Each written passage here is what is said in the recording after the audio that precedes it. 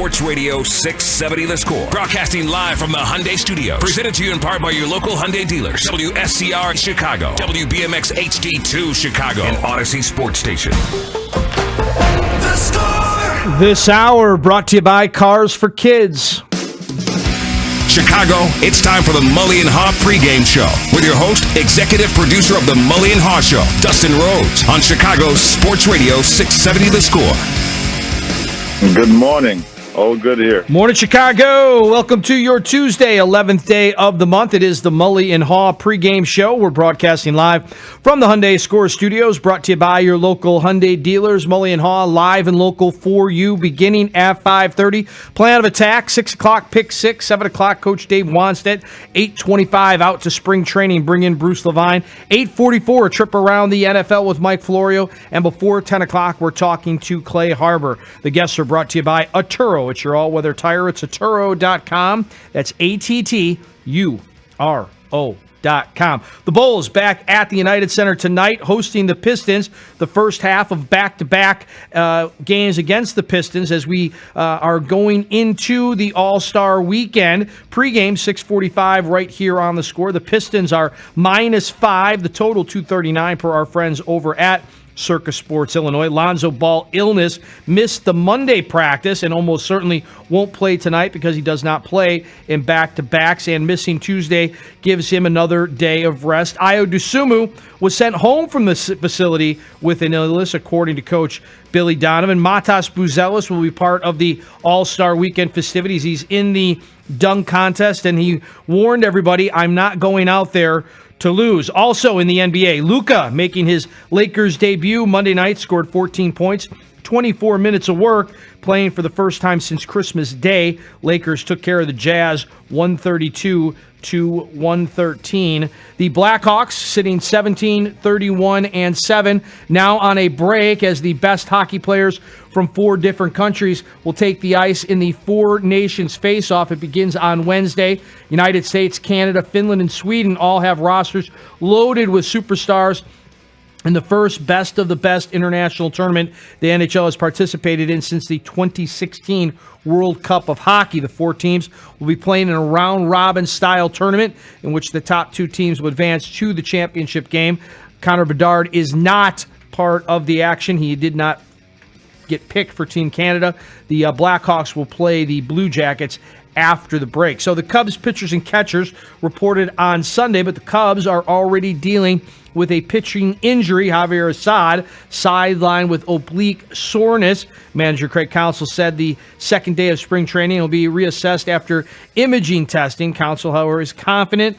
Some good injury news. Nico Horner won't miss much, if any, game time. White Sox pitchers and catchers are due out on the 12th. February 17th, the first full squad workout for the Sox, and the 22nd of this month, the opener between the Sox and the Cubs out in the Cactus League. Yoan Moncada, remember him? He is now an Angel. College hoops, UCLA at the Illini tonight. The Illini have fallen out of the top 25. DePaul is at number 18 Marquette. And number 11 Michigan State looking to make Tom Izzo the winningest coach in Big Ten history. He is now tied with Bobby Knight at 353 after a comeback win against Oregon on Saturday. Michigan State hosting Indiana tonight. So very interesting there. Meanwhile, football. Fox Sports is projecting a Super Bowl record average audience of 126 million U.S. viewers across television and streaming platforms for the Eagles' 40-22 win over the Chiefs on Sunday night. As far as the Bears go, they have roughly $63 million to spend in free agency, beginning exactly from a month from right now on the 10th day of March. The Bears also have claimed offensive guard Jordan McFadden on waivers from the Chargers. McFadden's 25, waived by the Chargers in January. Was a fifth-round pick back in 23. McFadden played in 13 games over 2 years for the Chargers, making 2 starts back in 2023. He was an all-ACC guard on Clemson's in 2022 and was part of the Tigers' national title team going back to 2018. Just waking up. Welcome to your Tuesday, 11th day of the month. It's the Mully and Haugh pregame show. Mully and Haugh live and local for you, beginning at 5:30, taking you up until 10. 6, Pick 6, 7, Coach Dave Wanstead, 8:25, Bruce Levine, 8:44, Mike Florio, 9 o'clock, Clay Harbor. The guests are brought to you by Atturo, your all-weather tire, Atturo.com, ATTURO.com. So yesterday here on The Score, a lot of response to the Eagles' domination of the Chiefs. Again, the final from Super Bowl number 59 was 40-22 in favor of the Eagles. A record number of you watched it. You also listened to it right here on 670 The Score. The Hall of Famer Kurt Warner, the color analyst for Westwood One, and a regular with the Spiegel and Holmes show on Mondays. So after the Chiefs got blown out, what kind of a Chiefs offseason are we looking at, Kurt Warner? To look at it from the other side.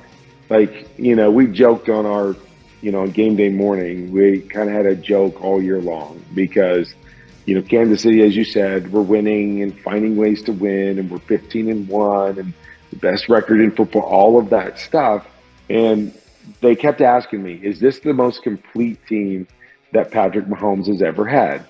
And from the first time they asked me, I was very adamant, and that's where we got it. I was like, no, they're not.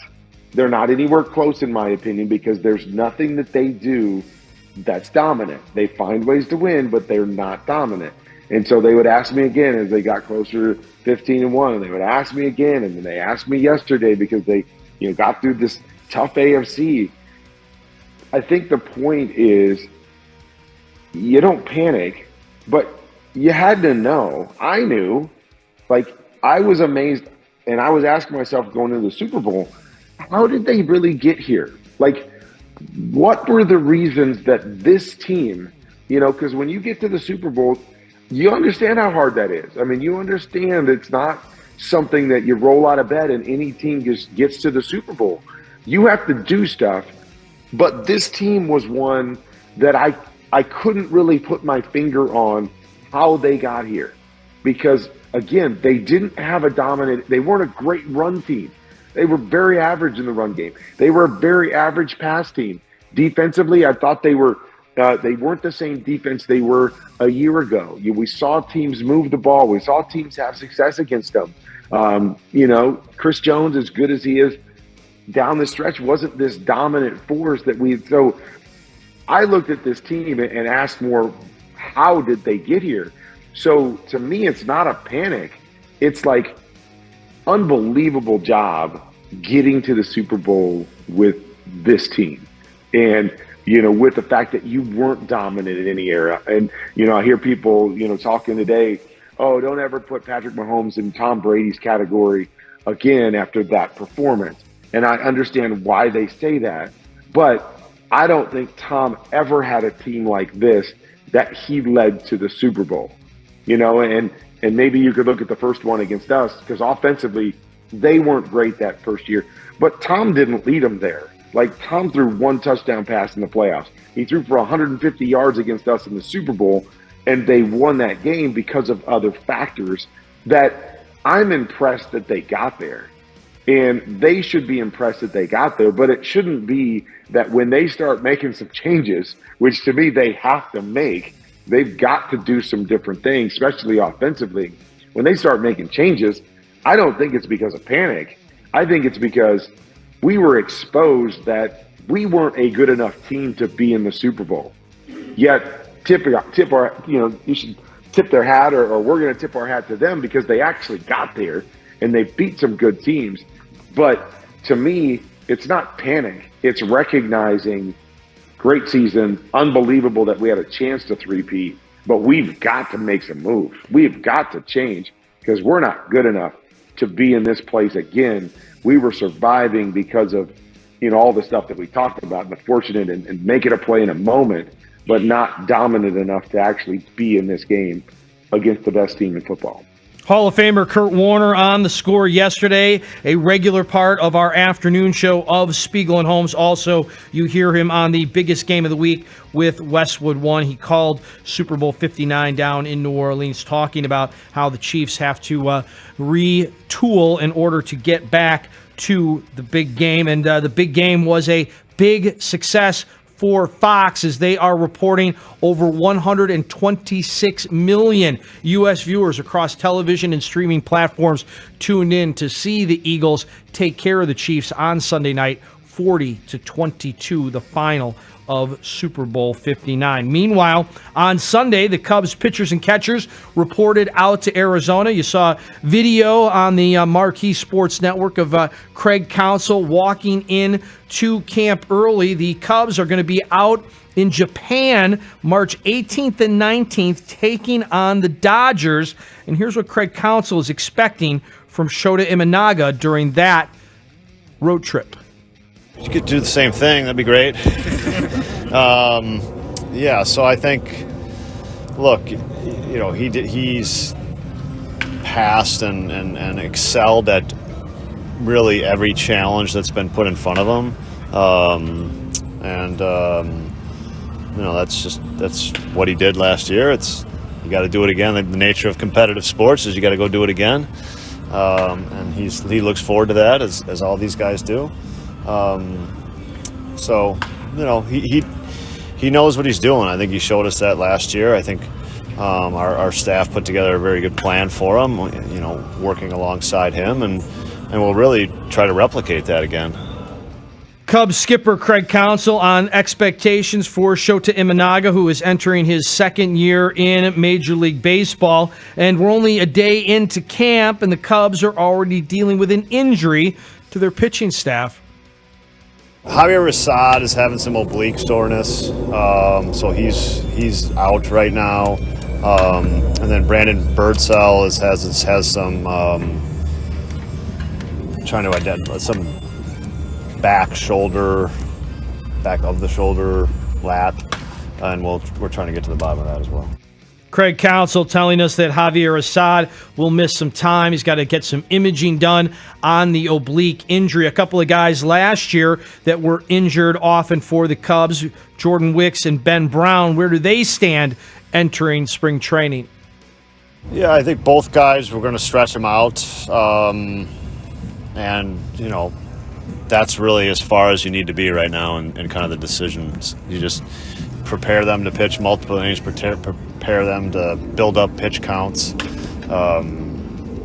So that's the plan for both of those guys. So it sounds like Craig Counsell wants Wicks and Brown both to be starters, get them stretched out, get them pitching as many innings as possible. The other big question at spring training is third base. Matt Shaw, the rookie, will it be his job to lose? What are some other options for that position for the Northside baseball team?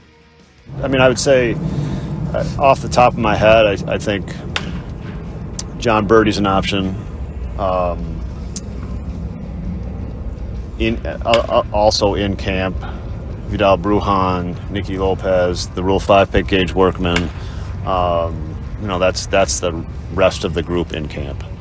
I think it's just time for Matt to go out and play. I think Matt's passed a lot of tests. I think he's a talented young player. You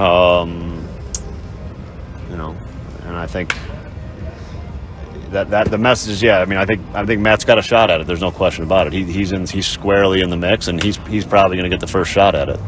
He is going to get the first shot at it. Yeah, I mean, there's still it's still competition too.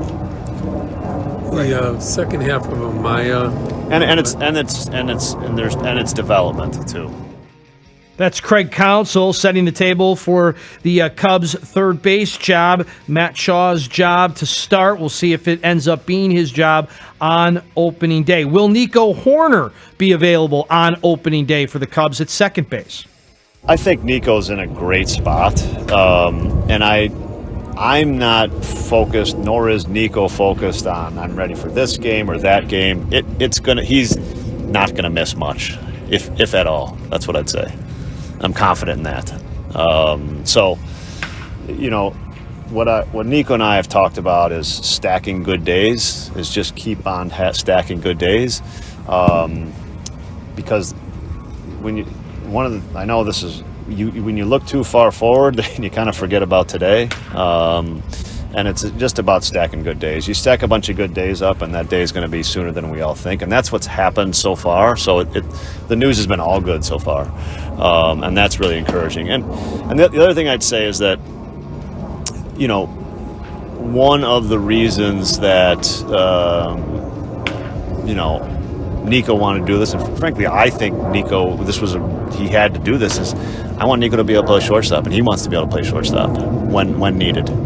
And so, the goal my goal for this, and Nico's goal as well, is to get him to that point. And that's important. That's an important part of this, because that's something that, it wasn't a need last year necessarily, but you could see that being a big need, right? And it's a place, and it's something that Nico can do really well if needed. Cubs skipper Craig Counsell addressing the media. That one about Nico Hoerner's availability. He had some surgery in the offseason, having some good days, looking to stack good days to get himself prepared. Again, the Cubs opener out in Japan on March the 18th. You'll hear that game right here on 670 The Score. If you're just waking up, welcome to your Tuesday, 11th day of the month. Mully and Haugh, about 14 minutes away from the start of their show. 6 o'clock, Pick 6. 7 o'clock, Coach Dave Wanstead. 8:25, Bruce Levine with more Cubs intel. 8:44, a trip around the NFL with Mike Florio. 9 o'clock, we've got Clay Harbor. These guests brought to you by Atturo, your all-weather tire, Atturo.com. That's ATTURO.com. We've heard from the Cubs skipper, Craig Counsell. Up next, you'll hear from our guy, Cubs pitching coach Tommy Hotovy. That's next right here on the Mully and Haugh pregame show. This is 670 The Score. Coming up at 5:30.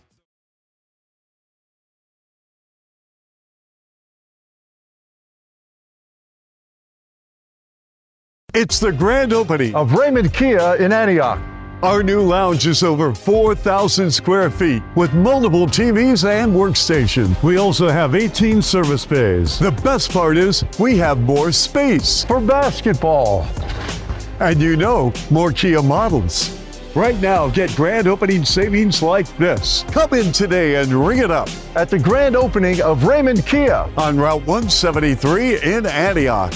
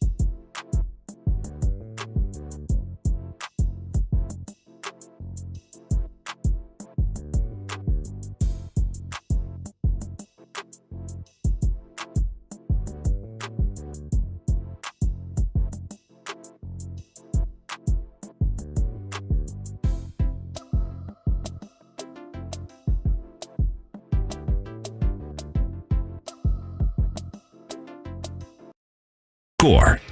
Morning, Chicago. Welcome to your Tuesday. It's the 11th day of February. It's the Mully and Haugh pregame show. Mully and Haugh right around the corner. They've got you 5:30 until 10 on this Tuesday. 6 o'clock, Pick 6. 7 o'clock, Coach Dave Wanstead. 8:25, Bruce Levine live from spring training. 8:44, a trip around the NFL with Mike Florio. 9 o'clock, Clay Harbor. The guests are brought to you by Atturo. It's your all-weather tire, Atturo.com. That's ATTURO.com. The Cubs, they are out in Mesa getting ready to get set. They've got a big series with the Dodgers out in Japan, March 18th and 19th. You'll hear those games right here on The Score. We heard from Craig Counsell. Now let's hear from our guy, Tommy Haugh, talking about one of his new bullpen pieces, perhaps the closer, Ryan Pressly. He was always an uber competitor. He always wanted to beat you. He always wanted to, like, whether it was like a sprint or like we were doing something, workout, weight room, he's always had that competitiveness in him. But now, like, to see the ability to control it all, and to harness it when he needs to, instead of being like the wild stallion. That's the fun part I've been able to see, is the growth for sure. Cubs pitching coach Tommy Haugh on Ryan Pressly, who is uber competitive, according to his pitching coach. How about his opening day starter, or at least one of the two games in Japan, Shota Imanaga? for a guy who trained all offseason so far away from us and the time difference. And I would text him at night, and I'd wake up in the morning at 6, and he'd have responded. He would send videos and things. So he did a great job of communicating this offseason, sending video about what he was doing, how he's feeling. I think there's a huge sense of pride for him to be able to get the opportunity to go pitch in Japan. And I asked him about his family and his brothers and sisters and like who would be there, and he was just talking about all the people that will be there to watch him. So I think it's a really special moment. Obviously, we have a lot of boxes we need to check here and do what's important for him over the course of the season, but that opportunity for him is going to be pretty special. And that's Tommy Hotovy. Thanks to the Marquee Sports Network for the use of that audio, talking out in Arizona to reporters. The Cubs already dealing with an injury to a pitcher, Javier Assad, sidelined with oblique soreness. Skipper Craig Counsell said the second day of spring training and will be reassessed after image testing. Later on tonight, 6:45 to be exact, Chuck Swirsky's got your pregame as the Bulls will host the Pistons in the first half of a back-to-back ahead of All-Star Weekend. Lonzo Ball missed practice Monday with an illness, and then Ayo Dosunmu was sent home from the facility with illness, so it might be a numbers game tonight for the Bulls as they get ready for back-to-backs against the Pistons. Matas Buzelis likely in the starting lineup. He's also going to be in the dunk contest on All-Star Saturday night. And last night, Luka Doncic made his Lakers debut, scoring 14 points, 24 minutes of work, playing for the first time since Christmas Day. The Lakers had the advantage over the Jazz, 132-113. Blackhawks won't be playing for quite a bit as the NHL is taking a 2-week break as the best hockey players from 4 different countries will skate against each other in the Four Nations face-off. It begins on Wednesday. United States, Canada, Finland, and Sweden all have rosters loaded with superstars in the first best-of-best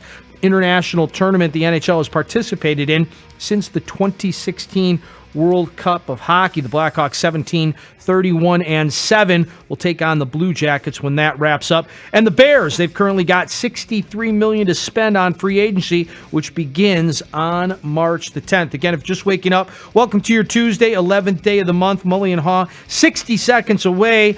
6 o'clock, Pick 6. 7 o'clock, Coach Dave Wanstead. 8:25, Bruce Levine. 8:44, Mike Florio. 9 o'clock, Clay Harbor. The guest brought to you by Atturo. It's the all-weather tire. Atturo.com, ATTURO.com.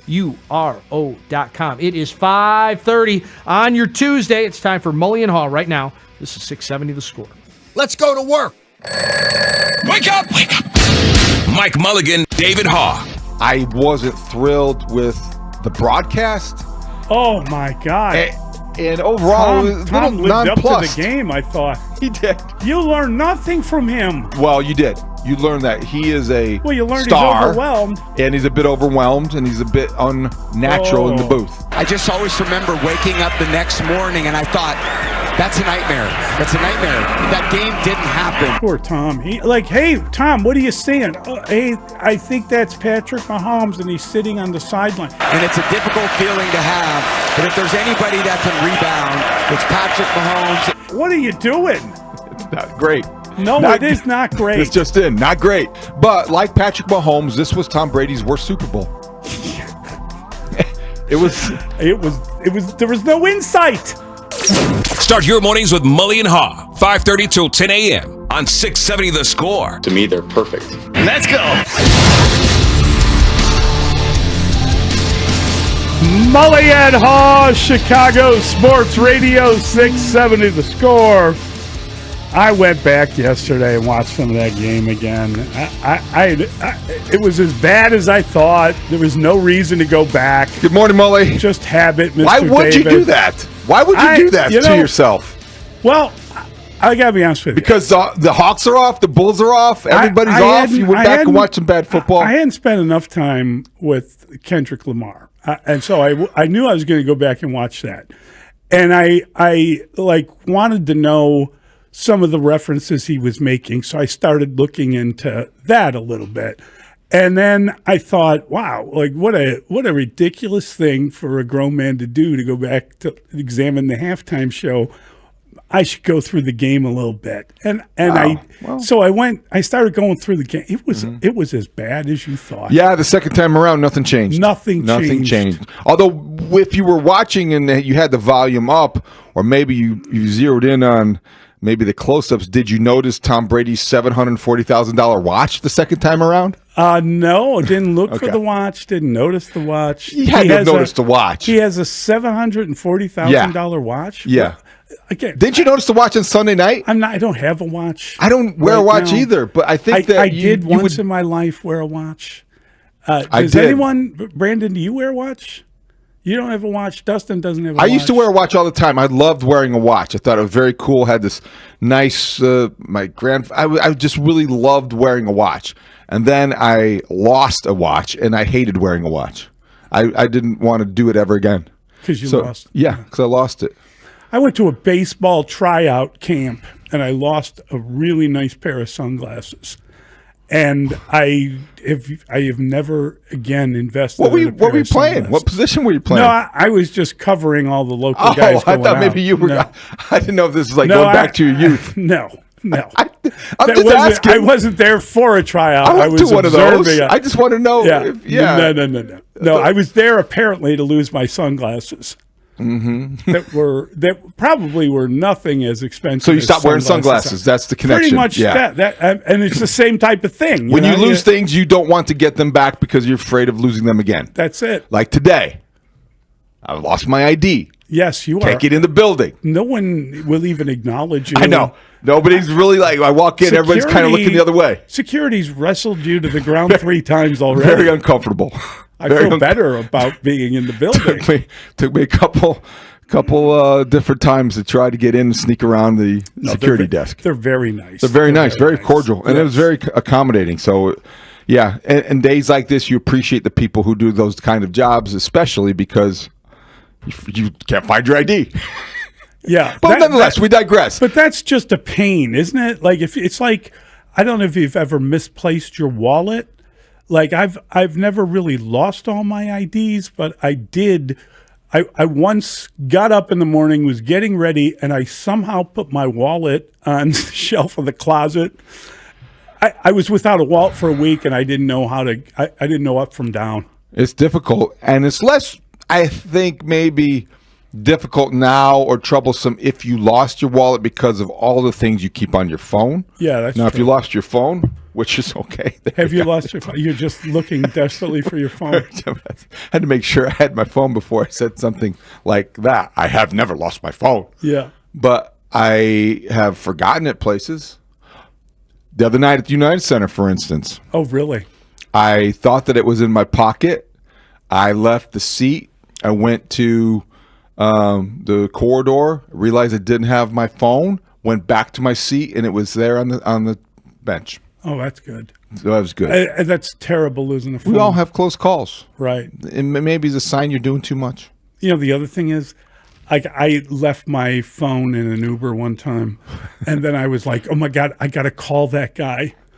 I can just call, and then I didn't have my phone. You couldn't call him. Exactly. But I mean, you have these weird thoughts that go through your head. Yeah. You had to go to the landline. Yeah. And exactly. the rotary dial. Find a landline. Why don't you do me a favor? The next time you find some landlines, hit me on the hip. My mom still has a landline. She still uses it. Yeah. I meant more like a phone booth. Oh, right. Yeah. I mean, no, you can't find a phone booth. There aren't any, are there? No, I don't think so. Yeah.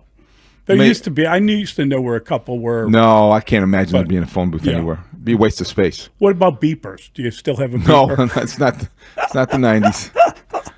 Unless you're a drug dealer. I don't think there's any need for beepers or a surgeon. A surgeon? Surgeons and drug dealers. Yeah, they would have beepers. That's right. No, never had to worry about that. Never had a beeper? Never had a beeper. Only one phone line? Yeah. You ever have like a backup phone? No, I don't know. Like you had 2 phones at one point. I don't understand the need for 2 phones. It's 2 things to keep track of. The most I ever had at one time was 3. But that's a big thing in the NBA. People have a lot of phones. Why would you have 3 phones? I have my phone, and then I got a deal with somebody, so I accepted a phone, And it was like for like a year. And then I had a little burner phone that I was using at one point in my life. That's an interesting sentence. It was more, I had a burner phone that I used at one point in my life. Yeah, it was more for work-related things. I see. Yeah, but it looked... I mean, I did look like I was dealing a lot of drugs. Well, I think if you have three phones and one is a burner that you go by your alias, I think that's really something that you should be concerned about. But I did at one point in my life. Speak of publicly ever again. Yeah, I probably shouldn't have Was mentioned was that your spy days? No. Okay. No. Never. I know we're not supposed to talk about that. Never convicted. Ever on the air publicly. Jeez. But yes, I got in the building. Good. Things are going well. Well, that's good. Stayed up a little bit later than I wanted to. You know, I was intrigued by Luka and the Lakers. Really? You stayed up and watched the Luka show. What time did that begin? 9:30. Wow. Yeah, I was curious. I was very curious. You know what I liked about it is that Luka has, at least outwardly, and I think this is genuine, seemed very humble throughout the entire process. And very accommodating to everything that's happening to him. And he understands what it means to the league and the Lakers. Last night, I think they also gave him quite a welcome and intro. They introduced him last, the typical LeBron spot. And he was gracious, played 23 minutes, had 14 points. Did not stay up for the whole thing. I wanted to see how he fit in early. You know, they're going to defer to each other. They're overly deferential.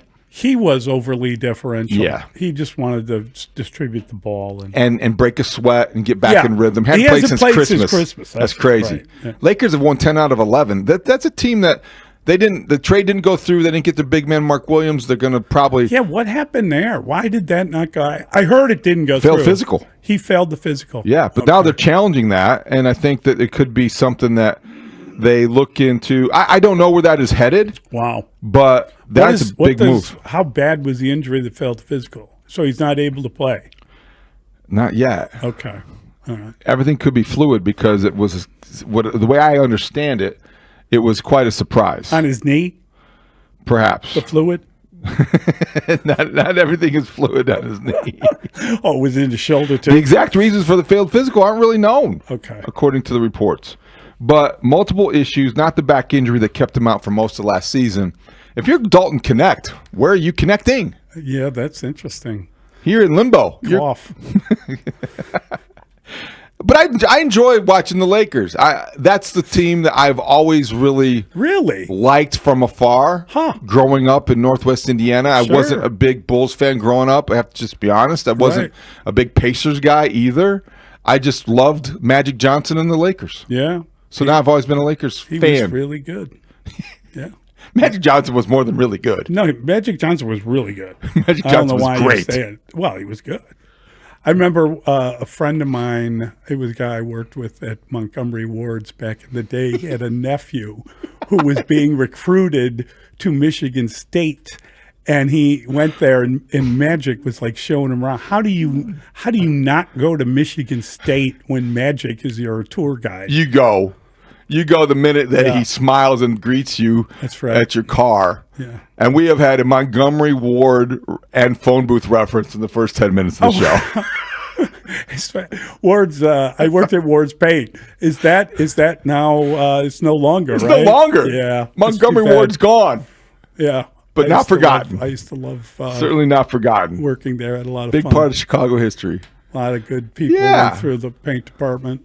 So the paint department produced a lot of good people? Yes. Yeah, I had a lot of good friends who worked at Ward's Paint with me. It was fun. We had a lot of laughs. Those were the days. They were some great days. So you did not watch any of Luka and the Lakers? Was I just kind of fascinated by myself there? I was curious. I got up and I watched the entire game on my phone before even brushing my teeth. Like, I got up a little bit early just to see what went down. So I watched like a condensed kind of 9-minute version of the whole game. It helped that they had the Jazz in town to play, and that's a bad team. It was a good opening opponent for a Laker team kind of finding its way with its new next great Laker. And so it's new next great Laker. Luka's the next great Laker. He's already the best. But listen, it's LeBron's team, and now they're going to figure out how it all works and it goes together. Luka said that his cousin is going to take Bronny's spot. It's pretty ugly. That could get ugly. They're really. That could get ugly. Bryce James is signed or committed to Arizona. Right. And I always thought that he was the better of the two brothers.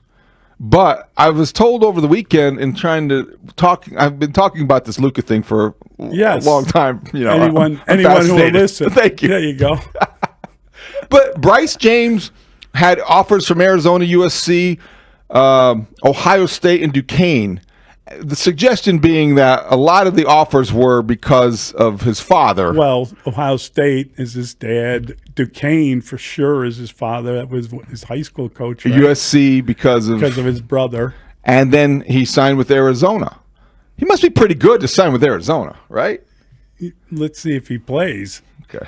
I mean, Bronny didn't start, right, at USC. I don't think he did. Came off the bench, kind of like Patrick Williams. He's a 3-star high school basketball athlete, what they're saying right now. 3 stars can get you to Arizona? That's kind of something. There has to be a connection, or there has to be a draw. Steve Kerr? I don't know. I'm not quite sure, but they have a lot of sway. I was surprised because I always thought and I don't even think he starts for his high school team. I think he comes off the bench. Sierra Canyon.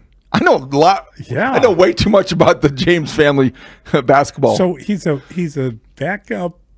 He's a backup high school player who's going to Arizona. I think so. That was where they got over the weekend. And had like 3 or 4 offers, like to Division I schools. Yeah, that's crazy. That's crazy. Yeah, right. It's a little crazy. But I'll have to look into it more. Maybe I'll talk to some of my high school basketball peeps. Yeah. You have to get on that one. Just because you need to know. I need to know. I'm very curious. LeBron's family. Very curious. How many kids does LeBron have? I think he's got 2 sons and a daughter. And what is she? Does she play in anything? I'm not sure. Oftentimes you'll find a really good athlete in a basketball family in an unexpected place. It's not unusual. You do wonder if Bryce were. I wondered. I think this is how the conversation started. If Bryce were good enough to be a one and done type of a player next year, would LeBron try to hold on and orchestrate some sort of scenario and play with both his kids? Is LeBron gonna the James family, Luka, and a center? Is LeBron gonna hold on in the G League? Will that make LeBron stay longer now with Luka there? Because that's the thing. Now Luka, I can get closer to a championship. That's the context. That's what I was talking about. Luka probably has lengthened LeBron James's career. How much? Well, maybe long enough to play with Bryce too. That's what I was wondering. Okay, that was well spoken, Brandon. Thank you for connecting the dots in a way that I just couldn't. He gave you a good hook there. Yeah, he did. Yeah, he did. I don't know that I care about the length of his career. I think there's a lot of value to LeBron. Do you have LeBron fatigue? Not at all. No. I'm too exhausted by the Chiefs. Chiefs fatigue. So are they. Yeah. It was interesting to hear some of the post-game stuff. Mm-hmm. I listened to Nick Sirianni, his news conference. They do that, the next morning news conference. I just enjoy that. Just the coach that won. He said something along the lines, and I thought about calling you, Brandon, and trying to see if we should pull the audio, but then I got to my senses. But he said something about Vic, like he has long been the best defensive coordinator. He's an underrated coach because he's long been the best defensive coordinator in the NFL. You take for granted that he's going to be as good as he is? That was kind of what he said. And I also think that we forget, at least I overlooked when talking about it yesterday, we just gloss over the Miami Dolphin experience and experiment. And apparently he did not like, well, I talked to one guy who suggested this. He did not really like working in the Mike McDaniel regime. You could understand that. Yeah, kind of oil and water. Old school football coach type with this, younger kind of hipper Oh, man. We both went for hip. But I think then going back to Philly, you understand, even though Sirianni's a little bit younger, he's a more Philly prototype, and Vic, being a Philly guy, kind of felt more at home there. And he just, the transition was seamless. And Sirianni's a Jersey guy, but that's kind of, there's Philly guys, right? Well, I didn't mean like Philly guy in his necessary upbringing. He fits in that culture seemingly just sort of the really well. Yeah. He's there, cranky, complaining fans. Yeah. They're winning and he's complaining, he's screaming. They're losing and he's doing the same thing. He's kind of a guy that's happy being unhappy. Yeah, sometimes it felt like he didn't fit in at all in Miami, to the point where the players didn't like that he was kind of cranky to them and demanding, whereas everybody else gets the kind of, bro hug and everything's going to be fine. Yeah, well, Vic's a football coach, and not every culture is in the NFL is conducive to that. He has a different style that didn't apparently fly in Miami very well. So, is it the sun? Is it the nice weather? What is it that wouldn't work? The colors? It's hard to say, because Miami, they've had some very good teams that sure they have. Would be contrary to any kind of label you would put on that. But you do think that there's just a grittiness to being the defensive coordinator for the Eagles that would appeal to a guy like Vic Fangio in a way that being the Dolphins defensive coordinator didn't. I was talking to a sports writer one time who had interviewed not Tom Landry, Shula. He interviewed Don Shula years ago, and he was having like a nice lunch with him, and he said he blurted out something like, has anyone ever made fun of your jaw? Did you ever get a lot of grief about your jaw? And Shula's like, well, what about my jaw? Like, didn't understand that he was kind of, had a very pronounced jawline. Square jaw. Yeah, very square-jawed guy. But isn't that, and then the guy said that he literally was like, humana. But isn't that a ridiculous thing to blurt out at a lunch with a guy like Don Shula? Pretty bold, pretty blunt. Yeah, I not very subtle at all. I broke bread with him once. With Don Shula? With Don Shula. Was it at Shula's? At Shula's in Chicago with Doug Buffon. Oh, that'd be a great lunch. It was unbelievable. Wow. Did you just observe? Did you listen? Did you participate? I didn't need to speak. You know I would think with those two, it wasn't really about me telling a story from my childhood. It was more. No Montgomery Ward stories on that day. No phone booth references or Ward's paint conversation. Doug Buffon and Don Shula. What was the context? Were they know? It was a football conversation. But they did know each other. Know each other from from back in the day. Their paths would have overlapped at some point. Yes.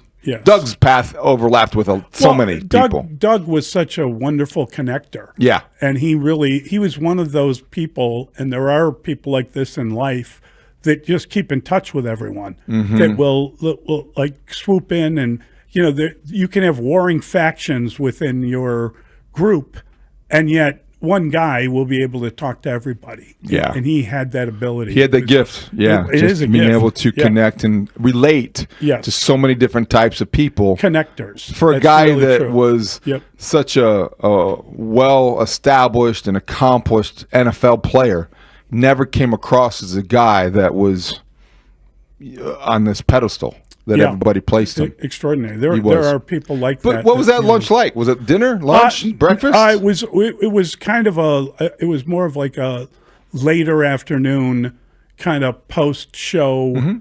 He was in town, and we had interviewed him, and then we walked over to. It was right across the street from where the Score used to be. It was like a moment in history. Was he impressive?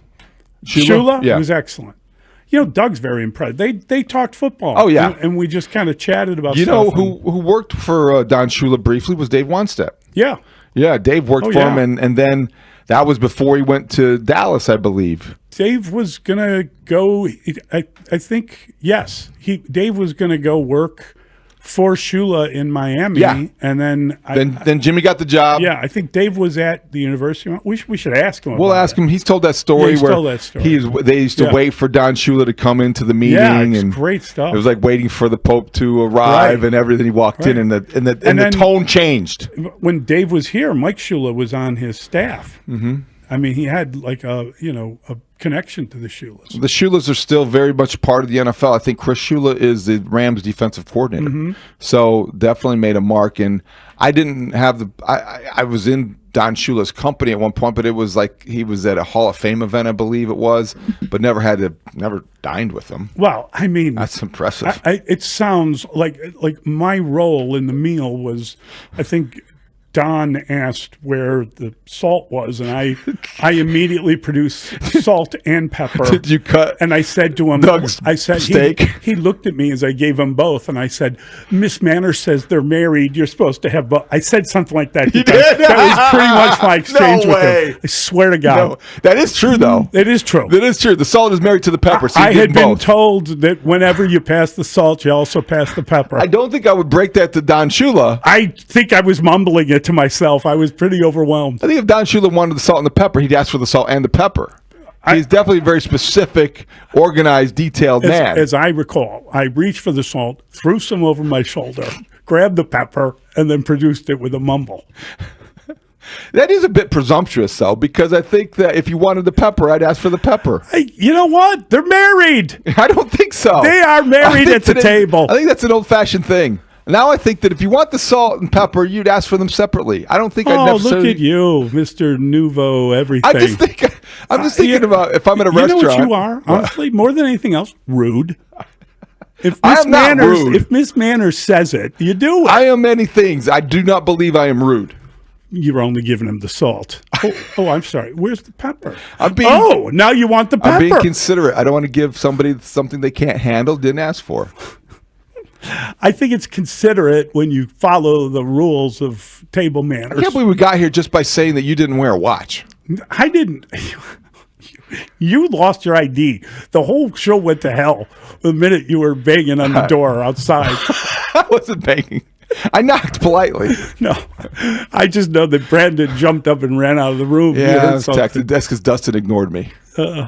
Did you know? Sorry, I had to replay audio for 30 minutes. Did you notice that the garage was shut again?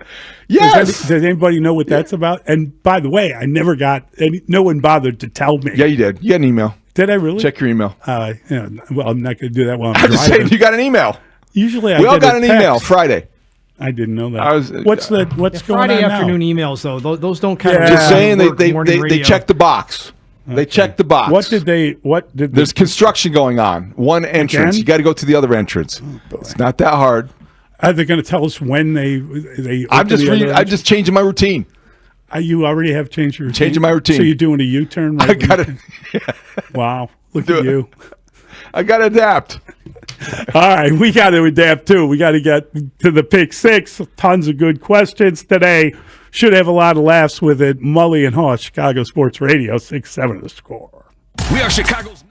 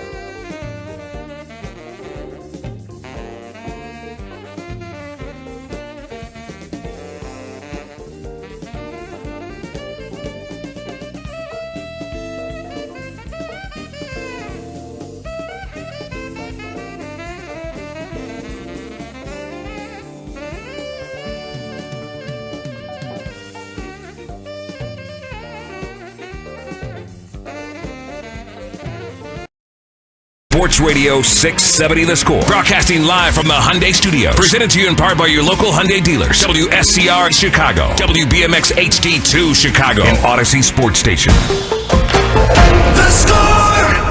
Scoreboard update. Score Update Studio brought to you by almostfreeteeth.com. Save on dental implants. Do that today. Something running through the Bulls as a flu bug has had Alonzo Ball stay home and then also had Ayo Dosunmu sent home from the team facility. Bulls taking on the Pistons tonight at the UC. Pregame right here on The Score with Chuck Swirsky, 645. Pistons -5. The total in this one, 239. Luka made his Lakers debut Monday night, scored 14 points, 24 minutes of work, his first game since Christmas Day. Lakers got the best of the Jazz, 132-113. Blackhawks 17-31-7 on a break as the best hockey players from 4 different countries will take the ice in the Four Nations face-off, which begins on Wednesday. Teuvo Teravainen in the lone Blackhawk playing. He, of course, playing for Team Finland. The Cubs pitchers and catchers reported on Sunday. The Cubs already dealing with an injury as Javier Assad sidelined with oblique soreness. The rest of the team due in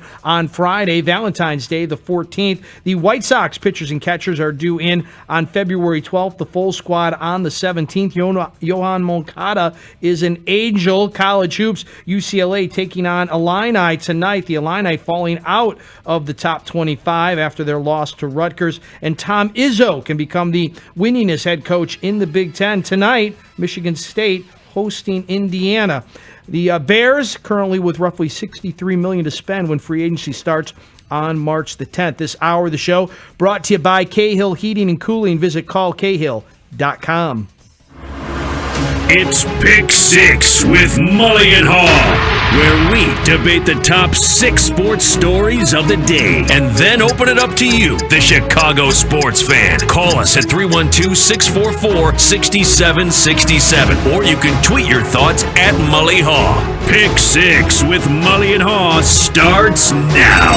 Pick Six brought to you by Finishing Chicago. Great finish to start with the contractors from finishingchicago.com. Where do you rank the 2 Super Bowl quarterbacks now based on their performance the other night? Is Mahomes the GOAT, or does Tom Brady retain the title? What about Joe Montana, 4-0 in the big game? Is Jalen Hurts a top 10 quarterback? Is he now top 5? Interesting stuff all the way around. You know, Mahomes, that hurts his quest for GOATdom. He's now 3-2 in the Super Bowl. And he, I believe, has lost the 2 games by a combined 40-something points, right? Tom, 7-2 in Super Bowls, and his 2 losses totaled 14 or 15 points. Can we agree on one thing? What's that? The first Super Bowl that Tom Brady played in, he was passenger, not driver. Tom Brady won 7 Super Bowls, David. The Patriots won the first one for him, but I'm sorry. So I didn't mean to interrupt. You think that they mugged everybody to get to him? I remember being confused and wondering if they were going to bring back Drew Bledsoe and why they were going with Tom. And it was fun to watch the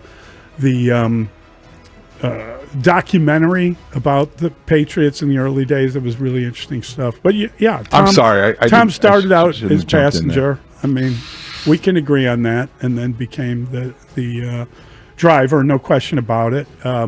But anyway, yeah, Joe Montana 4-0 is pretty good in Super Bowls. I think he's forgotten. Tom's the GOAT. There's no way around it. So I think that conversation's over. Jalen Hurts, definitely a top 10 quarterback now. Not a top 5 quarterback, sorry. How close? He's in the top 10. I mean, what do you want me to tell you? I don't know. I'd like you to tell me where he sits. Maybe we don't do it right now, but maybe before 10 o'clock. You got it. David's shaking his head over there, so we're going to get to that. He's about 9. All right. Or 10. But he's in the top 10. Okay. Definitely. There's no doubt he's in the top 10, and I could push for the top 5, but we don't have to do that. Maybe tomorrow. Maybe tomorrow. But he's definitely a top 10. There's no doubt about that. Tom Brady still the GOAT. Did lose 3 Super Bowls though. He was on the losing side 3 times. But I think part of his goatness is when he left the Patriots, went to the Bucs, and then beats Mahomes in a Super Bowl. Basically a script that the Eagles ripped off and used to beat Mahomes again a couple years later. Joe Montana probably 2, Patrick Mahomes 3 right now, because Montana won all the Super Bowls that he got to, 4-0. And that is the reason Jordan is the greatest to ever play a team sport, because every time he got to a championship, he won the championship, LeBron James. He never had a performance in any finals as bad as Mahomes had on Sunday night. Who's that, LeBron James? Michael Jeffrey Jordan. Oh, no. Yeah, there's got to be a way to get Jordan into every conversation brought it about up. Mahomes. I know he did. I love the Jeffrey. Thank you. Mahomes isn't done yet, and this was a bad moment for him. This is his worst moment, likely, as an NFL quarterback. I'm not giving up on Patrick Mahomes' ability to maybe one day become the greatest ever. I understand it's still Tom Brady. If you want to put Joe Montana in there, great. I love Joe Montana. There might be another guy you want to make the argument. That's okay. Patrick Mahomes is maybe, halfway through his career? He's not even 30 yet, is he? Tom won his 4th, or was it his 5th? Tom did not win his 4th. At 37. Tom's first was one for him. I think these are things that get exaggerated in time. I'm not done on Patrick Mahomes. This is going to be a before and after moment in his career. This is going to be a Jordan-esque like response to adversity and failing in the big game. So I think Patrick Mahomes is still capable of doing everything he was capable of achieving before the game. This takes him a step back, but the great ones take one step back and 2 steps forward. I'm waiting for that. As for Jalen Hurts, he's the most coachable quarterback in the NFL. He does everything right and within the system. He also is the consummate leader, one of the greatest all-time winners. There's only 2 other quarterbacks who were starters for national championship teams and Super Bowl champions. That's Joe Montana and Joe Namath and Jalen Hurts. He's in some elite company, but he's not a top 5 quarterback. Mahomes, Josh Allen, Lamar, Joe Burrow. Then I take Herbert. I would probably... When has Herbert ever played in February? Put him on a playoff team. Put him on a team with the he was. Like he the lost Eagles. in the playoffs. Put him on a team that's better than just happy to get there. You'd think that Jalen Hurts is, if you had to pick one quarterback for a team that's ready to go, you think you'd rather have Jalen Hurts than Justin Herbert? 100%. Okay, I'm not sure I would. That's a good debate, but I'm not sure I would. It's easier to say that now. I love Jalen Hurts. That's what we're dealing with. We're dealing with the now. He's won a Super Bowl. I think getting him top 5 is getting over your skis, Dustin. Top 10, maybe. Maybe. Yeah, I said maybe. You got C.J. Stroud ahead of him? That's a great question. We'll get into this later. Ben Johnson held his first full coaching staff meeting on Monday. What do you think his overall message was?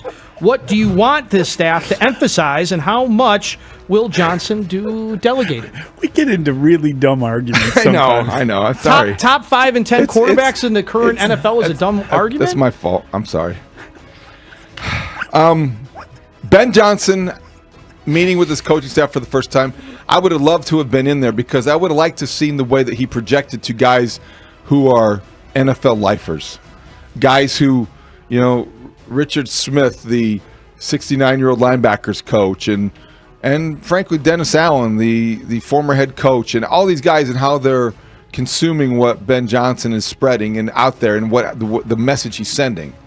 I think this has got to be a staff whose number one objective is to do what the last staff did not do a good job of, holding players accountable. The scheme part will come in time. They'll get used to each other's tendencies and idiosyncrasies and how they all work together. But there's got to be a unified message about accountability that every coaching staff that comes together for the first time wants to project. The Bears can't get this one wrong. So I would love to see the way that he connected, the way that he led, and how he felt in terms of the comfortability of being in the front of that room for the first time with all of these other guys watching and waiting to see what all the hype was about. Ben Johnson head coach. First time he gets a chance to be that guy in front of his staff as a whole. That would have been fun. It's going to sound cliche, but I think in this aspect it's very important. We heard Eberflus say it. I think we even heard Ben Johnson say it at his opener. Be where your feet are. They're no longer in Detroit. The Lions players are not in the Bears locker room. So I think it's very important to understand what you're working with here, what your cards are, if you will. What poker hand are you playing?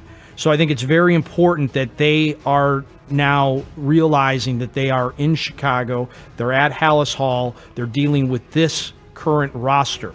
I think Ben Johnson's going to delegate a lot. I think Dennis Allen has been chosen as the defensive coordinator for a reason. I think some of these young guys that Ben Johnson sees in himself have been brought over and given titles of offensive coordinator and passing game coordinators to do a lot of the things that Ben Johnson's not going to have time to do. So I think he's going to delegate a ton, and I think be where your feet are is the message that I hope Ben Johnson's shared with his staff on Monday. Yeah, I hope that he gave out kind of player profiles. I hope he told them, hey, this is what we need. We need a guy who can do this, this, and this. And as you go through the tape, if you feel the guy can't do that, throw up a red flag and we can start picking apart this team. We need everybody to break down every player in this organization, and we want you to tell us who looks good and who doesn't. Let's get this done. Let's start meeting about players immediately. Let's start getting the talent level raised, and let's start figuring out what we have and how we're going to fix it. If there's somebody that you see some element to their game that you feel like you can impact, let's hear it.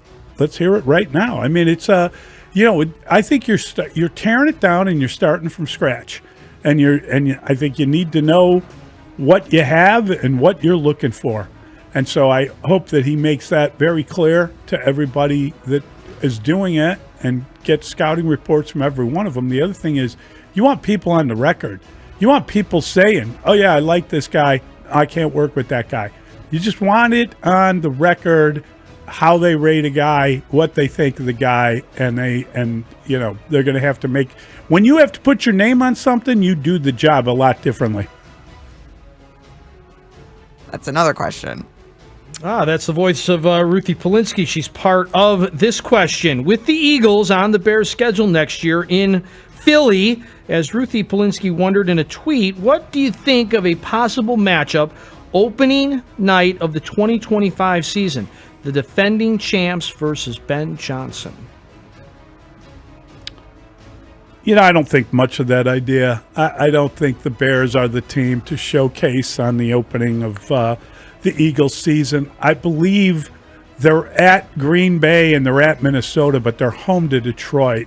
So if you're looking for a non-conference game, that might be a good one to have the Eagles open up against the Lions, because that's a more likely NFC championship, non-divisional, right? I mean, we know that the Washington game will be big and everything, but you don't want to open the season with a divisional opponent. So I think I just feel like that might be a better game for national television than the sacrificing of the Chicago Bears. Watching them slice and dice. I think there's something to this, to be honest. I really do. I predicted a Bears at Commanders Sunday Night Football. That's what I was kind of thinking, was it would be an interesting matchup. But as a Bears fan, I could get on board. Like, typically, teams don't usually do great the night they drop banners and hand out rings and celebrate what happened the year before. So if the Bears were going to catch the Eagles, right, in May, I believe it's May, we find out the exact dates of NFL teams playing each other. We know who they're playing. We just don't know when. We know away and home right now. I like that idea. I could get on board with that idea. When I saw that yesterday, I thought the same thing, and I thought that might be a spot for the Bears to catch the Eagles. think the I Bears love it. Be better later in the year. Than I love early. it. I love it. If you, number one, from the Bears' perspective, you're going to play the toughest team on your schedule, the defending Super Bowl champions. You want to play them early. You want to play them in the opener, and you want to play them when they don't have their act together and might be still celebrating that Super Bowl from the year before. There's no better time to play the toughest team on your schedule than the opener, because that's when fluky things happen. We all remember the mudslide against the 49ers, the year that poured rain. The poured rain at Soldier Field, and that was a fluke, as it turned out. A great playoff run. So beat the Eagles or played the Eagles early, and plus that allure of the Chicago market on the season opener. I know that Lions and the Eagles make more sense from a football perspective and a matchup, but the marquee value of a Chicago audience against the Eagles, defending Super Bowl champions, the debut of Ben Johnson, super coach. You know, everybody's talking about Ben Johnson. In the offseason, he will dominate in terms of the newness coming into the league. I think it's a great matchup, marquee value, and I hope it happens. Terrific question. Need to get that answered. Don't have it for you today. Bruce Levine's out in Arizona. We're going to bring in Bruce Levine, 8:25 this morning. What did you make of the Athletic story on the Cubs, considering 40-year-old Justin Turner as a potential addition if they don't sign Alex Bregman? Are you good with that? I don't know that I'm good with that yet. I want this question re-asked when they have to say no to Alex Bregman. I am not going to give up on the idea of Alex Bregman. I know it's down to the Red Sox and the Tigers, and Buster Olney says it's coming fast, and Bob Nightingale says this, and Jeff Passan says that. All the insiders are weighing in. I get it. Justin Turner, what do you got there? You got a 40-year-old who was had 460 at-bats last year, 11 home runs. He hit 259. He's a 1.5 WAR player. He is a veteran who knows how to win. He would be good for the clubhouse. He would buy Matt Shaw some time. I would, as you can tell, you could probably rationalize and talk me into that idea. I am not there yet. I'm not willing to accept a no on Bregman. Not yet. Well, this would be typical Cubs landing the bridesmaid and not the bride. Justin Turner, every report out there is whichever team doesn't get Bregman, Justin Turner's their go-to pivot. I was hoping, and we talked about this before, that it was going to be Moncada. Fresh start. Now, all of a sudden, the Angels are becoming White Sox West, right? All the ex great White Sox are now Angels, so that's interesting. I'm fine with that. I wouldn't mind Justin Turner because he could also play a little first base if you needed. He could also DH if needed. Him and Zach could joke around about being gingers, so that would be fun on Cubs radio. So I'm all for Justin Turner if they don't land Bregman. I thought it was interesting. Bregman has got to make a decision. So he would be the guy that says no, wouldn't he? He'll be the guy that picks the team, or his, agent and he, Scott Boras and he. So I think that you don't really control that unless you decide to meet every demand he has. So you just kind of, I like the idea that they're working toward other possibilities. I like that idea because you just have to be responsible and understand you may really want the guy, but he may choose not to come here. And that's just the reality of it. I think it seems like an easy choice to most of us looking at it from afar, because if you don't get the contract you want and you're going to leave Houston, you got a couple of ex-teammates here. Why would you want to go to Detroit? I can understand Boston, I suppose, is a great town, and that's a fun ballpark to go to. But, oddly enough, I've been to Red Sox games and I've been to Tigers games, and I think I'd rather go to a Cub game just based on the kind of atmosphere and all the rest of it. But the Tigers are a playoff team. I'm just telling you, I know, it's lifestyle and the way your life goes. Playoff team is the way your life would go. I can understand the allure of the Tigers.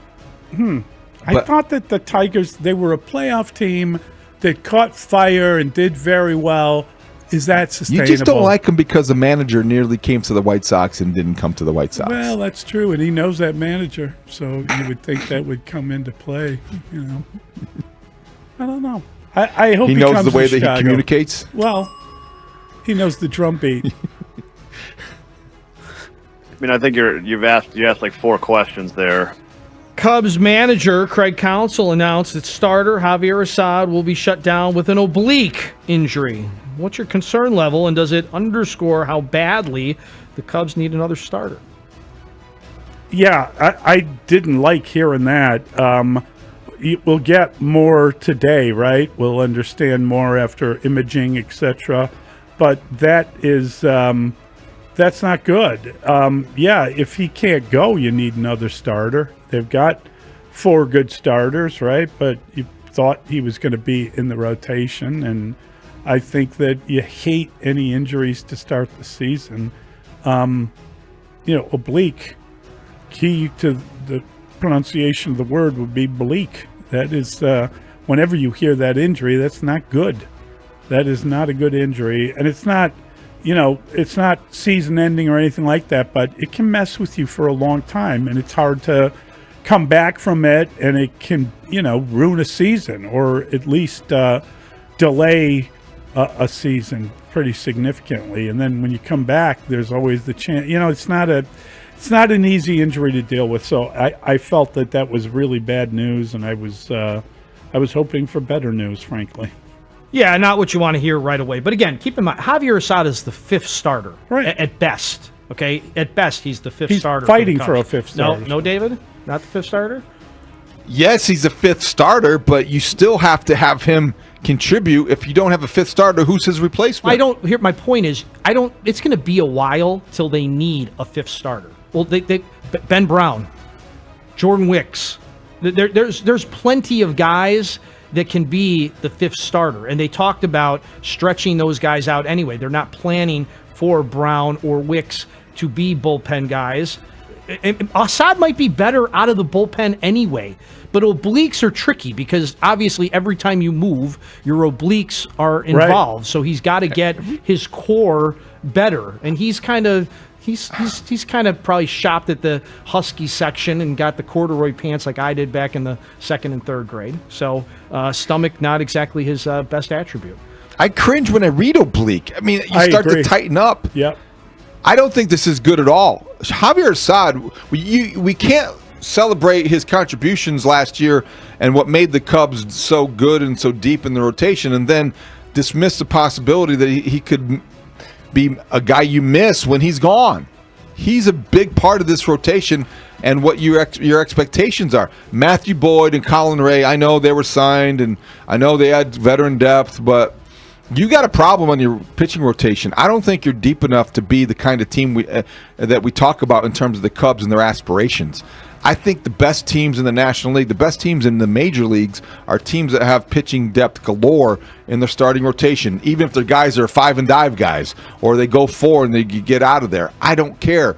You need more depth. And the first day of training camp, of spring training, you already have a guy hurt. I don't like it at all. It only means, okay, if you don't get Bregman, you better be on some trade for a starting pitcher that's going to make a news like this not as tough to take.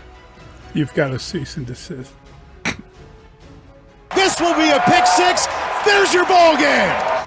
Pivoting back over to the NFL, will an NFL team offer Aaron Rodgers a starting job, and will he take it? Please make a case. I think he could definitely be a starter in the NFL. It's not exactly the golden age of quarterbacks in the National Football League. We can debate about the top 10, looking forward to that. But the bottom 10 is terrible. The bottom 10 of quarterbacks in the NFL, Aaron Rodgers can find a job. Aaron Rodgers will have to adapt and adjust and come out of the darkness and see the light and be able to make sure that he's a good teammate again, and is also going to be amenable to some to a different type of offense maybe. he's not going to be the assistant general manager and offensive coordinator and head coach. He's going to be a quarterback. And if he can play quarterback and just play quarterback again, there will be a team that will find a way to utilize what skill set he has left. So I do think he will find a job. I don't know how the trade will work out, but a team that will be looking for a bridge quarterback to a young guy, yeah, they're going to be able to justify bringing Aaron Rodgers aboard. As you said, David, the quarterback position is not very strong in the NFL. I think he lands with the Raiders, assuming that he and Tom Brady are on the same page. Like, does Tom Brady see that he wants to do this again? They're also talking about Pittsburgh. I just don't see Tomlin and Aaron Rodgers working out. Now, I think there's a better talent in Pittsburgh than there is out in Oakland. But I mean, Aiden O'Connell and Desmond Ridder are that's your quarterback tandem right now out in Las Vegas. I mean, Tom Brady may as well come back down and play. Right? You hear David snorting, giggling like a junior high school girl right now. I mean, the Riddler. His oblique. Riddler. Yeah, he's in that outfit. It's the black. Riddler. Okay, I mean, it's really? Yeah, yes. Okay, let the afternoon show do that. Okay, you're better. No, than that. I know. You're better than that. I'm trying not to laugh. Obliques will hurt. It was like I don't care if it's the Penguin or if it's the Iceman. But when you say Vegas, do you remember Chip Kelly is there? Chip Kelly and Aaron Rodgers are two very strong personalities. I have a hard time seeing them mesh, even though Pete Carroll could be a good guy for that. Well, you said it. The first thing you said is that, quarterback. Yeah, if you felt that the guy could play quarterback, and I think he can play quarterback, I would definitely offer him a job. Problem is, does he come with his own receiving core? Does he want all these players with him? Are you left kind of having to sign certain guys? How happy would he be with what you're doing? For instance, the team most desperate to sign him would probably be someone like Tennessee. What would he do there? How would he be able to do all of the Aaron Rodgers stuff if he was with that group? It's a difficult thing to imagine, and he would have all sorts of ideas. So I don't know if he's interested in joining the program. You see what I'm saying? Texas brings up a really interesting point I heard yesterday being discussed. How about the Minnesota Vikings? I mean, following the path of Brett Favre. Yeah. I mean, But if they lose Darnold and they're not sure about McCarthy because of the injury or just the uncertainty. I mean, are they gonna try to bring back the New York quarterback? Is that a possibility? Darnold is likely going to be at gone the end of the year. I'm talking about the guy from the Giants. Oh, Daniel Jones. Do they like him? Would Daniel Jones be a possibility there? If you can do this quarterback healing thing with Sam Darnold, could you do that with Daniel Jones? I don't know the answer to that. I don't know how they feel about those guys. But I do think that Aaron Rodgers showed that toward the end of the year, he was removed enough from that injury that he looked like he could play a little bit. Yeah. There was a long time where he couldn't play, and then he didn't look like he could play, but he still had all his demands. So, I mean, would you pay him $50 million? I mean, how would you? No, he's had to come down from that. If he came way down and he didn't demand everything, he'd be very much a serviceable starter. Problem is, it's like dealing with him and then dealing with his persona. I don't know how you do it. If you're a Bears fan, who would you rather see quarterback the Vikings next year, Aaron Rodgers or J.J. McCarthy? J.J. Yeah, of course. I think you're right. Yeah. All right, we got the extra point next. Mully and Haugh, Chicago Sports Radio, 6-7 to the score. Sports fans, make this your most...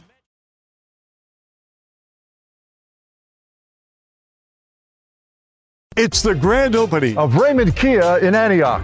Our new lounge is over 4,000 square feet with multiple TVs and workstations. We also have 18 service bays. The best part is we have more space for basketball.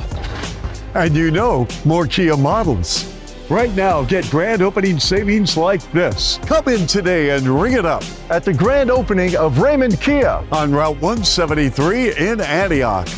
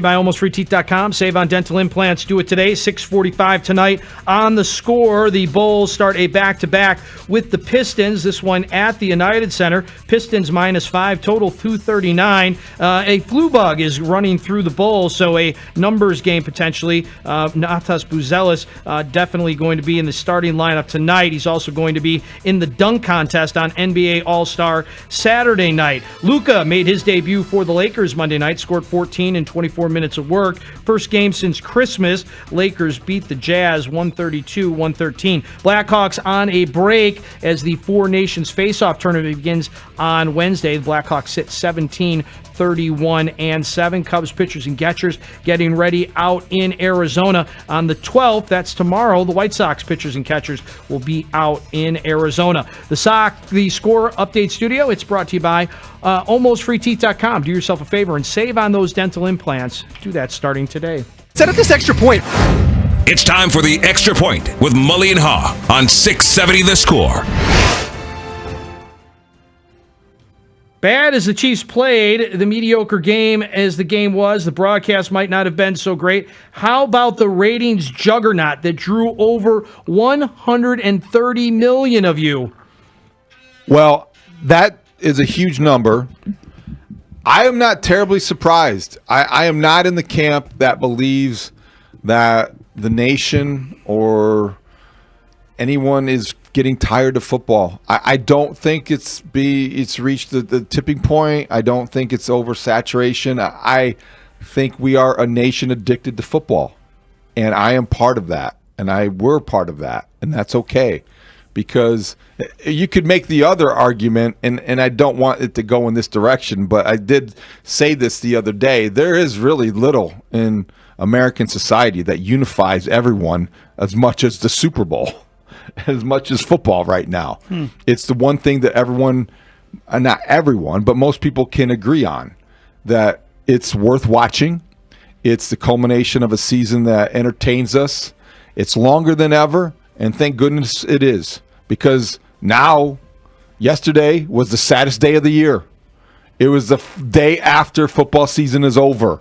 And now we have to wait until August to see it again.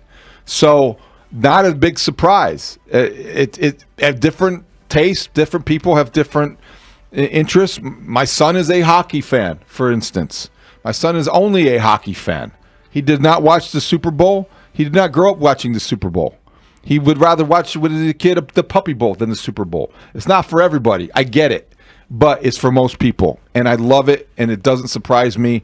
And if they play 18 games, we'll have that conversation. The Players Union will fight it, and we'll talk about the health and injuries, and we'll talk about concussions, and we'll talk about all the things. And then we'll say, okay, when's that 18th game? Because I want to watch. Well, what else would you do on Super Bowl Sunday after 5 o'clock at night? There's no other sports on. Everything was out of the way. The golf tournament wrapped up. Hockey played early. NBA played early. College hoops was early. There was a triple header of great women's college basketball leading up to the Super Bowl. Did you watch that? I did not. I was watching pregame. It peaked at 136 million, according to reports, during the second quarter of the game, and ended up averaging 126 million viewers. So the most ever watched U.S. TV event. But we also have streaming now. Right? That's part of this whole thing, why the numbers are as high as they've ever been. I'd love to know later today, probably we'll find out all the official numbers. We'll also find out, okay, so it peaked at the second quarter. Is that because people had come for Kendrick Lamar in halftime? Was that part of it? Where was that number when we got to the fourth quarter, when the game was definitely in doubt? When one of our favorite the Stella commercial aired, they paid extra to be in the fourth quarter, and I bet that had its lowest amount of people tuned in at that point. So I just don't know what else you would do. What else you would watch? Would you go to a movie? Was there any good movies out at the movie theater this weekend? What would you do on Sunday night? People have other interests. I mean, they do. Did your son watch the game? No. He didn't go to a party or anything? I just think that the NFL has got it down. First of all, there's like a certain strategy, there's a certain physicality, there's like a violence, if you will, to the sport that attracts everyone. It's like the perfect made-for-TV event where the breaks are natural and the commercials can come in and it doesn't really interrupt the flow. The breaks that are there in it's just a great.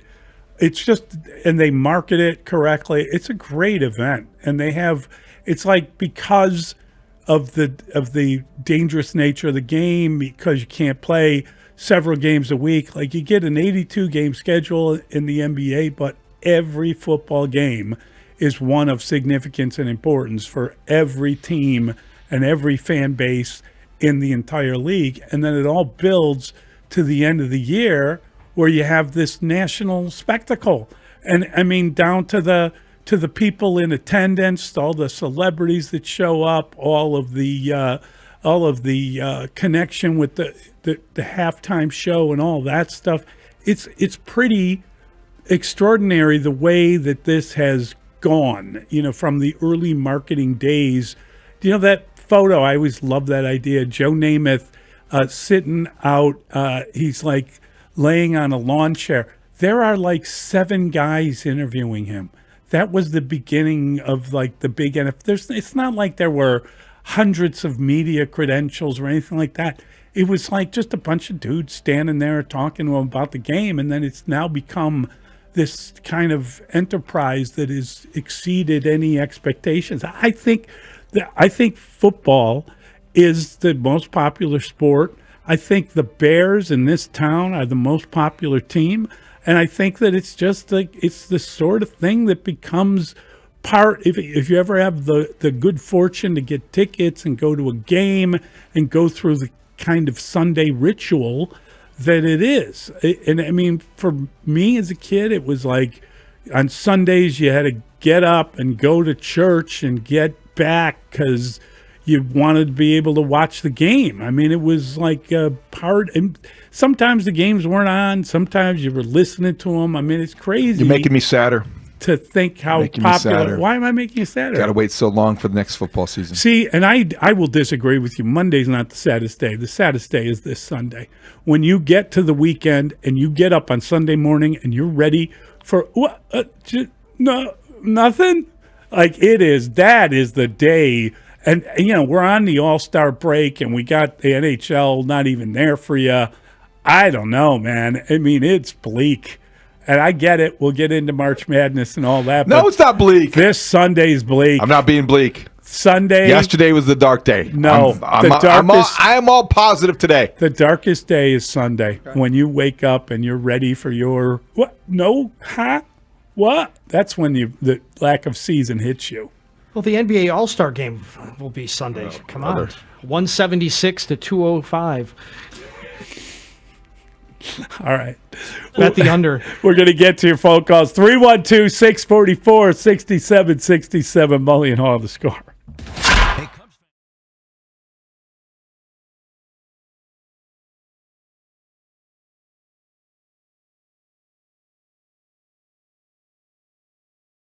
I got screwed out of one of these by a marketing company. You made a half-court shot? No, but when I won the national Dick Vitale sound-alike contest, I was promised give me your Dick Vitale. I was promised. I've done it a million times. I was promised $500 and a lifetime supply of Windex. It was sponsored by Windex. So what happened?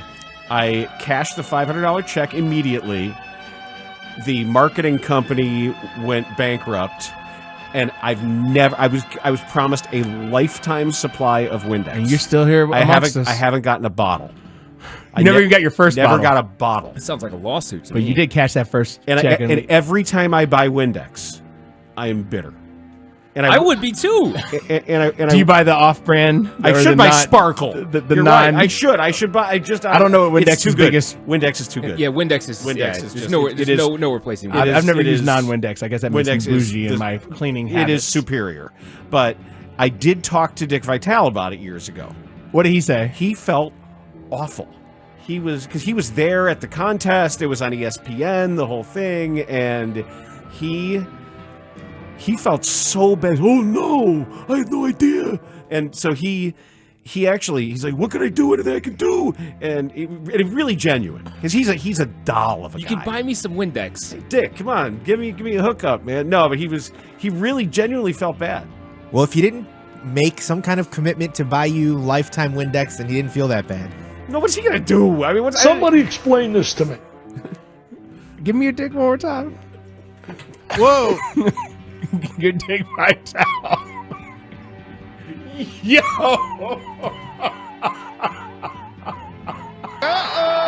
Super Bowl Friday, baby.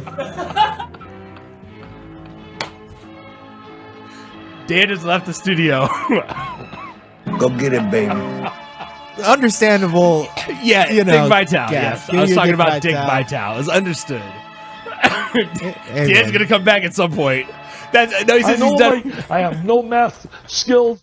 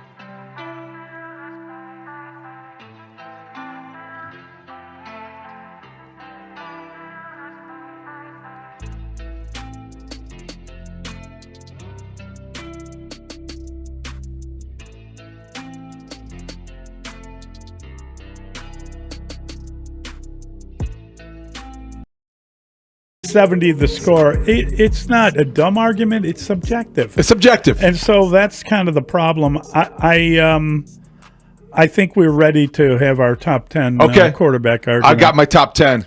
I do too. Here it is, Dustin. I'm going with Patrick Mahomes, number 1. All right. Go, give me your top 5 then. I got Lamar Jackson, number 2. I got Josh Allen, number 3. I got Joe Burrow, number 4. All right. I got Jared Goff at number 5 followed by Matthew Stafford and Jaden Daniels based on this year. I'm putting Baker Mayfield at number 8, and I got number 9 is Jalen Hurts, followed by Justin Herbert. That's my top 10. All right, here's mine.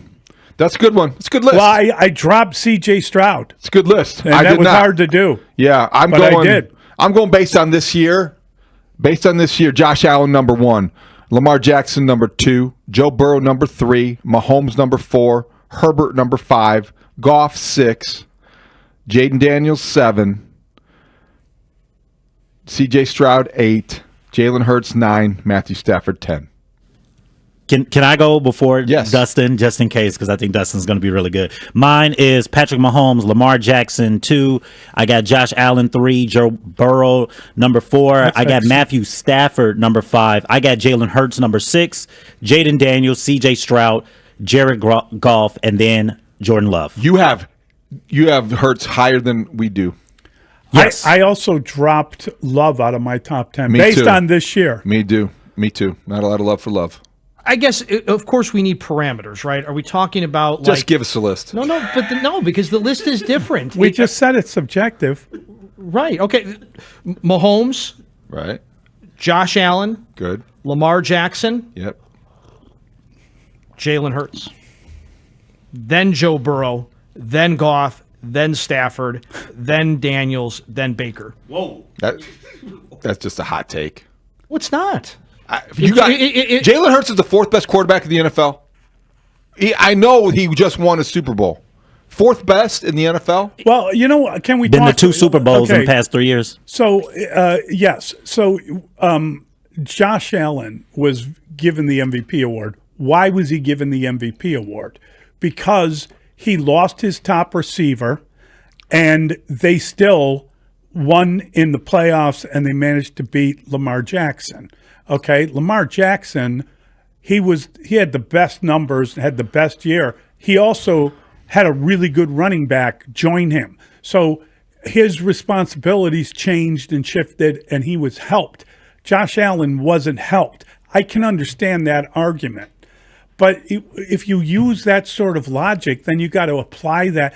You know, if we agree that the Eagles are the best all-around team, and that the running back was added, Vic Fangio made the defense. But that's not the question. No, but I just want to finish the thought.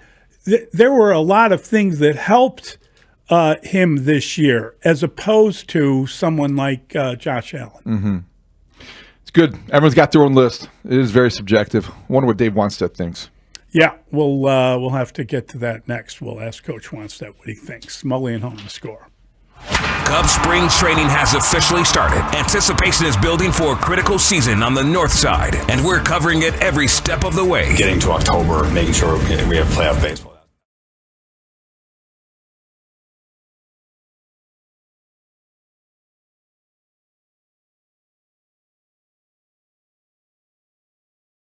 It's my desire. Well, then you don't want it to be there because the people who want the extra leg room but are not tall enough to take advantage of that extra leg room, those are bad people. Like United has just randomly. I don't have Stetson. Oh, I have an extra jack. No.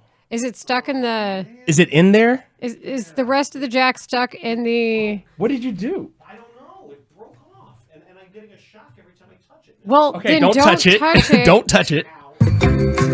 You know what? That music is so This is what appropriate. you get for complaining about your equipment. It finally listened and just bit you back. I don't think you can. Yeah, I think you're gonna have to. That's a death. That thing is broken. That's not a broken off. Hey, Dan, don't stick your finger in there. I don't think he's listening to you. What am I gonna do for the podcast later? Oh, you'll figure it out. That headphone jack is detachable. Yeah, they're gonna have to Right. fix that jack. I'm sure an engineer is already on the call. No, you just the get a jack. pair of The jack pliers. itself is jacked. Hold on, you just get a pair of pliers. I Let me understand, see but your we don't have pliers on us. Pass me his headphones. I have an extra jack. Okay, so Dan's under the table. Now he's just being this is, silly. This is one of those days. Okay, you can hear us if you, You take your clearly headphones can off. hear. Yeah, don't touch give me anything. Give me the headphones. He got shocked. Don't touch anything. Now Give you me- can hear us because you took the headphones Give off. me the It's going to be headphones. fine. It's going to be fine. Dan keeps purposefully showing Why don't you move himself. over here, Dan? I know. We'll get you. Okay, I am trying to tell you that sucks. I'm trying to tell you that I have a headphone jack. Come in now. Yeah, Yeah, don't we wait. need a babysitter. We need the extra pair of headphones. Can we you need that read immediately. These are done. Let me see them. Yes, they're broken. No, it's the jack itself Can is you broken. take the Can you end unscrew of that? it off? Unscrew that, please. Then I have another one it's broken. that I can put on Oh top. no, that one's broken too. It's broken. That's broken too. The whole thing is. He's getting pliers. Yeah, we're getting pliers to get the headphone out of the jack. We need the jack removed. This absolutely sucks. Yeah, you know what? Things happen. You can only control what you control. What's done is done. Let's move on. I don't know that I'll ever get over this episode that I just witnessed right here, where we told Dan, "Do not put your finger," and he just shocked himself Dan, by not don't listening put to your us. finger in there. And then he said What he couldn't does Dan hear, do? and I told him maybe you should take those headphones off. Puts finger in there, and then They're I obstructing say your he's being ears. silly, and then he was like, weird. I'm like, It's okay. thing's on, I can't hear It's anything, okay. I feel It's naked, okay. and, like, this is now it's like an anxiety dream because I'm here, but I don't have headphones. You don't need headphones to do How it. can you do a radio show without your headphones? All professionals would bring headphones. No. That's what would happen in the dream. We're just all talking, so it's fine. There's no guest. There's no sound to throw to. We're just. Yeah, but I don't know what they're playing. They could be making fun of me. What I mean, we're not making fun of you. The people on they Twitch, played that, the text that line, they're instrumental probably music that was like do do do. anyone who saw this unfold is definitely making fun of you. I'm not. I'm a good teammate. This is no time to panic. I'm a neutral teammate. Okay, tell me if you got it. Check 1 2. Can you hear yourself? I can. Can you hear me? Yeah. Dan, Layla? can you hear this? What I'm saying to you? Can you hear me? I can hear you. Look okay, at that. we did it. Wow. Look at us fixing the situation in less than 5 minutes. And here we were going to kill it with fire.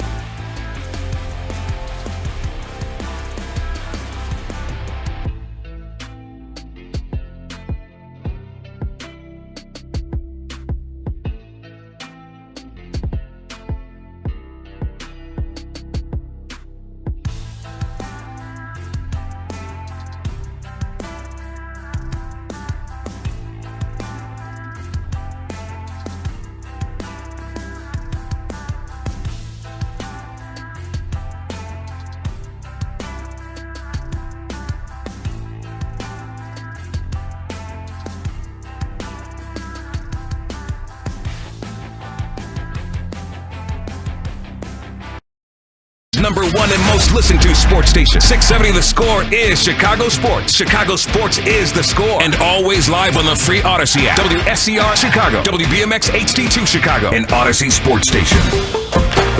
The Score!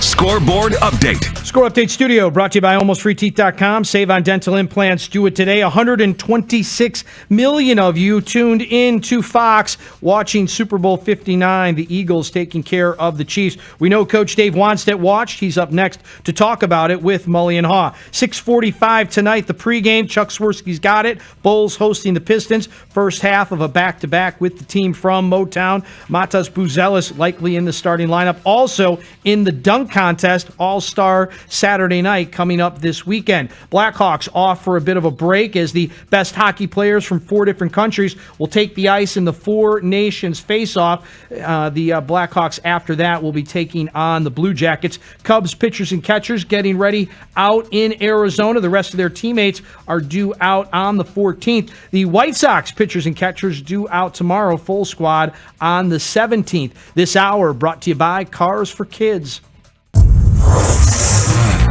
Dave Wannstedt, Bears head coach for 6 seasons. The Bears. The Bears. Super Bowl champion. How about them Cowboys? Yeah! He has the greatest mustache you've ever seen. Some say it's a symptom of manliness. Others a cause. The mustache.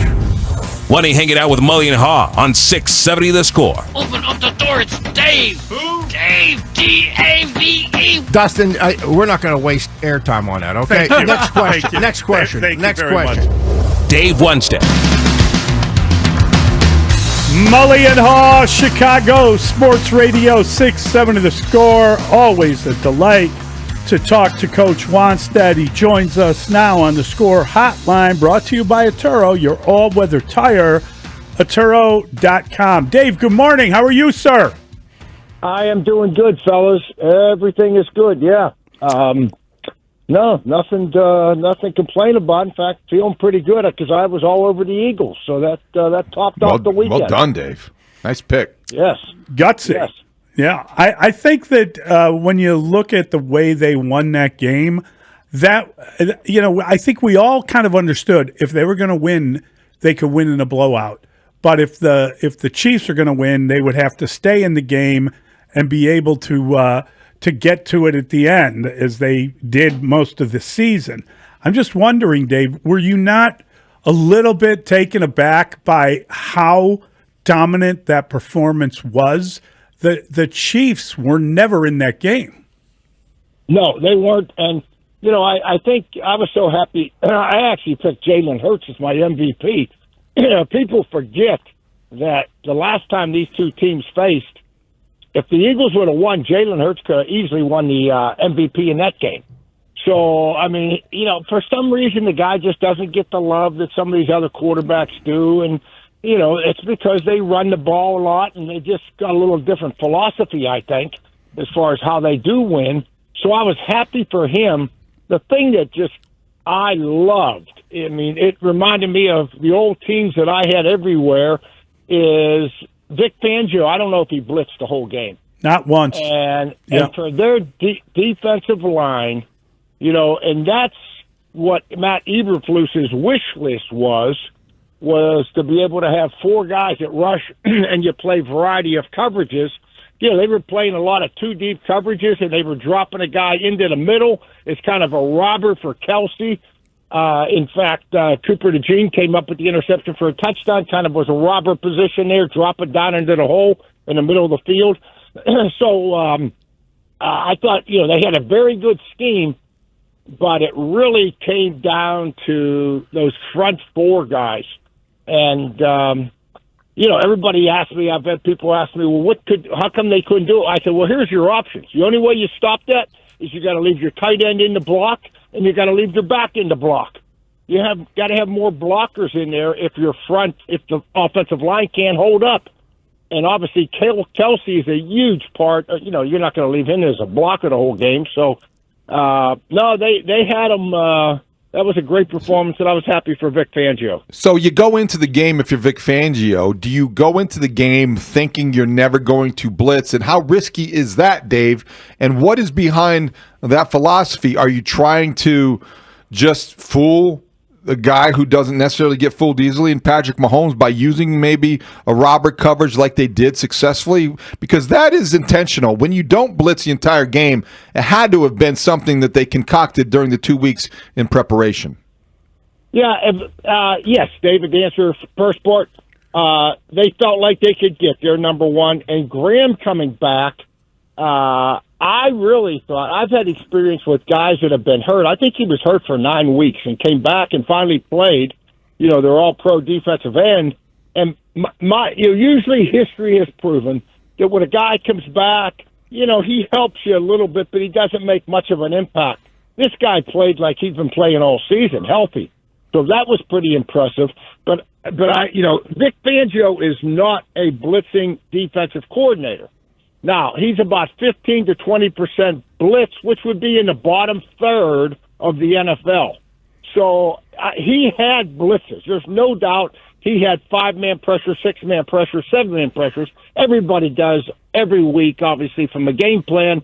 And then you pick and choose how much of it you need as the game progresses. So, they were just fortunate that they didn't need any of it. And as Mully said in the beginning, it didn't come down to a one-score game, because if it's a one-score game, I think who knows then. So it played out perfectly for them. I wonder, Dave, when we talk about this idea that the dominance of the defensive line, if Andy Reid is sitting down with Brett Veach, they probably waited a couple days. Tomorrow or Thursday, they have their kind of meeting where they all get some sleep, get their breath, and then they start talking about what they need to do.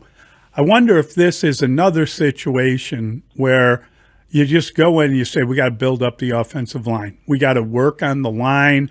That's what's most important. Obviously, we need more weaponry. We need another receiver, but this has to be about the offensive line. And if they do have that kind of meeting and they do make the decision that that's where they need to concentrate on, how do they let Trey Smith go? How do they let any of the decent linemen they have go? So for a team like the Bears, if you're waiting for a guy like Trey Smith to hit the open market, do you believe he will? Or is it a point now where the money would probably be so much they couldn't afford to fix other positions if they kept him? Yeah, I think it's all about money. Do they want Trey Smith? Absolutely they do. But can they afford to keep him? I don't know. I don't know. I mean, think about it, guys. They let Nick Allegretti go to Washington last year. He was a backup, but he started in the Super Bowl, I believe, because of injuries. And went down there and had a great year for Washington. And so to let Nick go last year, my thinking is that they obviously thought that they had good young players, or they were able to sign some guys that could come in and fill in, and it didn't work out that way. In the end, it did not work out that way. They'd like to keep all the best players. I mean, we all know that, but who they can afford, I have no idea how that cap thing is going with them. But it's time to look at it and put some emphasis in the offensive line, because that's kind of been a conversation all year when you talk about Kansas City. Andy Heck is the offensive line coach here. Remember old Andy was my first free agent. They called him back then that I ever signed at the Bears, and did a fantastic job for me. So Andy's one of the better line coaches in the business, and they're going to have to somehow, some way, whether it be if it's not free agency or keep their guys, they're going to have to draft some guys. Dave, Jalen Hurts became the third starting quarterback to win a national championship and a Super Bowl, along with Joe Montana and Joe Namath. And you talked about how he has ascended. Just curious, we're having a debate here this morning. When you think of Jalen Hurts now, what his stature is in the NFL, is he a top 5 quarterback, a top 10 quarterback, a top half of the league quarterback? Where do you generally have him? I would put him top 10. I think he's a top 10 quarterback in the NFL.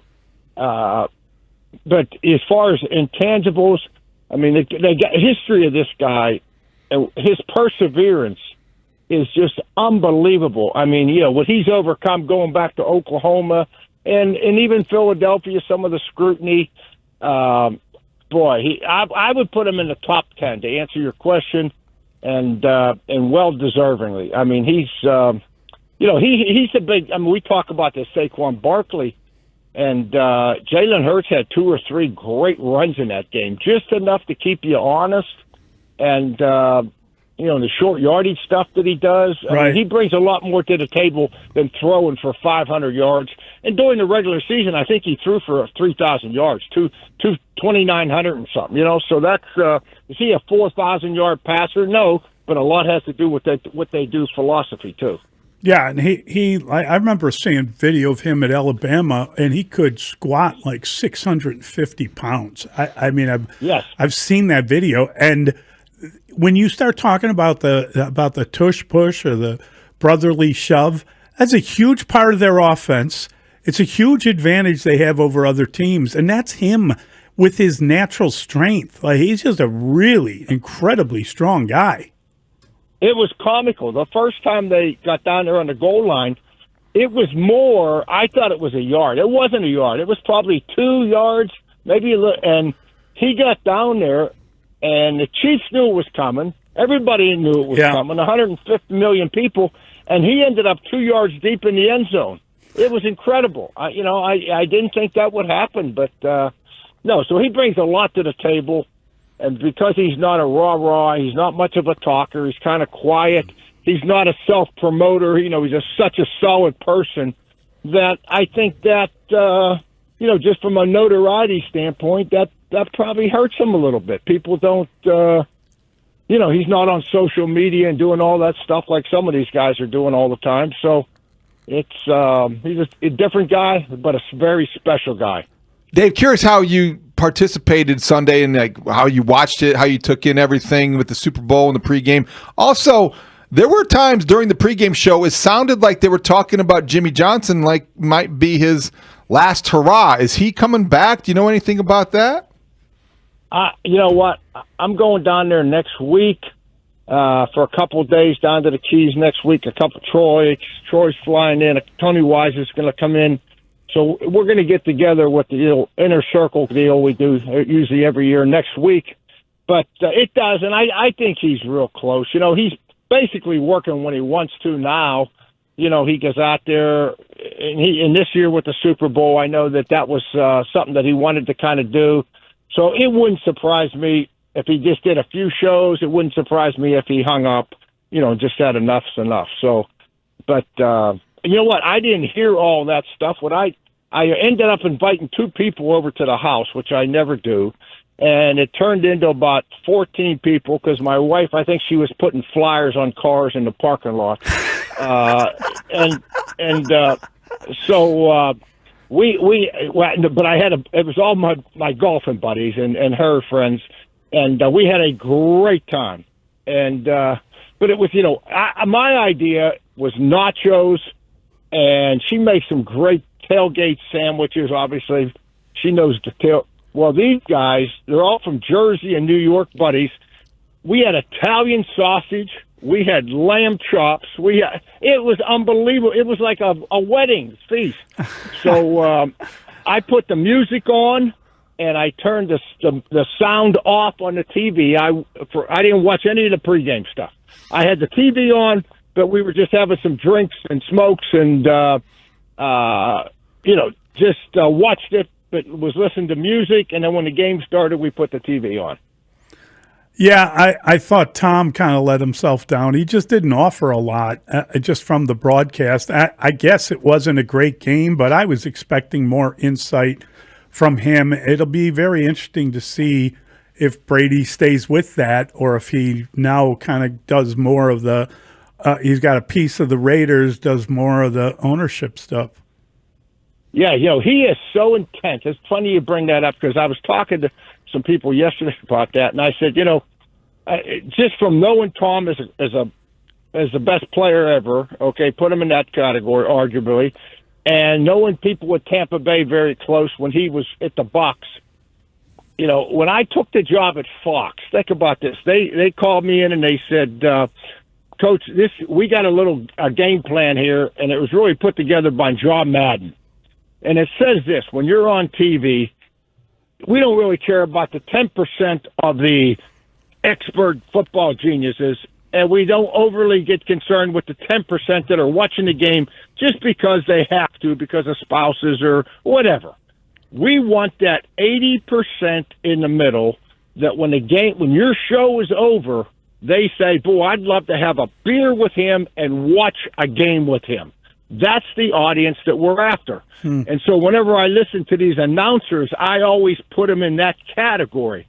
And sometimes with Tom, he probably gets so intense and so focused from his playing days that that he probably it comes off that way as compared to, I think Greg Olson's kind of a roll up your sleeves guy, have a beer, and talk about the game type of guy. It just seems a little difference in their presentation. That's kind of like you, Dave.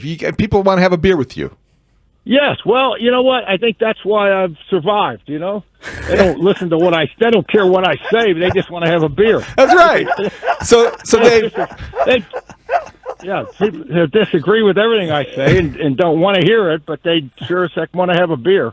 So yesterday, Haugh. Hey, Yeah? guess what? Terry Bradshaw. I was texting with Terry the day before the Super Bowl, Bradshaw, because I saw an ad. It said something about order your Bradshaw bourbon. So I shot him a text. I said, "Hey, what's up?"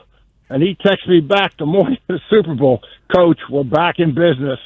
So it sounds like Bradshaw Bourbon's back. So here we go. That's good news. That's excellent. Yeah. That's real good news. So, Dave, yesterday Ben Johnson held his first full staff meeting. You can relate to that feeling. Just curious, can you take us in the room what that's like for a first-time head coach addressing guys who might be football lifers, guys who were new to Chicago, new to Haugh, new to the organization, some holdovers. What's that like for Ben Johnson yesterday to go through? Well, I think the first step is, you don't want to get too far ahead of yourself. In other words, this is not the time to start talking about training camp and stuff. I think you go in here this first meeting, and Ben had a schedule. I'm sure he's got it scheduled up now till kickoff for the first game. But what you do, you sit down and you just talk through the schedule with the guys on how it's going to be broken down. With as far as the draft with the scouts, who's doing what, how much are the scouts involved? Are the coaches involved? Are we going on the road? It's really just logistics and just scheduling for the next 2 or 3 months. That's what you want to cover at this point. You're not getting into any X and O's. That's the last thing on the schedule now. But you do lay out the timing of everything as far as when people are going to have to be ready and then talk about the players and say, okay, this is our team. You might go through that a little bit. Ryan Poles may have come in and gone through the team, what he thinks of them. And then Ben will say, okay, hey, I want everybody, let's start reaching out to your players and make contact on the phone with your players and kind of find out what they're doing, find out what their families are doing, find out when they're coming back and schedule. So it's really, everything is just scheduling. Everything is just logistics, what you're doing here in that first meeting, really. And, obviously they're going to start breaking down every player if they haven't already started that, looking at who they have. Do you establish sort of a type of guy that you want at every position? Does everybody know what they're looking for? For instance, do we know if a 3 technique is as important to Dennis Allen's scheme as it was to the previous one? Yeah, that's a good point there. I mean, yes, absolutely. I mean, that would be something where, and Ben knows what he wants, So Yes. I mean, you got the head coach who should have an overview of what Dennis wants. I don't know how much at this point I would have individual coaches. I remember when I first took the Bears job, I sat down with Bill Tobin and I just said, hey, the defensive linemen that I like are maybe the undersized guy, but they got to be playmakers and they got to be quick. You know what I mean? I want to, Bill, we need 2 running backs because I'm going to emphasize the run and blah, blah, blah. So I would go through all, and I knew what I wanted on offense. I knew Tony wanted offensive linemen that, like Olin, that were athletic enough that could move and pull and do different things as compared to the 350-pounder. So, as a head coach, that would be what Ben would do, sit down with Ryan. And they probably have already done it, but sure. I don't think they waste much time on that now. Great stuff, Dave. Thanks a ton. Great catching up with you. Thanks, Dave. Okay. All right, guys. See ya. Be safe. That is Dave Wannstedt. Always fun to talk to the coach. 312-644-6767. It's Mully and Haugh on The Score. The Score is Chicago Sports.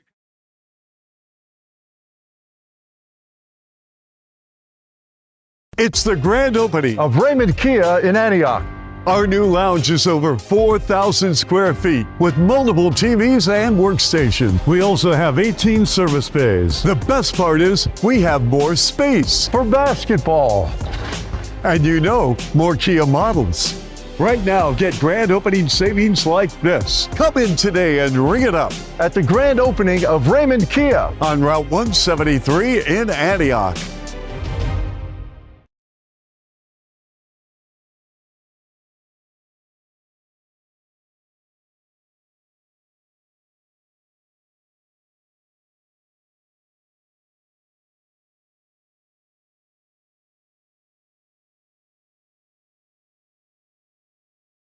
How did the punch come about? Started doing it in college, believe it or not. One of my coaches, Rodney Southern from Coppers Cove, Texas, played a team, and he just kind of put it in my ear and said they run like a triple option, and he goes, "Man, if you would have just swatted at the ball, you could have had 10 forced fumbles." I think that game I was playing safety, and I had about 20 tackles, and I just ran the alley left or right, and I just my guy was the option player, so I just ran by the quarterback and I just kept hitting the tailback, and he just kept saying, "It's like, man, go after the ball." So at that point, I just kind of made it my thing, and I just started punching out football. And so did Lovie Smith accentuate it, or who were the defensive coaches in the NFL who said, "Oh, you should keep doing that, and can you teach some of our other players how to do that?" No, Lovey just preached takeaways. He didn't care how you got the ball out. He just would preach takeaways. I think my unique ability to punch it out I think that was kind of different than anything he had ever seen. So he was just like, I remember Lovey would come up to me in games. It's like, "Hey, I need one of them little punch out things now. Come on now, buddy. I need you to punch out that ball. Come on, go get it for me." Come on, big guy. Come on, big guy. Come on, big guy. Come on, big guy. I need you that little punch out thing. I know you can do it. I'm counting on you, big guy. All right. So did you have to measure the value of trying to get that done and please your coach, and also make sure you wrap somebody up and tackle them so they don't get by you? That's a tricky balance sometimes. It is. The one thing I used to do in college is I would purposely take bad angles in college. And, man, I wish I could talk to some of my old teammates. I think Ricky Calais was one of them. He was a linebacker. And he would, he missed a tackle, and he's like, "Oh, don't worry, Peanut going to get him." And they would see me purposely take bad angles so I could sneak up behind the guy to kill the tackle, and I'd punch it out. Clearly, you can't do that in the NFL because everybody's fast. I can't curse, well, I'm not going to curse. Don't curse. I did not. I was going to say the SH word, but I just kind of just was like, well, damn. I can say damn, right? Yeah, you're good. Yeah. Okay, cool. I just said, well, damn. I got to figure out a way to punch it out and make the tackle at the same time. So my first game, we played San Francisco, Old Candlestick, and it was a special teams play. I was a gunner. I was a dope gunner, too. So running down the field, and I don't know who the return man was, but punched it out, first one. He had that thing like a loaf of bread, and I just punched it out. And I was just like, oh, yeah, I could do this in this league. And I just started punching them.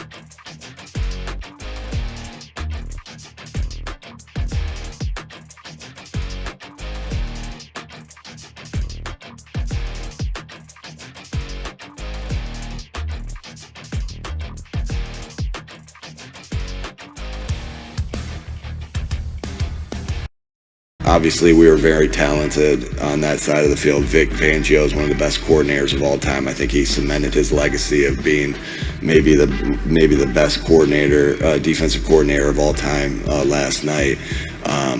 But those things are consistent in defensive football, and our guys did that. Mully and Haugh, Chicago Sports Radio 670 The Score. That is Nick Sirianni from his post-Super Bowl Monday morning look back on the game, the big interview you do after you win the Super Bowl. And I had mentioned that earlier, and our guy Brandon immediately gets to work and dug it up, and that's the quote that we were talking about earlier. Well, it makes sense because if you want to carry this through from the Chicago comp, as we did yesterday, we talked about Nick Sirianni is Philly Ditka. Right. The guy who now has one Super Bowl title and ring, and he's kind of the guy who wears his personality, his heart on his sleeve. He's yelling at fans. He's kind of in the mix emotionally. And in that context, in that comp, Vic Fangio is to Nick Sirianni what Buddy Ryan was to Mike Ditka. Right. Probably got along better. Probably gets along better with Vic than maybe Mike and Buddy Ryan got along based on stories and lore. But I think that Vic Fangio is that guy in Eagles history, the architect of what was the best defense in Eagles that they've ever had in Philly, and good enough to win a Super Bowl. Yeah. And again, the second youngest defense in the NFL, and you wonder, they got a couple of guys up for free agency, including Joshua Sweat, who was probably the MVP of that defense. He had, I believe, 2.5 sacks and 5 quarterback pressures in that game. If he had been named the MVP, it probably no one would have argued with it because it would have been representative of the great defensive performance, which really kind of shut down Patrick Mahomes and that Chiefs offense. And Andy Reid and his offense, they couldn't do anything against that group. They couldn't. And I think that's why the emphasis, and maybe the reaction was such a surprise, that the focus was on what the Chiefs didn't do. And I think it maybe undervalued what the Eagles did. It was more the Eagles being dominant than the Chiefs being, than the Chiefs struggling. The Eagles, it wasn't any trickery. It was dominance up front. It was winning the line of scrimmage, not over the course of the game. It was like on every play they were winning the line of scrimmage. The Eagles' defensive line won the line of scrimmage, and they just did an extraordinary job. I mean, we know that the Chiefs don't run the ball to begin with. They don't have much of a running game. That's a problem. They didn't even, do the old Bill Belichick, you have to run a certain number of plays, etc. They couldn't get anything going. So they kept sacking the quarterback. I mean, when they came out after the half and he got sacked, like they couldn't move the ball, you just realized, they're just outmanned. There's no counter move. You can't get into the locker room and, all right, we're going to try this. Instead of doing that, we're going to do this. There was nothing they could get done because they were outmanned. And that usually lasts for a while. If you've got that sort of dominance up front, if you got a guy like Jalen Carter, he came into his own this year. He's going to get better. He's a young player, and that's his second year in the league. He's going to get better next year. He's going to continue to ascend and establish himself as one of the game's best defensive players if he hasn't already. I think he has already. And you look at, but just he's got to stay healthy. He's got to stay focused. He's got to do all the things that you think that he can within that organization where it is conducive to success. It was so dominant what the Eagles did defensively that you start to look at historical comps because it was a Super Bowl. Yeah. And you've got the 85 Bears, the 2000 Ravens. Yes. You've got the Legion of Boom in Seattle. Yeah. You've got, Tampa Bay gets a lot of credit for winning with Tom Brady, but that defense that year. They won that game. That was the reason they won that game as much as anything. But you felt like that year that the Chiefs had 2 injuries they had both tackles out. in that game. And there was sort of an explanation as to why they couldn't generate anything. And it was almost beneficial to the Tampa defense that they were down a couple of linemen, crucial positions. That was their team. It wasn't that was their team, and they just were overwhelmed by a better defensive line. And as I said to you, I am sure they have gone in today would be the first day they probably could do it, but tomorrow, whenever their meeting is, they're going to sit down and just say, hey, we got to prioritize our offensive line. We've got to get better on the offensive line. They did that. They did that after losing that Super Bowl, and then they came back and had the run. But this now looks like, for all the needs and all the weaponry and everything else, they got to prioritize protecting the quarterback or the whole operation won't work. So I wonder if Trey Smith gets out of there. I wonder if Mahomes, who has like a $450 million deal and he's got to be open to reworking that. But he's done it every year. Like Tom Brady did every year. Yeah. And so I think that's also. But Tom took less money.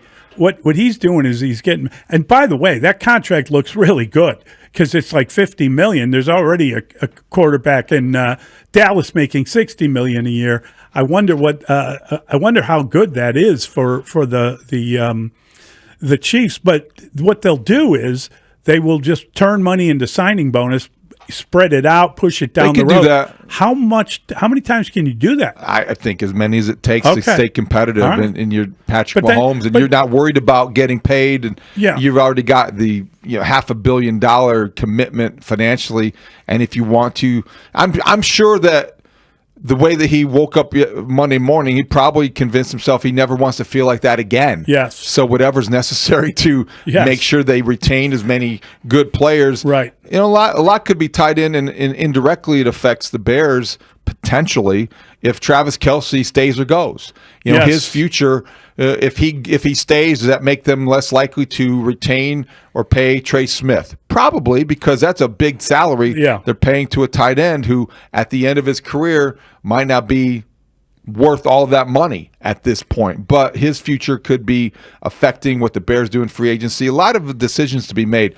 I guess at this point, I would be surprised if they allow Trey Smith to leave after that. I don't think they can afford to. I don't think they can. I think they need him because they don't have enough good offensive linemen. If the Bears' top priority is offensive line and they're waiting for Trey Smith to show up on the market, isn't the Chiefs' top priority offensive line and keeping him off the market? After Sunday's offensive flop, their number one priority has to be protecting Patrick Mahomes. Yeah. If it isn't, then they're not seeing what 130 million people around America saw. When you collapse a pocket, you can rattle the best of quarterbacks, and that's exactly what the Eagles did with a historically dominant performance from their defense. So that gets people's attention, and that makes you rethink what the Bears could be capable of in free agency. I don't think their top target is going to be available. But Mekhi Becton might. Yes. The guy from the guard for the Eagles, he might be out there. So maybe you shift your sights. Maybe you readjust your goals. But so in other words, what you're saying is that the Eagles need to upgrade their offensive line, so they're going to let him go. And the Bears should make him a priority. I'm not arguing. No. Because one man's trash is another man's treasure. I'm saying the Chiefs are going to have to upgrade their offensive line. Yes. The Eagles may feel like they can plug and play whoever they get, and Becton may be somebody who they can't afford, and maybe Becton hits the open market and the Bears take advantage. Sorry. Let me ask you this. You mentioned Travis Kelce and his decision whether he's going to retire or not. I don't even know if it's a decision for him, but I wonder, his brother, how do you think Jason Kelce felt watching the Eagles play better football than when he was in the Super Bowl with that team? And if you remember, there was always this feeling that the problem with the Eagles was going to be when Jason Kelce was to retire, because low pads win. he was the key to the brotherly shove. I don't think he was the key. He was the guy. Well, that's what I we think learned. Jalen Hurts was the key. But I think that's what we learned. Jalen Hurts in his massive thighs. I completely agree with you. In his 650 pound when you can thrust like that, you're going to score from the one. And I'm not arguing it. I'm just saying, how do you think he feels? Conflicted, knowing that he wasn't the key, knowing that they can run that play without him. He's got to feel really conflicted though, because here's a team that he left won the Super Bowl without him, and his brother was at the better without him. And at his brother's expense. So, and yet he's probably bleeds green because of his time in Philly, and he's still going to be forever an Eagle. So, very conflicted time probably for Jason Kelce. I did not see what he had to say. I don't know if they taped the podcast yet, but that certainly could be in Travis Kelce's future because that's a lucrative side gig. But if you have Kelce fatigue, imagine how he feels. He's got Chiefs fatigue on top of Kelce fatigue. Oh my God, that guy's just walking around, droopy eyes. Is Kelce fatigue slouched a back. thing? Is Kelce fatigue a thing? Yeah. Yes. Because a lot of people, including you, mentioned the way he dressed going into the game and didn't like it. Did you? I didn't particularly care.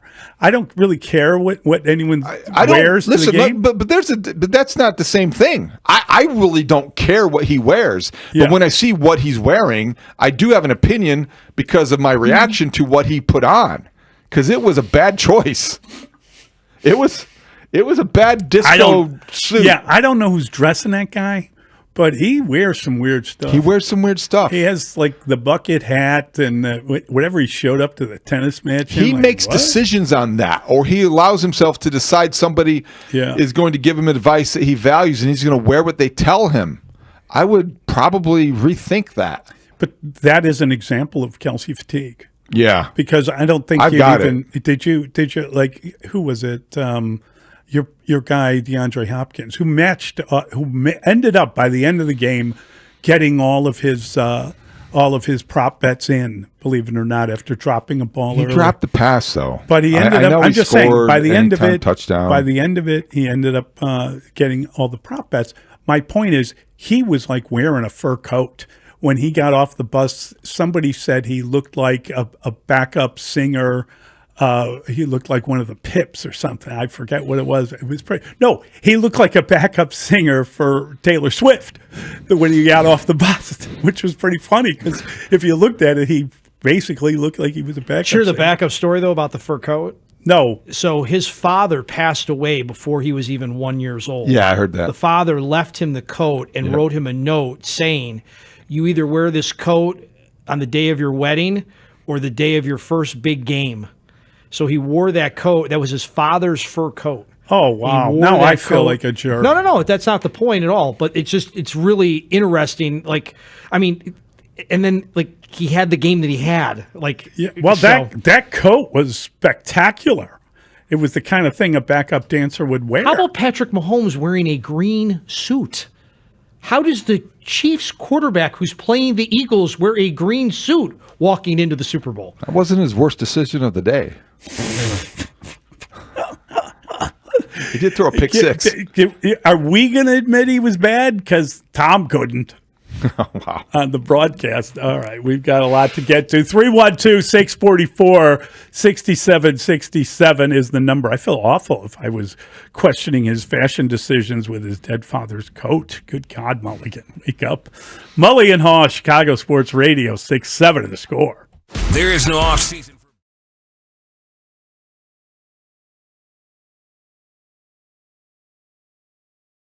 That's exciting, Coach. We appreciate your perspective, and thanks for joining us from a really cool room at your house in Florida. I love the well, you know decor. what?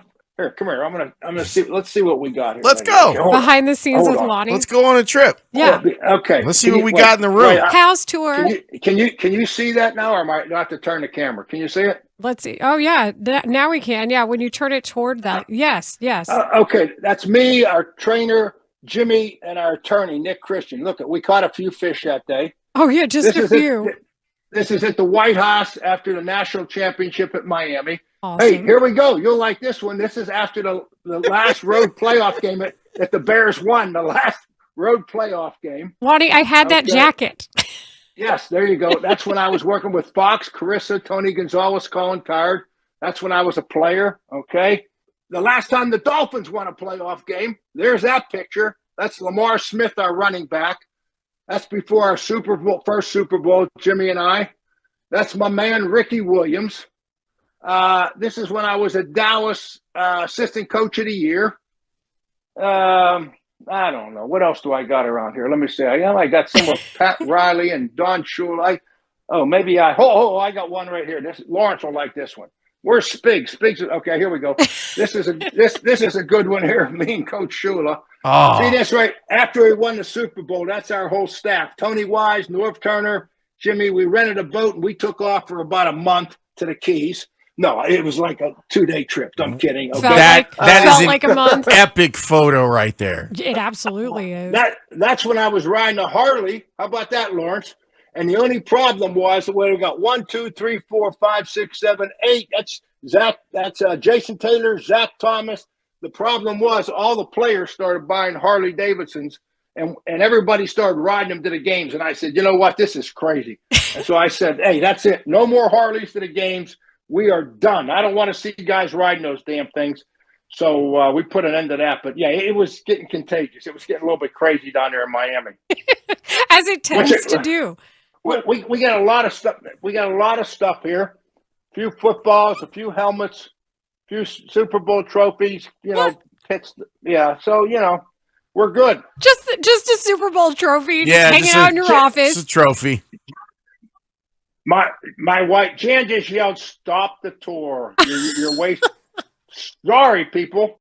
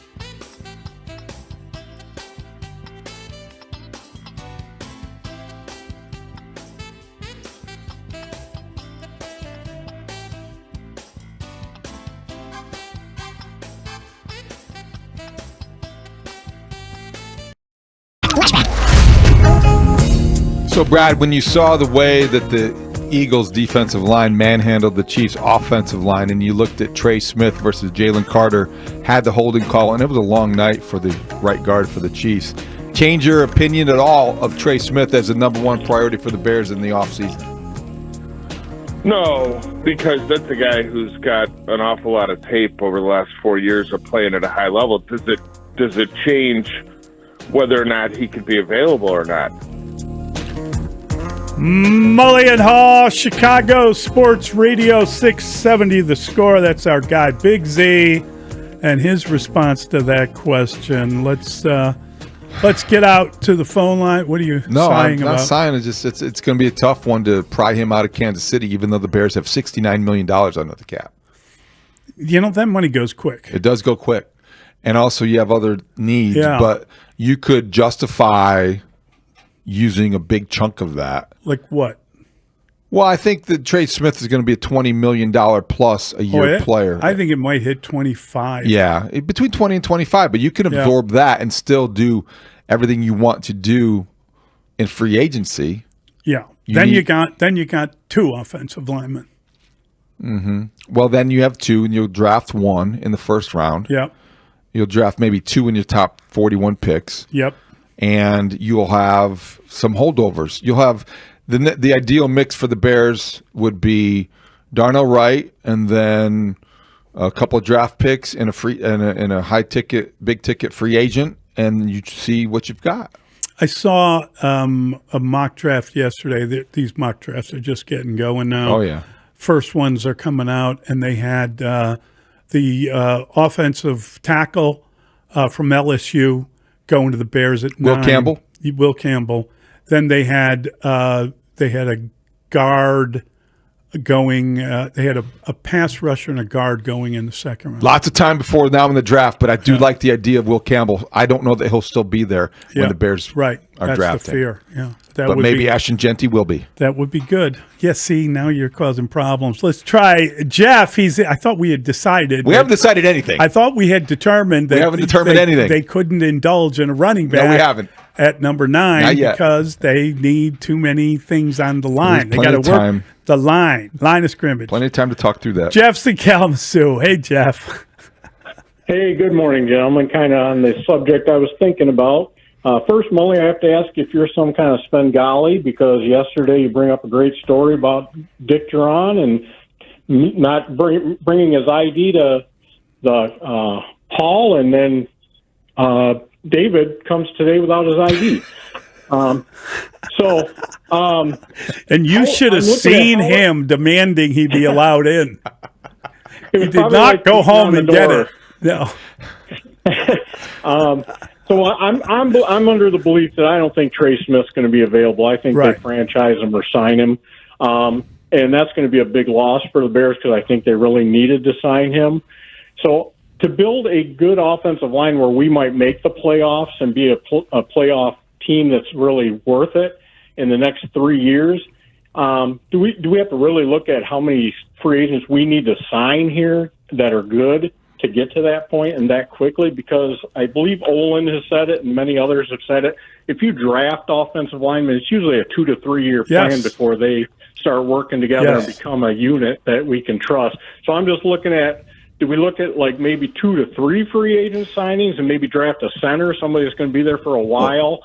And then maybe I think it's we need not to a great year for centers. It's by not all great. accounts. Thanks, Jeff. Good phone call. Jeff. It was I think excellent that phone. you look at like a team like the Steelers. I know they didn't finish strong. Yes. But they did have 2 rookie starters on the offensive line. Yeah. I know they have Mike Tomlin, but they got to the playoffs. I do think that in the NFL, Mully, that you can regain some respectability quickly. And I think it could be as quickly as 1 year. Now, we're not talking about the Bears being in the Super Bowl next year or even challenging for, the NFC title. But I do believe that you can contend and you can be a team that wins more than they lose next year if you play the offseason correctly and they're off to a good start.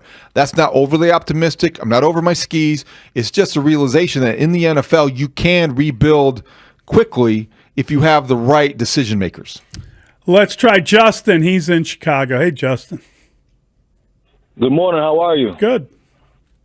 Rest in peace, Virginia McCaskey. Listen, if I'm Ryan Poles, I'm doing everything that I can with these 3 picks. If I have to trade back and get more picks, this is what I'm doing. Because you know what? We all seen this game. The game was won in the trenches. The Bears, they have Sweat, they have D-Walk. Hopefully Austin Booker comes around. Trey Smith, he might be a great addition. But at the end of the day, if I'm the GM, I say, listen, guys, we have 3 picks in the top 45. How can we take number 10 and maybe move back? How do we take number 41 and maybe move back even more? But we need to get quality guys. At any extent that we have to do this, let's do this, because you know what? The clock is ticking. Chicago wants a winner. I'm almost 40 years old. I haven't seen a Super Bowl victory in Chicago. Bear down.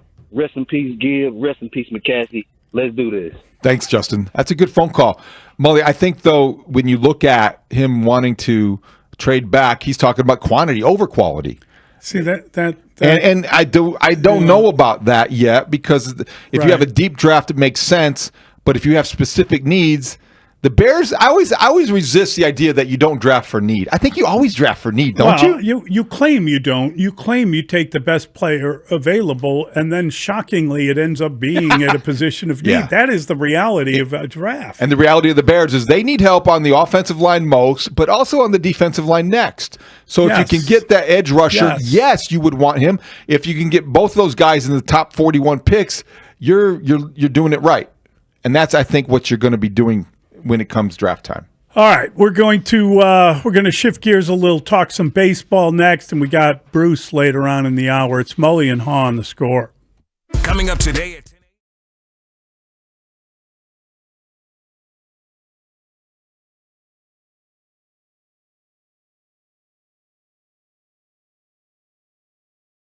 You already mushed the Bears, and like the whole year seems to be.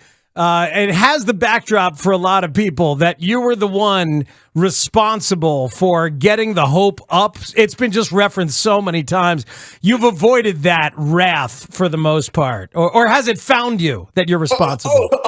Yeah, because I'm not talking Bears and having my social media bombarded by both Chicagoans and people who are introduced to my particular brand of likability on the national stage. Yeah, I've completely avoided it. No, it's gone poorly.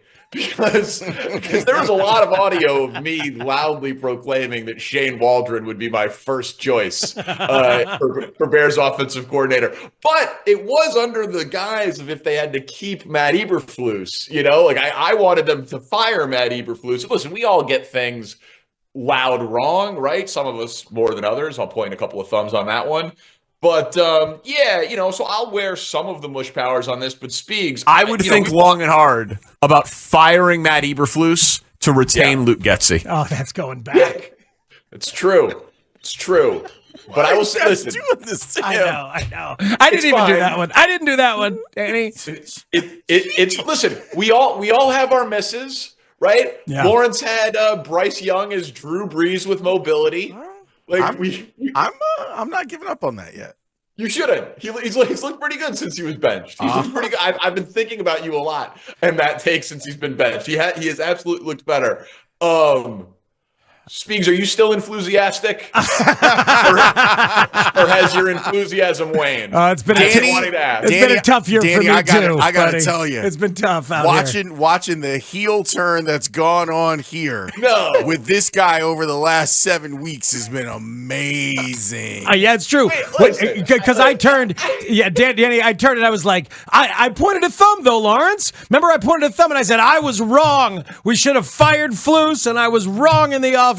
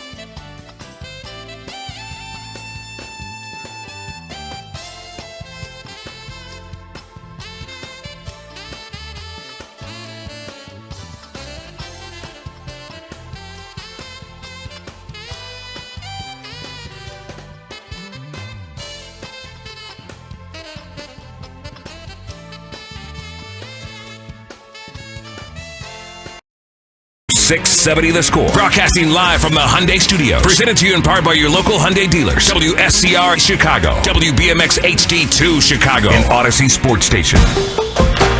The Score! Scoreboard Update. Score Update Studio brought to you by AlmostFreeTeeth.com. Save on dental implants. Do it today. 126 million of you tuned in to Fox to watch Super Bowl 59, where the Eagles took care of the Chiefs 40-22. 6:45 tonight, you can tune into The Score. Get Chuck Swirsky's pregame. The Bulls are hosting the Pistons. Out west in Arizona, Cubs pitchers and catchers getting ready for the start of the season. Tomorrow, the White Sox pitchers and catchers are due out in Arizona. This hour brought to you by Menards. Save big money at Menards. I mean, I would say off the top of my head, I think John Birdie's an option. Also in camp, Vidal Brujan, Nicky Lopez, the Rule 5 pick Gage Workman. That's the rest of the group in camp. Mully and Haugh, Chicago Sports Radio 670 The Score. That is Craig Counsell differentiating about the group in camp and then the imaginary signings. That was Craig Counsell basically going through the third base committee. That's right. The third base committee includes John Birdie, Nicky Lopez, Gage Workman, and possibly Matt Shaw. The committee to field the ball. Yes. At third base. The committee needs a chairman. Mm-hmm. And Alex Bregman, I nominate to be the chairman. They can afford him. They need to persuade him and then sign him and then bat him fourth and play him at third base 140 times this year. You want to get to 90 victories, Craig Counsell, Jed Hoyer, Carter Hawkins. That's how you do it. That's a good step in that direction. Alex Bregman now is down to, what's the latest report? Tell me, please.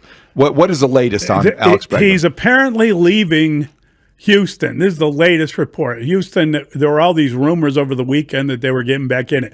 Apparently, he really is going to leave Houston, and it's down to, well, let's listen.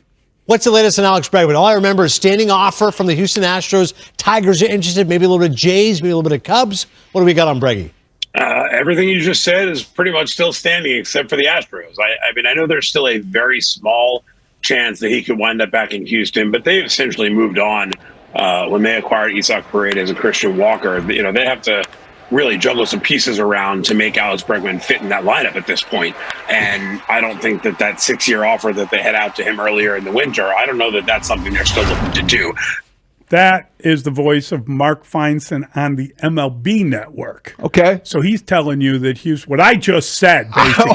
Thanks for interrupting the program to I did not interrupt the program. Not you. I was asking you. Brandon a hard yeah, time. well, Brandon definitely got some verification. I was correct. You were speculating. We got Mark Feinstein to confirm. Breggy is not going back to Houston. Breggy That is the latest that we've heard. Now, Is Breggy out? I think yesterday's report from Bob Nightingale, I believe, was that the Cubs were offering 3 years. Detroit and Boston were offering 4. That's right. That could be interpreted a couple different ways. He wants 6. He wants 6, but you also, the key is in the opt-out. The key is in maybe the money up front. And the Cubs be in a position to... They're giving him the opt-out. Every year of the deal would be an opt-out. Yeah. And I think that's understandable. These are creatively structured deals these days. You don't know the details until somebody signs. The reports are hard to keep track of because, what is the difference between a 6-year offer and a 3-year offer and the opt-outs? You could have a 6-year offer with opt-outs. The bottom line is Alex Bregman's going to have to make a decision that I think is related to, number one, what pays him the best and gives him the most flexibility contractually. Number 2, the best chance to win. I would think that would matter. He'll follow the beat of his own drum and go where he wants, which means he'll wind up in Detroit. See, that's just mean. That's mean. That's mean. Why do you have to levy those charges, Mr. Davis? I did not say anything about Alex Bregman's past with the Astros and how that would relate to his preference for A.J. Hinch and any kind of drumbeat they may hear together in Detroit. You didn't say it out loud. I didn't say it out loud. That's what you implied. The Cubs are a different team with Alex Bregman than they would be without him in terms of projection, in terms of expectation. Maybe they wouldn't have any different result. Maybe Matt Shaw is going to be the Rookie of the Year. I hope that happens. But I'm showing, for me, as you know, a little restraint here about a rookie in the lineup. I would rather see a veteran. I would rather see them delay the ascension and anointing of Matt Shaw. I think Matt Shaw has done very well, and he is on a fast track. The projection of a guy that has how many games has he played in AAA? 35. Like, you just always wonder about skipping a step. Yeah, that's all. You don't want to skip a step. No, you don't want to skip a step. But at the same time, if he's ready to go, he's ready to go. And a lot of teams move guys quicker than the Cubs have. Well, Matt Shaw's hit at every level, and I would be surprised just when you take a step back that we're going to see potentially Matt Shaw before we see Owen Casey. Yep. It's because Owen Casey has been blocked. Is Matt Shaw a more polished major league hitter at this stage, or is it just because Owen Casey is blocked? I don't know. It's interesting that Isaac Paredes was supposedly the guy that they had gone for that was going to be the one that would block him, and then they traded him to the Astros, which then makes Bregman available, and yet they're moving at a different pace on Bregman than they had. And I'm not suggesting they should move faster. I think you take advantage of a player's availability. You're right. Paredes was kind of a misread, miscalculation. It was more about, I think, the bad fit they felt Morel was than maybe how Paredes figured it or what didn't fit in. The bad fit he was. He was a bad fit. Yeah. Yeah. So now they don't have a third baseman in camp that played an inning for them last year at the position. So that's interesting. And I think now you look at John Birdie and Nicky Lopez and Workman and nothing about, with fairness to them, Brujan, nothing about their presence in the lineup makes you feel like you're content with what you have. You want more. You want better. You want a veteran. That's proven. What did you think of Craig Counsell talking about Nico Horner trying to zero in on being able to play shortstop? To play shortstop? Yeah, no, he just as a backup type of role. He was basically saying, what did he say yesterday? He said that they felt that something that he wants to do, and that they were Well, that's smart because Nico can play shortstop. He played an entire season there, and I think he's better than average. But I don't know that I'm too concerned about the backup to Dansby Swanson. I'm as concerned about Nico Horner's health as anybody in camp. What's his availability? Will he be able to start the season in a month, a little over a month? Cubs are going to be, in 6 weeks, they'll be playing games that matter. Oh, I know. That's really going to be here before you know it. Yeah, it's quick, and the turnaround's pretty quick. And Dustin, God bless him, and I don't mean this as any question of what you would ever report, but he keeps saying that the White Sox report on February 12th. Today's February 11th. The White Sox report tomorrow. The White Sox report on Wednesday would have been the way to word it earlier. It's not factually inaccurate, though. But it's. I mean, do we always call tomorrow February 12th? I like to be a little more formal in my. It's very formal. I will talk to you on February 12th. Yeah, he's here tomorrow. He's using the usted form of Espanol. Well, feel free. You write it. I'll read it. I'm trying to help. I'm just saying. I'm confused. I don't. So please, let's expand. Can you amplify on that? As Greg Chetkovic would say, because I'm not getting it. What's the problem? It's factually accurate. No problem. But it's very formal to say. There's a difference, 12th. Believe it or not. And you are and were an awesome writer. As I've told you, I used to read you in the Sun-Times, carried around in high school. When you were in grammar school. That was my textbook. Ross Tucker always says that. Yeah. Point being, there's a difference between writing for the newspaper and writing for radio. Okay. There's a big difference. And television. and television. I don't know anything about that, but I do know about. I will at least say this: there aren't many things you can compliment me or be willing to. I do know just a tiny little thing about this, the radio part. Mr. Rhodes says that radio is more formal than newspaper writing. Mr. Rhodes isn't wrong. I didn't say that. I said there's a difference in writing for radio and there is for print. I'm merely saying. I just wanted to say that the White Sox report tomorrow, February 12th, and that they will be playing a game against the Cubs in short order. In short on the order. 22nd. That's when they open their. I need to say what day of the week that is. How about a week from Saturday? Is that better? Yeah. How about that? The Cubs are going to be playing the Sox a week from Saturday. Yeah, I no longer. Hold on, I'm editing that right now. Yeah. I know the 22nd is a Saturday. That's all. How do you know that so well? I don't know. I have this. I have a calendar in my head. I just know these days. I kind of. So tomorrow is Wednesday. Yeah, I know. And then 10 days would be a Saturday. Look at Mr. I'll Taylor. email this script to you tonight. Back to baseball instead of this semantic battle that you guys like to wage sometimes. I do think that Justin Turner as a plan B to Alex Bregman doesn't bother me as much as I thought that it would. I don't think I want to settle for them not getting Alex Bregman, but I do think I like the idea or would prefer the Justin Turner starting opening day at third base. At 40 years old. At 40 years old. Could he? I mean, how? And I'm not joking. I don't hate the idea. But I mean, he's kind of a part-time player at this point in his career. Do we agree on that? How many days a week could he start? Well, probably 4 to 5, I would think. Initially?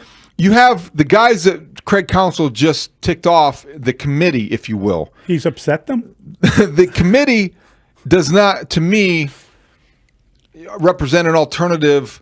I don't want Matt Shaw to be sharing time with John Birdie, Nicky Lopez, and Gage Workman. Yes. But if they want to use those guys to supplement Justin Turner's you don't mind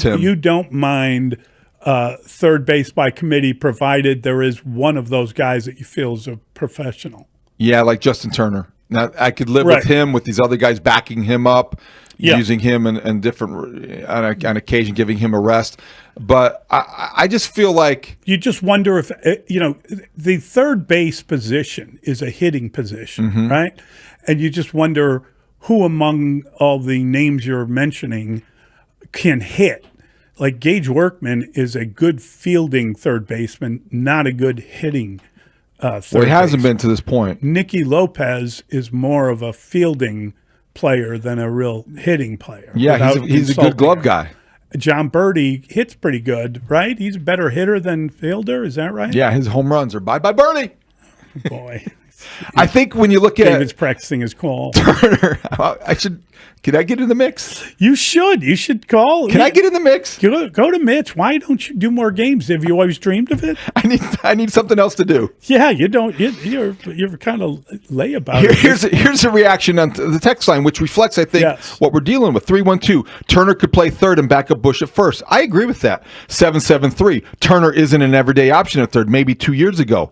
630, JT can play first to give Bush a rest against lefties. There's a divided, I think, opinion. And he could also DH. He could DH. See, I think he's a valuable guy in the clubhouse, too.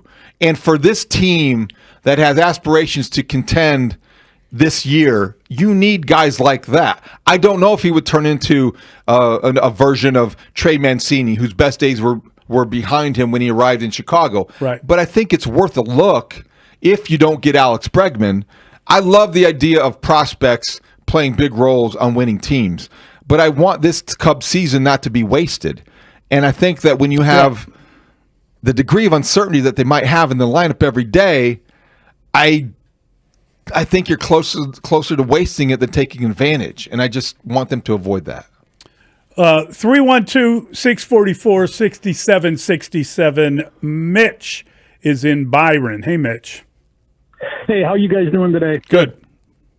I'm not quite sure, not 100% sure, I guess, about the pushback or the reluctance to just give Matt Shaw the job right out of the gate. Doesn't he have the same pedigree that Chris Bryant had in 2015? And people couldn't wait to get Chris Bryant to the major leagues.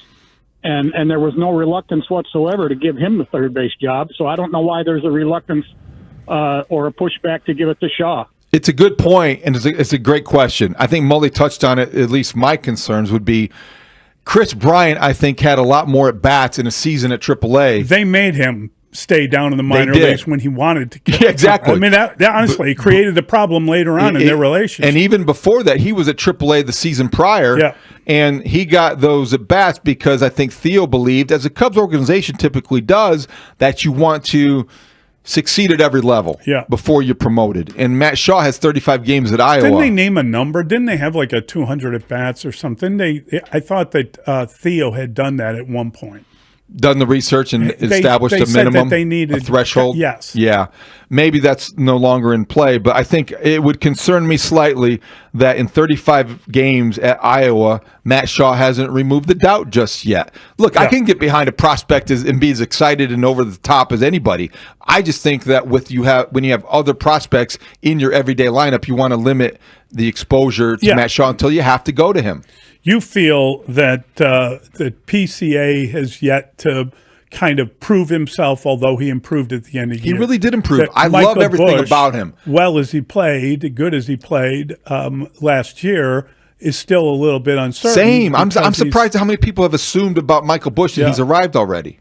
Yeah. Same with Miguel Amaya. I think with Michael Busch, it's because he's like 26. Yeah. It has more to do with the age he is and the way he was blocked with the Dodgers than it has to do Probably, with Mully, but I think also it's one good year. Yeah. He's had 1 year, and I just don't know. And Amaya, he's yet to arrive. That's a fair comment. And that's why I think they went and got some veterans behind him. Yeah. Maybe he takes a step back. I hope he takes 2 steps forward, but I just don't know yet. And so when you have those uncertainties in your lineup already, if you want to be a 90-win team and you have a fourth unproven player in your lineup, I don't know that you're a 90-win team. And we have a texter who says that unlike when Chris Bryant came up, the Cubs are not in prospect mode.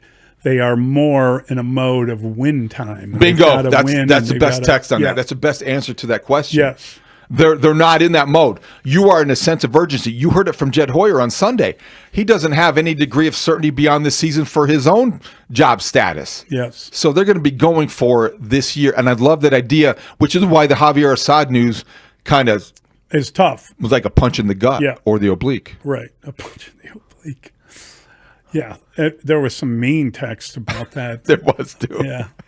Amusing, but kind of mean-spirited. Mean-spirited in taking a shot at Javier Assad's physique. His fitness level. Yeah. I don't think it has much to do with his fitness level. How do you even find his oblique?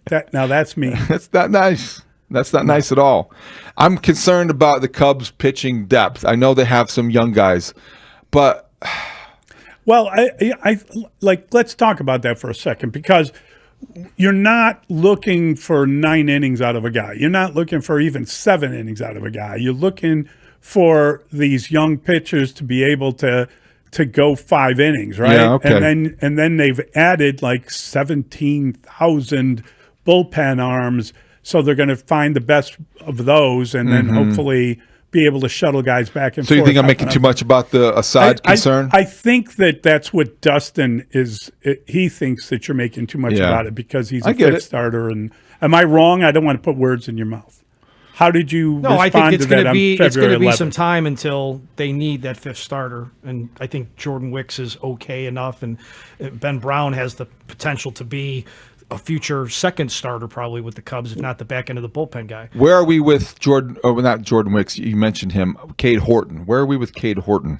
That's a great question. You know, I mean, he's awfully good. He was on Inside the Clubhouse a couple weeks ago. We could ask Bruce about Cade Horton and how he might factor into the Cubs' plans if Javier Assad's injury lingers. Oblique strains, as we know from Seiya Suzuki's history, aren't things that just go away quickly. No, they don't. That's the scariest thing about it, is that, a guy can take, all you can do is take time off, and then you come back, and then the thing can bite you again, right? There's no quick fix for an oblique injury. There is no quick fix. You can't. And also, 616 points out one of the concerns about Matt Shaw. The reluctance is because Morel last season, Morel was a flop and partially wrecked the season because he didn't come through in the way that you expected. That's interesting. A little hesitant. Do you think of him as a flop? I thought he was around for a few years. I wanted him to be better. I wanted him to be better too, but I thought he would be. I felt like he wasn't like a guy you brought up and flopped. It was a guy that was around and played for a couple of years and didn't make the step forward. They moved him into a position. He exceeded expectations to the point where we came to count on him to be better. Right. And then he stopped progressing. But I'm not sure that he was ever a third baseman, right? That's the problem. Yeah. What is he then? Well, that's designated hitter. Kind of a utility guy, if you will. That's the conundrum. Outfielder. Yeah, no, he didn't have a specific position. All right, we've got Bruce next. We'll talk to him. We'll ask him, what is everything? Who are all these people? What do you expect? Mully and Haugh on The Score. The Bernstein.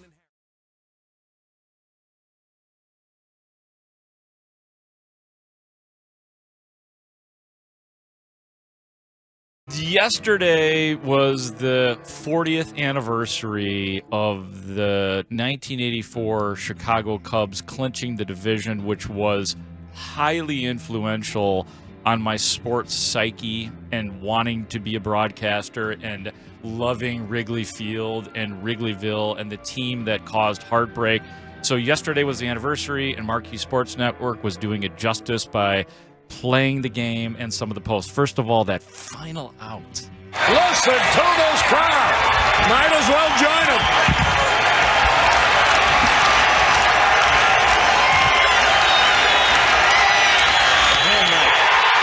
Cubs are the champion. The Cubs are the champion. The Cubs win. Okay, there is a second part to this. And by the way, this team also proved that there is something called prepubescent depression. I found out in my life because ultimately the Cubs choked that season away. But here was the post-game locker room featuring some familiar voices. There they come into the clubhouse. There's Bob Ibeck right there, publicity man, Yosh Kawada in front of them. They're on their way in. There's Vince Lloyd, who's handling the clubhouse for the WGN radio. Here's the ball. John Vukovich. All right, Steve, get them as they come in. They're all coming in right now. One of the great moments in Chicago sports history. Rick Sutcliffe, the 20th win of the year. What a night here. The people are going crazy. Harry, it's just unbelievable down here. A happy bunch of Cubs, a well-deserved win. It's great to be in the locker room. I'll tell you what, this is something they've been waiting since spring training for. Nobody thought they could do it. As it turned out, they did. So Rick Sutcliffe, the man of the hour. Harry, you're going to be back to me in a little bit, so take it away and explain the game to everybody who is going crazy in Chicago. That's enough. I think just as much drama is on this field. These great Cub fans. There's Rick Sutcliffe. The Red Baron indeed. What a ball game he picked. The expressions. There's what made them a team. Genuine affection for each other. There's Popeye. There's Steve Trout. They have picked the most important game of all. Now, I guess no game would be more important than Larry Boa.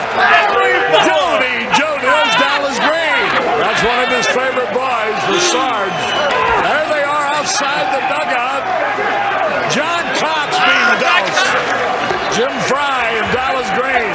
Now our lives are complete. The Cubs are number one. It's like he's listing the credits for a movie. That is so great. Warren Brewster. Dave Miska. Oh! That's what I felt like Miska needed to be there and all that chaos. Oh, get the microphone over here! Dave Miska. Okay, they got some static out here. I'm trying to figure out where it's coming from. Oh, God. Steve Hunter-Ferris is here from the old day. What the hell is he doing here? Jerry Mumphrey. He hasn't been on the team since 1978 when he was doing commercials for Cy Sperling. Yosh Kawada. Larry Boa. Paul Ossenbacher. Ken Reach. What the hell is Bobby Mercer doing here? He's just like noticing random people. Oh, that's Yosh Kawada was there. Boy. John Vukovich. What the hell is Stone even talking about? All right, that's enough. Stoney, like, Harry, back to you. Yeah, I got to get out of here. I've got 3 10s back at my apartment waiting for me. That was the best part to me. Was like Stoney was like, Harry, why don't you talk about the game? And he just goes back to names. Harry, explain the game. I've got a hot dinner date. Here's the recap of the game. Larry Boa! Sean Dunston!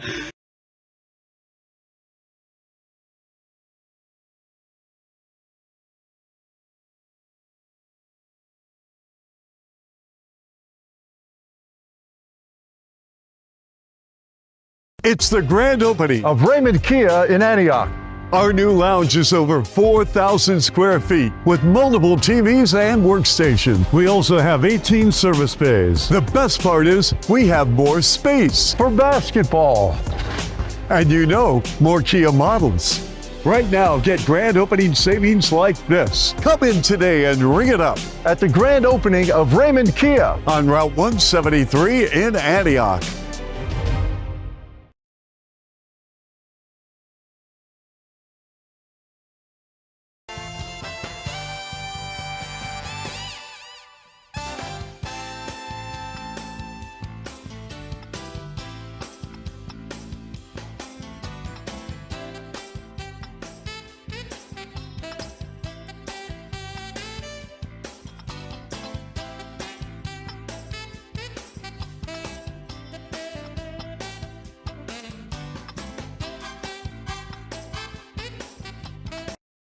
Levine. It's great to talk some baseball. Score Baseball Insider, covering the Cubs and White Sox for more than 30 years. Bruce Levine is a newsbreaker. Inside the Clubhouse co-host. Great being with you, talking baseball. Bruce Levine. That's a really good question, Bruce. See, Bruce asked the first hard question. With Mully and Haugh on 670 The Score. Mully and Haugh, Chicago Sports Radio 670 The Score. Always fun to talk to our guy, Bruce Levine, especially when we can get him up and early, wake him up, ruin his life. He, of course, is in Arizona, and he joins us now on the Score Hotline, brought to you by Atturo, your all-weather tire, Atturo.com. Hey, Bruce. Hey, guys, what's going on? It's exciting to be here at spring training and ready to go. White Sox, Cubs. Obviously, you want to start with the Cubs. Yeah, thanks for getting up early, Bruce. That's what I get paid for, right? So bring us up to date. What's the latest on Alex Bregman, and what do you make of all these reports about what he's seeking and what's being offered? Well, it's just what he's seeking is the best deal with the most money and the highest AAV, meaning the average salary. And he also would like to go to the team that he wants to go to. I don't know if he really wants to go to Boston or Detroit. We've always known that Chicago and New York were places that he wanted to go. He certainly wanted to go back to Houston. Now Scott Boras is trying to negotiate a deal that the best suits all those things. And, it's a little bit of a quandary for him and for Alex right now, figuring out where he wants to go. So there are a lot of objectives that they're trying to fill right now. And the Cubs have been stealth about this for well over a month, maybe 4 or 5 weeks, waiting for this to come back to them. I don't know. I'll ask you guys this question. Would you give Alex Bregman 6 years and $180 million? No. No. No, I don't think that fits with their timetable and what they want to get done. But I would definitely give him 3 years and whatever they allegedly have offered. I think here's the thing I'm trying to figure out, Bruce. Bob Nightingale reported yesterday or the day before that the Cubs have offered him 3 years. And we had heard there were some kind of back channel reports that claimed they'd offered him 4 years. And Bob wrote that the Tigers and the Red Sox had offered 4 years, but the Cubs were offering 3 years. And they had all the opt-outs and all that other stuff. So if I'm him, I still might prefer a 3-year deal with all the opt-outs as opposed to a 4-year deal. And I would imagine that he wants to get the long-term deal. And if he has to wait a year and makes whatever, $30 million, whatever it might be, that'd be pretty good to get back on the market, to have a good year in Chicago. You would figure a couple of his teammates are here, and maybe he feels like he can come here to get that kind of Bellinger deal and get back on the market. I agree with everything you said there, and it all makes sense. The reporting on the 4-year deals is pretty accurate along the way. I think there was some thoughts that Detroit might have been offering more, and that he was hesitating about Detroit. I don't know if that's true or not. Again, the Boris question to everybody is this: where does Alex Bregman go and not make them a much better contender for that division? Look at Detroit, look at Boston, look at Toronto, look at Houston, look at the Cubs. Does he not make all of those teams a more viable playoff team? And again, it's a general question, but I think it's a very good question, because I think all those teams agree Bregman makes them better and gives them a better chance to go deeper into a playoff run. What's the conclusion then? I mean, he means the same to every team, so what team does that favor? There is no conclusion at this point. That's why we're still talking about it, a month into it. So, again, it's is Toronto involved? Is Toronto still a part of this? Because I thought it was down to 3 teams. I thought he was definitely leaving Houston, and it was down to the Cubs against, Boston and Detroit. Yeah. Yeah, I don't think any of these teams are raising their hand and telling the local media or the national guys, yeah, we're in it, but we're only in it for 3 years or 4 years. Yeah. I don't think that suits them, right? It doesn't help them. I just think the Cubs, have been interested for a long time, and they've been smart about it. If you don't get him, okay, you don't get him. You move on. You have Haugh starting at third base, and you're still a good team. I do think that Bregman would help them, but I don't think it's the end of the world if they don't get him. Well, what about an alternative like Justin Turner? What about delaying Matt Shaw? I know, Bruce, that there's a lot to like about Matt Shaw. 35 games at AAA does concern me a little bit. Justin Turner would ease some of those concerns, or at least allay them to a point. What do you think? Do you want a Mancini situation again? See, I don't know if that's fair.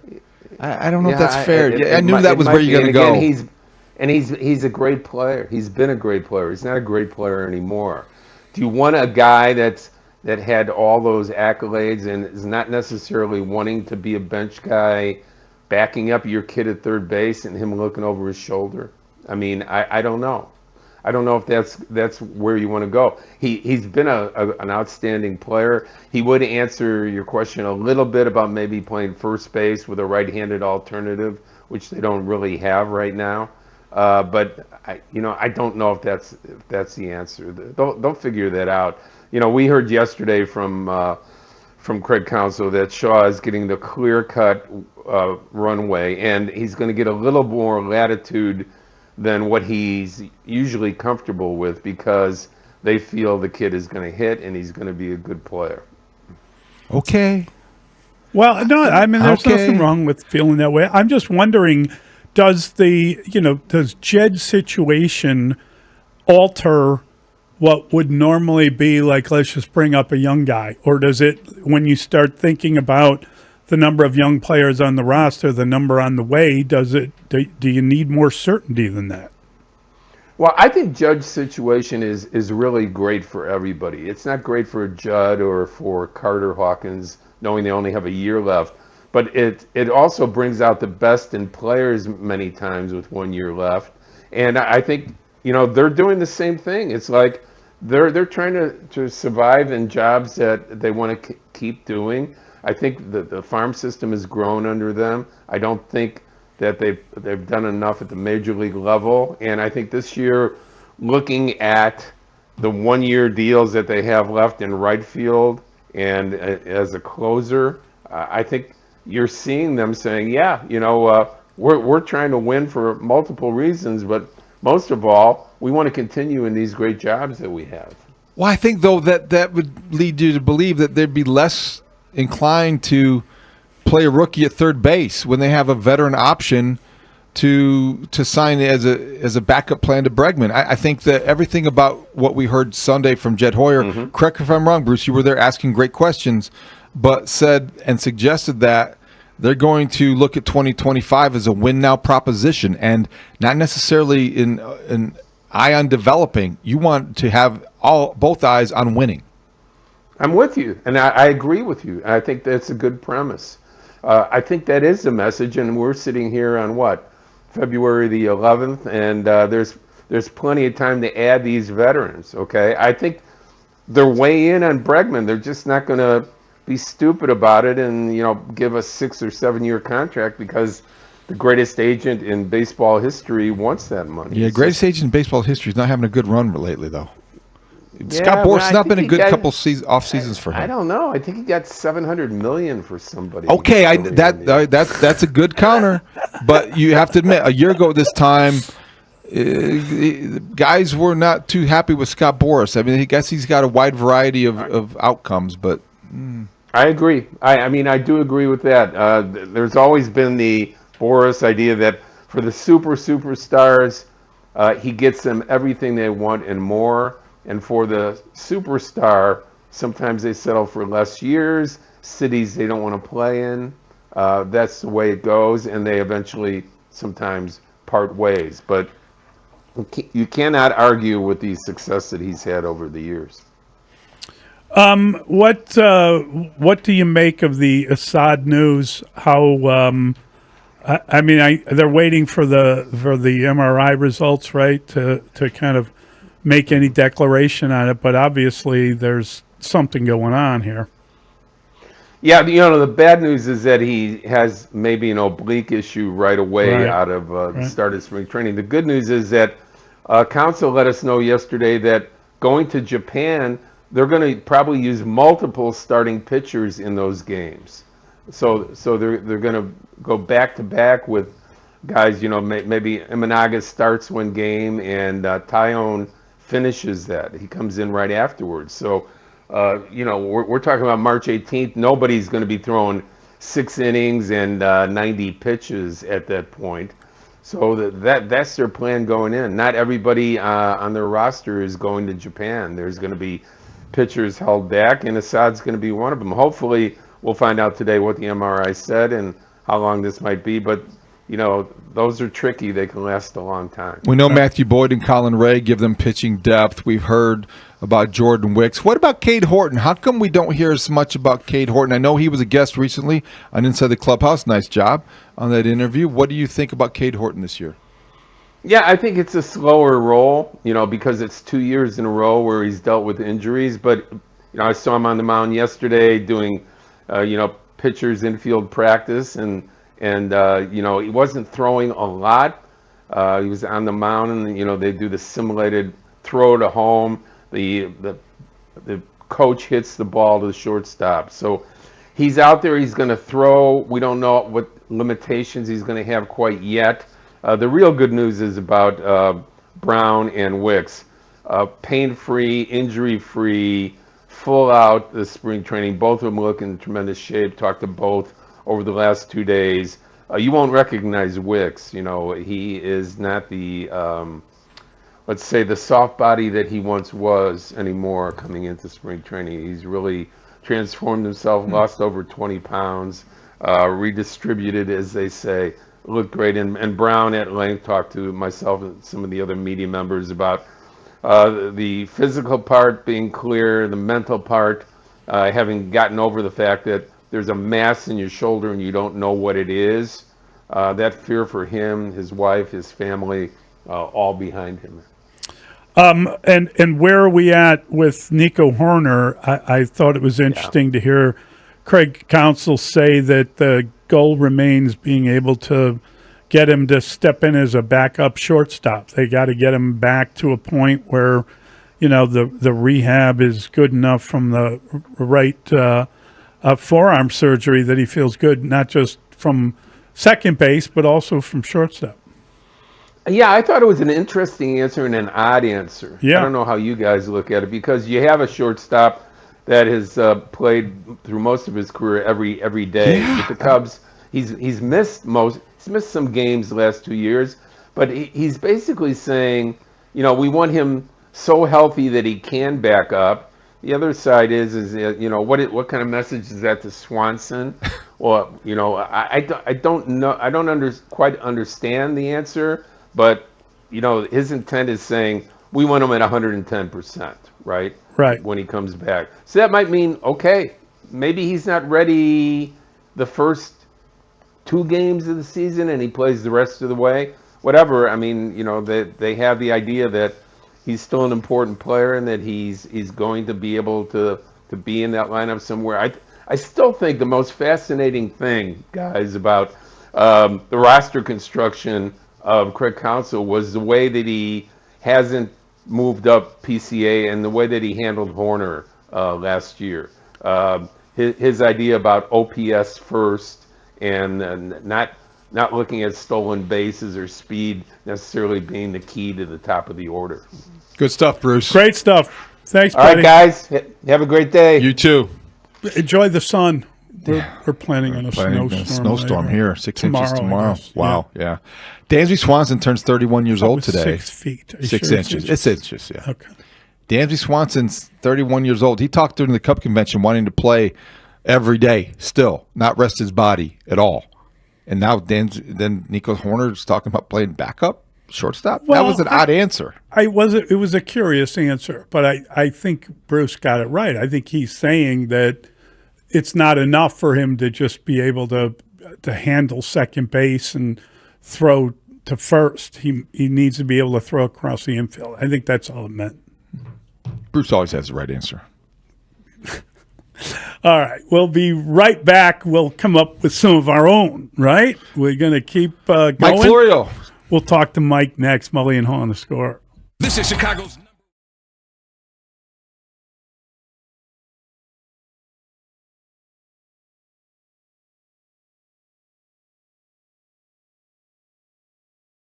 So, Studs, did you end up finding the V. Stiviano stuff? Can you tell me what your relationship with Donald Sterling is?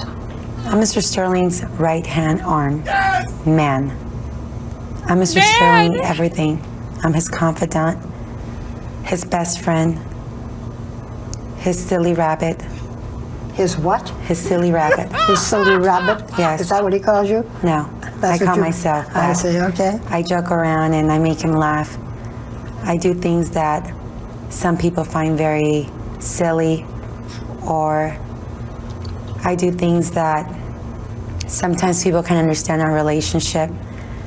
I'm his everything. She gets it. Barbara She Walters' took- reaction. Sorry, go ahead, Layla. No, that woman took down $1 billion business. Barbara Walters' reaction to You're what? I'm his silly little rabbit. You're what? You're what?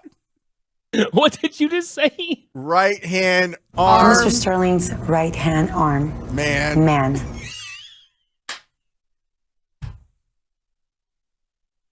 How is that not an obvious shirt? I'm Donald Sterling's right hand arm, and then like a bunch of space, man. Man. Yeah, that's the problem. Is the pause is really what sells it. You got to I'm go Mr. Sterling's ellipses. right-hand arm. Man. Since we're talking about V. Stiviano, let us also make sure to mention that woman, although she did have the paparazzi following her around, she was walking around with that big visor thing. Yes. That was quite the Before scene. COVID. Way before COVID. When she was a trendsetter. Sterling's right-hand arm. Man. Man.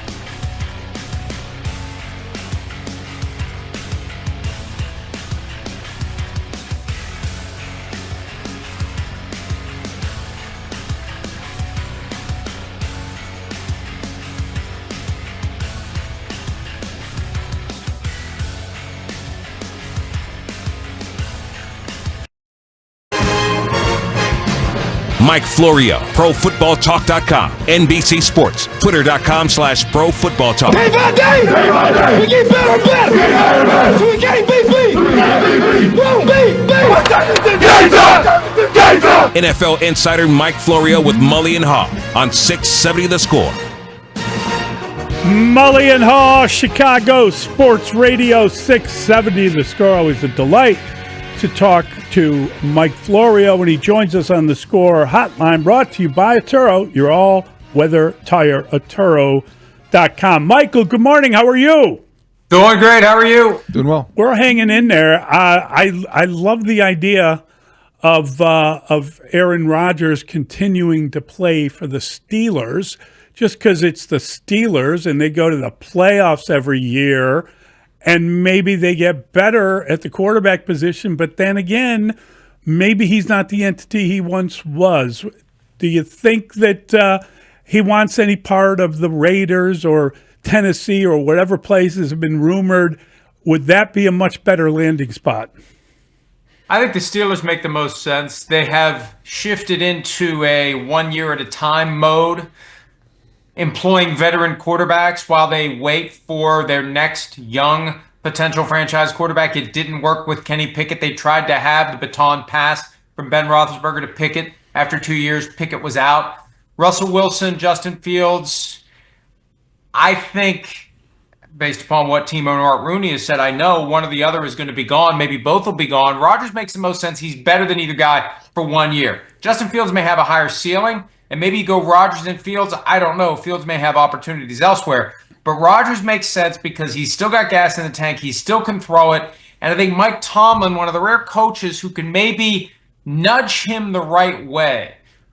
Tomlin has done a great job over the years of controlling difficult personalities, and few are more difficult, frankly, than the delicate genius known as Aaron Rodgers. So I think it makes the most sense for him. It makes the most sense for them. And it allows him to finish his career with something better than what we've seen the last 2 seasons. That's why the Raiders don't make any sense. Why would you want to go there and have another non-playoff season, 5 wins, 6 wins, whatever? Why would you want to do that? Just retire. If you're going to come back, you want to go to a team that's got a chance to compete, and the Steelers do. Mike, which was more surprising to you, the strength of the Eagles or how weak the Chiefs played? The strength of the Eagles, absolutely, because that influenced what the Chiefs did. Although there are some curious things that you look at, I still want to hear why Patrick Mahomes didn't throw the ball to Xavier Worthy when he was in single coverage on the first play from scrimmage after the opening touchdown of the game. They were on their own 33-yard line. Worthy went right to left in motion before the snap, and he had about a half step. You can see it from the all-22 shot. It didn't come up the way it maybe could have or should have during the broadcast. They credited Mahomes for checking down. I question why he didn't let it fly, because if you get a counterpunch in that moment, you could see in the game he started into the motion like he was going to do it. I'd love to know why he didn't, because if you could get that 7-7, if you can get that uppercut to match the right hook you just took, that could change the vibe of the whole game. I don't know that it would have mattered, though, because that defensive line was dominant. And we're reminded once every 5 years or so, if you just have an overwhelming pass rush that can get home with 4 guys, you're probably going to win the Super Bowl. If you can get to the Super Bowl with that team, you're probably going to win it. Yeah, I thought that the dominance on the line of scrimmage was the story of the game, no doubt, Mike. And, it was pretty interesting to see the way that game broke down. It just got out of control. And really, you see a quarterback get sacked, he gets sacked twice, then he throws a pick. We see that all the time in the league. That's a real measure of a quarterback. We don't see it all the time with Mahomes. And it was honestly the second pick where he was on the shadow of his own goalpost, and he gets hit as he's throwing, and that seemed like the game breaker. Once that happened, I didn't have any faith for them to be able to come back in any way. Down 17's bad, but at least if you get to the locker room, maybe you can do something. They clearly couldn't, and it didn't matter. And I'm glad you mentioned the second pick, that it was influenced by the fact that he got hit, because he didn't get hit by a defensive player. He got hit by his own player because Josh Sweat drove Joe Tooney into Patrick Mahomes. And this is an example of a play that never shows up on the stat sheet. There's no statistic that would reflect defensive end shoving left tackle into quarterback, causing him to throw an interception. Now, Sims calls it F the play up. And, it requires study of each play. But if you have a guy who just completely blows up the interior of the line or crushes the quarterback around the end, it F's the play up and it lets somebody else make an interception or recover a fumble or force a fumble or get a sack, and it never shows up. And I say that because Josh Sweat should have been the MVP of the Super Bowl. I don't like the way they vote on it. Number one, there aren't enough people. Not that I want to vote. If chosen, I will not run, and if elected, I will not serve. I don't want to vote, but I think they should give it at least overnight. Because I think I think people didn't know which guy from the defense to vote for, so they just went with the default in Jalen Hurts. And I don't want to take anything away from Hurts, but from a game like that, you got to have the MVP come from the defensive side of the ball, like it was Richard Dent in Super Bowl 20. It's got to be a defensive player, and Sweat deserved it. And 2.5 sacks plus that forced interception caused by his dominance of Tooney should have been the MVP. Can't disagree with that. And he had 5 quarterback pressures, too. Yeah, that's pretty great good. game. Thanks, Mike. Thank you, Mike. Thanks, guys. That is Mike Florio. Great stuff, as always. You could wait till the morning after, but then how would they get to Disney World? We're gonna bring in Clay Harbor next. We'll talk to him. He was in Philly for the big celebration. We'll get a chance to pick his brain. Mully and Haugh on The Score. Time now to drop.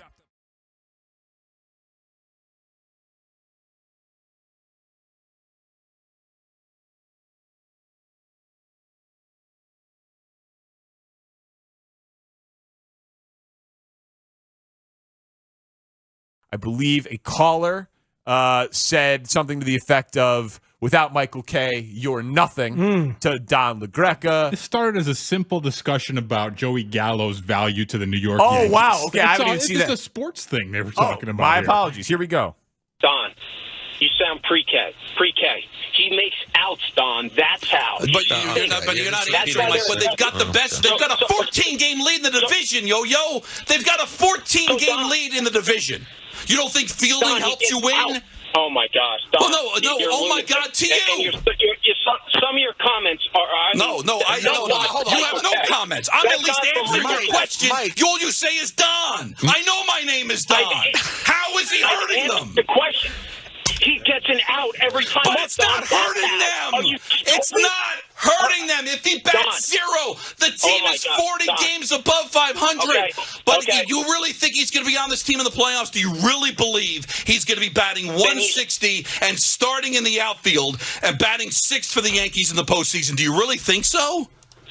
So, Don, if they had a guy batting 300 in his spot, they'd be 25 games up. That's how he's hurting him. Oh, my God. You think so? So that's what you need to do. Oh, stop with your Michael Kay. I'm on the air. I worked at the Fan before Michael Kay. I do Ranger games without Michael Kay. 16 years doing pre and post for the Jets. Oh, my God. Guess what? No Michael Kay. I got a podcast that's in the top 50 in every country on the planet. No Michael Kay. I've got 2 kids. I've got a wife. 17 years. I'll be married during September. Guess what? No Michael Kay. I've got hair that people would die to have. Michael Kay, nothing. I'm a fabulous driver. Michael Kay's got nothing to do with it. I'm one of the best friends you could ever have in your life. Zero to do with Michael Kay. Do not ever say to me, you wouldn't have the guts to say it to my face, Michael Kay's got nothing to do with what I am and who I am. I can work with Michael Kay. I can work without Michael Kay. You better bring it. You ask me questions, I answer them. I ask you questions, you say, Don. That's what Cuber was saying when I was tripping on Mesk in 84. Play it, Don. Kept looking behind me, thought something was going on. I hate you. Oh, my God. Tripping on mescaline in 1984? With Cuber? Don. That's what Cuber was saying when I was tripping on Mesk in 84. Okay. That's something. Guy was on mescaline playing Cubert in 84. Noted. Ask Don Greca about that. Also noted.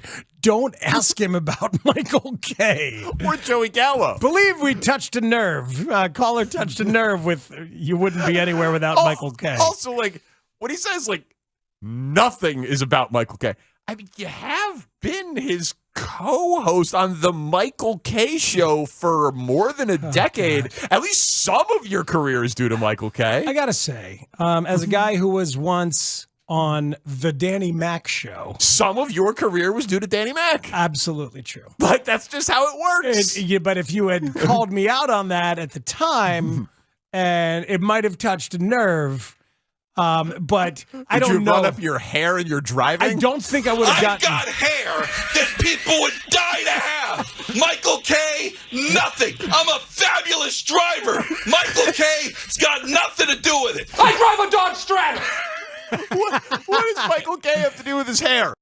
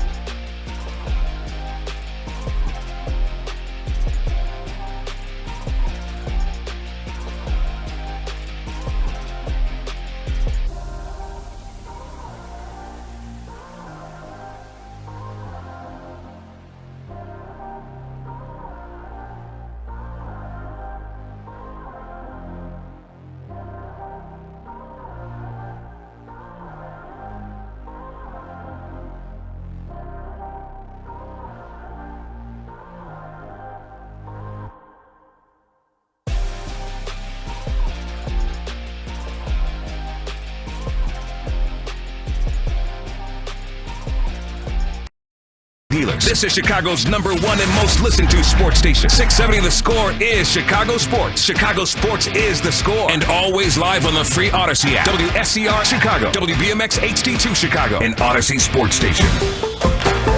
The Score! Scoreboard update. Score Update Studio brought to you by AlmostFreeTeeth.com. Save on dental implants. Do that today. Over 100 million of you tuned in to Super Bowl 59. You saw the Eagles take care of the Chiefs 40-22. Clay Harbor knows all about the Eagles. He'll join Mully and Haugh next right here on 670 The Score. 6:45 tonight on The Score. Bulls pregame with Chuck Swirsky as the Bulls play the first of back-to-backs against the Pistons. Lonzo Ball probably out due to illness. Ayo Dosunmu also may be out because of illness. The Blackhawks sitting 17-31-7 now on a 2-week break for the Four Nations face-off. This hour and this segment brought to you by AlmostFreeTeeth.com. Save on those dental implants.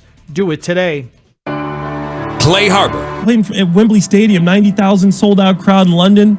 and for some reason my heart's beating getting out of a limo to go date some girl. I'm like, first off, what's wrong with you? Football analyst for Chicago Sports Network. Former NFL player. Not a quarterback, I'm a tight end, but I've watched a lot of tape. I've been in meeting rooms with Tom Brady. I've been in meeting rooms with Drew Brees. I've been in meeting rooms with Michael Vick. Quarterbacks know what they can do and what they can't do, and I know what a quarterback can and can't do and when you're supposed to expect them to be able to be successful. Clay Harbor with Mully and Haugh on 670 The Score. Mully and Haugh, Chicago Sports Radio 670 The Score. Delighted to talk to Clay Harbor. He joins us on the Score Hotline, brought to you by Atturo, your all-weather tire, Atturo.com. Clay, how you doing? I'm doing great, man. Just getting back from Philly. It's exciting. It was the city's still standing, believe it or not. Win or lose, you knew there was going to be some stuff going on out there, but it was a lot of fun.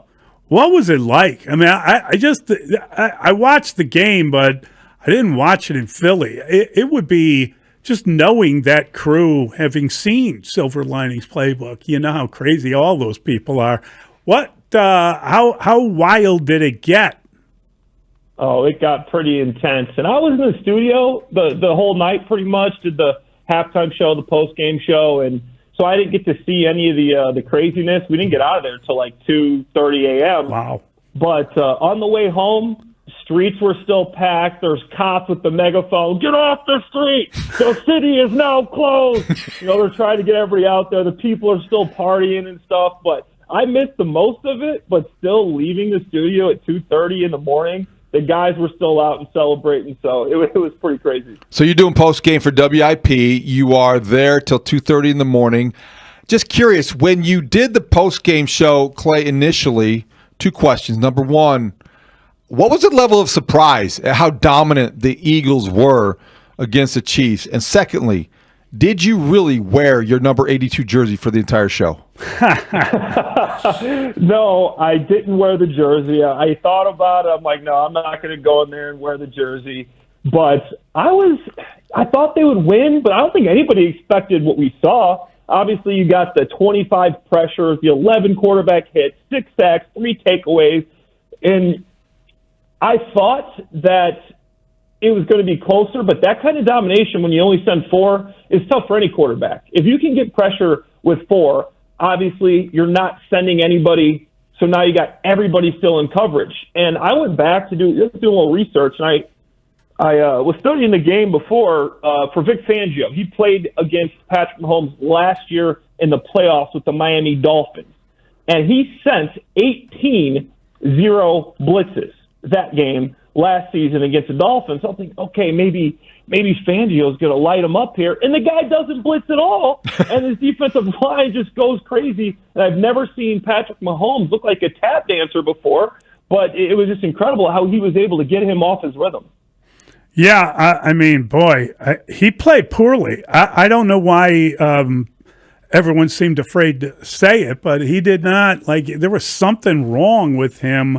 He was not accurate at the beginning of the game. He missed some throws. I know he was under siege the whole game, but we always talk about toughness at the quarterback position, and toughness could be defined as taking a sack and making a play. He took 2 sacks, then threw a pick 6.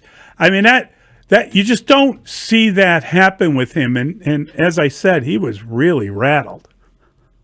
Oh man, I've never seen Patrick Mahomes like that. You're talking 6 of 14 for 33 yards in the first half and 2 interceptions, 1 first down. The Eagles had more points in the first half than the Chiefs had net yards. It was his lowest QBR of his entire career. I'm not just talking about his lowest QBR in the playoffs and the Super Bowl, his entire career.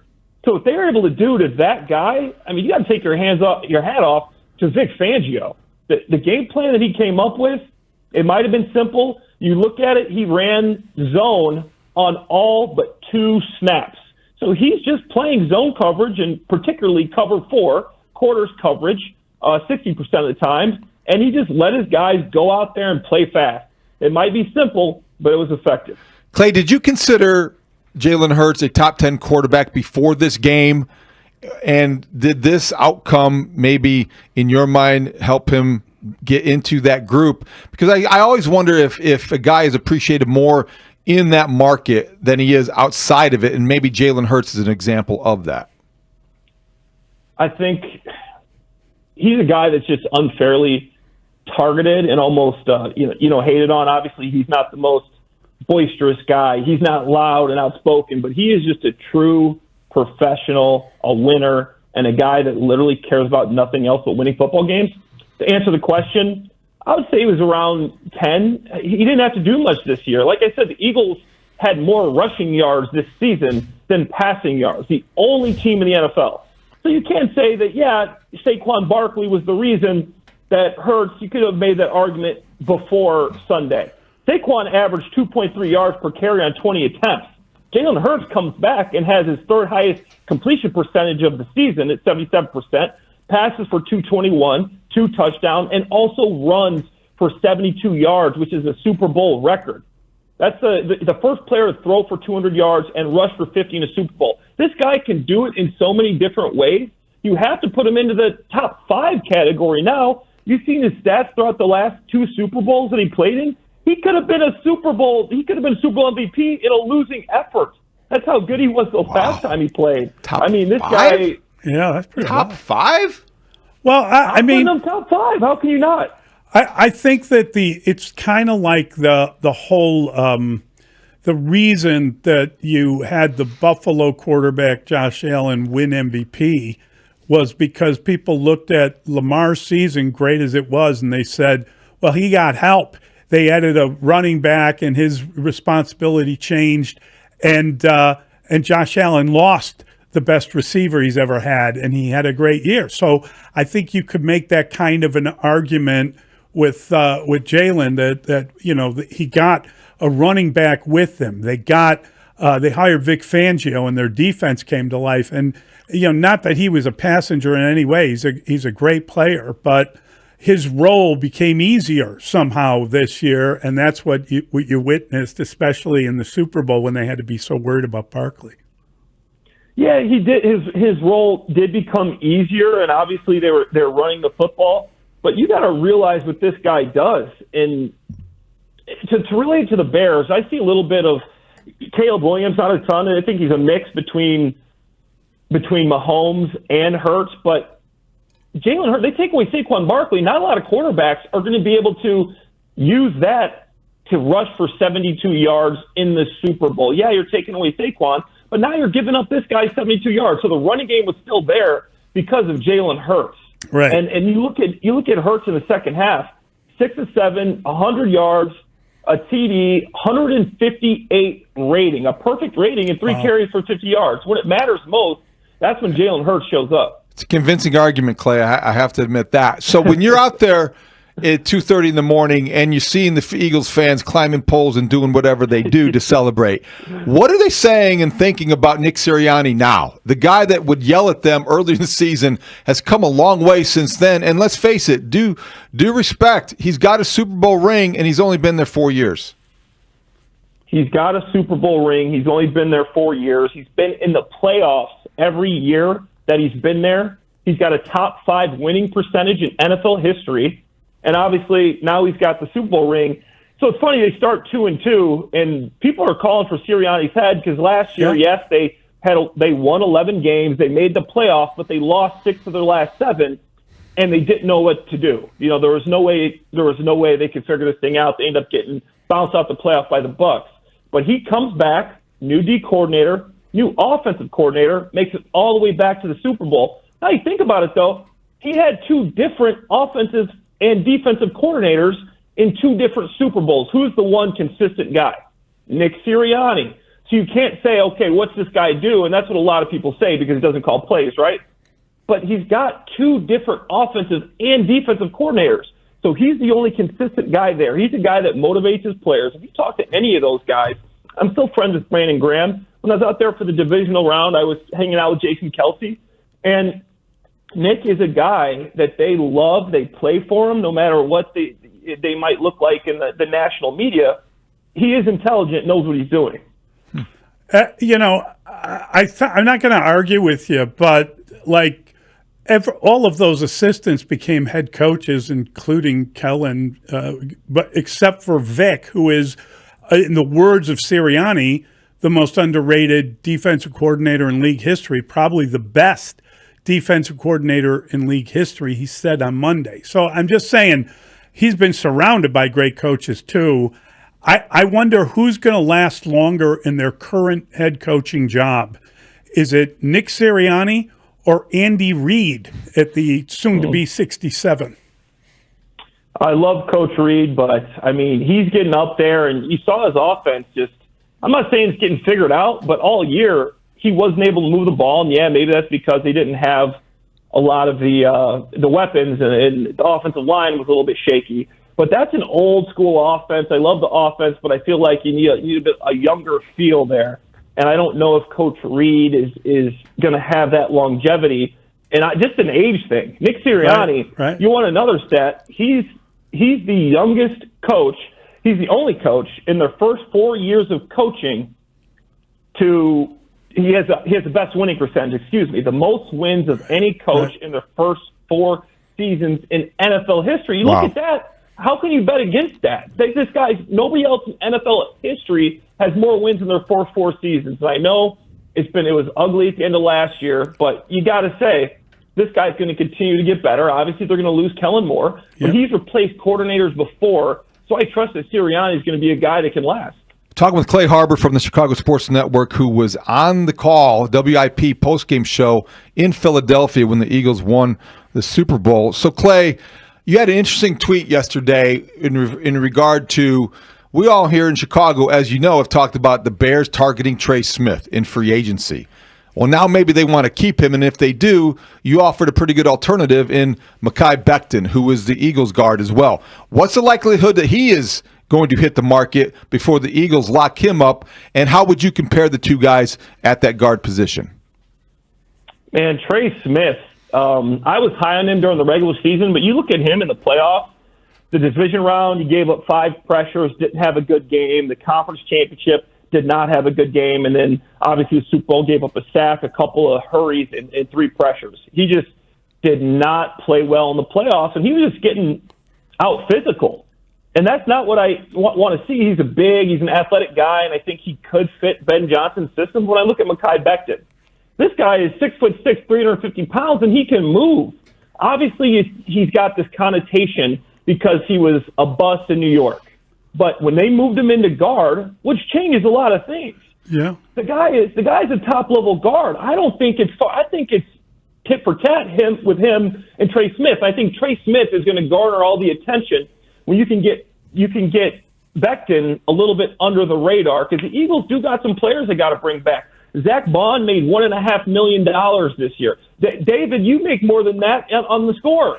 I mean, they have to pay him. He could have been a defensive player of the year. So there's some pieces they got to get back. I don't know if they're able to bring Becton back, Bond back, Josh Sweat back, Milton Williams, who to me is one of the most underrated interior defenders in the league. The guy's great against the run and pass. He would be a guy I'd be interested in.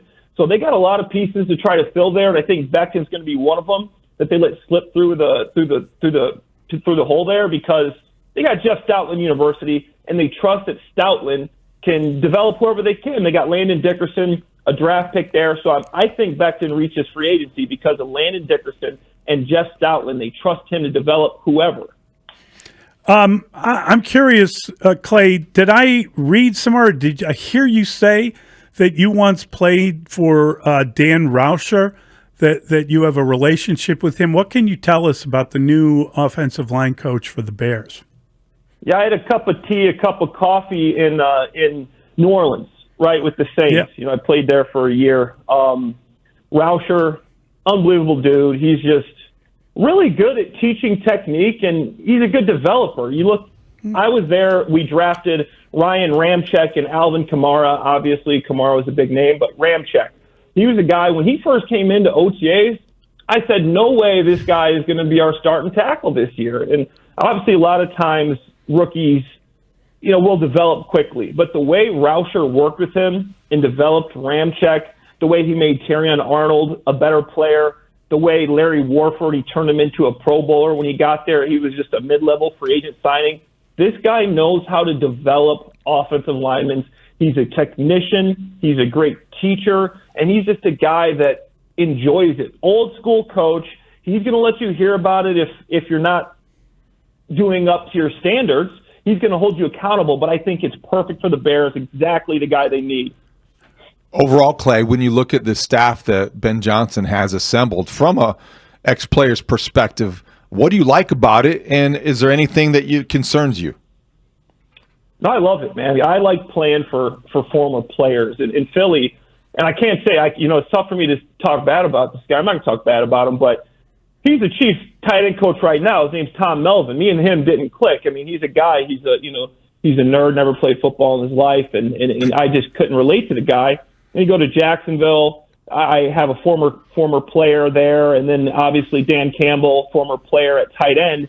It's just so easy to relate to these guys, and they relate to you because they've been there and they've played the game. They can teach the technique, and it's almost like you're listening a little bit more. And I love that you got a lot of experience, firstly, and then you got a lot of former players that have been in the arena, have had the pads on. They know what it looks like when you're trying to pick up a blitz. They know what it looks like when you're trying to diagnose one high or two high safeties. They know what it looks like when you're bluffing the blitz and they have a fire zone. They can just teach better, and I love how they got so many guys with experience on this roster, experience in coaching, but also experience in playing, because that makes a big difference. I'm curious, Clay, when you look at that sort of thing, and when we talk about Rauscher and his teaching ability, are there any current Bears offensive linemen? They got like 5 free agents. They got a couple backup guys. Is there anyone that you think he can work with? Is there anyone you would sign back because of the way that he works with people? Is there any hope for returning any of these guys? Projects. That's what I'm saying.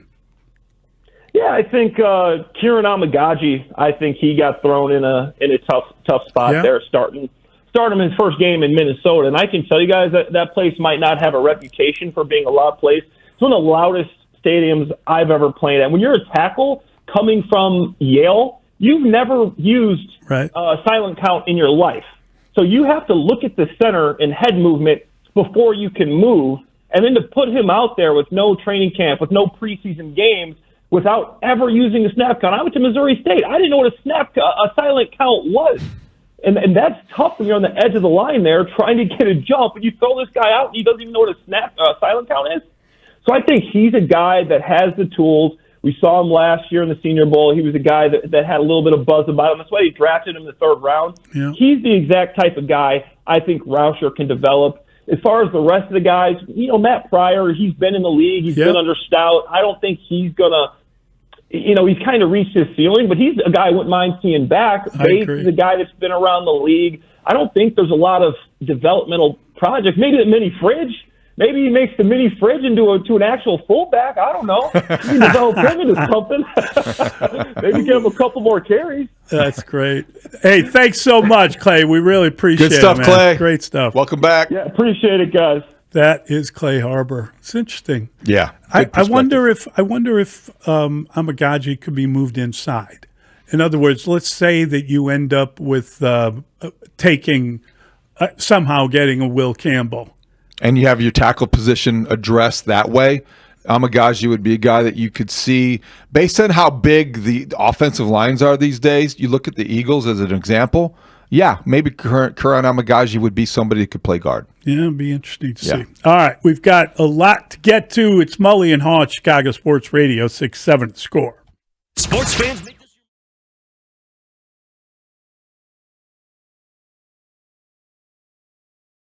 It's the grand opening of Raymond Kia in Antioch. Our new lounge is over 4,000 square feet with multiple TVs and workstations. We also have 18 service bays. The best part is we have more space for basketball. And more Kia models. Right now, get grand opening savings like this. Come in today and ring it up at the grand opening of Raymond Kia on Route 173 in Antioch.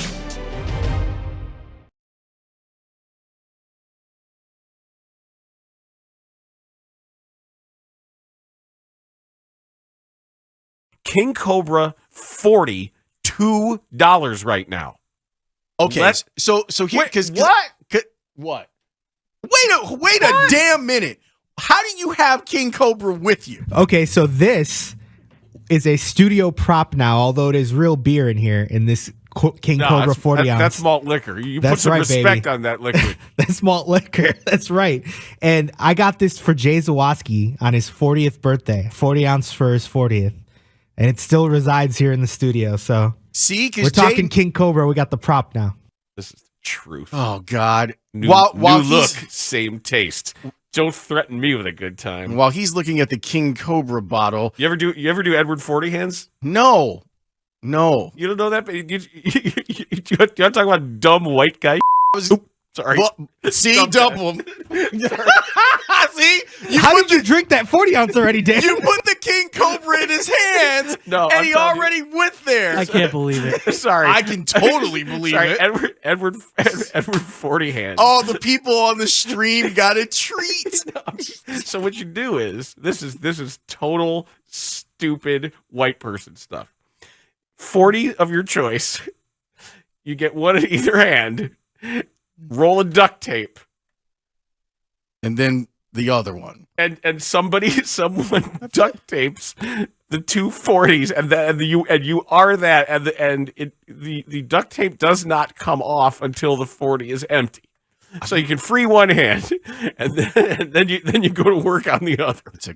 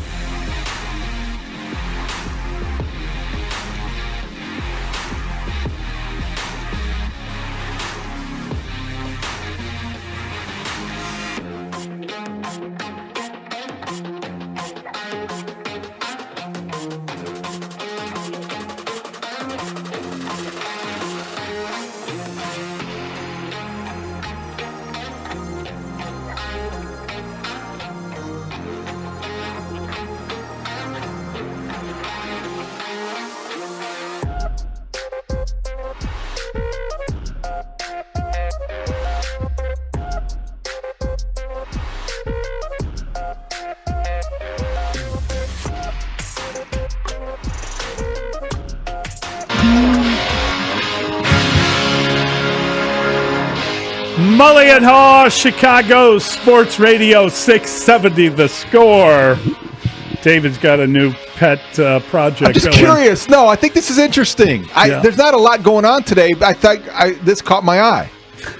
Chicago State is starting a football program. That's crazy to me. And they are beginning their search this morning in a press release at 7:31 this morning. So I've been sitting on this for a while. I'm very intrigued. You must be uncomfortable. Chicago State is looking for a head football coach. Should I add that to the update? Would you please? Would I say that they did this earlier today? Oh, don't poke the bear. Don't poke the bear. Here he goes. Chicago State's beginning its search for a head football coach. They're officially beginning the quest and the project of bringing Division I FCS football to the South Side, according to the tweet.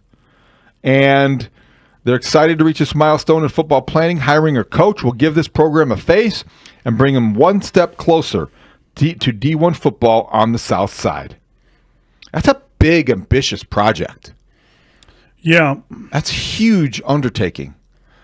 And they need a face of the program. They need somebody to go in there and just want to do this and not know exactly what's going to come next. There are going to be some growing pains.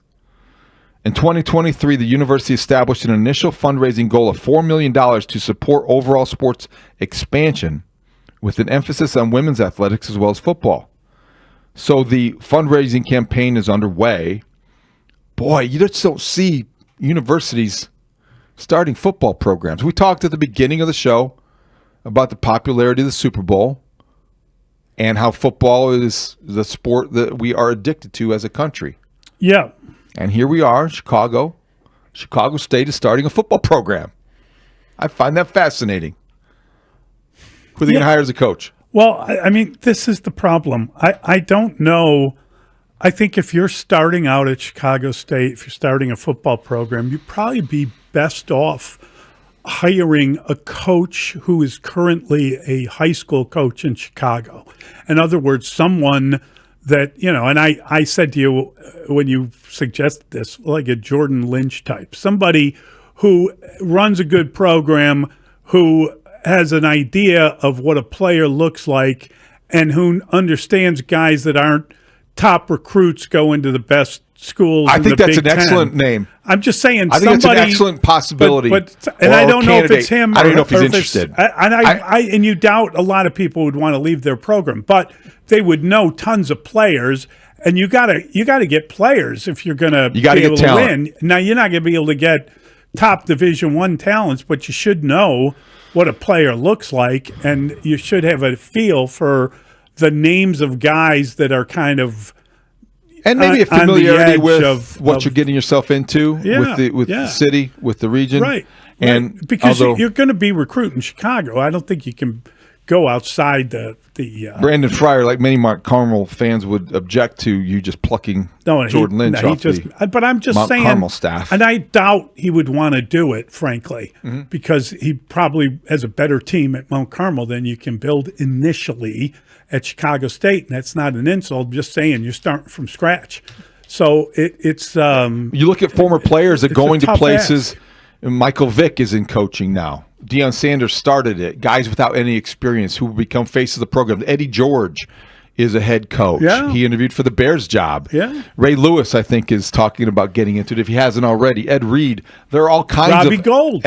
Robbie is Gold moving from one program to another. Would he be a candidate at Chicago State? I don't think so, but I don't know. Howard Griffith is a guy who has, I think, been involved in the fundraising effort, the expansion, and maybe the beginning of this project. I don't know that he would want to coach. I know his son's in coaching. His son's on the Illini staff.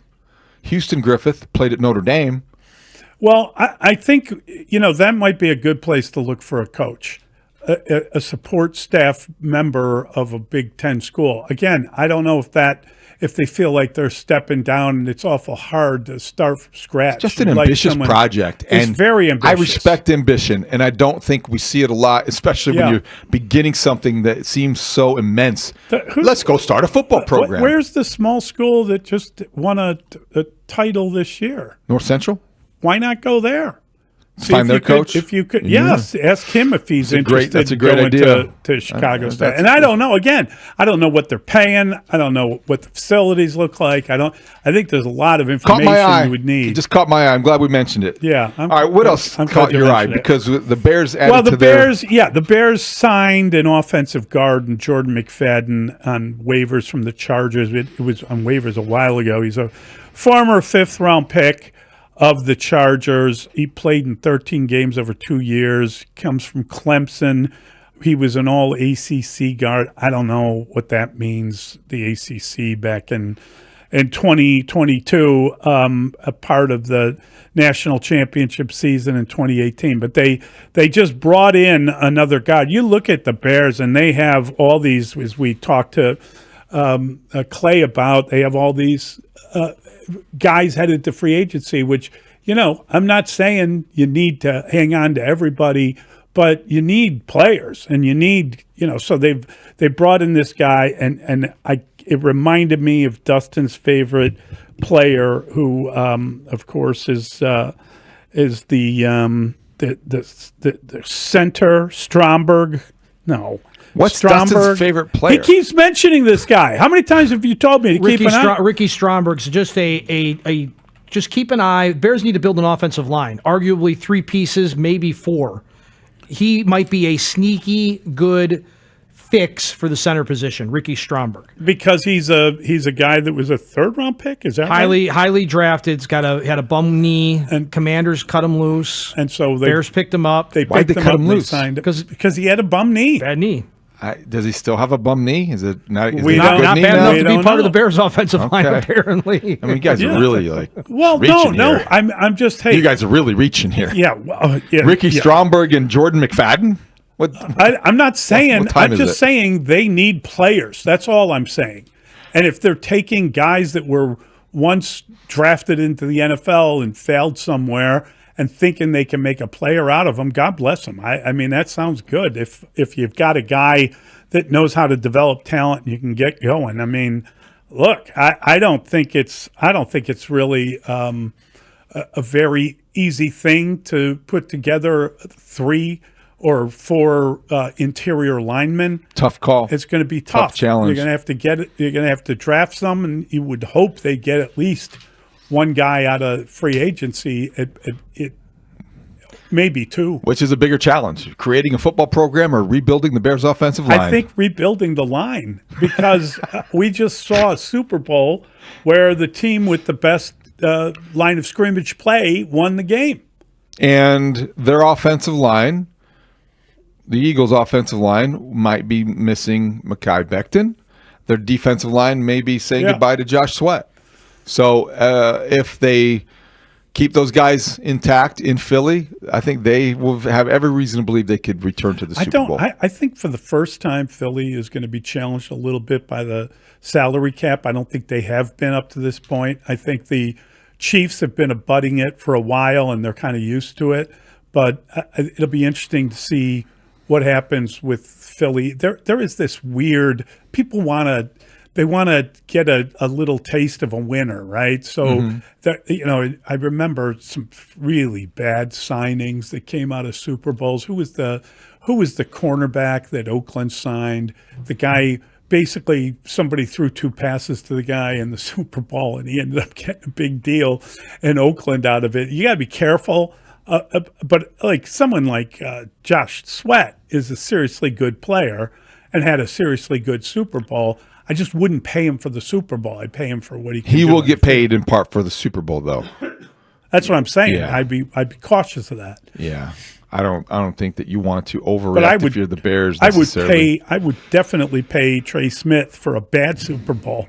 I just don't think he's getting out of there. Well, Clay Harbor had a pretty good point of view talking about how Well, Becton is an option, but also Trey Smith did not have a great postseason. Right. So he did not maybe have a that great reduces playoff. his price. Maybe it brings it back, but I also think you have to balance that toward the need and supply and demand. And if the Chiefs want to rebuild their offensive line, doing so does not it seem in line with letting go your best offensive lineman.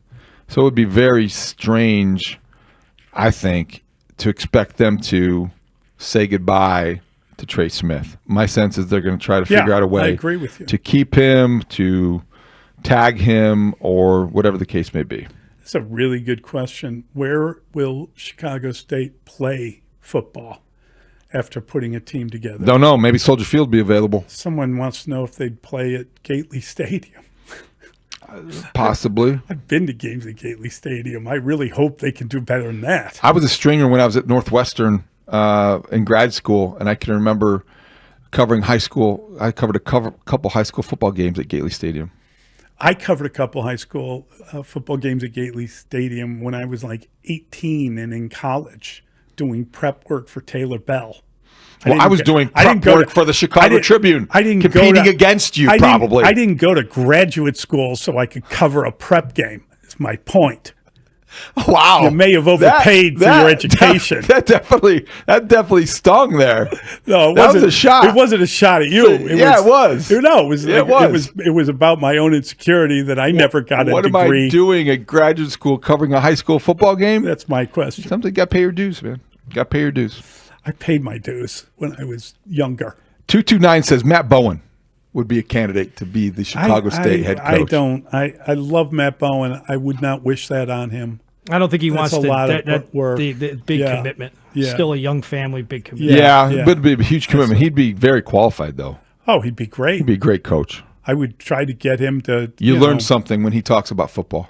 I'd like York to steal him away from IC. How about get Jason McKee, and then he could bring the coaches he currently has. I think Jason McKee is the kind of guy that you're talking about. Yeah. Jason McKee is the kind of guy that you would bring attention to that program, has had success as a high school coach. That's what I'm saying. Knows some people in the industry and would be a great front man for a program like that. There you go. We just made a hire. That was the first name I was thinking of, Jason McKee. He's on TV, former Bears player, Chicago connections. I mean, what more can you want? It's a great choice. Did we mention Tom Zivikowski, who's taking over at St. Pat's? Tommy Z. Great story by Dion Miller on ABC 7.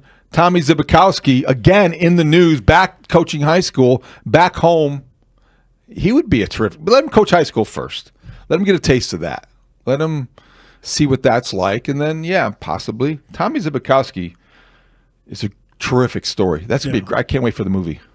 You love him. I do love him. Jeff Samardzija could take all his baseball. He's made too much money. His baseball acumen, and he doesn't want to work that hard. Get back to okay. I don't think he wants to work that hard. Tommy Z does.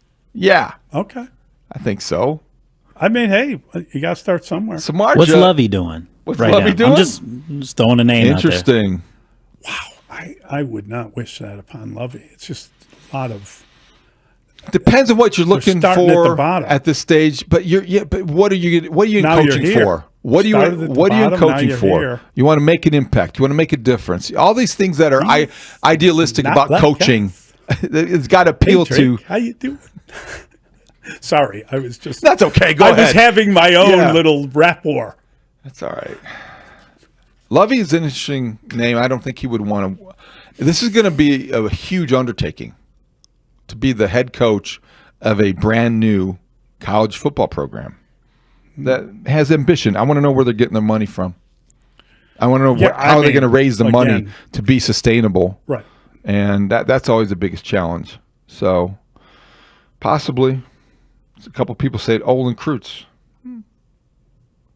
Why would Olin want to do that? And another guy is too overpaid for it.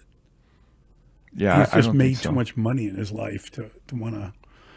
Who knows? I mean, whatever he wants to do, but I think Bulls back in action tonight. They're back home, right? They have the Pistons. They got the Pistons for 2 straight nights. Yeah, back-to-back games. What the hell is that? I don't know. They're at home against the Pistons, 2 games running, and they got flu going through the team. It's a very quirky schedule this week. because the All-Star game and you have to play certain teams. They did it last year, I think. I was told last night. The Hawks, they played back-to-back games against the Hawks. They should play one of their flu players just to sneeze on these guys, so then tomorrow they have the advantage. Yeah, get Cade Cunningham out of there, right?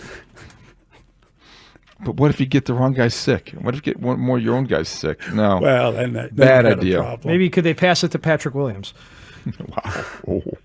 Might actually get back in the starting lineup because of the flu bugs. That's just me. He's better coming off the bench. He is. Matas will be. Did you see what he said yesterday? He said that he's not going to the slam dunk contest to lose. I like his confidence. Would you elaborate on that? He didn't say he's going to win. He said, no, I wouldn't elaborate. You just say elaborate. Okay. It's a one-word direction. Elaborate. There you go.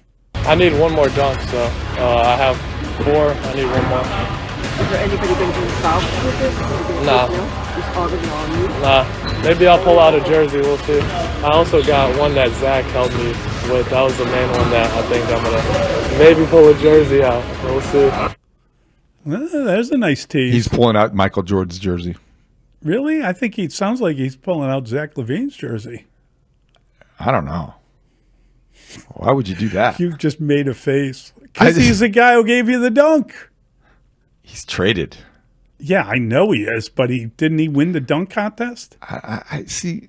Yeah, he did. But I think that would be kind of odd. Mike was given the dunk contest because it was in Chicago. Dominique won it that year. Let's not get into it because Dustin will get upset. I just don't think that pulling out Zach's jersey would make a lot of sense. If you're going to pull out a classic vintage jersey, it would be number 23. Well, unfortunately, Zach LaVine Bulls jersey is vintage now. Did you see the Kings won last night with the last-second shot by? DeMar DeRozan. Yeah, DeMar DeRozan. Who else? He's taking the last shot with Zach on the floor, just like old times. Shocking. You know, as I went back and watched the singing of one Kendrick Lamar, DeMar DeRozan is mentioned in that song. Yeah. Because he played in Toronto. He's in the video, too. Yes, he is. He wants him back, and he tells him to come back to Central. Yep. The most interesting thing about that sentence is that when I went back and watched the halftime show. Why is that so stunning? I did, too. I watched it, too. See, there you go. I didn't. I wanted to get all the messaging. Yes, and it's I difficult read all the stories. when you're oh, well, if you've read the stories, why would you watch it? I read the reports. You read other people's opinion of it. You didn't want your own. I had my own opinion. I supplemented that with others. I got to the halftime show and then I stopped rewatching the Super Bowl. Oh, wow. Look at you. Yeah. Yeah, I mean, I started with that and then I went back. Because did your opinion of Tom Brady change? You got a lot of pub yesterday for that. I got to be honest with you. I did not listen to the game in the same way. You know what I mean? I kind of was watching plays and going through. I didn't care what Tom was saying that time. Dustin thought that maybe we were a little harsh on Tom Brady after his second go-around. Were we? I specifically listened. I cranked the TV. Yeah. He wasn't great. Yes, but he wasn't. at least in the first half. To be fair, I did not get all the way through. I did stop it at halftime. He wasn't as bad as even I thought he was in the first half. I think part of it's the game. Like you're so like caught off guard by how bad Mahomes was playing that it just made everything bad, right? But he wasn't great, but he wasn't as bad. Troy Aikman wasn't great at the beginning. Troy Aikman has become the guy now, right? When Troy started, Troy was not great. We took shots at Troy that he wasn't fantastic, and he became fantastic. I don't we'll think see. I ever took a shot at Troy. I never took a shot at Troy Aikman. No, you're talking to yourself there, pal. Don't be dragging us into it. I will say this: I missed the entire thing. That it was the halftime was like a video and in the game and the whole like that all escaped me as I watched it live and while I was watching the Super Bowl because I wasn't concentrating enough on it. But when I went back and watched it, I saw it completely differently.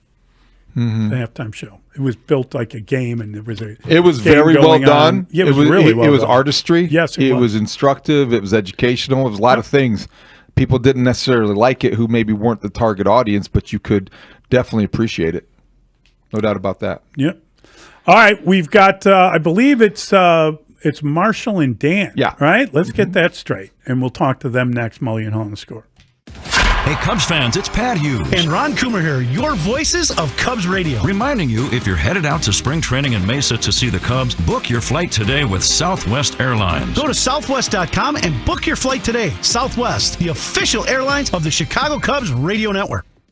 Attention lovebirds. Valentine's Day is almost here, and Diamonds Direct is I might even get a new robe for next year. And we'll keep it here. Like a proper robe? Like a silk satin velour. I was actually Hugh thinking more of the Hefner. like super thick hotel robe. Like like still at the Five Seasons. Yeah, no, I'd probably get a. I imagine your robe has holes in it. No, I'd get a good terry cloth robe. Okay. Like an orange one or a blue one if I can find it. I didn't bring this up last year, or maybe I did and I forgot, but I actually have a Bears robe that No, I you would wear. don't. Yeah, I do. Okay. Is anyone surprised by that? No. If we had to like fill out a ballot and said write down the one person in this building who's most likely to have a Bears bathrobe. Studs is top 3, and he's not 2 or 3. Oh, come I on. will say, I will say it was gifted to me. So? I did not. I know. I know. That I makes didn't the go out and point. buy it. That makes the point because you're like, it's a bathrobe. Follow-up question. Do you have Bears slippers, my friend? No, but I have bear claw slippers. What is that? So you do. Of course you do. What are bear claw slippers? Because they look like an the- actual. They look like bear, like actual bear. You I know, was like thinking feet. the pastry, like pastry on your feet. No. They actually look like a bear paw. Oh, okay. And you just slip your feet in them. They're We furry. said claw, not paw. They're extremely comfortable. But the fact, it's just of course somebody would gift you those because they know you would love them. If it's got a Bears logo on it, you're in. The bear claw slippers I specifically did ask for one Christmas though. I said to my mom, I want bear claw slippers, and because Homer Simpson wears them a bunch. That's where I got the idea from. You can also get the moo for when he has to gain all the weight to go on disability. I'll take the moo. I don't want to look like a weirdo. Right?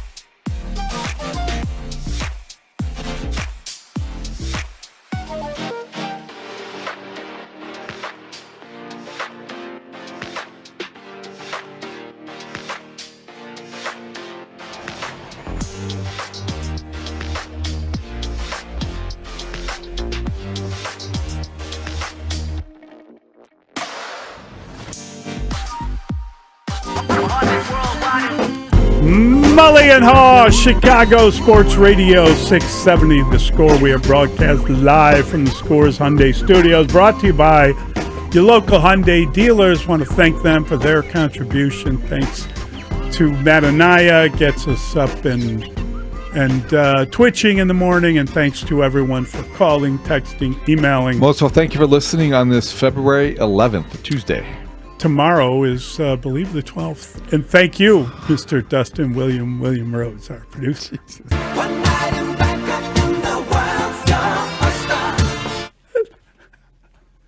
And thank you to Brandon Fryer for his great work.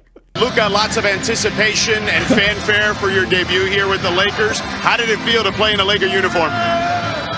Special, man. The way they received me, everybody, teammates, front office, everybody here. I heard a lot of noise when I was introduced, so I really appreciate it. It was a special moment. What was the message from JJ, LeBron, and your teammates to you today? Be you. Simple. Be you. That was Matt Nagy's message. Be you. That was a great moment, though. Luka had a moment. I didn't watch all of the game, but everyone in the 77 T-shirts introducing him last. That was cool. They had a whole stadium full of 77 jerseys, and you saw LeBron put one on right away. What a welcome. Yeah, it was really special for Red Grange. I did not stay up that late. Not going to lie to y'all. Yeah, I didn't either. But I watched it this morning, but David stayed up. We have Marshall Harris. He's right here. There he is. Good morning. Good morning, Marshall. And he's with Dan. It's Dan Bernstein. Bye-bye, Bernie. Wait, what was that? It's an oldie but a goodie. It was that was a home run call for John Birdie. Oh, bye Birdie. Yeah, okay. whatever. Okay, I see you. It was silliness before 8 o'clock, probably. Yeah, it was good fun.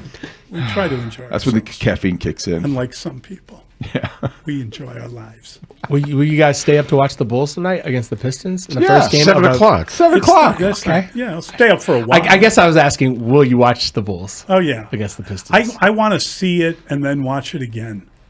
I'm gonna watch it and then I'll watch it tomorrow. Because the last time they played the Pistons, the Bulls played like horse crap, and they kept turning over the ball, and they kept allowing lobs for dunks. That could be any game. I plan on watching that. It was not only specifically tonight, but tomorrow night too. Yeah, it was really ugly the last time they played. So you know exactly what the plan is going to be against It's really them. weird that they're playing them 2 nights running. Yeah. Isn't that strange? It's very strange. Same team, same stadium, 2 nights in a row. Usually you have to do a home and away type thing. And Detroit's not that far. It's like baseball. You play the same game, same team 2 nights in a row. Yeah, it's crazy. It doesn't happen in the NBA, but then you get the All-Star break, and then the Bulls won't play for a few days. And we got the hockey break. The hockey break. Be nothing going on except for exhibitions. Football's over. What is a hockey break? There's international a Four competition. Nations Cup or whatever it is. Four Nations. Yeah, Four Nations Cup. Yeah. What nations? U.S., Finland, Canada. U.S., Canada, Really? and Sweden. Do you have a computer or a phone or anything? Good. Yeah. Seriously, they're stopping playing hockey? Yeah. Oh my God! Dan, they do it all the time. 2 weeks. Stop. Your sports fandom knows no bounds. No. That's But the dumbest thing ever. They're just not going to play because they're doing some in hockey the middle of the and season? soccer, they just take breaks to get Okay. international. It's Four stuff. Nations face-off. Yeah. Okay. Where do they play? What do you got? What are you going to talk about? Because we're leaving now. You made them mad, Dan. Try buying a newspaper. I do. Online. I am a subscriber. Then look at it.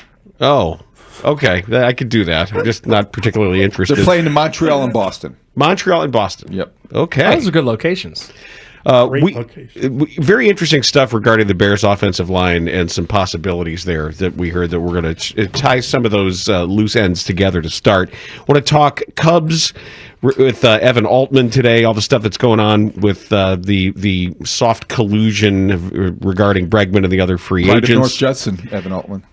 Yeah, and it's some interesting thoughts on this pursuit, or he's not happy about the Bregman idea, so he will discuss.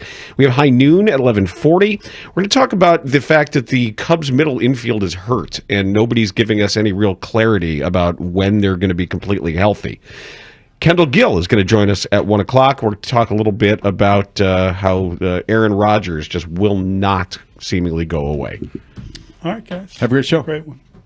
This is where Chicago goes to talk Bears football. We are Sports Radio 670 The Score. Broadcasting live from the Hyundai Studios. Presented to you in part by your local Hyundai dealers. WSCR Chicago. WBMX HD2 Chicago. And Odyssey Sports Station. The Score! Roofers and waterproofers, Local 11.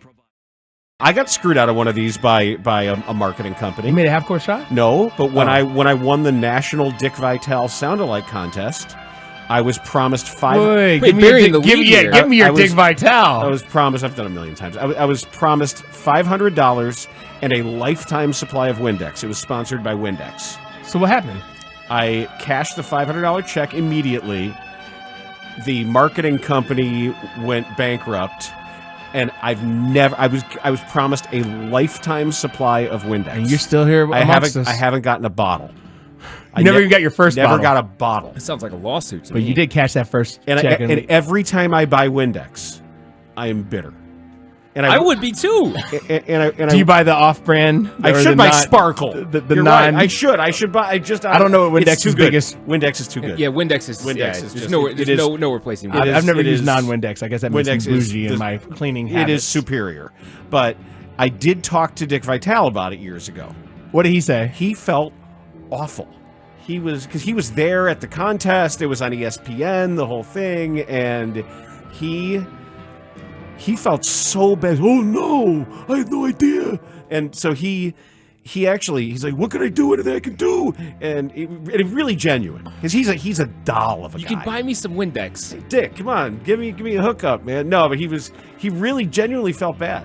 Well, if he didn't make some kind of commitment to buy you lifetime Windex, then he didn't feel that bad. No, what's he gonna do? I mean, Somebody explain this to me.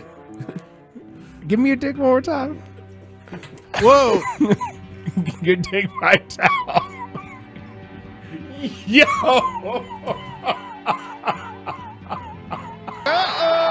Super Bowl Friday, baby.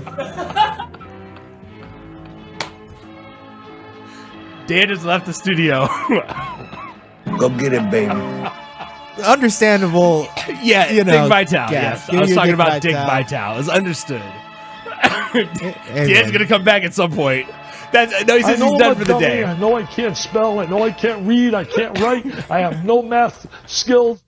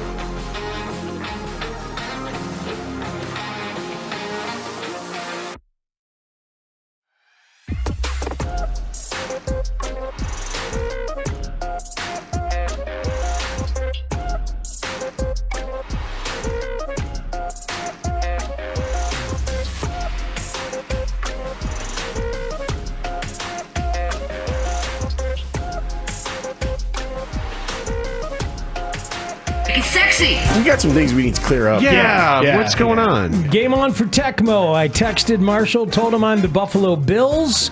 Oh, wait, we're not playing? I want to know who's ducking whom. Whoa, look out! Ducks! Whoa! I'm not ducking anyone. I zooming who? It's a great Aretha Franklin song. I brought the Nintendo and I said, "Here it is." I thought everything was cool, and but we have a Super NES that is HDMI compliant. But it's not the game. It's a different game. I was like, kind of sounds like you're ducking Speaks. I sense much fear in you. I've literally never played that game. I was alerted that Marshall didn't want to play on that inferior machinery. That's not. And I actually agree. So it's kind of a thing. Kind of seems like Speaks is ducking Marshall. Bobby, I told you no video games at the table. I thought y'all were handling all the technical. And honestly, we have. It's handled. This is going well. It's not handled because when I brought it in, this is going great. Feels good to have a partner. I looked for Connor on Friday. He was not here. You said Connor will set all that up. That's what you told me. And it was set up. No, it wasn't. I'm glad, Dan. Because it's there, and he's like, no, we can't make this work. Let's define the word is. Didn't we already go through this? That's a linking verb. Whatever you need to know. Boo. Boo. Yeah, they were ready. It's not the Boo same this game. Man. And boo that man, too. Boo! A texter says, I changed my lunch break for this. God bless you, sir. I'm hungry for duck. Well, The Bernstein and Harris Show, middays 10 till 2 on Chicago Sports Radio 670 The Score. Good morning. Hope you're battening down the hatches for tomorrow's mega winter snow blast. I have a question. Because of the price of eggs, does that mean eggs will still be at the grocery store and it'll just be the bread and milk that's gone? I don't know. It's February in Chicago. There's going to be some snow. But a lot of snow. More snow than we've had. Snow would be like... So you get 8 inches. What the hell, man? Hey, stack up on your toilet paper. I feel like that's the number one thing people always do. Remember It's COVID? Like, February. get your toilet paper, man. It's February in Chicago. Yeah, but I've been here for 3 past winters, and I never really was worried about snow until... So you still shouldn't be. Oh, okay. You're right. What are you worried about? You're right. I'll probably walk to work and from work at the same as I always do. It's not like molecular acid. It's just snow. It's frozen water. It's not molecular acid yet. Right. Oh, yeah. With the way things are going. That's true. It could become that. Eventually. It'll become like the blood of the alien xenomorph, but not yet. When I was a kid and I would like complain about the weather, like my dad would say like, hey, let's go here. And I would say, but it's raining or it's snowing. He'd be like, you made of sugar? Exactly. No, my mom was like, you're not going to melt. Right. Thank you. It's the reaction here to these like mega super snow blast. I'm live at the giant pile of salt that'll save us all. Oh, don't do that. We beseech thee, giant pile of salt. That's the best. That's the best one. The stand up in front of the giant salt. Time. The salt shed. I'm standing here in front of a giant pile of salt. The same one I've stood in front of every year. Have you seen this snowplow? The snowplow will be on the road. We have given the snowplows silly names that have been voted on. This is Mr. Plowface. What's crazy about it is y'all are like mocking and it's all fun and games. If you live down south, it wouldn't be fun and games. We don't! Because I know. We're here! I got it. I got it. If the news director is from the south and is like, well, shoot, what's all this falling from the day's sky? Then Is that hire what people from somebody the south else. sound like? Because I'm from the south and I don't sound like that. Good Lord, man. Yeah, there's going to be snow. You know what you do? You shovel it.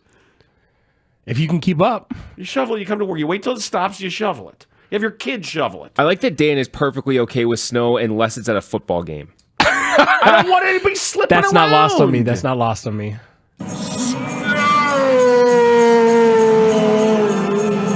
So you're, just to be clear, you're not upset that it's going to snow. No. You're upset about people's attitude towards the snow. What are you afraid of? No one's afraid.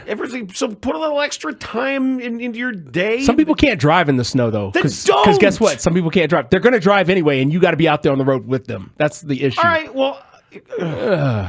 Let's do it together. What do you think? It makes me crazy every once in a while. It's like you forget where you live.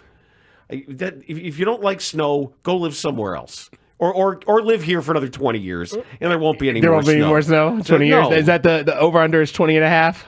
Yeah, Yeah, I mean, it's pretty much all shot anyway. I mean, that's we've lost that battle. That's we've given up on that one because nobody gives a damn. All driving our giant SUVs that you can't drive in the snow. Well, I have this giant SUV with giant mirrors on the side because it makes my wang feel bigger.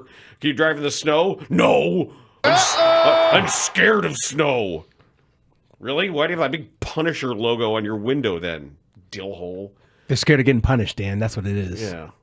I punish everything. I got my tactical sunglasses on. Can you drive in the snow? No, I'm scared. I think that's a perfect segue, actually. Let me ask you this. I got another thing. I'm not done yet. Yes, yell at the cloud. I'm right here with you. Why? This had to be a mistake. This had to be a glitch. Had to be. You know how on the back of city buses, yes, they can program it to say, like, season's greetings? Yes.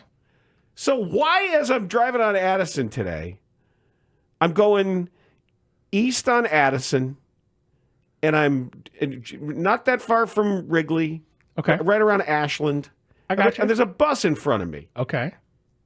And at the back of the bus, the thing is alternating between the route number of the bus and two words, "Go Sox." Go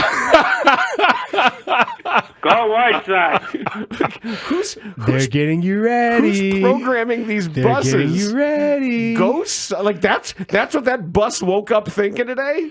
Go White Sox. Tomorrow it'll say, "Where's Danks?" Exactly. Bob from Niles is running the buses now. The CTA buses are infamously White Sox fans, Oh yeah, as we all know. I think that's what it is. I think They're all White Sox the fans. buses themselves are White Sox fans. Yeah. I mean, go White Sox. Okay. Go White Sox. Addison bus.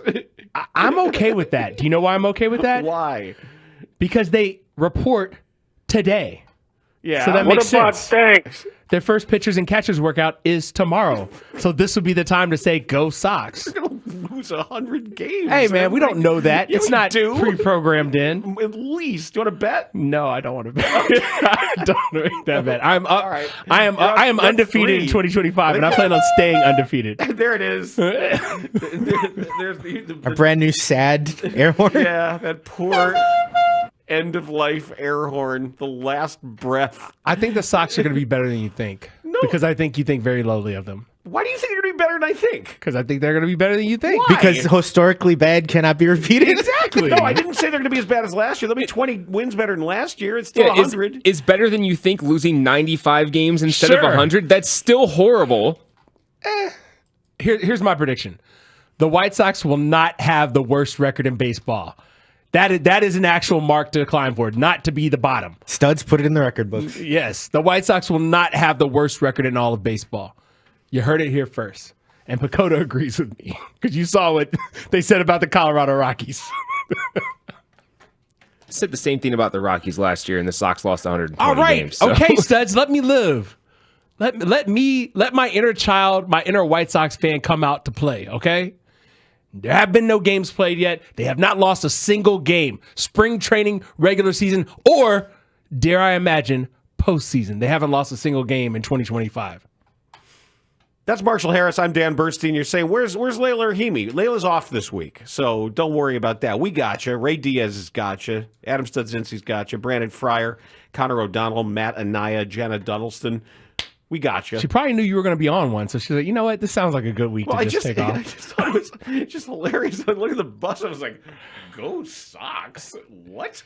They report today. I know they do, but that's like who would think that? Who at the CTA is like, wait a second, the White Sox report to camp today to begin their stellar 2025. Let's celebrate this throughout the city and warm people's hearts as they drive to work. I don't know. You just wait till they send the White Sox street sweeper in front of your house, Dan. Yeah, it's going to be there. They can send it into the house. I don't care.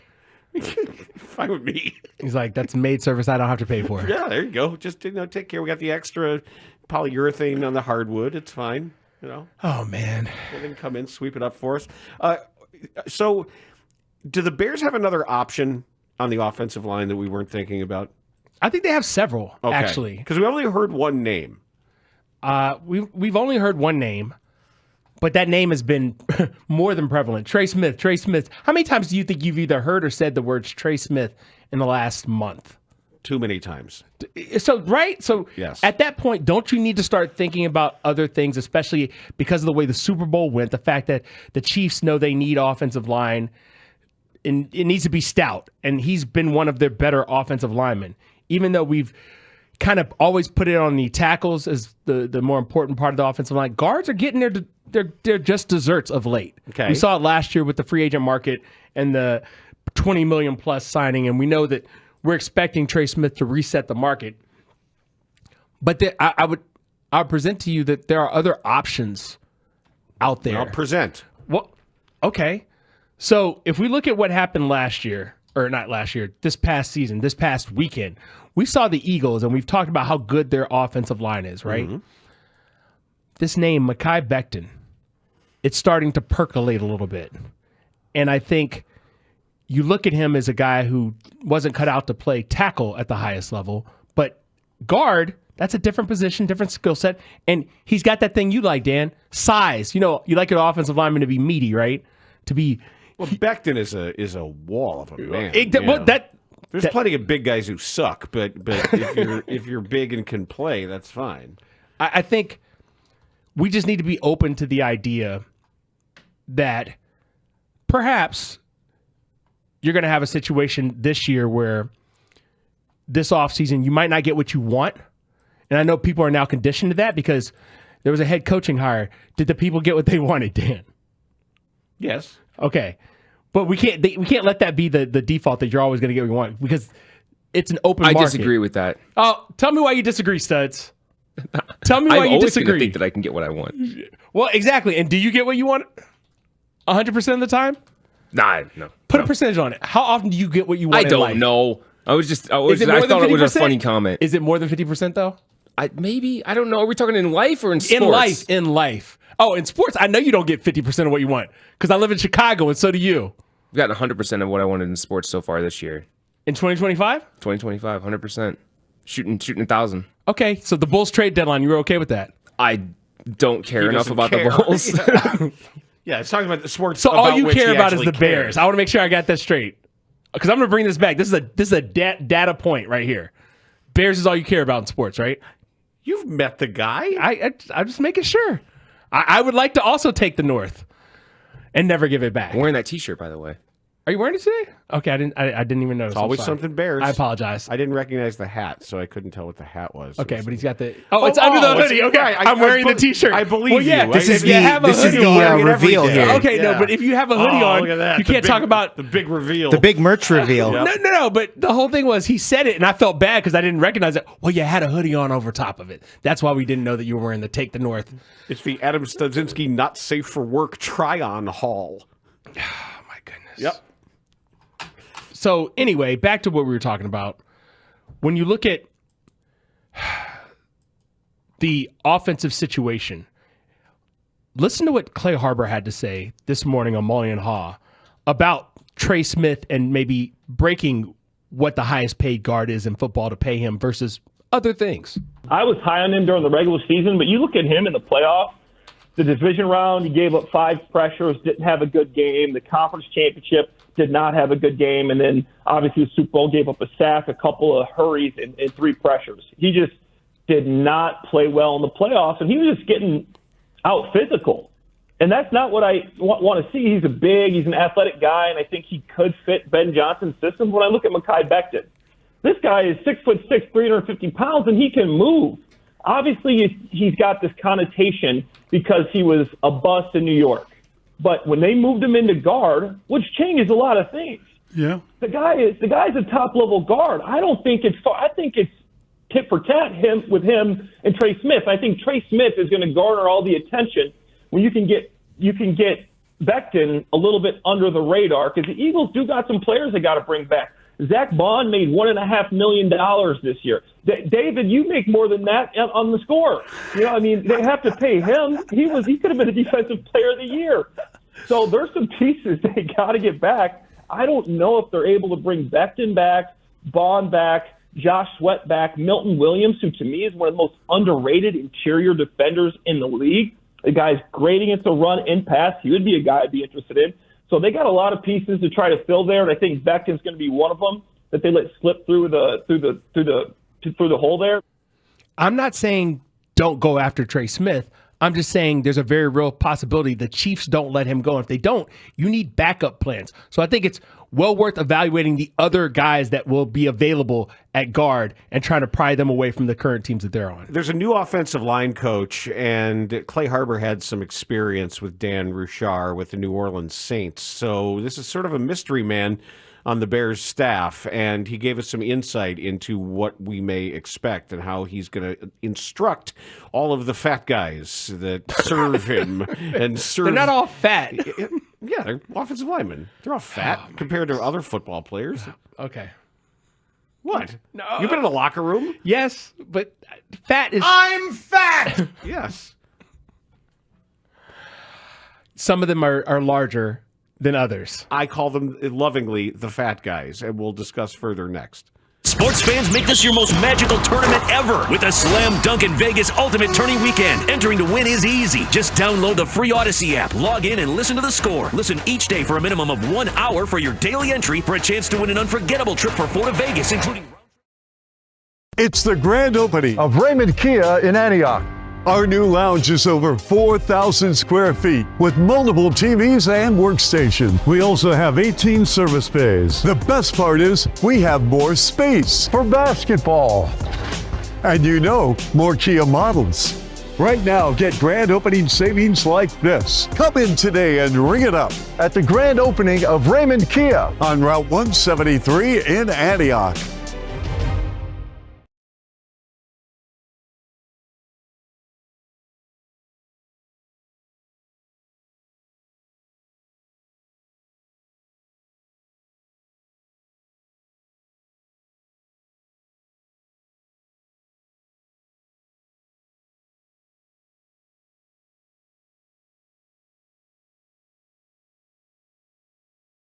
That's exciting, Coach. We appreciate your perspective, and thanks for joining us from a really cool room at your house in Florida. I love the well, decor. you know what?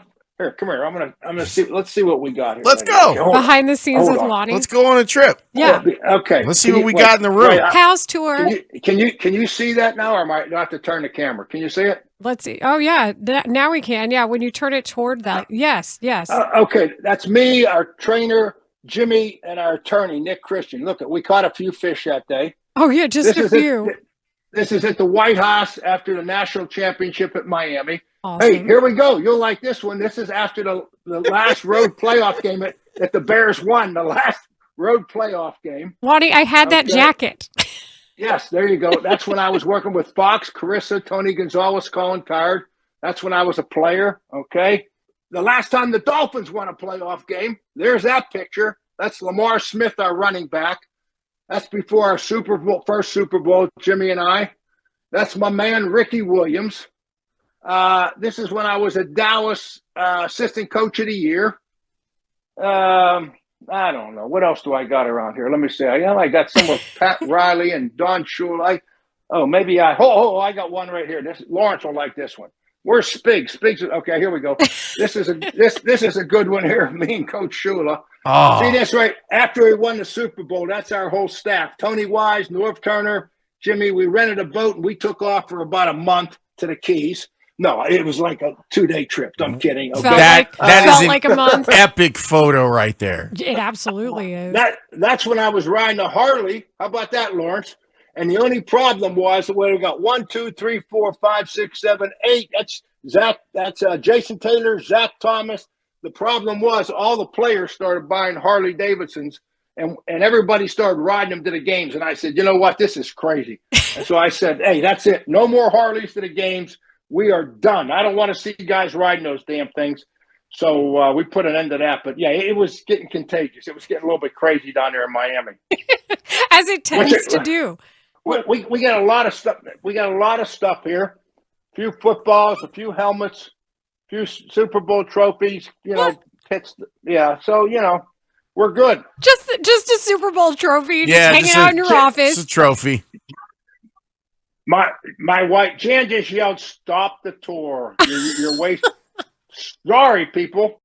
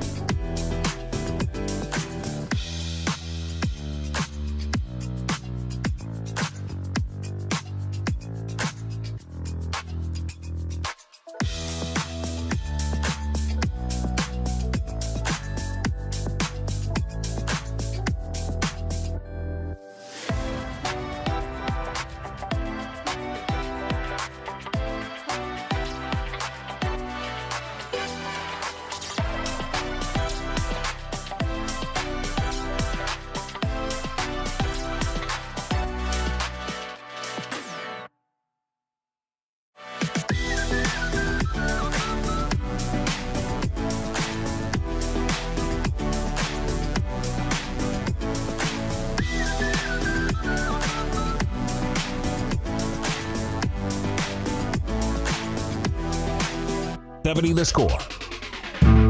Would be outstanding. He's a teacher.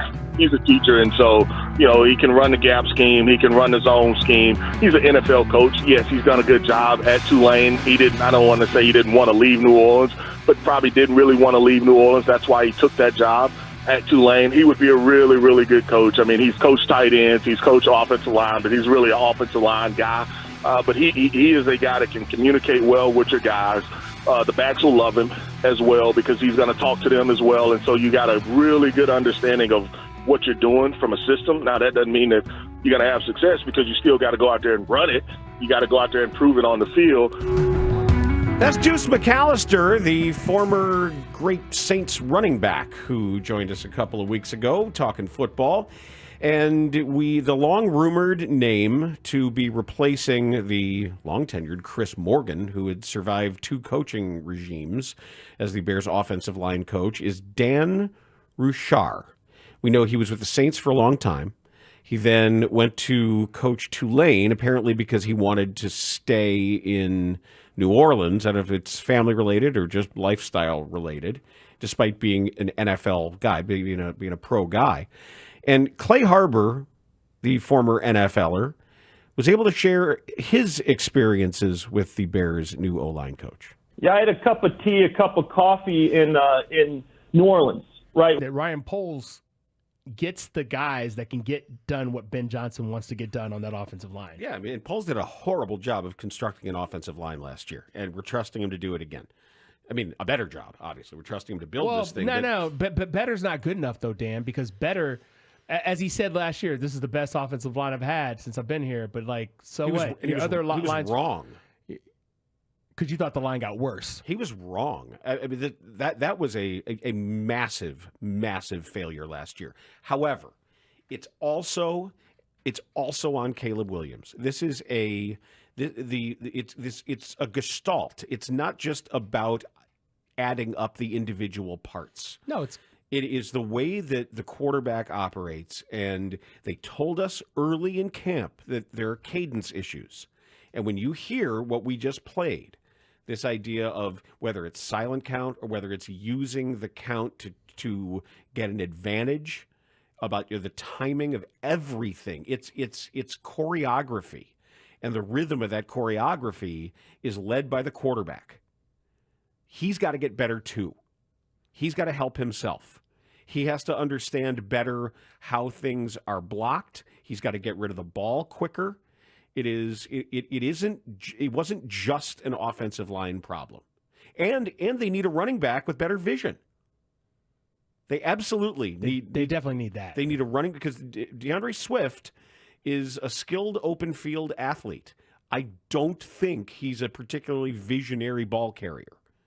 So there's every aspect that needs help. In one of the most complicated aspects of football is the dance that goes on with your offensive line and your backs. As far as the offensive line, as it pertains to the running game, that's what I'm super curious about, is Ben Johnson's opinion of DeAndre Swift, having worked with him before. And we'll see how that plays out. And you'll know pretty quickly what he thinks of DeAndre Swift based on who else they bring into the building.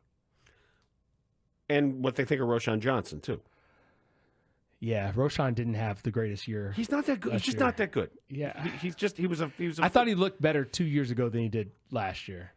I think he's a guy. I think he's a fourth-round pick that they said a lot of nice things about, that everybody fell in love with for some reason because he's here and he's been here. But if you can't upgrade at running back, if you can't do better than whatever he's been doing, then you're in real trouble. Because that is. And actually, it was a fascinating listen on Sunday. I happened to be in the car when NPR, the Freakonomics podcast that they run, it's an hour-long show. They did an entire show about the running back position, economic evaluation, and the fungibility of running back, why running back has declined, why the positionality is as far as the pay has gone down. They had a Harvard economist on there who's co-hosting, who was a former football player in college. Fascinating about all the different reasons why running back is not as important as it used to be. And you can find them. Go get them. Just keep bringing them in until you find one who is healthy and fast. And works in your system.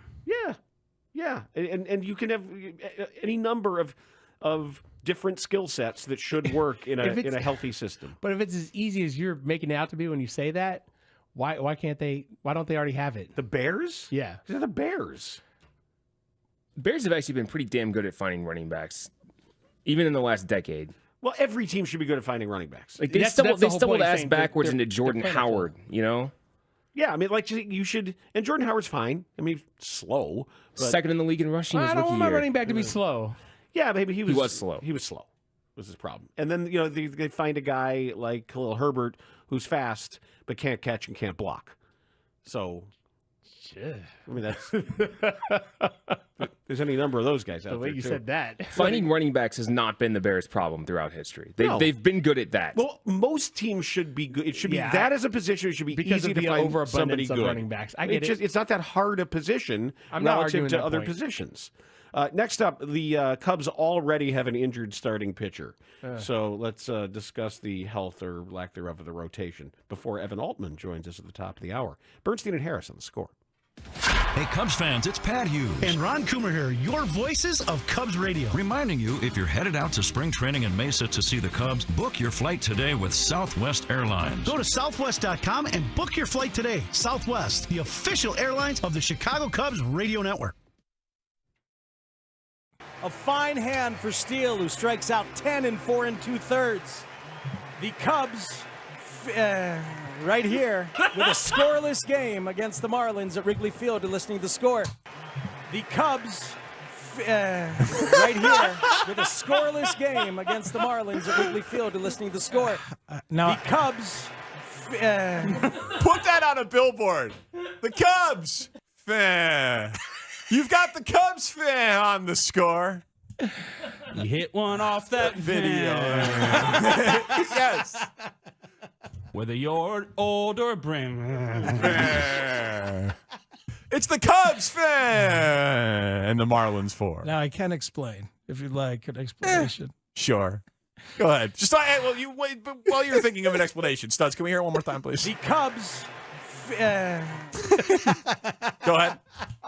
Go ahead. So there's a read. You know how you have these like sponsorships that fit in. There's a read from our friends at Geico that you're supposed to read when they get their 15th out, when they get the final out of the inning. The 15th out is sponsored by Geico. Oh, that happens in your inning. Yeah, right. So, and I have forgotten it before when I go to the break at the end of the inning. You forgot to read? No way. Yeah.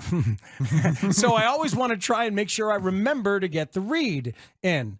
Now, Justin Steele was taken out after 4 2/3. That would be 14 outs. So we were going to an extra break because there's a pitching change, and I went to grab the read and do the read for the 15th out, and then I realized that it was not the 15th out, so I had to abort my plan to do the read. And that's what you're hearing is me live saying, oh, no, so as the Cubs... It's just such a good slogan. Cubs baseball 2022. Man.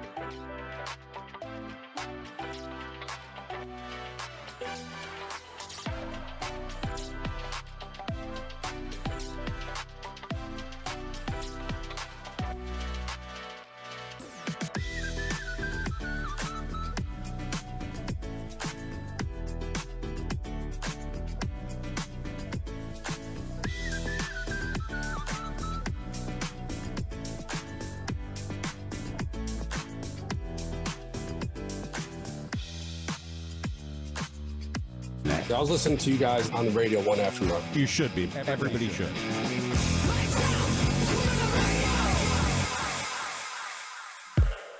We're going to do imaging today, and then you'll want an answer tomorrow, and then we'll play that game. Did he show up with this, or was it something? No, he did that. He did it here. Yeah. Well, that's no good. That's no fun. Javier Assad with what appears to be an oblique, a core muscle, whatever they want to call it, but not good. So now they're down a starter. But again, the way we think of starters is not what it used to be. That idea has evolved in terms of what you expect. No one's out here like, I have a starting rotation. They each go 6+ innings, and they, hold teams to less than 3 runs, and everything's all good. I didn't have him necessarily as a lock to for be the a starting starter. rotation, just because of Colin Ray, and then all of the young pitchers that they have that may surprise. And you don't know if they say, look, this kid is just ready, and just because somebody is older and has done it before doesn't mean they're going to stand in the way. The automatics that we know: Shota Imanaga, Justin Steele, Jamison Tyone, and Matthew Boyd. Yeah. Right? I'm good with that. Okay. So that's 4. And then it was Assad and Ray. So there might be a swing guy. And then your next group is some iteration, arrangement of Caleb Killian, Ben Brown, Jordan Wicks, and who's the other guy? Cody Poteet? It's Valentine's Day week. It's a great time to build a bouquet of assorted. It's fine. Or assorted chocolates. Whatever you like that's assorted. That's you know how it's looked at by counsel and other managers of his ilk, or basically anybody who's in charge of staffing anything. If you're whatever you're staffing, a mailroom or an ER, you talk about covering hours. Who's covering here? Who's covering here? Am I covered? When Ryan Porth puts together our on-air schedule, it's no different with the concept of outs and innings. That just get me through here, and make sure that your high leverage guys are not overused, because that happened last year. And they've been really wary of burning out high leverage relievers, and you're going to have to cycle through them. Relievers have good times and bad times. They have the feel for stuff, and they lose the feel for stuff. So you don't, especially with the ages, they have constructed a fairly old bullpen. I think the interesting thing to me is with this injury happening when it happened, and knowing that they were already looking to go and add more pitching, because they're always trying to add more pitching. Does the Dylan Cease thing get more legs? Do some of the free agents that are still out there get more attention?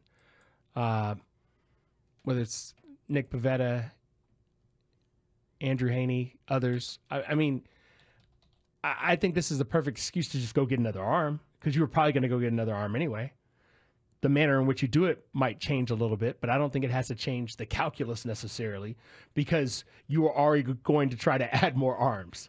At no point were they done adding arms. You're never done. Yes. You're never done. And this is where people will say, well, if Assad is out, now you can go pick up Dylan Cease. I don't think that's not how they're not connected in that manner. Well, there's always options. But if they go get Dylan Cease today, everybody's going to be like, good job. Yeah, big, quick-thinking teams act on stuff like this if they think that Assad was a key cog. I do not. Yeah, that's the thing. That's why I'm saying I don't think he was a key cog, and all that getting Dylan Cease would do is solidify who their starting 5 actually is. Until someone's hurt. And then you've got the Colin Rays of the world to swing on in there. If you look at the Dodgers rotation right now and you think, well, that's it, season's over. And I tell people every year that you look at this, and by the time the World Series rolls around, those aren't going to be the names. There's going to be other names in there, and they'll have bullpen games in playoff games, because they always do. And the 6 months of the season is undefeated when it comes to ripping through arms. I think that's the biggest thing to me, is just to see how this bullpen game idea has really taken over in a way, because we saw so many teams not only use bullpen games in the playoffs, but win series using bullpen games as a normal, regular, everyday thing. And it feels like that's just where we are. I don't love it. I like a starting pitcher to go 5+ innings in the playoffs and give you, two times through the lineup. If he's good, he should be able to do that, right? If he's really good, he should be able to get you maybe 3 times through the lineup. One of the reasons you hire Craig Counsell is to have this big picture understanding of pitching resources. Right. He's done a really good job in general, and he's been lauded for his awareness of the long game, of not burning out guys too early in a season, of making sure that he'll give high leverage opportunities, and there isn't just a carrot. It's not just a reward. He will test you.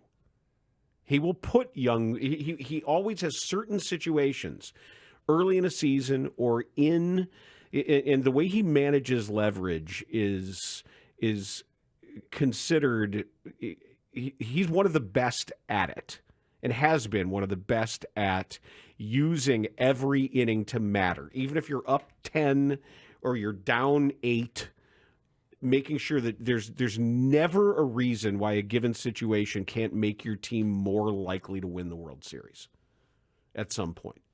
Every leverage situation can be used to make somebody better.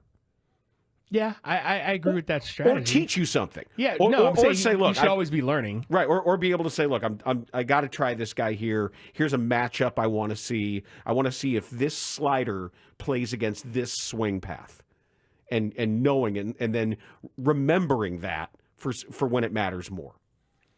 No, a lot of listen, when it's a 162 game regular season, there's going to be plenty of moments where you learn not only about your team but other teams, and build a book, if you will. Not just your active scouting report based on analytics in the past and everything, but what is that player doing this season? How does my stuff match up with his approach at the plate? All of those things, and that is more calculus level stuff, if we're being honest. But a lot of that's old-fashioned scouting, too. Yeah. Even though we can measure everything. Everything can be measured now, or most things can be measured. You still can't measure heart. Stop. You can't. You can't measure heart. Can't measure clutch. People are like, clutch doesn't exist. Clutch isn't important. I'm like, yeah, okay. Yeah. Have that attitude if you want. This. It's not an attitude. There's not. You're not giving me attitude right now? That's not. What would you say that response is? Just weariness. No, I'm not doing this. No, we're not doing we're not doing the Haugh Harrelson TWTW. You know what's beautiful about it? We've got a whole baseball season to revisit this in instances in which. We do, and we will, and it'll be fine. I promise it'll be fine. More fun for me than you, but it'll be fun. All right. Well, if it's just trolling, then it's fine. Not trolling, though. We know that clutch is the absence of choke. If you can be yourself, if you're good and you can be good in the biggest moments, that's awesome. But good is good, and the good players who are able to just remain who they are at those times. If you want to call it clutch, that's saying if you define that as absence of choke, no, it's not absence of choke. When you have Dan, if you have a pitcher, a high leverage reliever who's one of the best in baseball, going against a hitter who is one of the best in baseball, you're just saying one of them choked. No, I'm saying that over time you can build a profile of if people are able in those situations to be themselves or not. A given. We've done this show for. I've done this 20 years. I'm not gonna rise to trolling. Next up, Evan Altman has thoughts about the pursuit of Alex Bregman and whether or not he's clutch. I actually think that the waiting game, the soft collusion, might be working here. It's definitely working. Yeah, and I told you this is what was going on. I told you this weeks ago. Okay, that they were waiting him out. Hey Dan, you were right. Well, not yet. Nobody signed him yet. We'll see. He still could get that 4-year deal that I think his agent is lying about. That's next on The Score. There is no offseason for Bears talk on The Score. With Ben Johnson and a new coaching staff on board, there's a lot of key decisions to be made with the roster. Look at the draft, get a downhill runner, pair him with DeAndre Swift, and give you that 1-2 combination. So keep it on The Score as we follow the top storylines of a monster offseason for the Bears. We are Chicago Sports Radio 670 The Score. These 26 players got here because of the will to win. The fact is that they never gave up on anything. And if they take that attitude each and every day, you can't erase an 8-game deficit. You can't erase 9-21 in one game, but you don't have to do that. All they have to do is win today. And to a man, they have to go out with the idea of winning today. If they can do that. Did he just give us both TW and Wentz? Let's go! White Sox! Yeah! That was the moment that it all came together. TW and Wentz. Yeah, let's bring that back. I got to make sure that we got Our models win, and that is whatever is necessary today. Today. Right now. Wentz. Whatever is necessary today. Our models win, and that is whatever is necessary today. No, that'd be Wint. That's not win, Coach. That may be one of my favorites. Like, of the oldies, that is my favorite goodie. Let's go! We are joined in studio by Illinois football coach Tim Beckman. What is an Illini fan? What is it fair to expect? Short-term, long-term? You'll never say or ever get a number. I mean, this is the game of college football, and there's so much that's involved in each and every football game. But I want to see consistency. We were not that at all last year on the football field. Let's get better every game, and our models win, and that is whatever is necessary today. And we're taking one day at a time to get ourselves better. How have you been received with the coaches? Yeah. Win. W-I-N. But the today whatever makes it is necessary. How have you been received by these coaches in Illinois? I just love the fact that you called him out on it. You're such a penis. Well, and his boss is sitting next to him. Mike Thomas, the AD, wouldn't it be was. Wint? Well, because he was saying whatever is necessary today. But not whatever is necessary today. But it didn't work for me. Wentz, none of the stuff that he did works for anybody. That's why he's not going to be here anymore.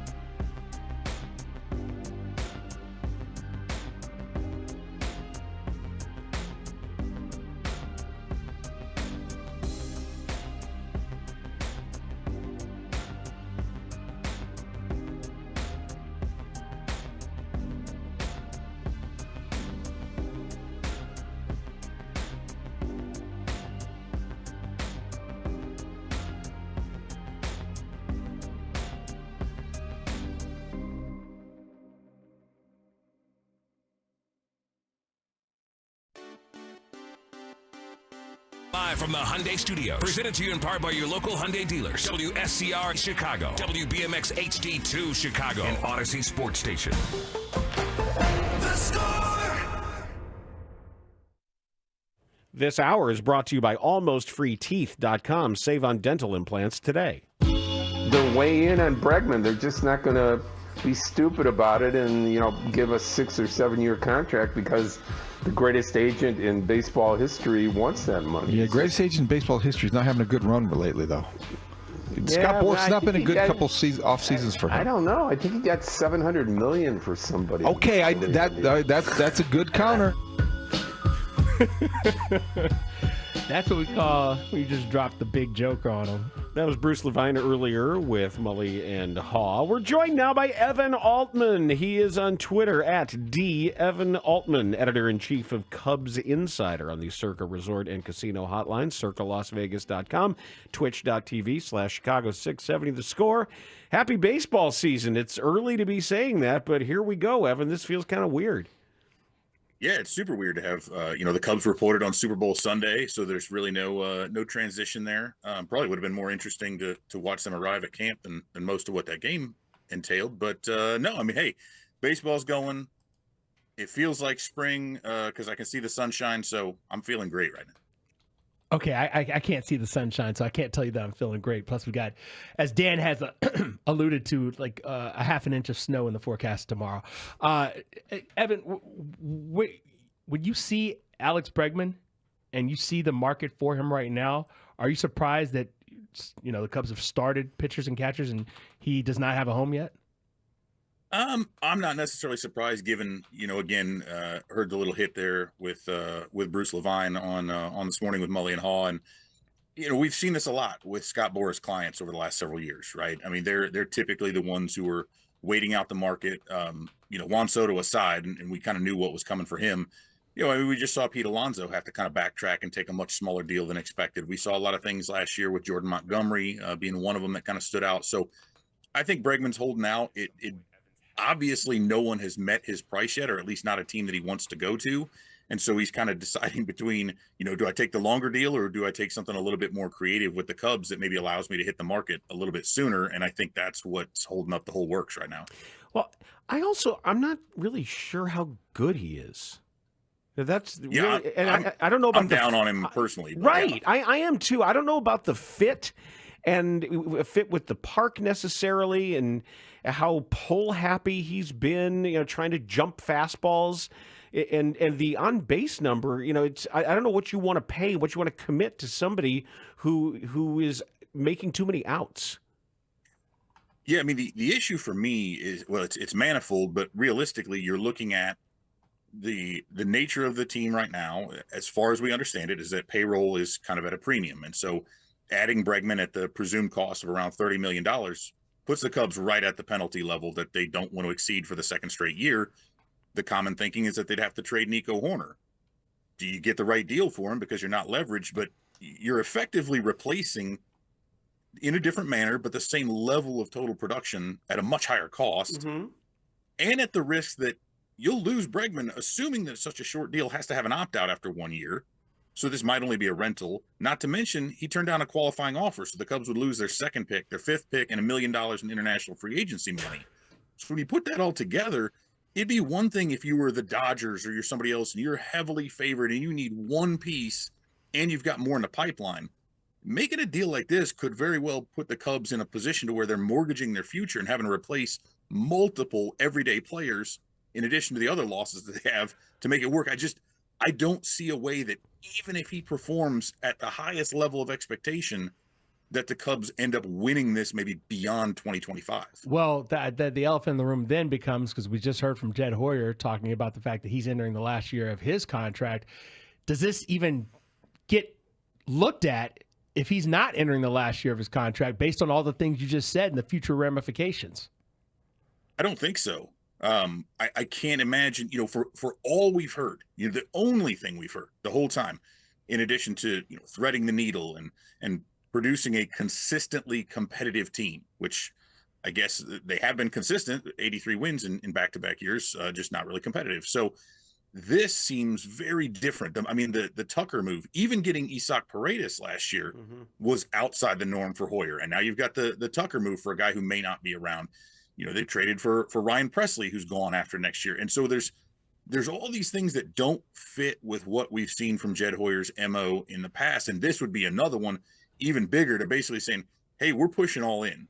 And it's either it works and I get a new gig, or it doesn't, and it's somebody else's mess to clean up next year and beyond. Let's talk about the Turner thing. Even though he's made his bones as a third baseman, he doesn't play there anymore. Very little. I think he's got like 90 innings over the last 2 years combined, and those were not good innings from a defensive standpoint. I mean, good for him still being able to play the game at 40 years old, but that's more on the offensive side. And realistically, offensively, he's pretty comparable to what you'd get from Bregman's production, at a fraction of the cost, albeit that if they were to pivot there, to me, more than anything else, that's saying we believe in Matt Shaw, right? They don't have any other big options there. They've already kind of lined up some veteran backups. But when you're looking at Justin Turner, you're talking about a guy who's basically a first base DH at this point. So you do solidify first base behind. Yeah, they need Bush, that. They definitely need somebody behind Bush, because I don't know who that is right now. Well, yeah, I think that's why it works though. If you were to get Turner, because it's not just a third base fill-in. You could still put Matt Shaw at third base, and he could just kind of bop around and fill in where you need to fill in. You need a bat that can do some things. The problem is, and I think this is how they're looking at it. If it's not Bregman, is there a third base backstop, is somebody who is above replacement level if Shaw falls flat on his face? Not really. I mean, that's, they've kind of gone into this whole offseason. You look at some of the acquisitions, whether it was Vidal Brujan, whether it's Gage Workman in the Rule 5, whether it's John Birdie, they've added a bunch of guys who all feel kind of a similar piece in terms of, hey, fine if you got to use them for a day or so to give a guy a day off, but not someone who you want to be an everyday type of player. And as those options have run out otherwise, I don't really think there's anybody out there that you look at and say, yep, we're cool with this guy being our everyday third baseman.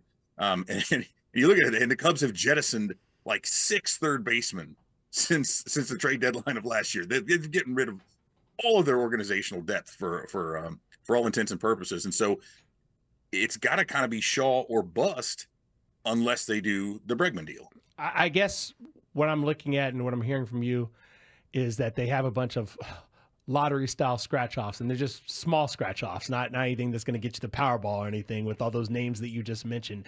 And I'm just curious, what is your level of confidence in Matt Shaw being a productive, above-average first baseman or third baseman as a rookie? Yeah, so I try my best not to be like the prospect hugger and hype man in that regard. But that said, I mean, Matt Shaw is one of my favorite prospects that's come up through the system in a long time. And I was talking to a scout recently, somebody who knows his game well, who knows his former coach at the University of Maryland well. And he told me he believes Matt Shaw is the best hitter in minor league baseball. All around, right? A lot of people can argue different statistics there, but I look at the things he's done, the way he's leaned into things like motor preferences to make some adaptations to his swing. And I look at how much he's grown defensively as a third baseman. You listen to the things that Mike Scioscia said about him during the Premier 12 tournament. I'm all in on this guy. Like I really, really believe he can be a keystone piece, not to confuse that with second baseman. We'll just say a cornerstone piece for the Cubs moving forward, whether it's at third or they end up, moving him for whatever reason. But yeah, I'm all in on him. I think for me, as I'm looking at this from the outside, looking into the Cubs organization and understanding that Jed Hoyer's in the position that he's in, I think it makes sense that he's trying to get all these insurance plays, if you will, but that Matt Shaw is the guy he should be leaning into to give him a fair shot at starting the season at third base. But I think I'm in the minority on that, and I'm okay with that.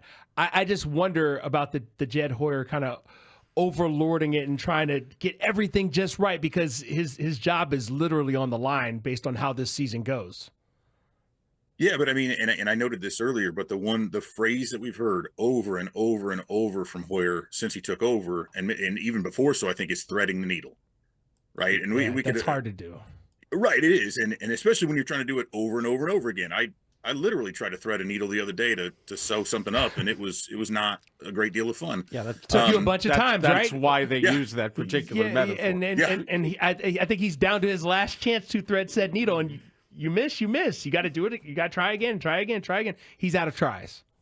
Yeah, and I think though at some point you have to look at it. You say, well, we've done kind of this half measure thing for a while now, and so you got to shake that up. And it's either one way is going with a lot of these veterans, whether they're on short or long term deals.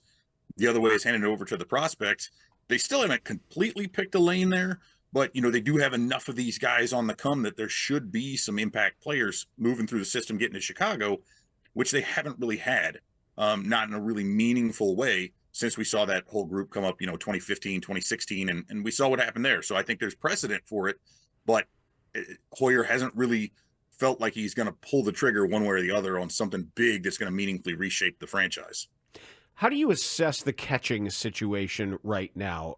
Are they okay? Because we have seen them kind of try to chase in season last year, betting on another year of Jan Gomes overperforming was a bad bet. Yeah, I mean, I think what we saw, and clearly for a while there, Miguel Amaya was not doing anything to make Jan Gomes expendable.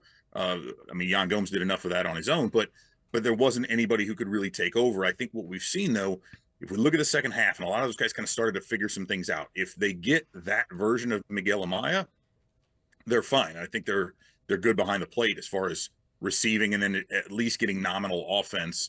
The issue is that, as we've seen the last 2, 3, 4 years, there's not enough offense elsewhere on the field to let your catcher kind of be that deficient position like it used to be offensively. And so, given the upgrades they've made, I think they gave themselves a little bit more room. But yeah, again, if Miguel Amaya performs like he did second half, I think they're great back there behind the plate. Looking at the starting pitching situation with the news of the Javier Assad injury to start camp, how concerned are you about where they are with their starting pitching, and how confident are you that they are going to go out and add another starter, whether it be by trade or free agency? At this point, I'll kind of go in the second part first. It doesn't appear, we saw the starting pitching market just exploded. Everybody other than basically Nick Pivetta, who's kind of hanging out there in that he probably should have taken a qualifying offer the way things are going for him.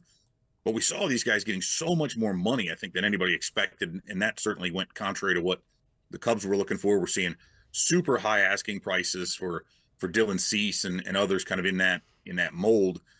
And so I look at it, and obviously that hurts their depth a little bit if you do see Javier Assad, not only him, but then Brandon Birdsell, who was one of their better minor leaguers last year. He's got a non-roster invite to camp. I just wrote something up this morning.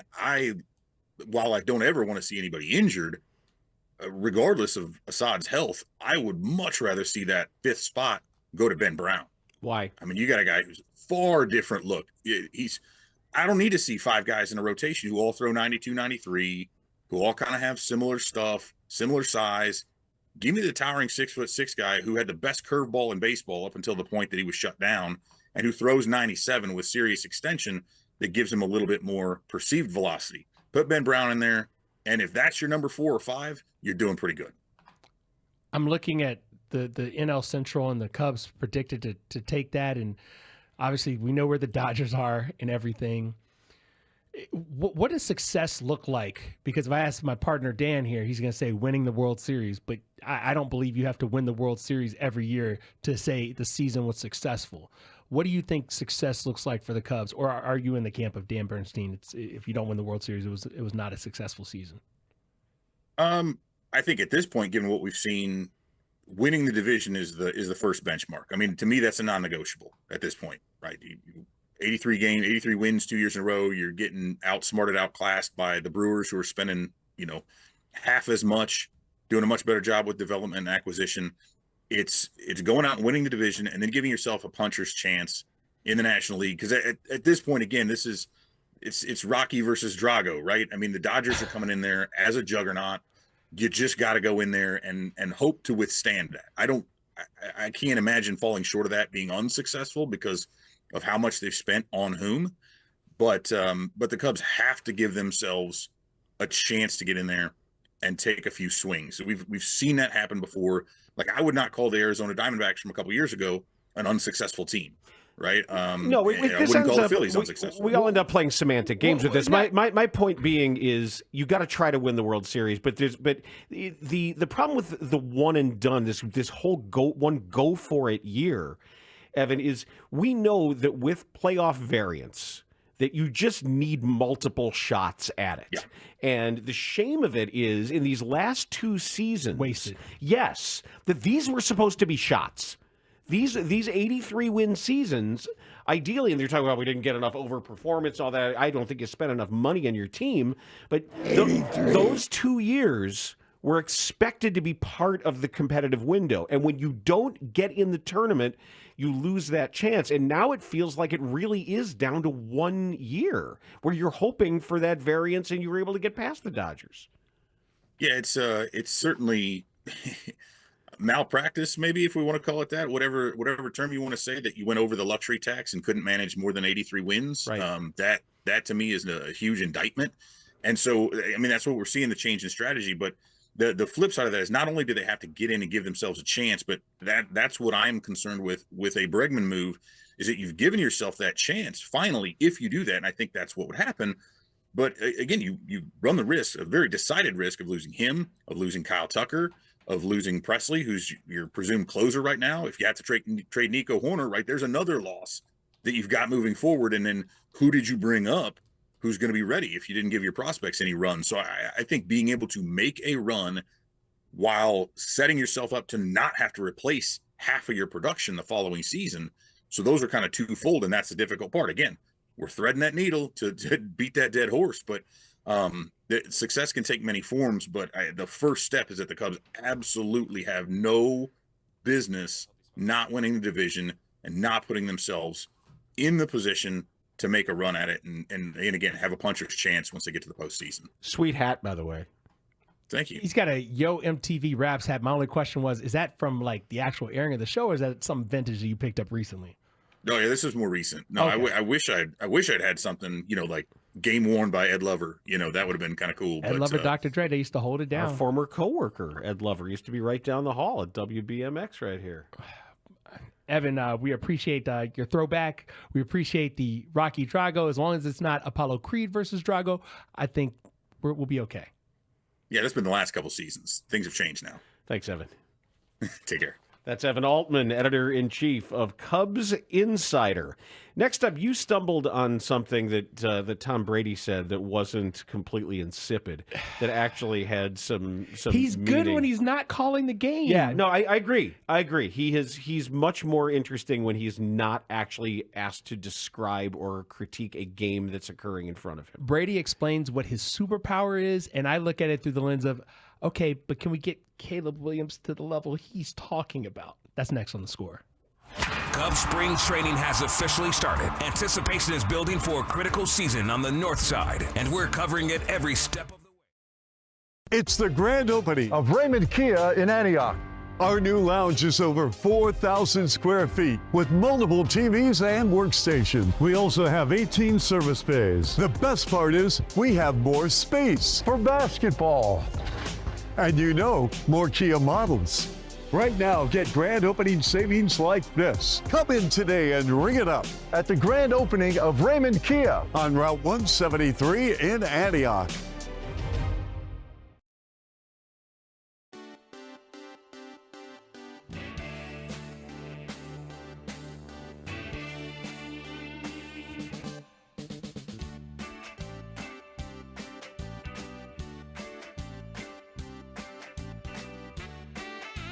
What if PCA's this good?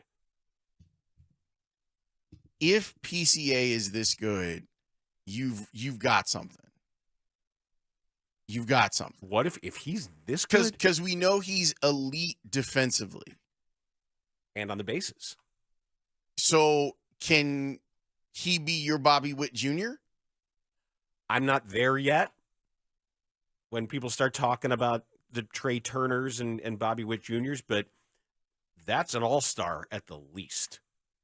That would be good. Just by the numbers, you would be talking, like if next year he could be a 4-win player, and I think I'd love to know what they say privately about what their projections are for him. But if he could be a 4-win player next year, and I don't think that's unreasonable at all over a full season, if his swing decisions are good. Yeah, especially with his defense. Yes, and the amount of WAR, if you're good at defense and base running, your WAR number just by taking the field has a high floor. But I'm daring to dream a little more on there, and I don't want to get out over my skis, but you see it. You see it. It's a hot month. It is a hot month, and you do want to be careful about sample size. But for him to put together a hot month where then there were times when he didn't look like he belonged at the major leagues, it shows growth and development, and the Cubs should be proud of that. And so should he. It's clear that he's listening, that he didn't let the frustration of 3 strikeout games and some of the swings that you would see with PCA, just oh my God, what did he think was going to happen? Did he guess wrong? He's a 2-WAR player right now. Is he really? Yeah, he's 1.9 on Fangraphs. Pete Crow Armstrong? Yeah. That's crazy.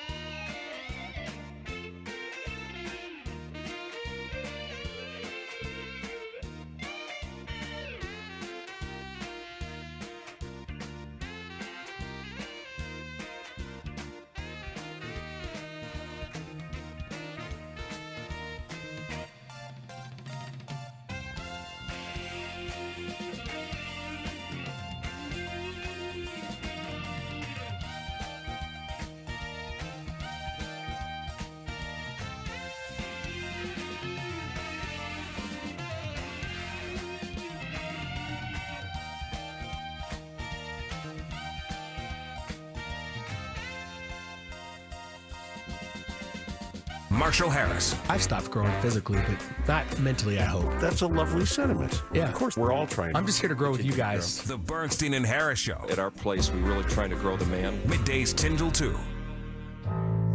Super Bowl strip sack of Holmes. Whoa, and he got hit in the face. Yeah. And they missed it. I think they called it. I think the ball may have been out of the possession. Is that what you see, Mike? No, he hit the crossbar. Yeah. Trying to dunk it over the crossbar. So they get Williams on the crossbar. They miss that. What? I don't know. I wasn't watching. I don't care, and I know they're paying me to do this, but What's his contract again? Pereira 370 or Brady? Brady. Oh, $350 million or something like that for 10 years. All right. Well, move him off of the games and onto a panel somewhere. Put him at a desk.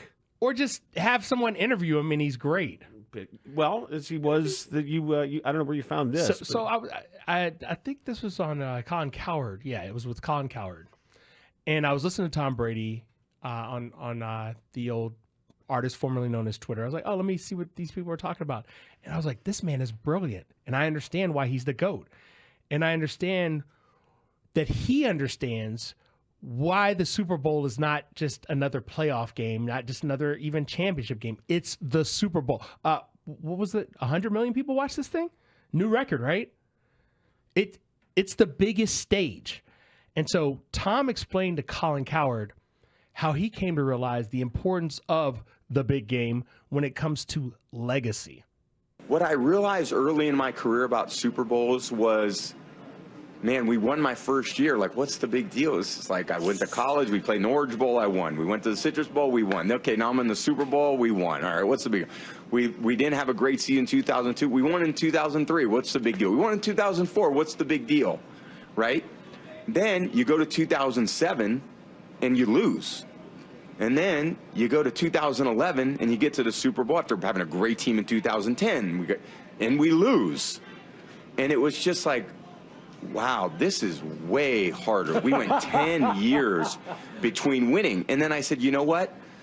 These Super Bowl moments that I get a chance to partake in, I'm going to exhaust every bit of energy I have for this week of games. Because when you lose this game, this is on your resume forever.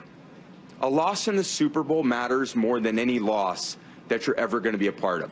When I go in Philly and they go, Philly special, and I'm at the Knicks game with my son and Spike Lee, I throw him a ball and he puts the ball and he catches it on his head like the helmet catch. I mean, that was 17 years ago and I'm still living that thing down. And no one remembers the loss I had to Peyton in the 2015 championship game. No one talks about the 2013 loss to Denver in the championship game. No one talks about the loss to the Ravens in the 2012 AFC championship game. They all tell me about the losses in the Super Bowl, though. So I think the challenging thing, if you look at Patrick, for example, like, you want to win this game if you're Patrick, because if you don't, you're 3-2 in Super Bowls. And it's not a great feeling. So there is a lot of pressure, certainly from my standpoint, as I got older and I realized the enormity of this game. Where was that during the game? I knew you were going to say that. Where was that? I think he was dumbfounded by what was taking place on the field. But it's your job not to be. He locked up. Yeah, he did. Like, where was that? That would have been perfectly reasonable, insightful commentary about how it feels to lose that badly. What's running through your mind? And so that's why he's there. Kevin Burkhardt, who was doing play-by-play, was trying to lead him to water several times. Was he trying? But what is the adage? He was dragging him around. What is the adage? I know the adage. But he was dragging him around, and it was just at some point you keep saying, "Well, what do you think?" And at one point, Brady actually says, "That's a good question." And I yell, I'm like, "Yes, it's a good question. Answer it. Give us an equally good answer." Right. You can't say, well, good question. No, it's not rhetorical. He's asking you, he's setting you up to answer it.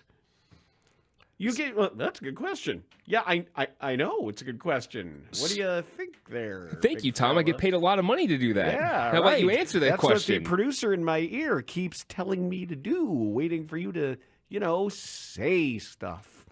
So it's interesting because we talk about Tom Brady, the football player, and just kind of understanding his mindset, having gone through that. And that kind of gives us a little window into what Patrick Mahomes is probably thinking when he wakes up the day after or 2 days after. I mean, this is probably going to haunt him his whole offseason, right? Despite the fact that he's got 3 Super Bowl championships, he's got 3 Super Bowl finals MVP. That's almost outweighed by the only 2 Super Bowl losses. And that's crazy, but I get it because Tom explained it so well. He doesn't want to listen 20 years from now to some random Eagles fan coming up saying, hey, remember when you couldn't score any points in the first half against the Eagles? Like, That's There's more from Brady when you said that there's stuff that we can try to apply to what Caleb Williams is supposed to do and be and grow into. And when he said the Super Bowl is so important that you have to dedicate your preparation to pulling out all the stops for this game, you'd like to think that that's how these guys approach every game. But it's not. But it's about learning how to process and knowing what you see. How important it is to actually win this game. So my last year, in my last Super Bowl I was a part of, I was 2 weeks of watching film. Friday night, I was just going through the film. I knew Kansas City's defense better than they knew themselves.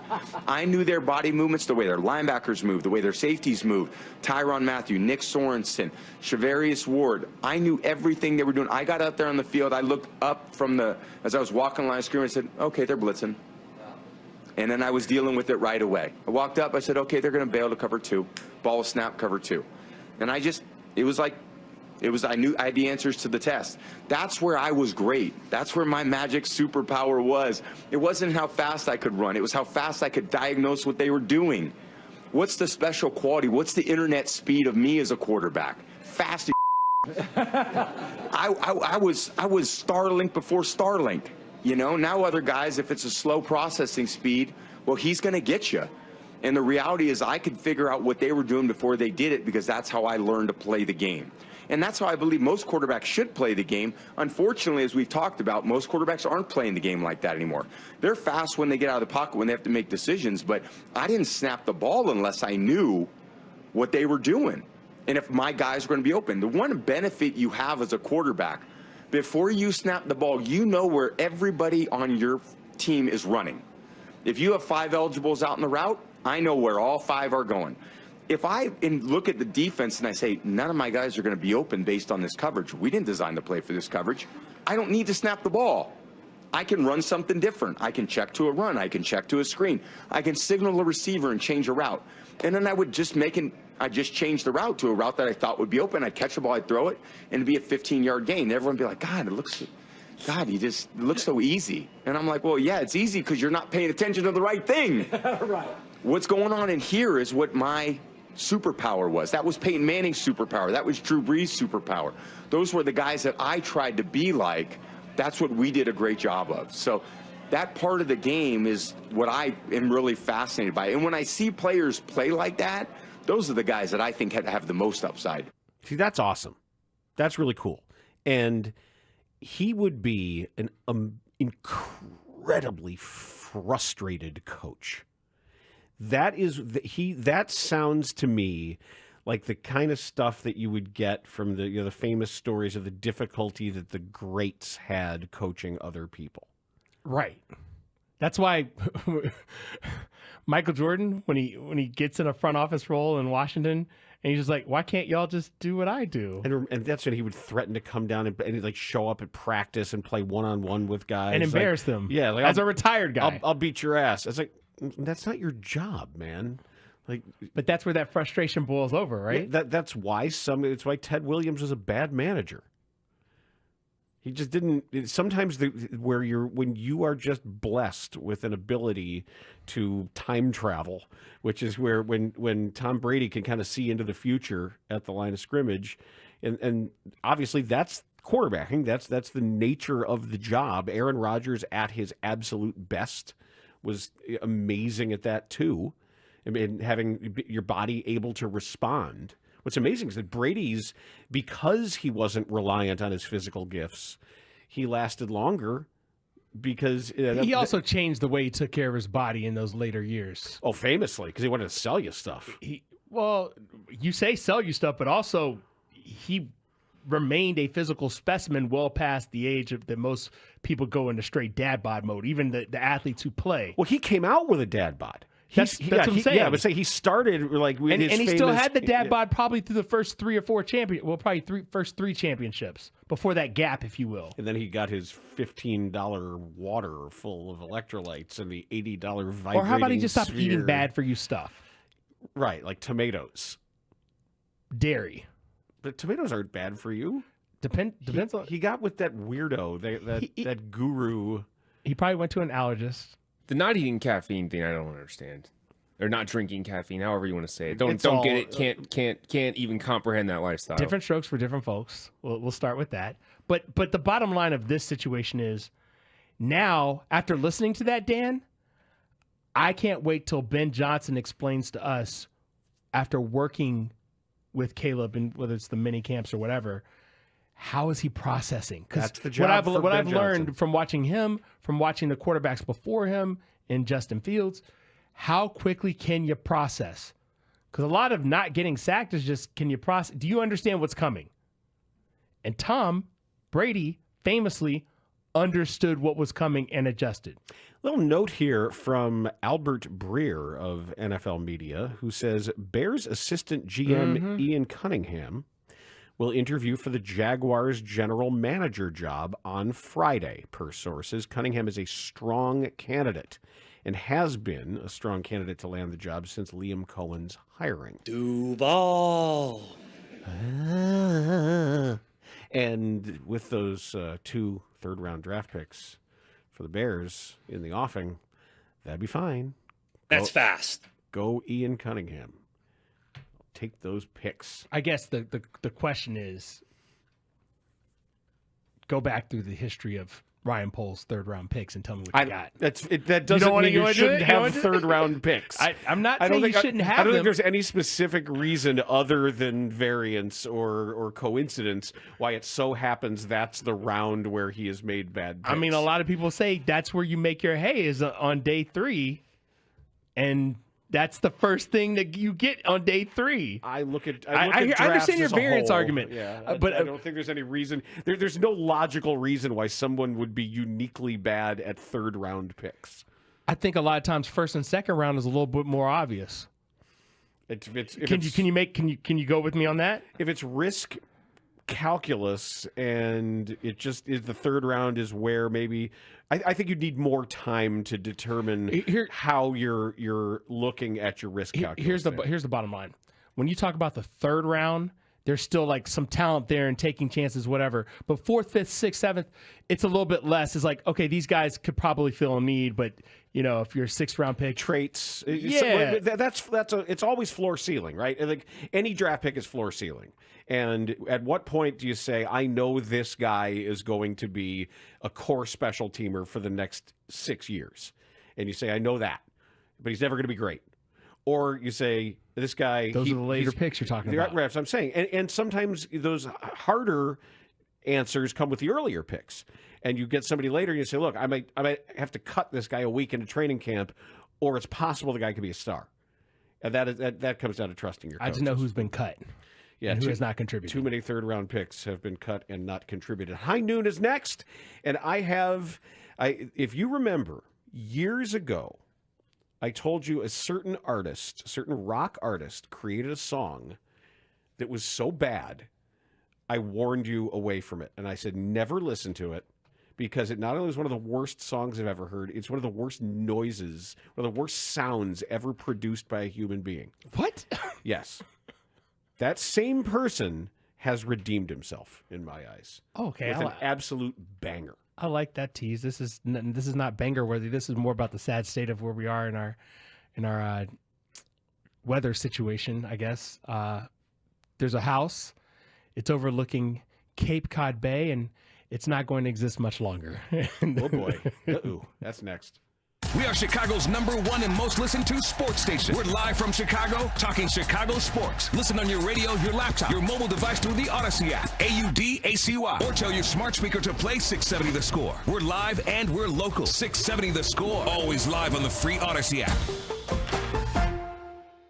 I'm Chelsea Messenger, here to help you beat the books with the BetMGM Network. A big night in SEC hoops with plenty of ranked teams in action. Auburn remained the top team despite their loss over the weekend. The Tigers... Pedro Grifol. He got a real doozy here. He cooked this one up. He couldn't wait. Here's what we're going to do. I've got an acronym, and we're going to play fast, said Pedro Grifol. Fearless, aggressive, selfless, and technically sound. So fasts. But he had it for you. And then here came new Jacksonville head coach Liam Cohen, not to be outdone. It takes complementary football at all 3 phases to be great. Offense, defense, and special teams. How do we want to play the game? And that's fast. Fundamentally sound, attacking, situational masters, and tough, both mentally and physically. You see players in the room right here, guys that I've had conversations with already. It will always be about you. Always. It is players over plays. How do we make this as much about the players and making this about bringing out the best in you? That's what this is about. Oh, no! And if you really go through that, it's like fast and mentally, physically. That's all over the map. Fundamentally sound, attacking, situational masters, and tough. Yeah, that's not. That's Phasazmit. That's fast. No, it's Phasazmit. Fundamentally sound, attacking, situational masters, and tough. If we have the and in yeah, there, add the and. I think the and helps it. Phasazmat. It's like, do you need to wear close. How do we want to play the game? Do you need to wear a hazmat suit to do what's it called? Say it again. Phasazmat. Phasazmat? No, Phasazmat. Oh man. Come on, man. Poor guy. Poor Liam Cohen. No, not somebody. Just tell him, hey, kid, come here. Not Duval. Oy vey. Okay. I had to. He's 39 years old. Guys, can I tell you? That sounded like Count Floyd. Scary Duval. Duval. Do you know the origin? Scary football team. You know the origin of Duval, right? Like it is Duval the county. Yeah, Duval. Did you grow up with county pride? I mean, Denton County. I come from Like, the county seat of the county. So Like we were like no. Lake County rules.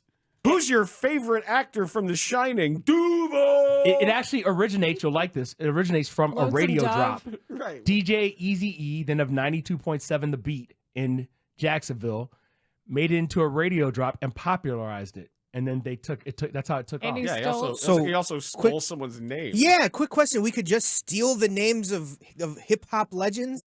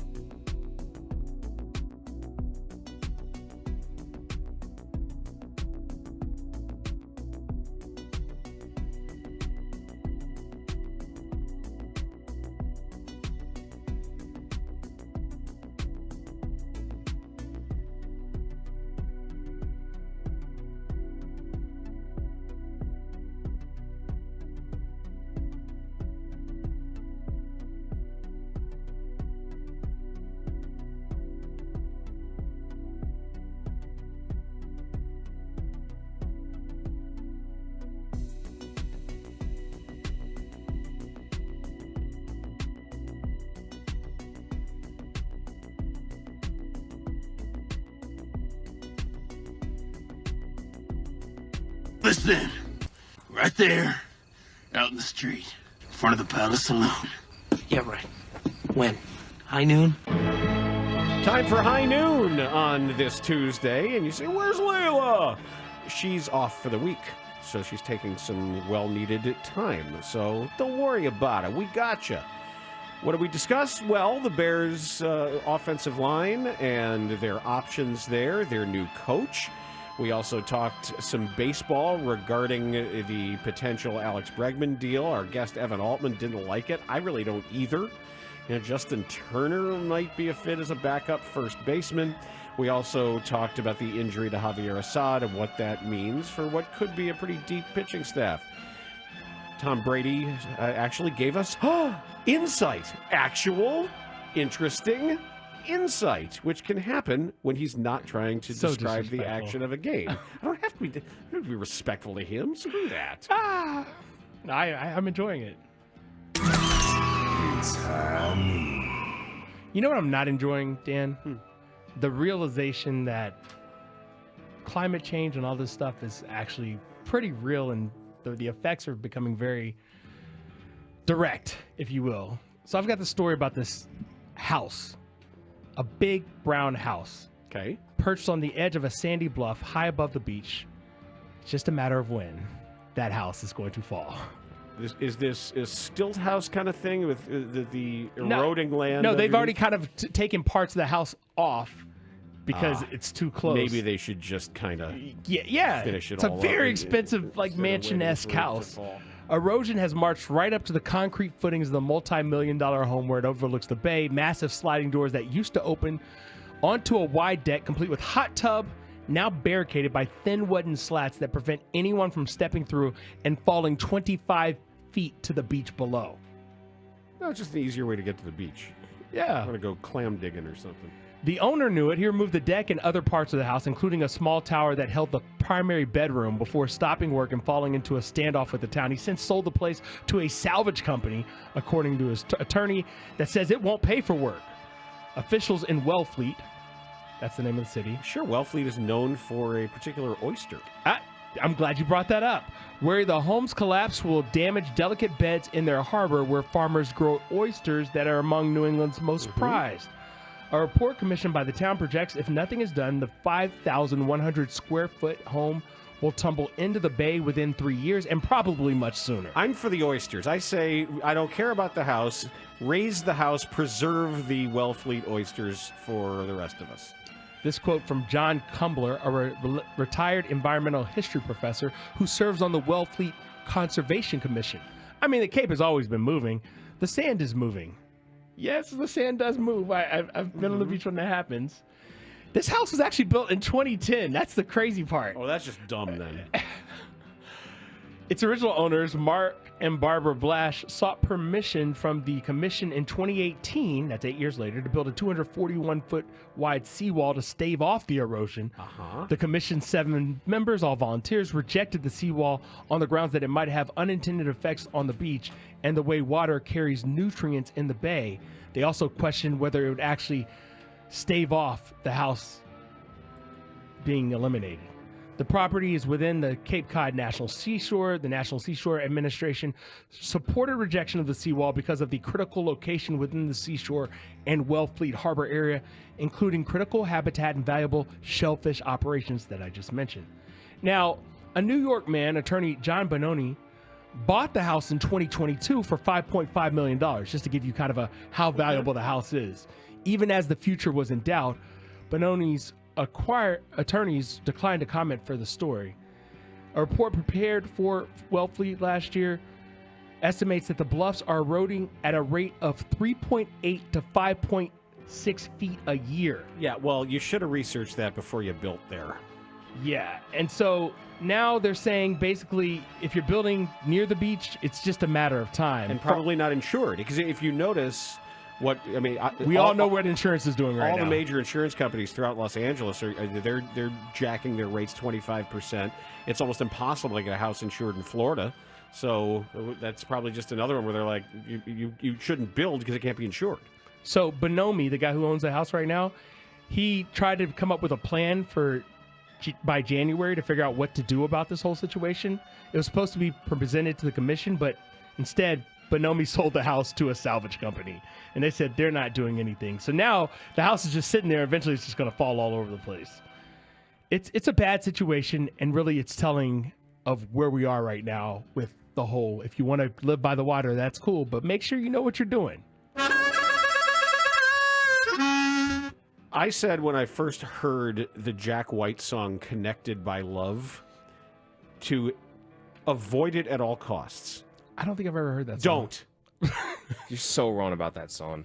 Oh, you like I'm not going to get into it, but you're very wrong. It's one of the worst sounds that's ever been produced. It will make your brains drip out of your ears. It's atonal and discordant, and I think I think exposure, it'll kill your dog. I think you might misunderstand what that album was. I didn't listen to the album. I just heard that song, and then I didn't want to hear anything else. Wow. Because it just made my head hurt. But Jack White has redeemed himself with an absolute rip-roaring song that XRT's been playing the hell out of, and I heard it, and I'm like, okay, fine. I got to give the man his hosannas. If I'm going to throw the brickbats, I have to throw the bouquets. But the song Archbishop Harold Holmes... Louder. You don't need to play it louder. We can hear it. No.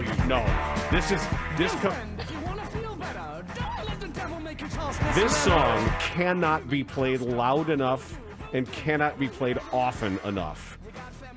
It was described by the reviewers on Medium as Led Zeppelin covering Back in Black with Sly Stone's rhythm section, saying that the guitar is a distillation of all the right influences, Johnny Winter and Link Wray to Jimi Hendrix and Black Sabbath.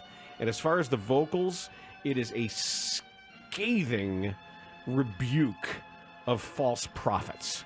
It is all about the misuse of religion and the false promises of fake preaching grifters. I would say, if you haven't, Dan, you told me about this song last week. I went and I listened. I actually discovered, based on that, Jack White had an album last year that this song is on that I didn't know about somehow. Came out in December. Came out the album or the song? Song came out in August. Okay, I thought December was when I saw the release date on it, but I could have looked at the wrong single. Okay. Anyway, sorry. The album is incredible. It is the best album I heard all of from last year, including Childish Gambino's album. Those are the two best albums I heard in the last year. Love me some Childish Gambino. It's incredible. I couldn't sit still listening to it. And the Led Zeppelin reference in there, literally what I thought is this is a Led Zeppelin album. This is a 2024 Led Zeppelin album. And is it called 365 Songs? Is that the name of it? The album? Yeah. No Name is the name of the album. Oh, and just No Name. Yeah, okay. The name is No Name. Yeah, released in July. No Name. Okay. Yeah. But so when you hear Archbishop Harold Holmes, there's a reason why he uses that name. It's a reference to Professor Harold Hill from The Music Man, and the pace of it's essentially a hip hop song too. But the pace of it and the way the lyrics sound a lot like the rhythm of We Got Trouble Right Here in River City, where Professor Harold Hill was grifting the small Iowa town by saying he was going to put the band together. But this is much darker, much more scathing. And you talk about trouble in River City, he broadens this to organized religion and false promises and how easy it is for people to chase after easy answers from fast talkers. And it is I listen to it and I'm like, okay, I need to hear that immediately again. I will check out the rest of the album, but he has redeemed himself. That is High Noon. This segment brought to you by AlmostFreeTeeth.com. Save on dental implants today. Next up, let's talk about the health of the Cubs' middle infield or lack thereof and how concerned we should be based on what Craig Counsell's saying. It's coming up. Bernstein and Harris on The Score. The Score is Chicago Sports. Chicago Sports is The Score. Thanks for keeping us the #1 and most listened to sports station in Chicago. Listen on your radio, laptop, mobile device through the Odyssey app, AUDACY, or tell your smart speaker to play 670 The Score. We're live and we're local. 670 The Score. Always live on the free Odyssey app. Hey, Hey, Chicago, a great lawn is like a great sports team. It takes expertise and a little extra care to really. Cubs hiring counsel. Sources tell The Athletic. Wow. It appears the Cubs have fired David Ross to hire Craig Counsell. Wow. Wow. Wow. What a baller move. I mean, how bad do you want it? Like, you're making all these moves. You're trying to win, and I don't think that the way that the Cubs stumbled down the stretch and some of the decisions that were made of who's getting playing time and who's not, when to back off of guys, I wonder if that went into what some of the thinking was. You don't make this commitment without following up with other dollars. Right. You just don't. Look, that's the thing. We have to hold the Cubs to that. You can't make this move without following up with, what have I always said about the Cubs as it pertains to the Brewers? You're the Cubs. Start acting like it. You want to win this division. You want to take control of it. You want to take control of the Central and never give it back. Start acting like the team that has the most money. Start bullying these these teams. Oh, and me. I said hoes. Okay. Anyway, start bullying them. Why are you messing around? And do it while the St. Louis Cardinals, while the Death Star doesn't exist. Do it, kick them while they're down. And this is the Cubs being the Cubs. This is the type of stuff that I've been asking for.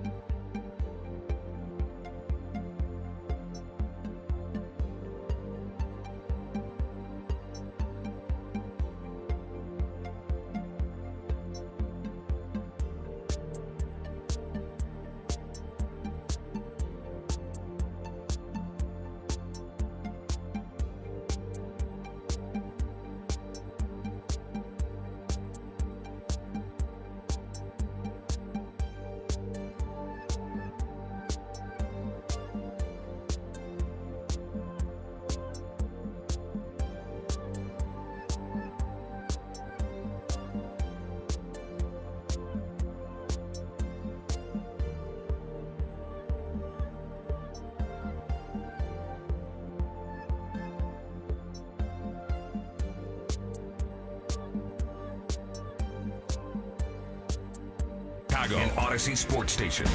The Score! This hour is brought to you by Vasectomy Clinics of Chicago. I mean, it definitely, defense is usually what I'm talking about because, it's something I care a lot about. But, offensively, I felt really good. That's something where, offense obviously has its ups and downs naturally, a little bit different than defense. So, that's why I spend a lot more time talking about defense. But, offense for me, just trying to stay consistent. And, we had some great hitters that I got to hit in front of and behind, which was awesome. Chandler Simpson, Ryan Ward, two really talented players. So, it was definitely an extremely fun, exciting thing to be over there. That's Matt Shaw on The Score about a month ago, I believe, and he's a very interesting and thoughtful and well-spoken young man who has a solid perspective about his current situation and his future, and everybody speaks incredibly highly of him. So it's my hope that he obviously can realize most or all of that potential that he's got.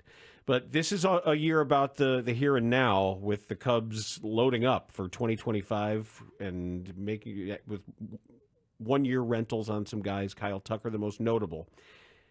And yet, their second baseman is still a little hurt, and their shortstop is still a little hurt. So let's listen to Craig Counsell giving us the update on where Nico Hoerner is in his recovery. I think Nico's in a great spot, and I'm not focused, nor is Nico focused on I'm ready for this game or that game. He's not gonna miss much, if at all. That's what I'd say. I'm confident in that. What Nico and I have talked about is stacking good days, is just keep on stacking good days, because I know this is when you look too far forward, then you kind of forget about today, and it's just about stacking good days. You stack a bunch of good days up, and that day is going to be sooner than we all think, and that's what's happened so far. So the news has been all good so far, and that's really encouraging. And the other thing I'd say is that, one of the reasons that, Nico wanted to do this, and frankly, I think Nico, he had to do this, is I want Nico to be able to play shortstop, and he wants to be able to play shortstop when needed. And so, the goal my goal for this, and Nico's goal as well, is to get him to that point. And that's important. That's an important part of this, because that's something that, it wasn't a need last year necessarily, but you could see that being a big need, right? And it's a place, and it's something that Nico can do really well if needed. Ooh. What do you mean, ooh? I don't know that I like anything I just heard. Which part concerns you the most? Well, first of all, the tone of it, the just stacking good days, and then he's got to play shortstop this year. Well, why? How's Dansby Swanson? Let me deal with your concerns real quick. Okay. So I have no problem with him saying the stacking good days thing, because that speaks to a long-term view of recovering from an injury and rehabbing and working your way back. Yeah, it sounds like that's like Lonzo Ball talked about stacking good days. I think that's a good approach for anyone who has been hurt ever. When you know it's going to take a moment for you to come back. It's not going to be, I sprained my ankle, I'll be back next week. When you know it's a longer term. He's recovering from surgery. So I know. I'm just saying that he had flexor tendon. You see, I'm hungry, right? Flexor tendon surgery in October, and he's close to coming back. He said they haven't ruled out that he's going to miss any of the season, and a small part of the season. He already said he's not going to miss much. Right. If that he does miss some, he's not going to miss much. I just don't. I don't like the fact that your middle infield's hurt. He didn't have to get the surgery, except for they were like, we may need you to play shortstop because obviously what's going on with Dansby Swanson. So here's the thing. Craig Counsell said he has not ruled out Dansby Swanson's stated goal of playing all 162. All right, rule that out now. I'm just I'm just telling you what he said. Yeah, that should be an absolute non-starter. No, you're not playing all 162. You're 31 This is a now. quote from counsel. Today, happy birthday, Dansby Swanson. Yep. Today is his birthday. Happy birthday to him. Quote, it's about something significant happening. The 162, I'm not going to roll it out. I don't think there's any reason to cross it off. You don't cross it off, but it's doubtful, I would say, but not crossing it off. Okay? Okay, so he's crossing it off. Okay.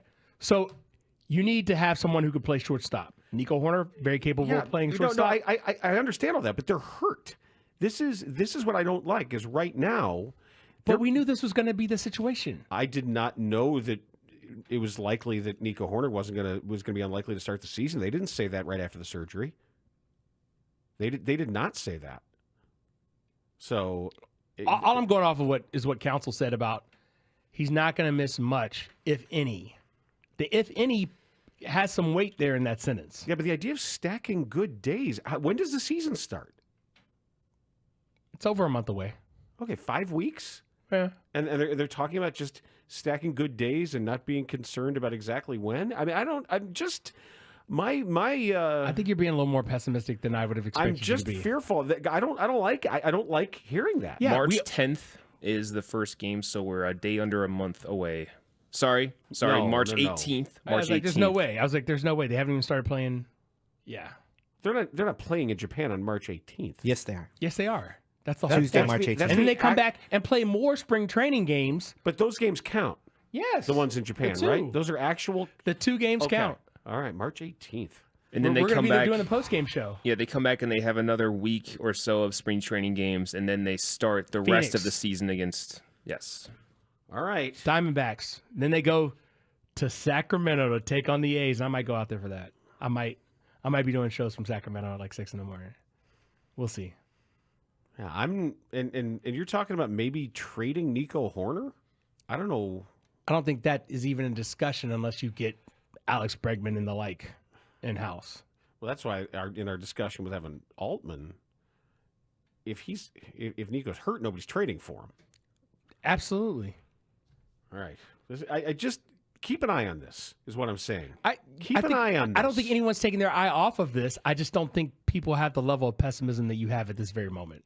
There's plenty of time for him to get right. Is there? Okay, plenty was probably an exaggeration. That's the thing. There is a lot of time for him to get right.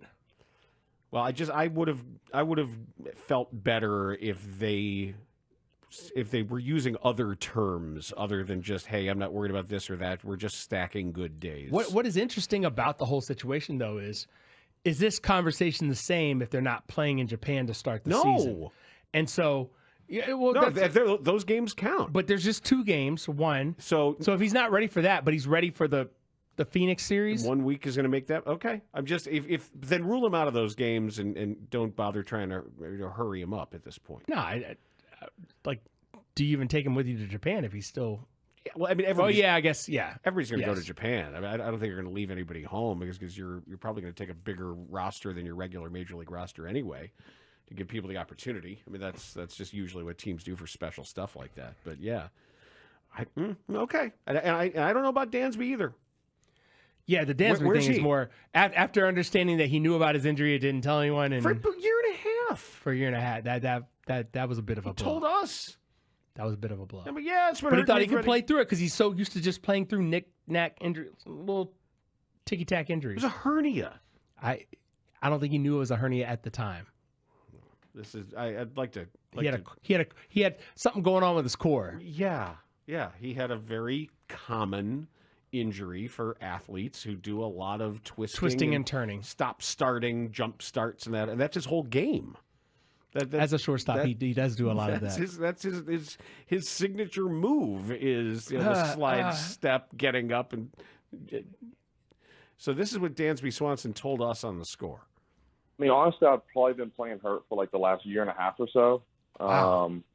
Yeah, it really started bothering me in 23 towards the end of the year, and then tried some different rehab things throughout that off season, and then just kept kind of nagging and getting worse throughout all of last season. But just kind of got to the point where I was like, you know what, I think we need to take a little bit of a deeper look at this, and we did, and some things popped back up, and So obviously just did what we had to do in order to be healthy. Okay, but a year and a half playing hurt is a long time. Before you say, hey, can I go to a doctor and see if maybe there's some sort of procedure that I can have here? Because as you get older, your body doesn't quite respond to these things as well. The sooner you do it, the better. Okay, but the fact is, their starting shortstop and their starting second baseman have injury concerns, and they're starting the season in 5 weeks. So that's where we are. And it wouldn't be such a huge deal if this weren't a go-for-it season, too. They've pushed Their everything stated goal. in. Yeah. They pushed everything in for this year. I don't know what's going on next year. I don't know who the GM or the president of baseball operations is going to be next year until we hear otherwise. And the year after that, there isn't going to be any baseball because everybody's going to the mattresses to get a salary cap in here. So there'll be a work stoppage before the season even begins in 2026? Lockout, yes. The lockout No, will 27. Oh, 27. Okay. There's going to be 2 seasons. So they're going to go for it for the next 2 years. Well, the Cubs are only going for it for this year, as far as we know. Well, yeah, but you would think they would. Tucker's gone. There'll be somebody else, not on his level, but there'll be other ways. And let's see how these young guys develop. Maybe Matt Shaw is the second coming of fill in the blank. I said maybe. Look, he's got the pedigree, and you hope so. But a lot of those guys get to this point because Major League Baseball is very hard, and sometimes that is the difference between. There's all sorts of great minor league players and first-round draft picks that just can't cut it. The 4A players, as they call them, Gordon Beckhams of the world. Okay. You know, you sometimes you're just like that's one level too high. Because the pitchers are just, I mean, it's filthy. How about Ian Happ telling us that he got off, he unfollowed Codify and Pitching Ninja, which, by the way, are working together now. Wait, why did he? Because he didn't want to, because all those, do you follow either one? I think I follow Pitching Ninja. So all it is filth. All you see is sorcery. So if you're a hitter, it's negative. Bad mentally. We need to clarify vibes. that it's not filth in the way social media is going as we know it. No, it's not porn. Pitching filth. Yeah, you should qualify that as pitching stuff. filth. It's insane overlays of impossible to hit pitches. Go get it, baby. And that's not what Pitching Ninja is. That's a different ninja. But they try to go get it. That's They can't get it. Ninja. That's different. They can't get it because it's filthy. And Hap's like, yeah, no, I don't want to look at any of that. I see it in real life. There's no reason for it to also just be wired into my brain. What you consume matters. I agree with him. I totally understand it. Especially now, it's really important to know what you have in front of you and to monitor your consumption for it is a critical aspect of modern mental health. The way the phones work now, everything is at your fingertips, just no matter where you are. But things are forced on you too. Like if you have things that are coming at you algorithmically, that is going, and if you are clicking on things against your better judgment, don't. And then that unlocks the algorithm. Right. To it's like, further this attack person you. likes this, and then it's got a back channel to your dopamine receptors, and say you got a rage click here. How often do you ever reset your algorithm?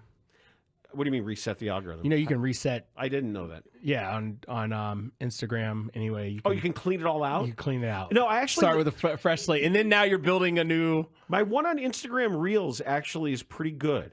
You've got it where you want. You don't click on stuff you don't want to see. I think, but it takes discipline. It takes discipline to avoid rage clicks and clickbait. You know, so you got to really be. I hate this word, but be mindful of what you're feeding into the algorithm. But generally, I'm getting some good fishing videos. I get some nature videos. I get some cool sports stuff.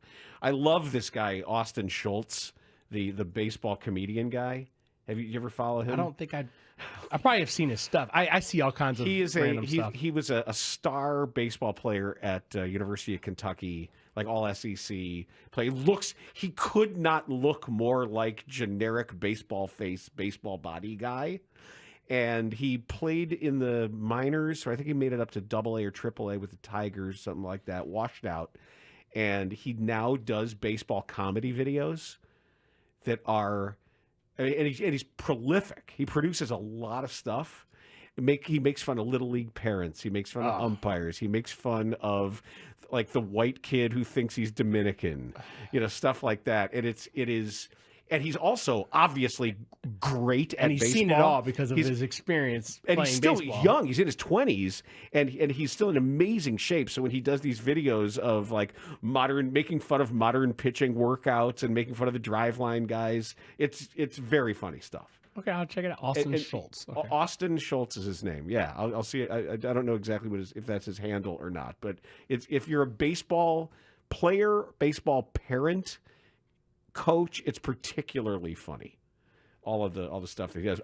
Keep listening, by the way, to win a pair of tickets to Rod Stewart's One Last Time tour, which is making its stop in Chicago on Friday, August 8th at the Credit Union One Amphitheater in Tinley Park.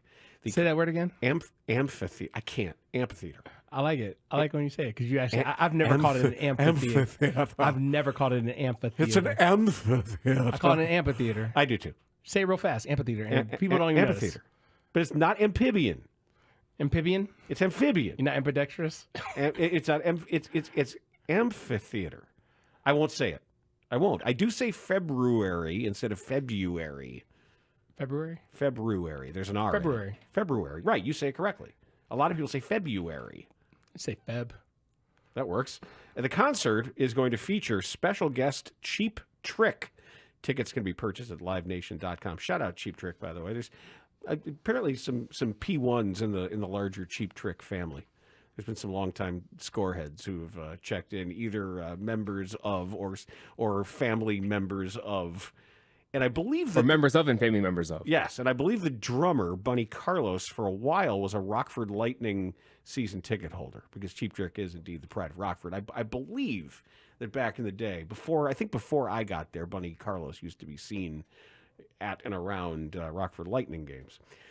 Next up, Billy Donovan spoke for the first time in a while. Yeah, because since that post game. Since Steph Curry dropped 24 in the third quarter on them. Yeah, and they've got this new roster, and they've got to figure this all out. And now we know the story is going to be the development of Modest Buzelis, and these are subjects that he addressed. We'll hear him next. There is no offseason for Bears Talk on the Score. With Ben Johnson and a new coaching staff on board, there's a lot of key decisions to be made with the roster. It's the grand opening of Raymond Kia in Antioch. Our new lounge is over 4,000 square feet with multiple TVs and workstations. We also have 18 service bays. The best part is we have more space for basketball. And more Kia models. Right now, get grand opening savings like this. Come in today and ring it up at the grand opening of Raymond Kia on Route 173 in Antioch.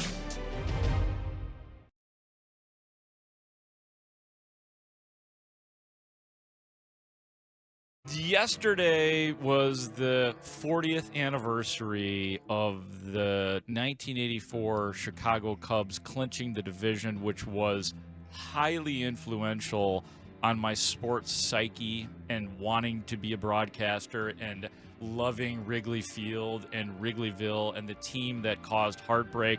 So yesterday was the anniversary, and Marquee Sports Network was doing it justice by playing the game and some of the posts. First of all, that final out. Listen to this crowd. Might as well join them.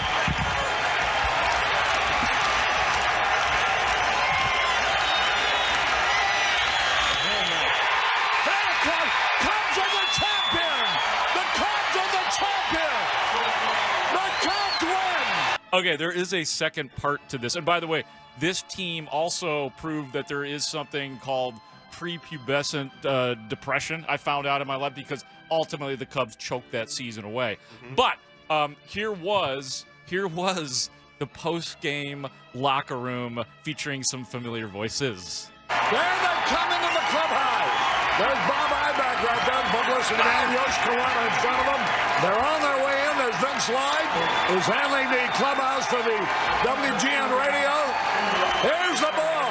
John Vukovich. All right, Steve, get him as they come in. They're all coming in right now. One of of the great moments in Chicago sports history. Rick The ball Sutcliffe, grabs his the 20th first win of bottle the of year. champagne, Steve. What a night here. The people are going crazy. Harry, it's just unbelievable down here. A happy bunch of Cubs, a well-deserved win. It's great to be in the locker room. I'll tell you what, this is something they've been waiting since spring training for. Nobody thought they could do it. As it turned out, they did.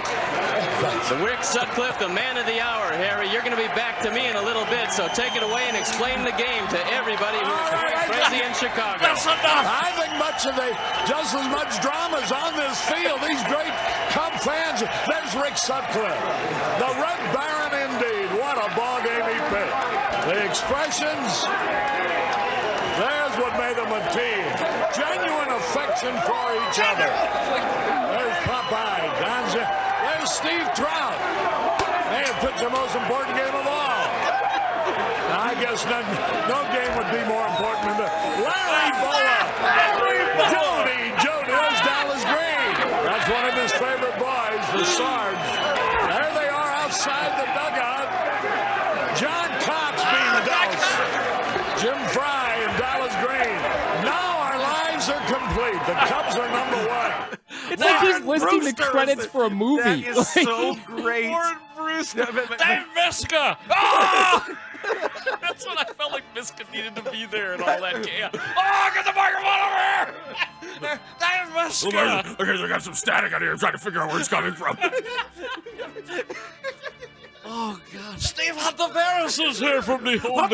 What the hell is he doing here? Jerry Mumphrey. He hasn't been on the team since 1978 when he was doing commercials for Cy Sperling. Yoshiko Wanda. Larry Bowa. Paul Ossenbacher. Ken Reach. What the hell is Bobby Mercer doing here? He's just like noticing random people. Oh, that's... Yoshiko Wanda was there. Boy. John Vukovic. Stone, what the hell is Stone even talking about? All right, that's enough. Stoney's like, Harry, back to you. Yeah, I got to get out of here. I've got 3 10s back at my apartment waiting for me. That was the best part to me. Was like Stoney was like, Harry, why don't you talk about the game? And he just goes back to name. Yeah. Harry, explain the game. I've got a hot dinner date. Here's the recap of the game. Larry Bowa. Sean Dunston.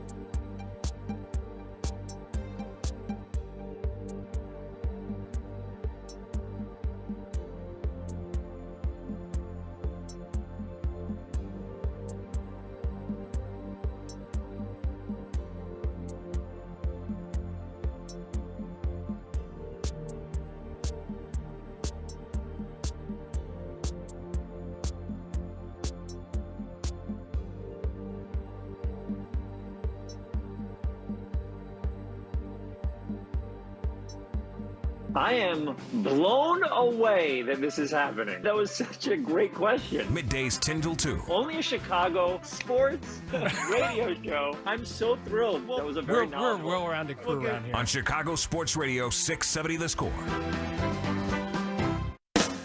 And then the Warriors turn it over down the floor. Pizzellis with a two-handed dunk in transition. And Mattis Pizzellis in 9 first quarter minutes is putting it together with 9 points. 9 points. He's putting it together in more ways than just scoring. He's getting a little nice and comfy out there a little bit. Things, as they say, the game is starting to slow down for him. And now it's an interesting stretch for the Bulls. They have a game tonight at 7 at home against the Pistons.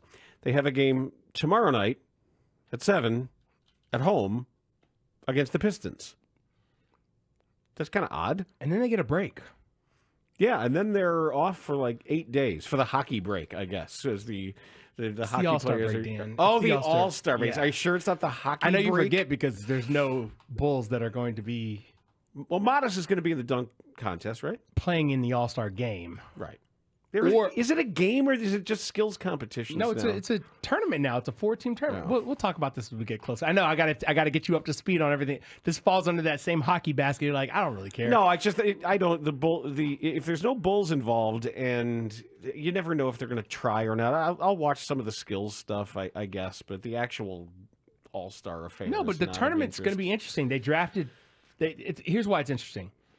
There's 4 teams. Mm-hmm.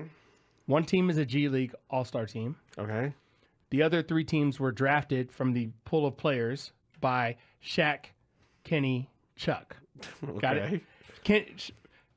One of their teams, I think it's Chuck's team, is just unbelievable. You know what? No, you have opened the can of worms. I'm about to tell you about the NBA All-Star teams because when I tell you these rosters, you're gonna be like, "How did this happen?" So Team Barkley is better than and I'm just gonna tell you the rosters. And you tell me what you think. Okay. Okay. And a G League All-Star team in a game where nobody's playing defense, if they get enough guys there, And there's money. You win money if you win, so they're going to be probably playing a little bit harder than the average. The G League guys are. Yeah, for that's sure. what I'm saying. Yeah. It's a 4-team tournament. So here's Team Shaq, right? Okay. Shaq said before the draft, he's like, I want the guys, the proven guys. I think he accomplished his mission.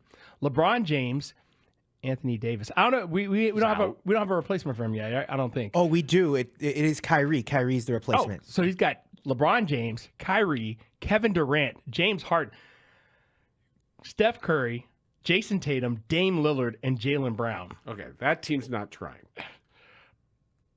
Then there's They're too Team old. Kenny. I don't know. I don't know what Kenny was doing.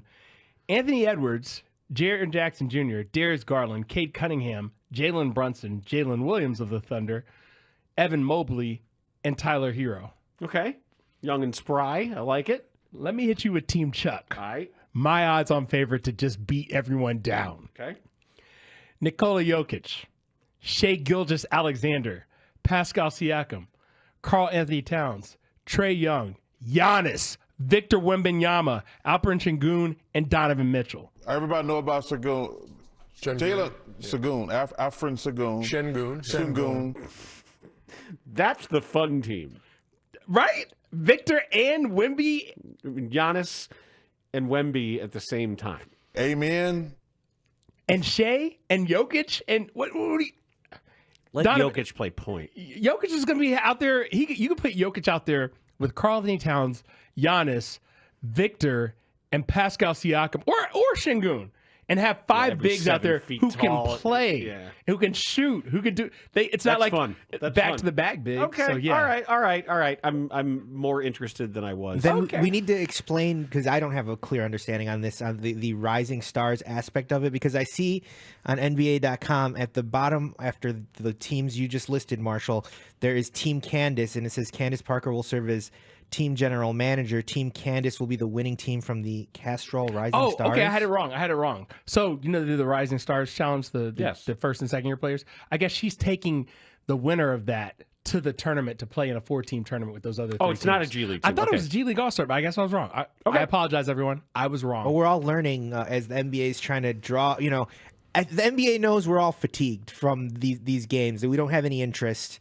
because the guys aren't trying. And if indeed these young players are involved in this as their own team, I think the older guys are going to be playing hard to not get embarrassed by some younger guys. I don't know. I don't think anybody wants to get hurt, though. Right. True. Yeah. True. Like teams are out here trying to win championships. I think they'll take an L in this one Okay. to preserve themselves for what matters. They're going to play like I play. Free throw line to free throw line. We're not doing anything crazy out here, okay? Billy Donovan met the media, and among other things, he was asked if he was evaluating Matas Buzelis differently now that he's playing a regular minute load. No, like I'd say in fairness to Matas, he's earned that. He's played really, really well. I think the urgency part for him from where he was earlier in the year, I think a lot of times young players, when they're gifted like he is, they can rely on their talent, and they start to realize as their talent level starts to even out through competition, you realize the urgency part and the familiarity with opponents and scouting and preparation and watching film are things that are probably somewhat new to him. With Lonzo being out, it put us in a situation where, we were going to need to start someone different. I like what Patrick's done off the bench for us, so I kind of wanted to keep him in that role. And I thought it would be a good opportunity, to give Morris an opportunity to start part of his growth, just to see what that's like too. So he's done a good job. He's responded well, and I think the minutes that he's got, he's earned because he's played well. And I think I talked about that early in the year, is not so much just throwing a guy out there for the sake of throwing, but he's responded to the things we've asked him to focus on. Now I thought there was some moments in the second half against Golden State where he probably needed to rebound better and block out better. But I think the things we're asking him to do, he's definitely gotten better at them, and it's allowed him to play more. Not that you need his validation, but he the other night was talking about how he appreciated the way you and the staff brought him along. What's your reaction when you hear that? No, I appreciate it. I mean, I think the communication part's important in terms of what you're doing. It's not like I'm telling him, hey, listen, I'm opposed to playing young players. It's like, listen, if you're not able to do these things, I'm just not going to put you out there. And I think, like I've talked about this a lot, and I appreciate him saying that. He's a great kid, and I love working with him because he wants direct talk, and he wants honesty, and he wants to be pushed. So I like that part of him. But, I just think to put a guy out there and to say, hey, listen, gain your experience. Just you don't know what a young player takes from the experience. He needs to understand the things that impact winning, because ultimately, this is what happens to me with a lot of young players. There's a lot of excuses that are made for them early. They're young, they need experience, they need playing time, but at some point there comes a part of it where the performance now starts to outweigh the fact that they're youthful, right? And you want to get him to a place, I think, where he's impacting winning. Is playing time part of that?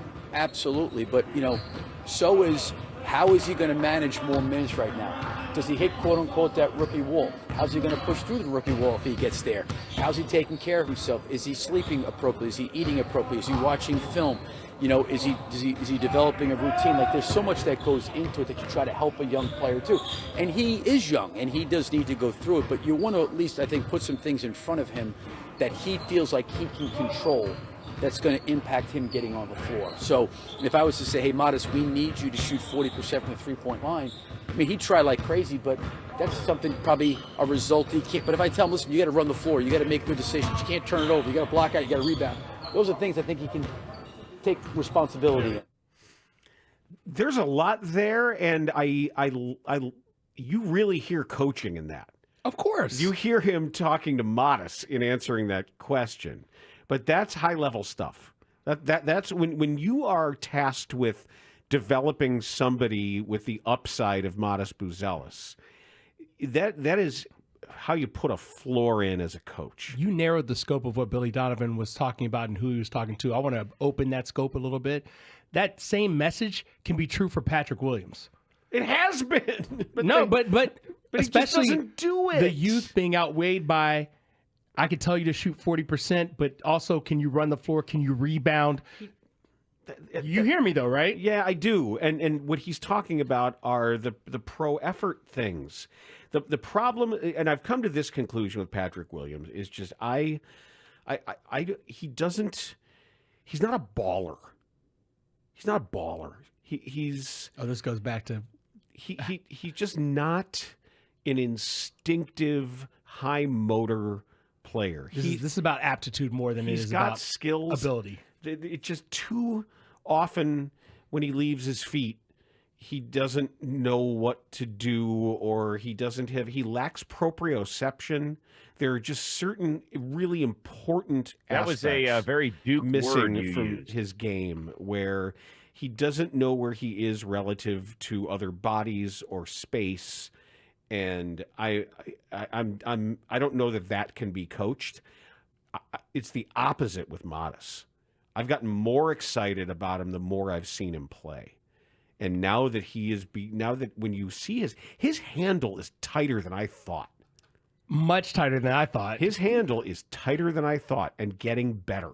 And if that's there, if he can become a secondary ball handler, look at out. 6'10", Look with out. that type of athleticism. Look out.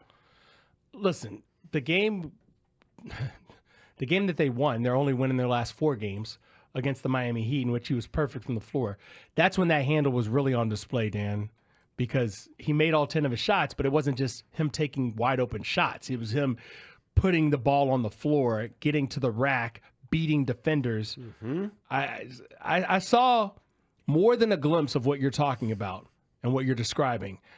And I need more of that. Oh, you're going to get it, I think. And as long as they keep losing games and figuring out how they're going to allot these minutes. Speaking of losing games, Io may not play tonight. Okay. At last check. Although on the injury report, he's listed as probable with an illness, but others said that he might not play. And then Lonzo's also out tonight. So that's 2 ways that maybe they're worse than they would have been otherwise. And if guys can kind of miss games from here to there, they can lose a lot of these games. Io's listed as probable. Right. He's listed as probable, but he's dealing with an illness. So he may not play. Yeah, when in doubt, don't play him. So here is Billy Donovan about how he's going to work in these new post-deadline rotation pieces. Yeah, I mean, I'm trying to give those guys a little bit of a look just to see. I think I mentioned that, Zach's going to be the one that's just a little bit interesting because we haven't really played 2 bigs. And, I don't know if he'll get maybe the opportunities next 2 games. We'll see how the games go. I think he is ready to play. It would probably be more my decision, but I'd like to try to get him involved at some point. And if it's not these 2 games, maybe coming out of the All-Star break. But I do think that our group probably needs a little bit of reps working with that. I think last year we did it a little bit with Andre and with Vooch.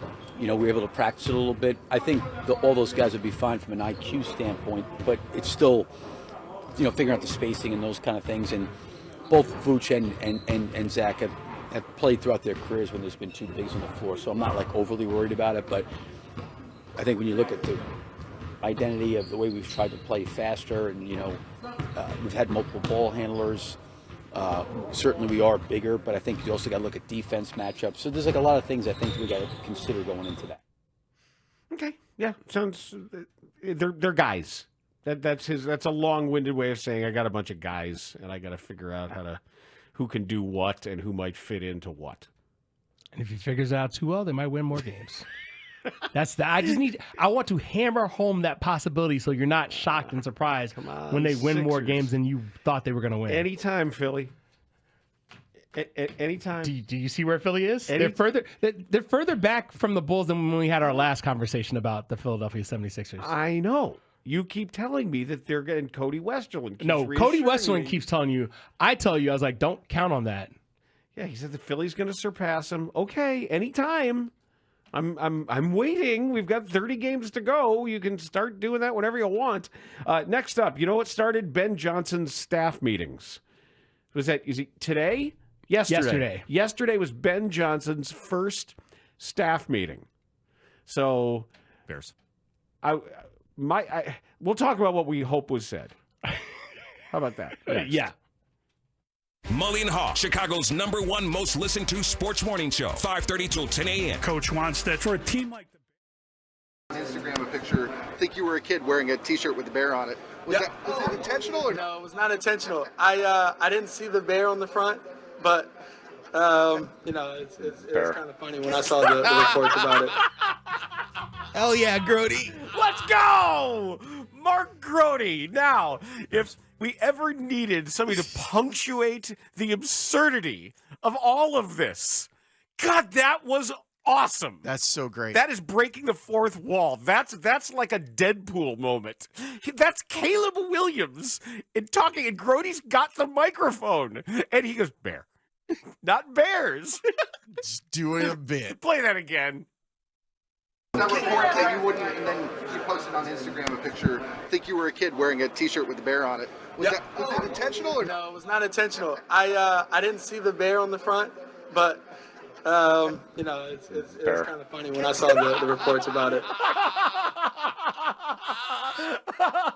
Man, you talk about a man of the people. You, the Score listener, Mark Grody is there for you. That's right. That's what that is. He is standing at the combine holding a microphone talking to Caleb Williams, and he did that for you. You better appreciate that man. So great. So great. Hey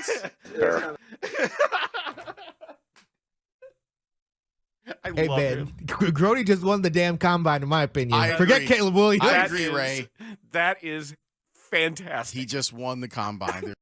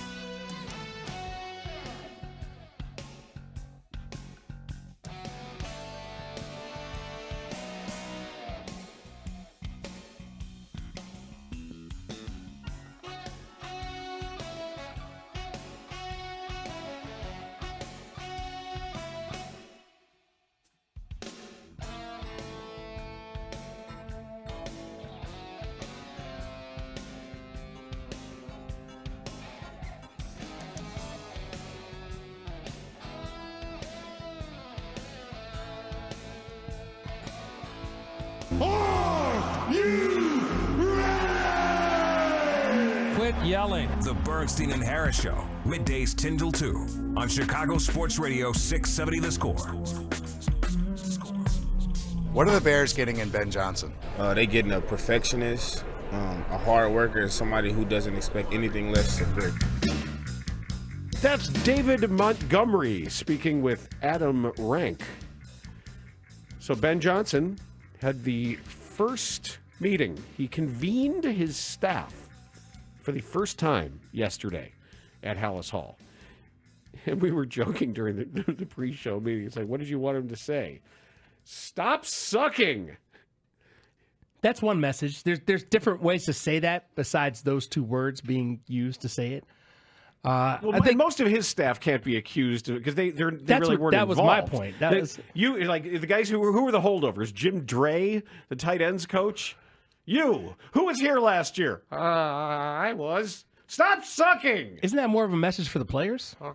Okay, maybe. Yeah, maybe the coaches too. Richard Hightower. I think stop getting kicks blocked. When you finally get all your staff together, right? This is when you can convey, hey, this is our standard operating procedure on, and you can just make a list of all the things that you want implemented, right?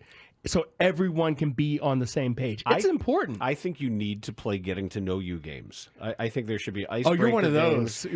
Guys, when's the camp? When's the retreat? When's the work retreat? Right. And we'll learn a lot about Ben Johnson if he says, hey, okay, and I want everybody to tell me a joke or something like that. Well, we know Ryan Poles likes to bust out the putt at the draft. Darts. Yeah. Right, shuffleboard, a little bit of a little mixer at the beginning, kind of thing. Depends how he wants to wade into this. What were the Matt Eberflus? He took them to a Cubs game and they did BP or something, or not? It wasn't a game. Play on the hits principle. And then yeah, they did do BP. And then they went to Wrigley. like the United Center and did a basketball themed thing the one day awesome. during was it minicamp or? Like I don't know what kind of professor you are on syllabus day when you say, look, this is how I run my class. Don't be late. Don't fall asleep. You kind of lay down the rules. You say, if you've got an issue with this or trigger warnings, we're going to read this and we're going to watch this movie.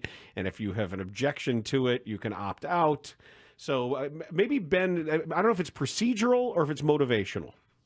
Listen, for him, he needs to go the way of, I'm trying to think there because there's lots of different examples, right? He needs to be like Dr. Lee in Drumline, one band, one sound, and so his coaching staff, it all flows down from him, right? Okay. So when those coaches meet with the players and all, like everyone in the coaching world at Hallis Hall needs to be on the same exact page of what we're trying to do in every single way. And that's how we do it, what the standard is. Mm-hmm. And that way, when the players come in, it's already been... Right. So he's not going to say that. He's going to actually give those details. Right. We call this, and we meet at this time, and you meet with these players, and then you meet with me, and I meet with Kevin, and then we go out and we see the statue of George Halas, and we look at the statue of George Halas, and then it imbues us with great power, and then we go back in here, and magic happens. I don't know. I don't know if magic happens, but something happens. Did you have a professor that had something like, tell me the strangest fact about yourself? I had that in fifth grade. We had a professor that would go in and interview every student and videotape it. That's weird. That's really weird. Yep. And you know what? And you know what? What is you with those videotapes? Exactly. What was the class? Because if it was like a broadcasting class. All right. It was an English literature class. We learned that. What did we read? We read. This is a college professor, right? College professor, yeah, Victor Strandberg, and a great teacher, but a strange man. And I think I don't know what he was doing with those videotapes. But you were curious about it, weren't you? Like, why is he videotaping us? Because how many other teachers, professors videotaped you on the first day of class? Well, I didn't do it. Oh, you could opt out. I just didn't want to do it. I just thought it was weird. That would have been me. So yeah, I might have been like, no, I'm good. That's kind of where I was on that. I might have asked why. Though. I don't need to know you personally. No, but a great professor. We did T.S. Eliot and Joan Didion, Toni Morrison. There was all sorts of really cool stuff in that class, and he was a great lecturer. A bit of a ribald, profane lecturer, I should say. And told some stories. I'm trying to picture this guy as you're describing him. he probably looks exactly like you imagine. I think he taught into his 90s. Like he was still teaching, but I don't know. Maybe, I bet they told him to stop the videotaping thing. Because what year was that when he did that? That was 80. It was 90. No, 89. So it's not like today where you just, I'm going to put my phone up on and you No, had to he have had like the a camera equipment. set the up. camera, Yeah. the VHS. Yes. Yes.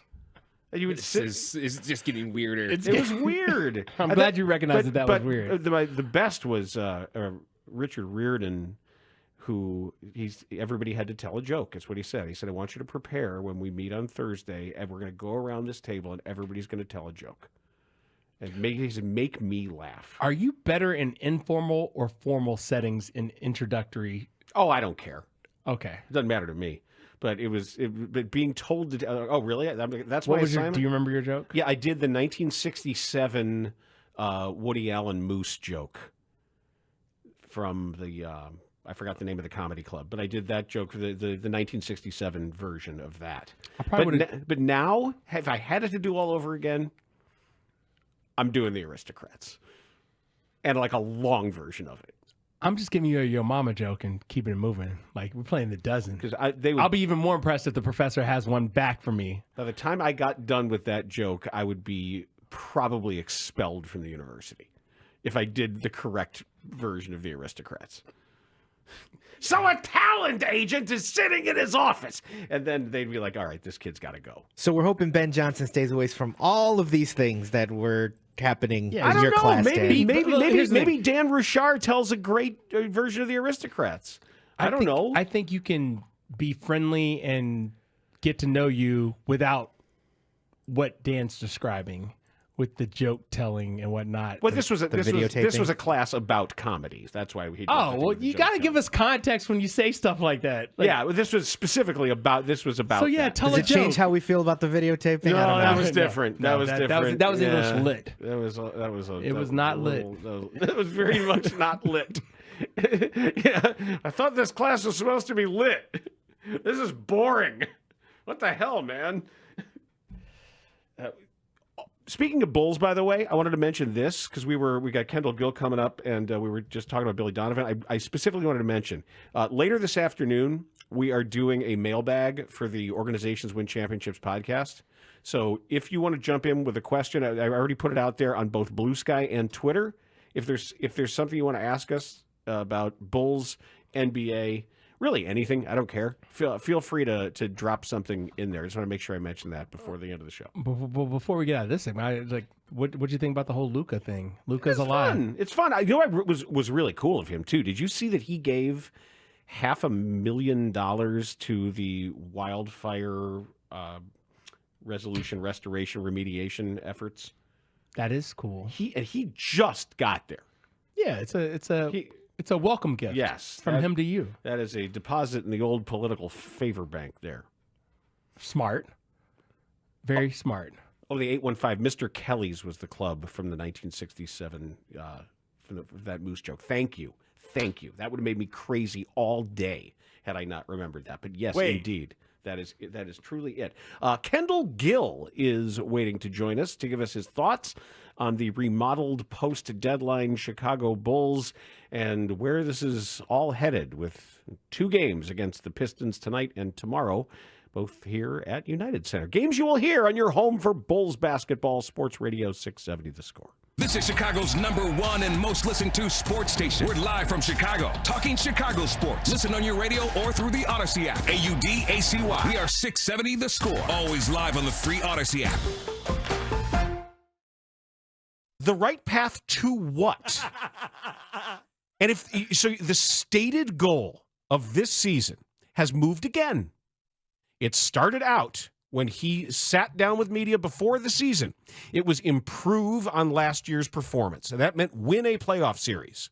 And then it crept and it crept and it crept and it kept on creeping on until it ended up, well, the play-in is kind of like the playoffs, and we got into that. Did I hear the goal was to be a tough out?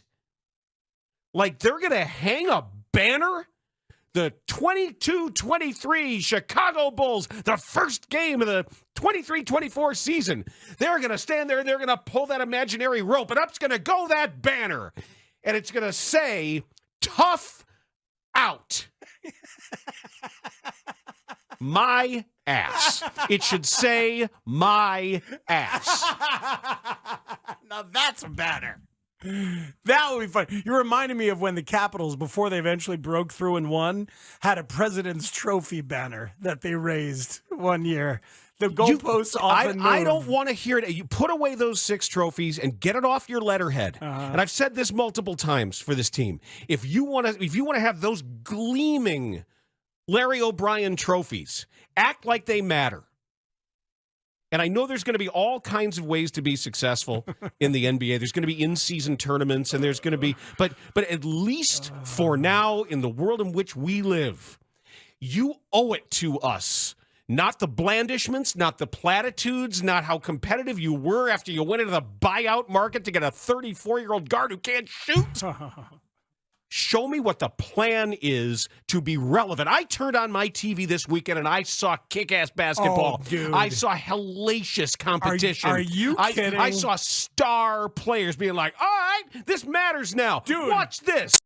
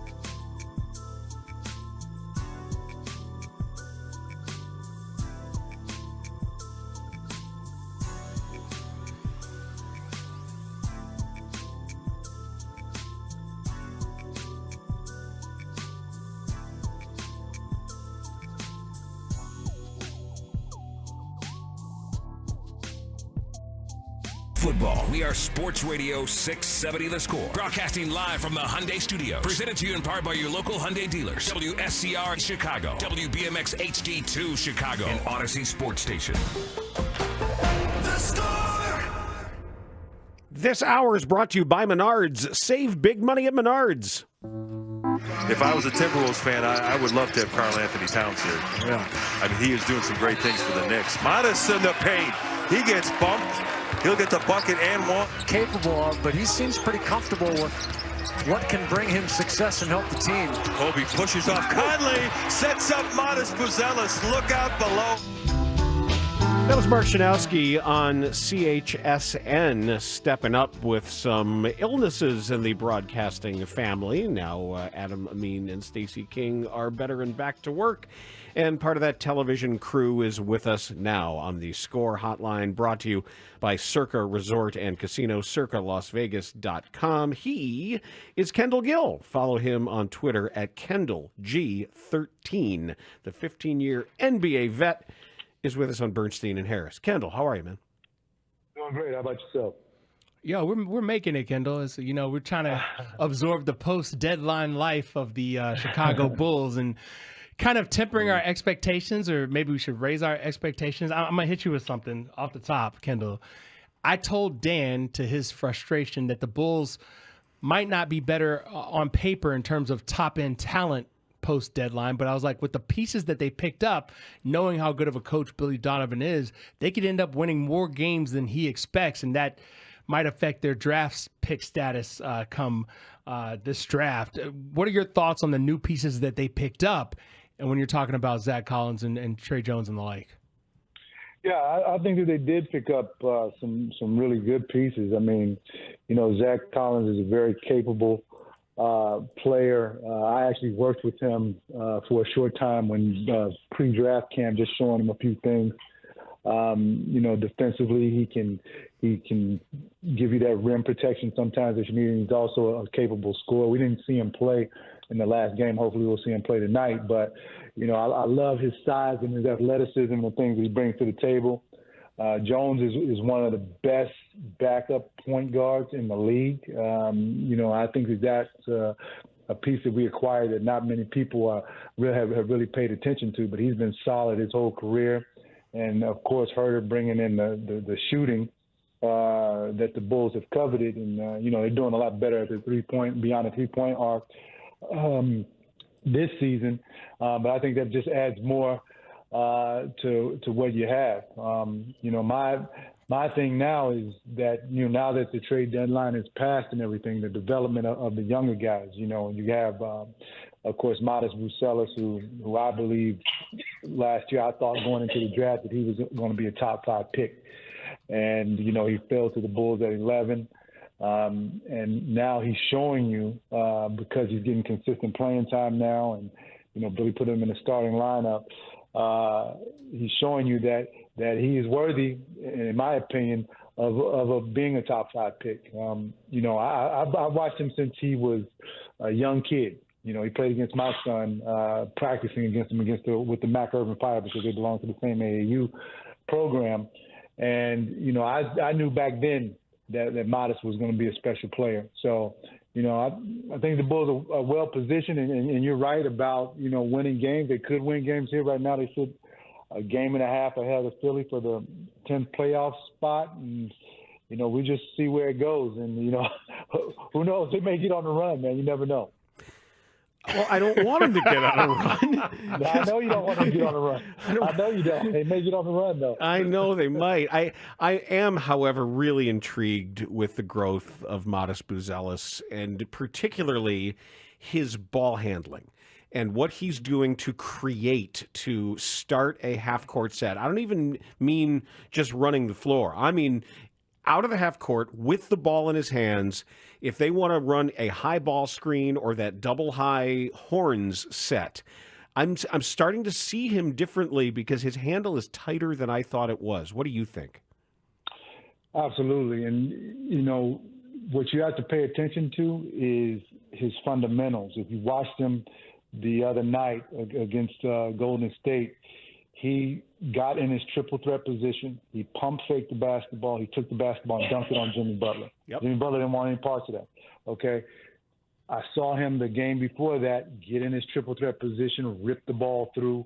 His footwork was great. And that's what I pay attention to as an NBA vet. I don't pay attention to the sizzle. I pay attention to the steak. And he has the steak, meaning he's fundamentally sound. Okay, and that's what I'm most impressed with. And yeah, he can pull the ball off of the glass and bring it down and handle the basketball and get past anybody. And he's 6'10", athletic, and he has the mentality of a guy that wants to be the best. You know, he of course he didn't make the rookie game, and he's upset about that, which he should be. You know, and he said from now on I'm going to be the best rookie in the league for the rest of the season, and I see that. I just think his upside is tremendous, and I know a lot of people talking about, well, let's lose and get the draft pick so we can get in the Cooper Flag sweepstakes. Guess what, guys? You already got Cooper Flag. Oh, easy. Oh, no. Come on, man. Oh, no. Listen to me. I saw Modest take Cooper Flag apart when they played one-on-one. Oh, okay. Okay? I saw it with my own eyes. All right. Wait. Believe Kendall. me when I tell you now. Now, Okay. I got to get you to expound on this a little bit. Okay, when you see Cooper Flag's game and you see Modest's game, tell me where Modest, in your eyes, has an advantage. He's bigger. He can handle a basketball better. In my opinion, he's more athletic. And they both have the same mentality. But I like Modest's upside simply because I like his athleticism more, and I like his mentality more than Cooper Flag. He can also shoot the basketball better than Cooper Flag. All right. Wow. Right. It's gonna take me a while to absorb that. I'm gonna get the next time we have you on, Kendall. I'm gonna revisit this topic because all right. I tell you, 3 years from now, you're gonna be saying Kendall was right. Okay. I will be more than happy to wager a crisp dollar bill to be. How are you going to measure it? Win shares. However, we can just take, or you pick a stat, but I will do, if 3 years, 5 years, 10 years, total NBA win shares. Win shares. Yep. Okay. We can do that. All right. It's a dollar. But I guarantee you, Modest is the guy. You guys just don't know it yet. Okay, no, I believe he could be the guy because on the Bulls anyway. Here's the thing, though. If you're right, it changes everything. If you're right, that changes all the decisions that they need to make. It changes how the team is constructed. If you're right, if Modest Buzelis is better than Cooper Flag, then it alters the entire trajectory of the franchise. No, it really does, and time will tell. But that's what I'd put my money on. I love the way that he's trending. Yeah, I love the way that he's trending right now. He's getting better and better. He's mastering the fundamentals. And you guys remember during the draft when he said about the number one pick, Ricochet? Mm-hmm. Yeah. He said, listen, that guy doesn't want to see me. Okay? And that's the type of kids I love. And then you put that with the talent as well, which he has, and the want. And he has all of those things. Okay. Listen, everyone is entitled to their opinion. You obviously have a very professionally developed opinion from lots of basketball experience, both watching Modest specifically, and then obviously you brought up the Cooper Flag thing. When people say things that kind of rock the boat like that, I just want to know what it's based on. You've explained your position. I accept it. I can't wait to see where that goes. Meanwhile, can you explain Arturas Karnisovas's position that he presented to the media after the deadline? Because I didn't understand any of that based on the moves that have been made prior, the fact that they don't have any number one draft picks to show, first round draft picks to show for the departures of DeMar DeRozan, Alex Caruso, Zach LaVine, and the fact that Nikola Vucevic is still here. Well, it's hard to understand what they're trying to do. Yeah, I mean, listen, I can't explain it. I'm not in AK's head, but I understand what he tried to do. With putting this team together, 3 years ago, when, he got Lonzo, he got DeMar, he got Vooch and Zach. And, prior to Lonzo's injury, this team was rolling. It was trending in the right direction, and unfortunately, Lonzo's injury derailed everything, because we were sitting first in the Eastern Conference even after the All-Star break.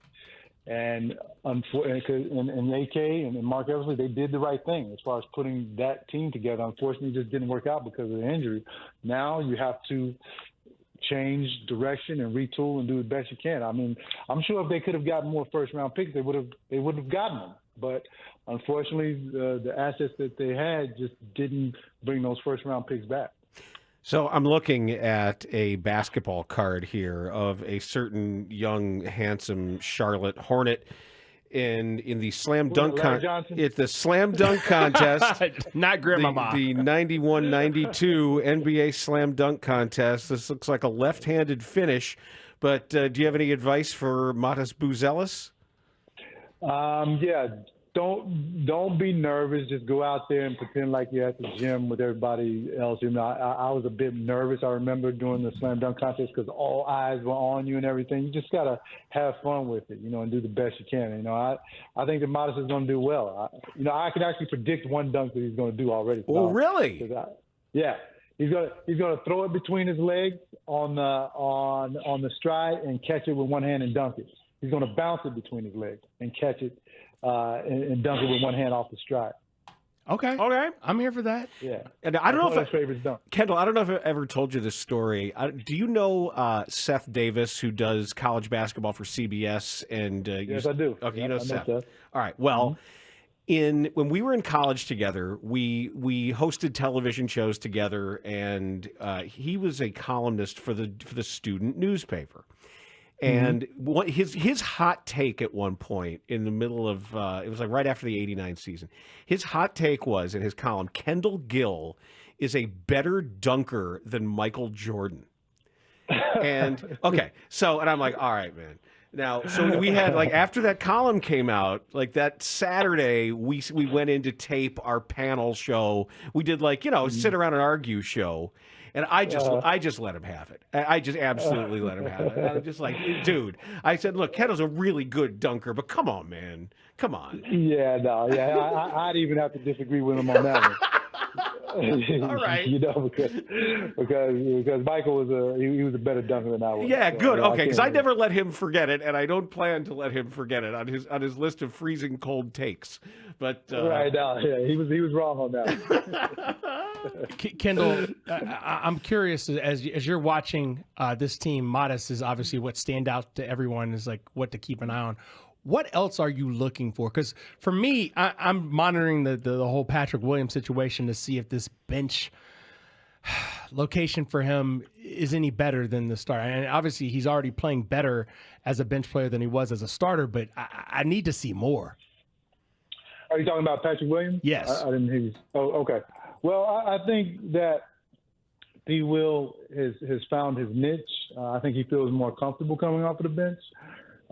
He doesn't have to worry about, where he's going to get his shot. He knows that he's the first option coming off. Now, he has to continue to come with the same intensity, though. I mean, in order to be effective, we don't want him to go back and be passive, as sometimes he has a tendency to do within the offense because, when he comes off of that bench, Billy's bringing him off of the bench for a reason, to score the basketball and be the number one option. When he goes and he plays like that, I mean, I know he didn't really have a great scoring game against Golden State, but all the previous games leading up to the Golden State game, he was double figures each and every night, and looking for his shot, not thinking about it, not going and standing in the corner, being really aggressive, bringing the basketball down and searching out mismatches that he can exploit. So I like him in that position. Hopefully, he can continue to, do that role the way that it's supposed to be done. Because I believe that he can be a double guy coming off the bench. Why can't he finish? I can't figure it out. I've been trying. This guy is 6'8". He's 230 pounds. He's got long arms. He has enormous hands. He can jump. I don't know why when he elevates toward the basket, whether it's a layup or a dunk, it seems so difficult for him. Yeah, and it's funny you should mention that because I noticed that him coming off of the bench, he's actually finishing better, and it's all about the mentality. You got to be willing to, I don't mean this, but you have to have this type of mindset. You know, when you go up there, you have to go like, I'm going to break your arm if you go up there and you try and block it on me. I mean, MJ had the mentality. Dominique Wilkins had the mentality. I had that mentality. My whole Flying Illini team at Illinois had that mentality. So that's what you have to have. I mean, you know, you can't. It's not. It's a man's game. It's not a nice, you know, bunny rabbit game. You know, you got to go up there and you got to be willing to inflict some pain. And I think that once Patrick gets that mentality, and I know it's his 5th year and everything, but you know, you never know when a player is going to get it. But when he does get it, you know, I'm going to love to see it. We're not just hitting the kind of home stretch for the Bulls, but also at the amateur level, we've got Illinois making some noise. I know your son is enjoying his senior season. What has it been like following both of those programs here in the Lake going, and what are the prospects for both those teams coming down? Your son Phoenix and St. Ignatius, and obviously your alumni base. Well, I think that Illinois has been up and down. You know, everybody projected this team to be a Final Four team and national championship team, and you know they still have the ability to do it. Lord knows they have the talent. I mean, you know, you got Will Riley, Jakachonis, and you know, players of that talent level, and they're just freshmen. Marez Johnson from Thornton as well, and you know, they went out and beat Minnesota the other day, and looked really good doing it. Now, what they have to do, they have to be more consistent. If they can get consistent, then I think that they can make a huge run in the NCAA tournament. As far as St. Ignatius and my son's team, I mean, they've been playing well. I mean, they've come off of 16-15 season. Now they're 22-5 and almost beat the number 1 team in the state Friday. They lost to them in overtime. I had to get on Phoenix because he missed 2 free throws in there that would have won the game. But, you know, we would have shot like 100 free throws a day since then. But, yeah, we were actually at the gym last night shooting. But, you know, he's having a great senior year, you know, and he's going to Northwestern next year. And we're looking forward to playing with Chris Collins. And, you know, Chris has that program trending in the right direction. Unfortunately, they had 2 of their top players get hurt late in the season. So, you know, that's hurt them quite a bit. But Northwestern has the top 10 recruiting class going in. This 2025 recruiting class is the top 10 in the nation. That's something that they've never had before. So, you know, I'm looking forward to spending a lot of days up in Evanston, man, looking at those games. Kendall, much appreciated, man. You made a little news too with your Modest Buzelis take and Cooper Flagg. So all I can say is, man, I hope you're right, because that would be awesome. 3 years from now. We're definitely going to run the tape back. No. This is, people remember this one. And let's not forget, Modest is only supposed to be a sophomore in college. Yeah. I got you. Remember that? I got it. All right. So he's on the same wavelength as Cooper Flagg. Okay. Those guys are gonna be battling each other for a lot of years. Thank you so much, Kendall. Appreciate it, man. All right, guys. Bye. That's Kendall Gill. Okay. Yo, you wanted some bold talk. Put that out there. Why not? Why not? I see why he's saying what he's saying. I just don't know that I agree with what he's saying. And I've seen Cooper Flagg do some just ridiculous things. Although it's against college competition. You heard what he did to the NBA guys. Yeah. You heard this. You only saw some of it. You heard what they were saying about what he did to the the U.S. national team. So let's okay. Hope he's right. Hey, I don't think we've quite slain the dragon yet. Aaron Rodgers is still trying to figure out if he's going to play. But we learned some interesting things about how the apparent end of his Jets tenure went, and it may give some ideas to whatever his next team could possibly be. So that's next on The Score. Sports fans, make this your most magical tournament ever with a Slam Dunk in Vegas Ultimate Tourney Weekend. Entering to win is easy. Just download the free Odyssey app, log in, and listen to The Score. Listen each day for a minimum of 1 hour for your daily entry for a chance to win an unforgettable trip for 4 to Vegas, including... It's the grand opening of Raymond Kia in Antioch. Our new lounge is over 4,000 square feet with multiple TVs and workstations. We also have 18 service bays. The best part is we have more space for basketball. And more Kia models. Right now, get grand opening savings like this. Come in today and ring it up at the grand opening of Raymond Kia on Route 173 in Antioch.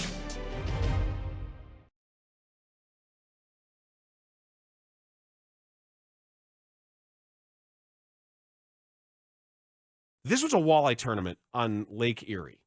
And the video came out, because usually it's not quite this dramatic. Usually it's after the fact, or some places will even have an x-ray machine that they'll slide everything through. The Lake Erie Walleye Trail Fishing Tournament, the fishing director thought something was up, and he took out a big old fillet knife and started cutting up the catch. We got weights and fish! There we go! Out of here! Where's the other one? Everybody listen to me right now. Jake, I want you to leave. I don't want anybody to touch these guys. I want you to leave. He was pulling out 8-ounce lead weights. Yeah, I saw he cut, and then the guy reached in. There was 2 weights inside of a fish. Big egg-shaped hand grenades of lead that he's pulling out of these fish that had been wrapped in walleye fillets. We got weights and fish! We got weights and fish! And they apparently had been doing this before. They are under investigation for... It's felony fraud, It right? is felony fraud. And they won a tournament recently where they bought a boat worth $50,000. And this isn't big money, but it's enough that it's felony fraud. You can't do this. And the overdoing of it, if you look at this, I looked at one of these fish, and I thought, and I'm a pretty good estimator of weight of a fish. You've done it. Most fishermen are. You lift it up. I can get it within a quarter of a pound. And this one that is maybe 4.5 should not be weighing at 7.9. There's a very profanity-laced moment I kept out of this clip here that we played, where somebody says, "This guy's been doing this for years." Yep. So this guy's been making money for years off of this. But they got him caught now. He got caught right there, and he pulled out the knife, and I didn't know you could bring dead fish to a weigh-in. I thought that the fish being alive and releasable was part of it. Maybe not on Lake Erie. What an aha moment! When you, I was amazed by it. You cut into and drop the sound thud. Right. Yep. I'm telling you, they're like little hand grenades he's pulling out. Weights and fish. There we go. There we go. And people were going to kill the guy. They were going to drag the guy behind a truck. And they said, no, don't touch him. There were partners. One guy ran to his truck and locked the door. And the other guy stood there, stone-faced. And the Cuyahoga County is looking into this, as well they should. But the stories about the early days of competitive bass fishing, it wasn't just weights and fish. There were guys, and Carl Hyacin wrote about this. His first novel, his second novel, Double Whammy, was about this, where somebody would go catch big bass and stash them in underwater cages. And then when the tournament began, off go the boats, and then in come the boats, and the guys were using the actual same fish for multiple tournaments. Oh, look, I got old Bessie again, same 8.5 pounder, and would keep it and feed it and make sure that this thing would grow big in this cage, and they would just so happen to know where this thing was hidden and be able to go find it for each tournament. The 630. He goes, I love how relaxing fishing is. Yeah. We got weights and fish. There we go.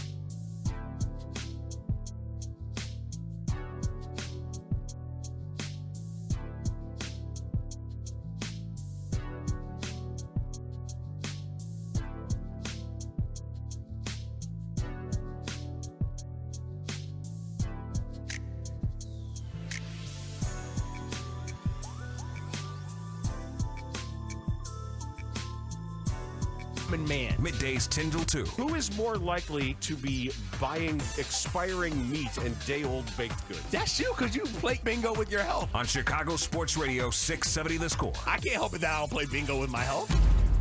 Bingo. It's interesting the amount of power that people think that I have.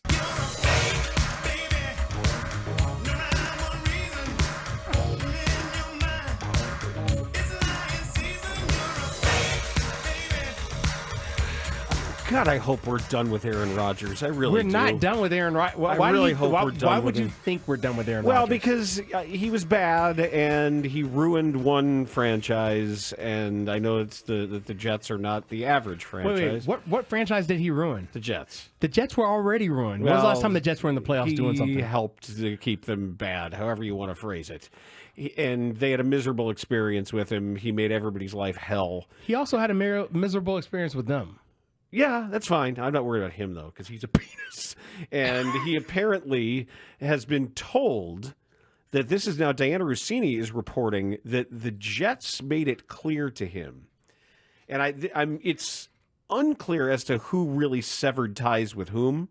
But I guess under Aaron Glenn, they pretty much said you have to be a full participant in every team activity, and you have to stop doing the Pat McAfee show if we would even think of bringing you back.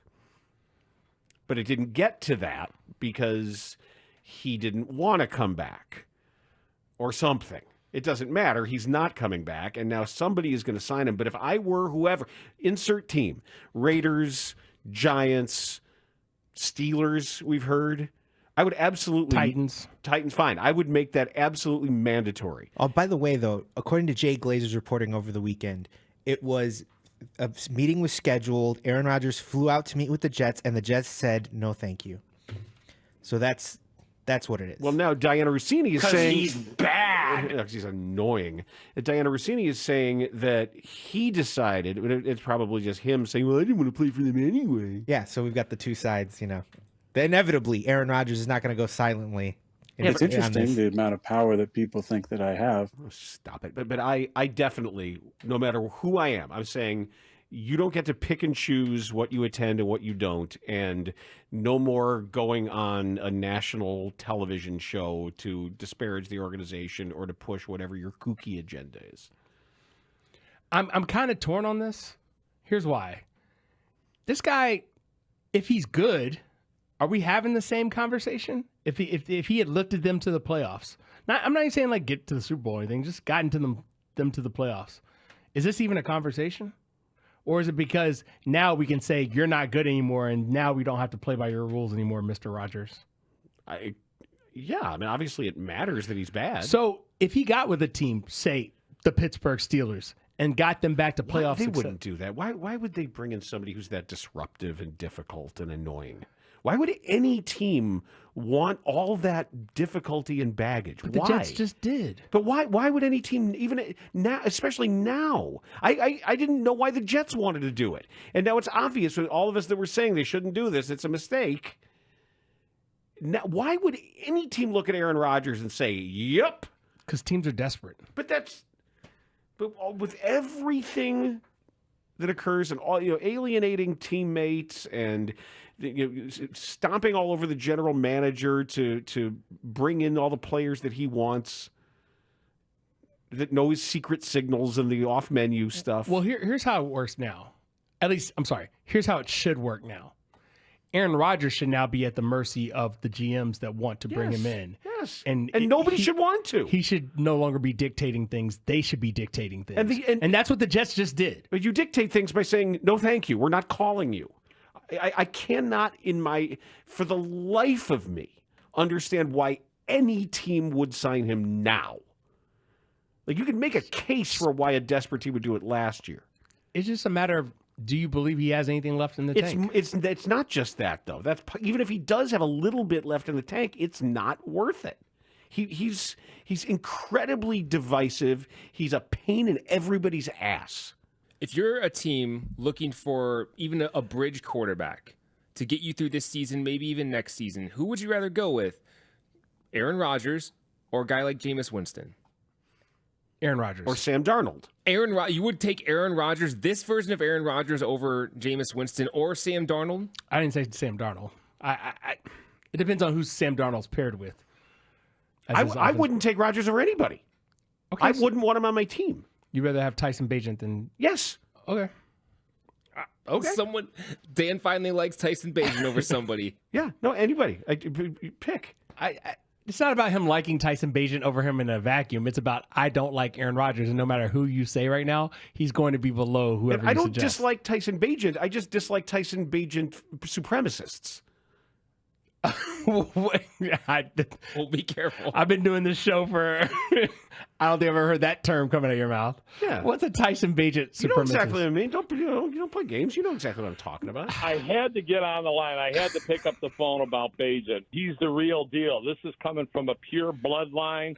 I think you're going to get a stud in this kid, and I think he's the real deal. Let's list off more names, and you guys tell me Aaron Rodgers or this guy. All right, Gardner Minshew. The answer to any of these, I mean, you could. There's more names, Dan. There's more names. Gardner Minshew. Yes, Gardner Minshew. So Aaron Rodgers over Gardner Minshew. No. Gardner Not Minshew over Aaron Rodgers. Anybody over Aaron Rodgers. I don't care who you say. You can say Kanye West. I'm going to say yes. Kyle McCord. That's my point. You're ridiculous. You're being ridiculous. Who'd you say? I don't know Kyle who that is. McCord. Me either. I don't know who that is, but yes. I think he's the guy that played for the Bengals when Joe Burrow was hurt. Yes, that's who he is. Fine, Yes, that's correct. Russell Wilson. Of course you're taking Russell Wilson. Yes. Ed Studs already said Jameis Winston. Kirk Cousins. We on board with Kirk Cousins over Aaron Rodgers? How much clearer can I be? Yes to whatever names are answer on is there. not changing. That's my point. He can't be convinced otherwise. He's Well, saying, because I see a name like Jackson Dart. Really? Like, yes, you're going to pick Jackson Dart? I don't know who that is, and the answer is yes. Listen to me. He's just going to say whatever, no matter who. He could say Ray Diaz. Absolutely, I take Ray Diaz. Better, damn it. Ray would be a great locker room guy. There we go. Yeah, glue guy. Yeah. Ray's the glue guy. He set an example for you. That's not how I see Ray. Can't see over the line, but he set an example for you. Wow. Did you see what he did? See it? The backhandedness of the presumed compliment. Okay, you don't like Aaron Rodgers. That's cool. He's going to play next year in the NFL somewhere. Can you accept that? I have no As a choice. are you sure? Are you sure he's going to play in the NFL? Would you like to make a $1 wager on that? I'm just curious. Would you like to make a $1 wager on that? No. That's because quarterback desperation makes people stupid. It makes them That's do dumb my things. point. Also, never underestimate the arrogance of any given front office. Fair? We can deal with this guy. He's not gonna ruin our franchise. We can handle him. You already know what it is. So I don't understand why you're so upset about Aaron Rodgers playing football. It's going to happen. I just can't stand the guy. I mean, it's Okay, not even playing football. He's not on our team. He's He's not on our show. This isn't the Pat McAfee show. He also isn't playing at Haugh. You don't have to really deal with him. You can just make fun of him when he flames out, whatever that is. Oh, I will absolutely, or anything. If he gets eaten by squirrels, that's even better. He's the dude that shows up to his to Aaron Rodgers' funeral just to make sure he's actually dead. Yeah, you just kind of poke at him a little bit. Doink, doink, doink. You know, so sure. And freeze him like 10 I don't think I millions. have as much hatred for any one person as you do for Aaron Rodgers. He's just annoying. There's a lot of annoying people that we I deal with know. every day. And I don't like any of them either. Is there a But you don't have a problem with them being quarterbacks of an NFL team. They're not going to be. I mean, there's no finite amount of distaste I need to have. Okay, Otherwise, that's fair. I'd be out of a job. It's your personal opinion. I got it. Yeah, I'll just be really happy when he's not visible or audible and it's significant enough. I guess the to real bear question is, attention anymore. when do you envision that being? Is this his last hurrah? I don't know.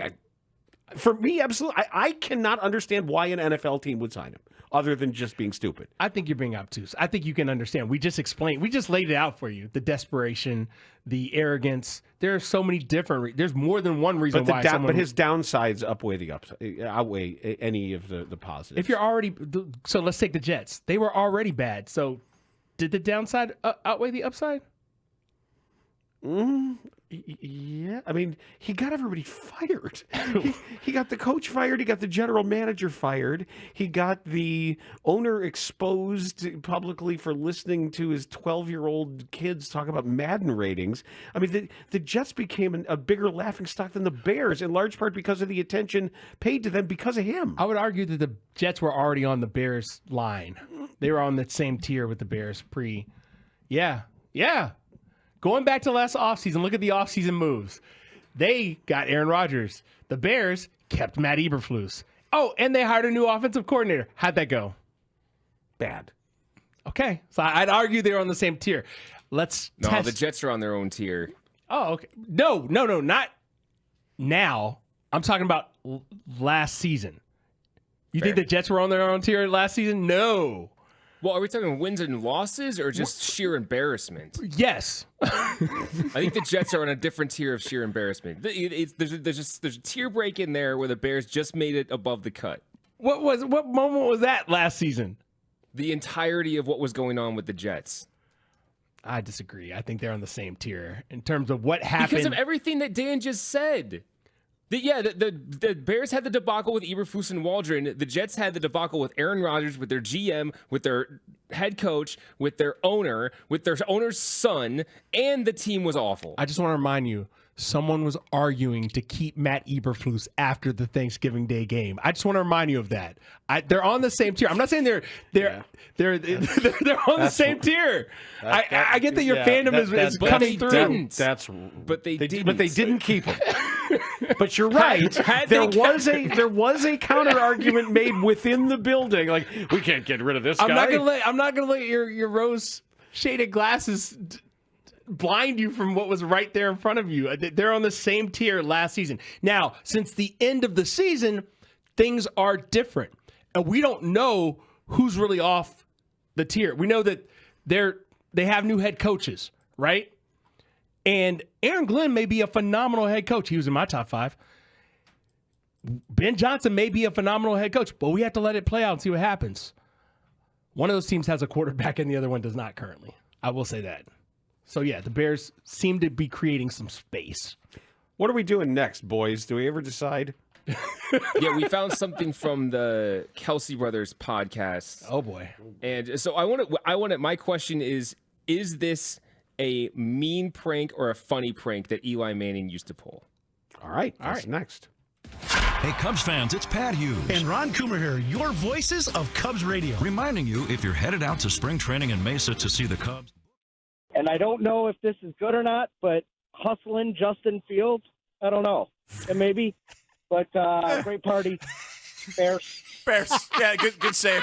They saved there at the end. Good save, Mike. People are bringing nickname opportunities for the party. When people start drowning at the end of their calls, it's just like, Bears. This is such a sausage party. Where are the women? Hey, man, invite some. Debbie, you're in Yes. Yeah! We need some estrogen at this party. What's up, Debbie? I got lots of estrogen for you guys. Oh, good. Pass some out. Thank you. Welcome to our QB1 party. How are we celebrating Justin Fields' arrival? Oh, my God. I was there. I flew down there for the Texans game. And to see the improvement over the last few weeks has just been amazing. And it's so amazing not to be last in every single statistic on the TV. It's just so uplifting that we have a potentially great quarterback. And I'm looking forward to Green Bay and beating that Aaron Rodgers. Yeah! Oh, we dumped Debbie? Oh, can't say that on the air. Sure you can. Leave it. Good job, Debbie. The one woman who shows up at the party, at least the first woman, is the one who has to get dumped. On Twitch. We've been told there's some on Twitch. Oh, Becky's man. on Twitch. That's tremendous. Yeah, Debbie. Yeah, I love the Bears. Thank you, Simmons. Toilet mouth Debbie. Come on. It's amazing. What a great party. People are starting to feel, a little lubed up. They're cursing a little bit, getting comfortable, got a nice bass down. This is fantastic. Where's the Wani bourbon? Might have to dip into the Wani bourbon on a Monday afternoon. Oh, my God. What a party.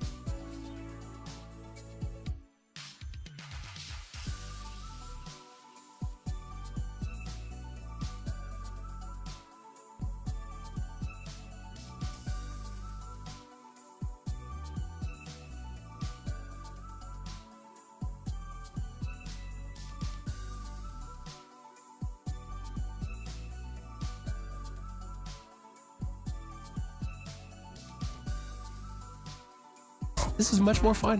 What, the Midwest? No, the radio. Hanging out with you, Dan, from 10 to 2 every day. On Chicago Sports Radio 670 The Score.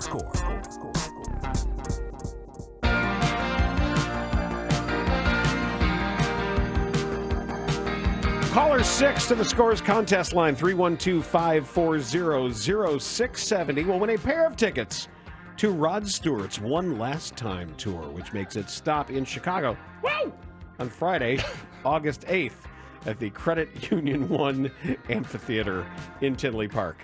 The concert will feature special guest Cheap Trick. Tickets can be purchased at livenation.com.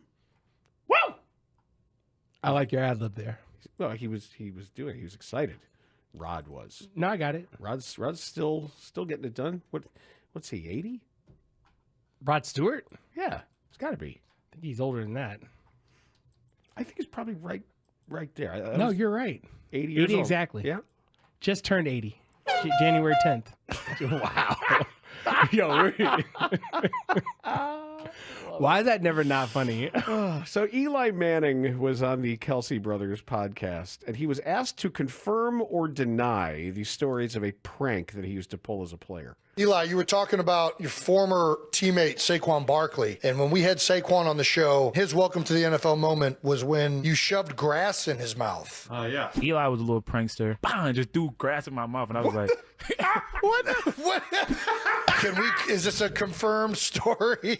yeah, this is a confirmed story. Every year before the first preseason game, I'm kind of sitting on the sideline a long time, and I always kind of walk up to a few of the rookies, and I'm kind of holding my mouth, and I'm going, man, I got to get my teeth been bothering me. I got to get my wisdom teeth pulled after the game. And they're kind of asking questions. I ask them if they've had their wisdom teeth pulled, whether to say yes or no. I say, can I see? Can I either see wisdom teeth, or do you still have holes in your mouth? And so when they look up and open their mouth, I got a big clump of grass and dirt in my hand, and I just throw it in there. And I've gotten like 3 or 4 guys on that first practice. I've gotten a few coaches. It's so good, dude. I don't think it's good at all. I think it's stupid and mean. I think it's funny. I mean, in this context of a professional to another professional, in that setting, it's just witless. Knowing what hazing used to be, I'm okay with it. I mean, I'm not comparing it to dangerous. Hey, it's still just witless, though. That's what makes it funny. Yeah, it's a prank. It's funny. Pranks are supposed to be clever. I think your idea of clever and our idea of clever is probably 2 different things. I think there's an element of cleverness in there, in that he's getting these guys to open their mouths to him with a story about wisdom teeth. Okay, yeah, and he shoved the grass in their mouth. That in itself is clever. Now, yes. You know, here's this prank that we used to. Oh, here we go. Okay. You want to hear cruel? So, when there was a new counselor at camp, like when the campers would get together, you have to have people involved in this prank, but the camper had to be involved, and it usually, like a 10-year-old kid who you knew could pull it off, or you could trust. Okay. And just say, listen, this counselor is going to come over and ask you about your mom. When he asks you, you have to start crying immediately.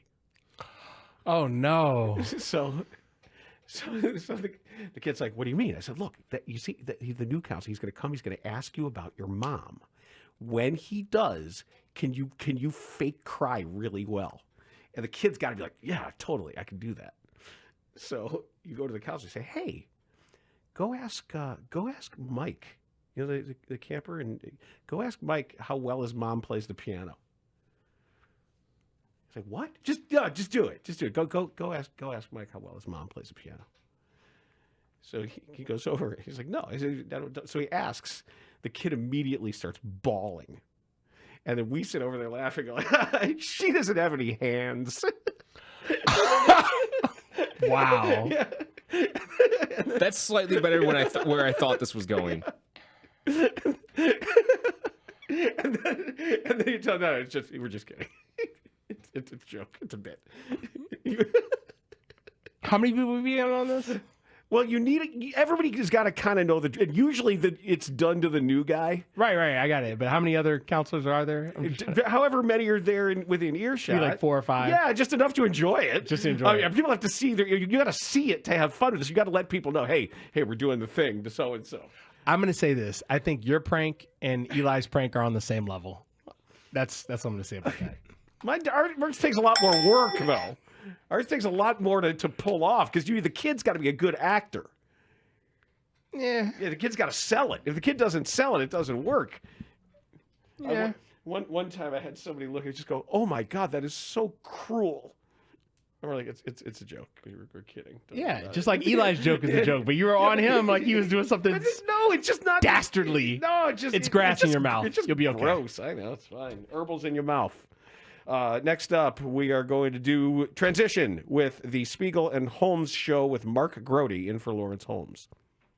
There is no off-season for Bears Talk on the Score. With Ben Johnson and a new coaching staff on board, there's a lot of key decisions to be made with the roster. Look at the draft, get a downhill runner, pair him with DeAndre Swift, and give you that 1-2 combination. So keep it on. Pretty cool. Chris Tannehill and Shane Reardon are in a tiny little love shack across the hall. Anybody watching on Twitch has just seen the bird flipped. My goodness. Yeah, you can't cut that, can you, Tanny? I Yeah, mean, you felt pretty helpless there with that middle finger going up. Nothing you can do about that. Tell you what, you dropped. I hate it here, dude. We're in this tiny little room. It would have been hilarious if Tanny tried to tackle him. Dude, nobody's touching the control room today. No, you guys look adorable in there. I've been meaning to say something. I've got a damn card table over here that I'm working on.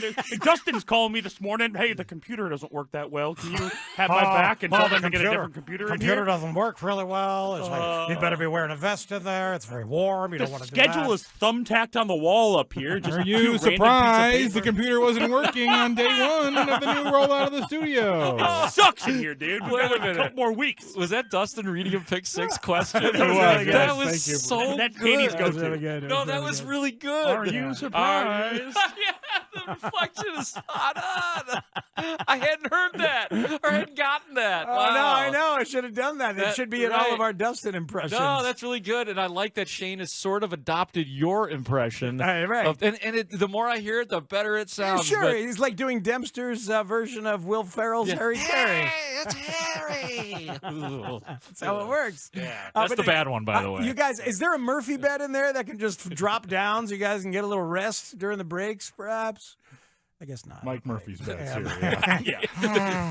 You got to That's mention the card table, yeah. Got to mention in the speech last Yeah, night. no, this is stupid. I hate this.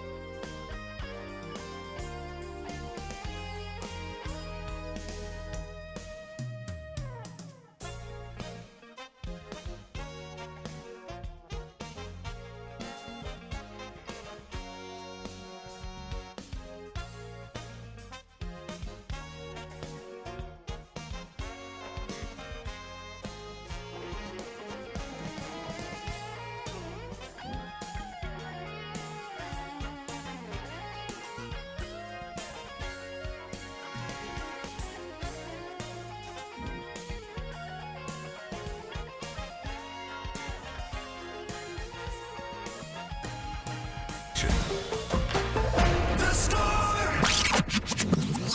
Yeah, all the time in the world to set up 2 different Nintendos. Oh, he did practice. I don't know if he told you this. He played on Friday. No, but for a couple hours after the show. But not on show? But not on after the his. But not on the SNES. That's what he's beefing about. Is that he's never had time to play on that. Oh, okay. Yeah, Okay. so it's still weak sauce, Shane. Hack. Like it's still weak sauce by Marshall. Yeah. I mean, come on, you're better than that. That's why he's gonna Better get than he's gonna get the beat down that he so richly Yeah! deserves when we finally play. So, Speaks, you get to take it home then, right? And practice on it and get ready quietly. Oh my God, Ruben! Don't say that out loud. Ruben you should would have done love that.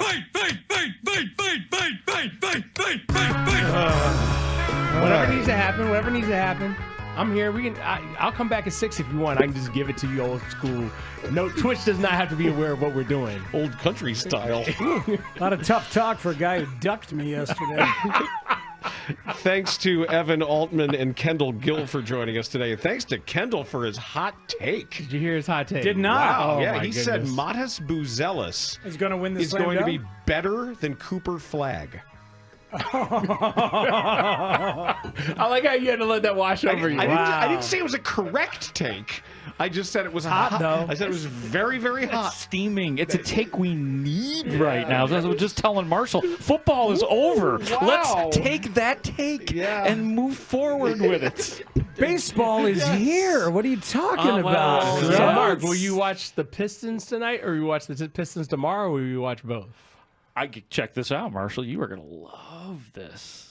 But the answer I'm about to give is going to be extraordinary. By the way, that's Mark Grody. Lawrence is off for a while. Mark Grody's here most of the rest of the week. Anthony here on Thursday. The other 3 days are Grody. I'm Matt Spiegel. It's Spiegel and Holmes. Thanks, Matt. That was very professional. Thanks, buddy. I'm going to the Bulls game tonight. Oh, Because I you're want to gonna go be to the in Bulls there. game. I'm going to the Bulls game.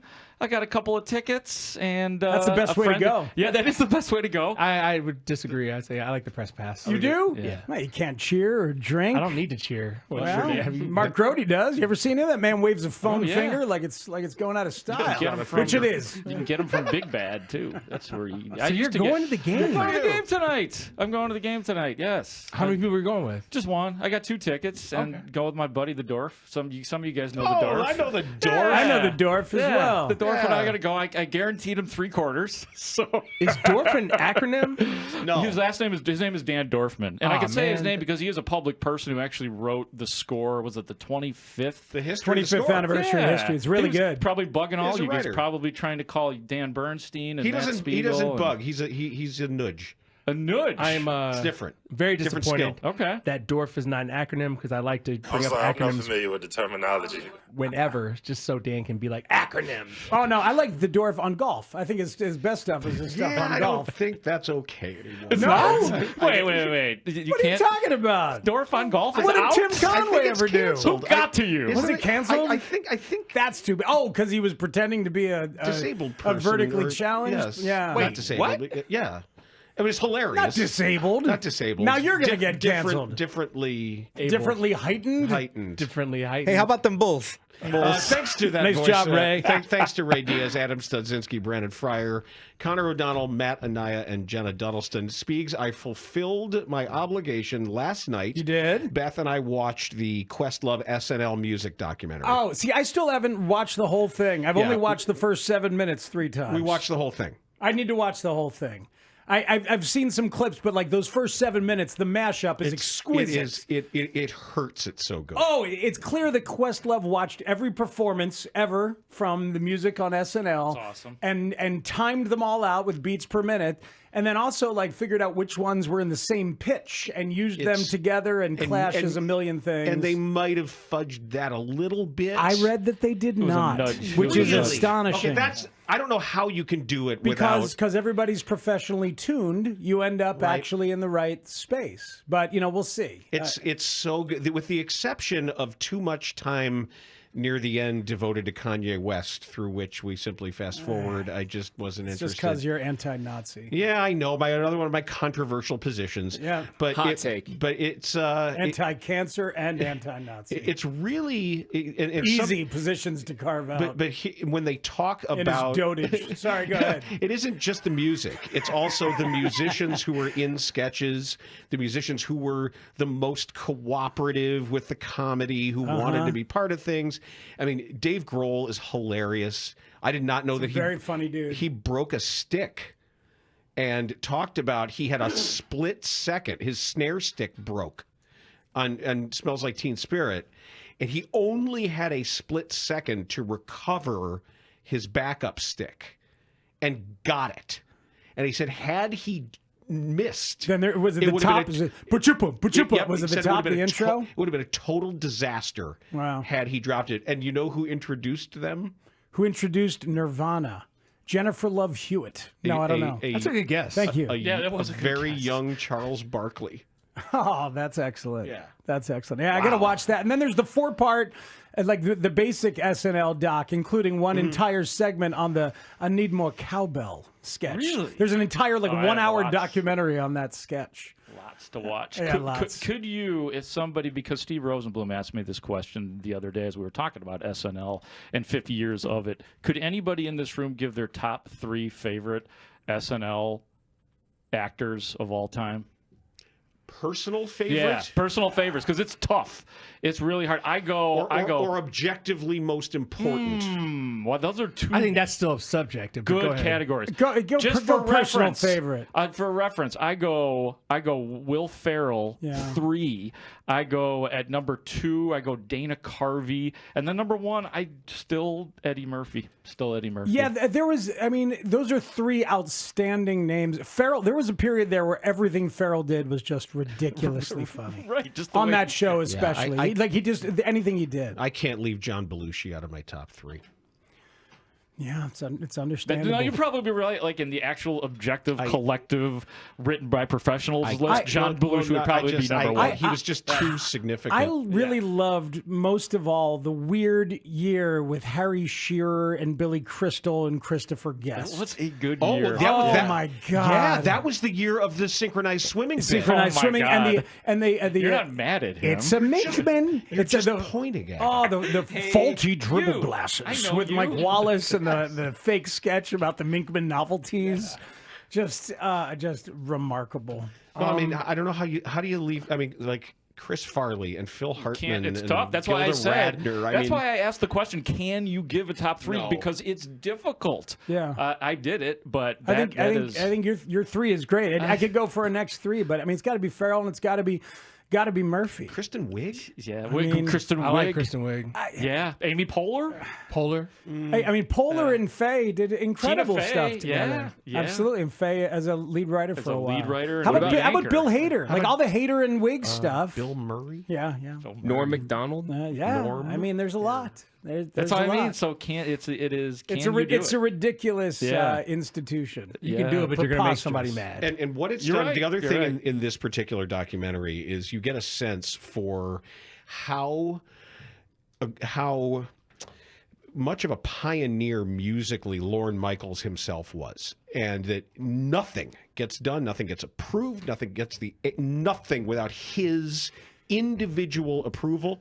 And even through all their music directors and all the people scouting and prospecting to understand the zeitgeist of a given moment. Did anybody see the Jason Reitman movie? See Saturday Night about the making of the first Just saw it. episode? Yeah. No, I haven't seen that, but I want to It's see great because he kind of compressed a lot of the drama that Lorne Michaels went through in like the weeks and months leading up. He compressed it into one night, and it happens in real time as the beginning of episode 1 debuts. Well, I read so the it's book. It's stressful as all hell, but it's a really entertaining. But watch. he's a very important person, is Michaels, in the history of hip hop, because he was platforming hip hop before the term existed, before in the earliest days. The funky 4+1. The funky 4+1 with Debbie Harry and Blondie. She was responsible for it too, right? And she could have gone with Sugar Hill Gang, or she could have gone with Grandmaster Flash, and she chose funky 4+1 or Africa Bambaataa. I mean, there was. You're talking about those days. She was a hip hop pioneer. Who now looks exactly like my wife's Aunt Cindy. My dad. That was random. Okay. Exactly. Wife's Aunt Exactly. Cindy. I was thinking the same thing. She looked. I just said, "Oh my Marshall, gosh!" right? I said, "When did Debbie Harry turn into your aunt?" Yeah, Marshall, did you see the smiles on both Luka and LeBron's face as they played together last night? There was when Luka sees LeBron open down the floor for like a 60-foot pass, and his face lights up. There's a great slow-mo of it where he's like, "Oh my God, that's LeBron." And he just like throws it down the floor, and LeBron catches it and finishes with the layup. And there's another one where like Luka's inside and he gets an end one, and as he's walking to the line, LeBron goes over and slaps him on the butt. As LeBron's walking away, the grin on his face is like, "I got my guy." But of course he didn't. Of course he didn't see it coming. Are they those grins? Are they title contenders? Right now, this year, they don't have a big, so I don't. I mean, they so. have bigs. They're just not world class bigs. They have Jackson Hayes. I don't know, man. I feel like every one of the last 15 years we've been faced. Maybe it's not 15. When did LeBron go to Miami? 2011. 12? Yeah, that sounds. Talents were 11 taken. sounds right. Yeah, we should know this. Maybe in 13. I think it was 12. I think it was summer, like off season 2012. Was that's when I found Twitter. It was like, oh boy, this is a good place to we follow all found along. Adrian Wojnarowski was sort of born during all that. But if I feel remember. like every year since that offseason, 2010-11. 2010-11. I've been every year since that offseason, I've been faced with this question. You know, if they just throw good players together, they'll figure it out. And of course, it's not always true. Definitely not always true. Sometimes it ends up being true. But like, what's the last? I mean, obviously the Warriors were super immediately, but that happened in an offseason, and they had the whole season with Durant to figure it out. You know, like what's the last time a trade ended up with a team good enough to really make a title run? Kawhi.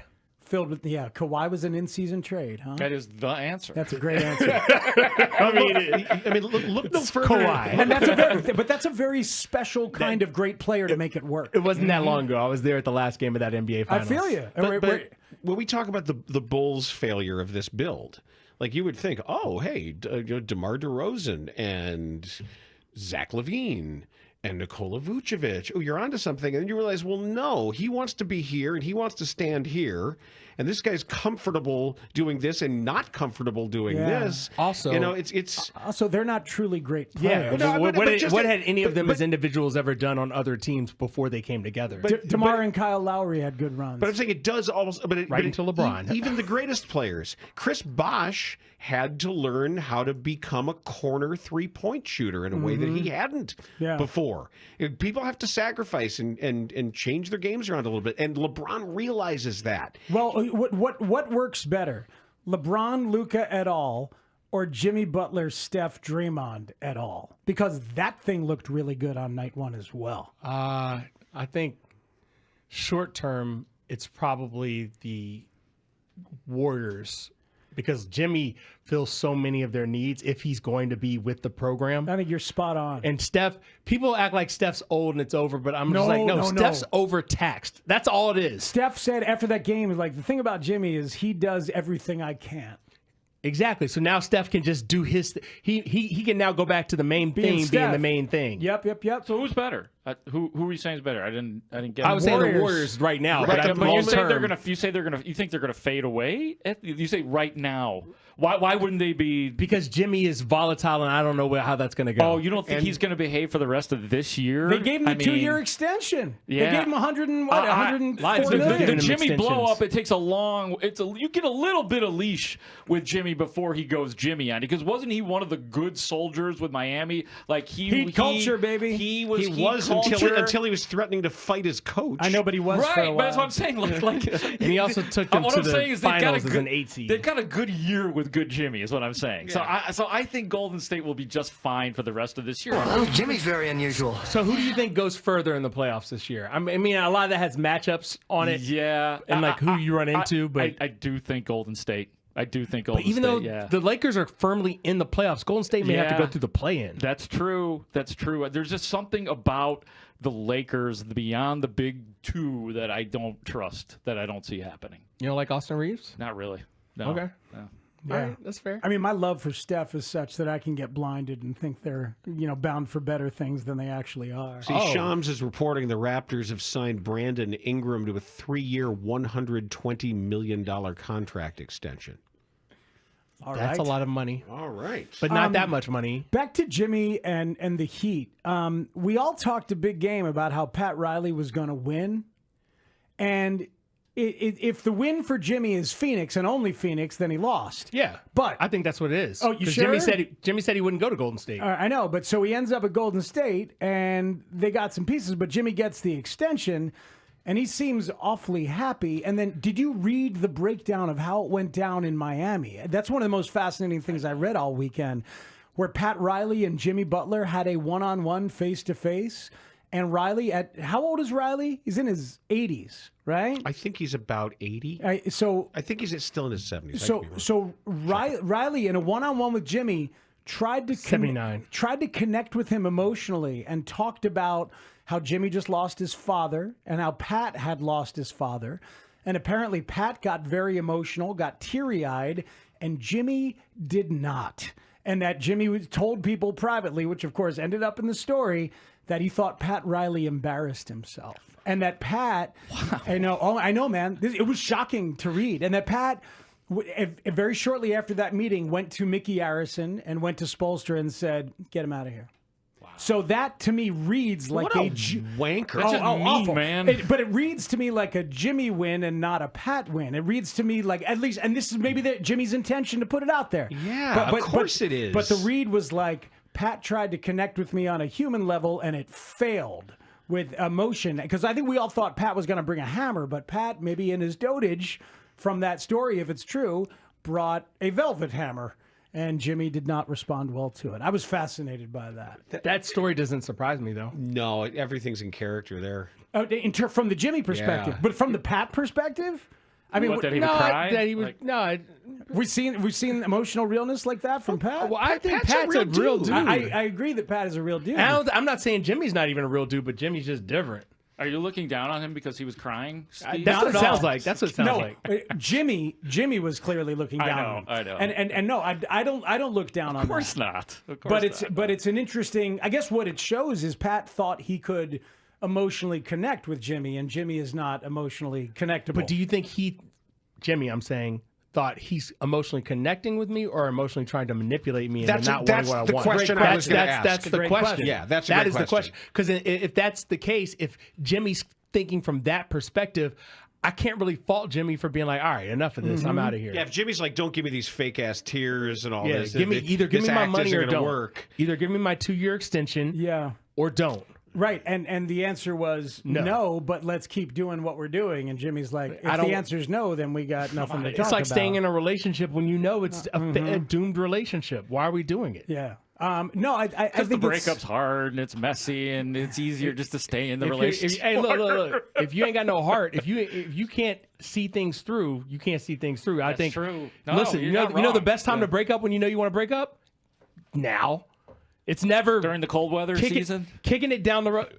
Oh, are you that like lonely / insecure / lack confidence that you can't be like, I can go find another person? Yeah. Because once you hit that stage, it's over for you. If it's that, if you're like, oh, I can't do better than this, I better stay in this. Then you're in trouble. If you can't stand on your own, Hey, let me be clear, because you're right to throw that back in my face, Grody, because I'm throwing up the details of it as the kind of red meat that it is.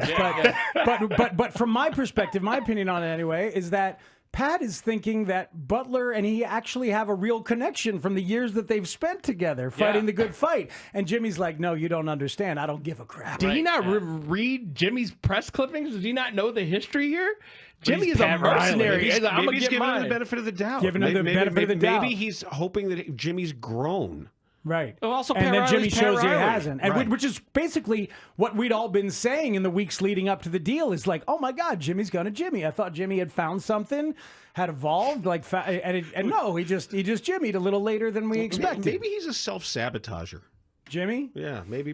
I don't You know that. I don't know about pathology. self-sabotage. I think the same way you were talking earlier about Aaron Rodgers, you could look at the Yes. same way Jimmy's skills just haven't declined as much as Aaron Rodgers have. So I think he that's can- a great he comp. he can get away with stuff. Self-obsessed, like A-Rod. Like there's some A-Rod, there's some Aaron Rodgers, and And I'm not Jimmy. even saying that's a bad thing in his situation compared. It can make you great, but it can also make you a pain in the ass. And also, it can also get you what you want. Uh-huh. And Aaron Rodgers has gotten what he wanted, and Jimmy Butler now has gotten what he wanted.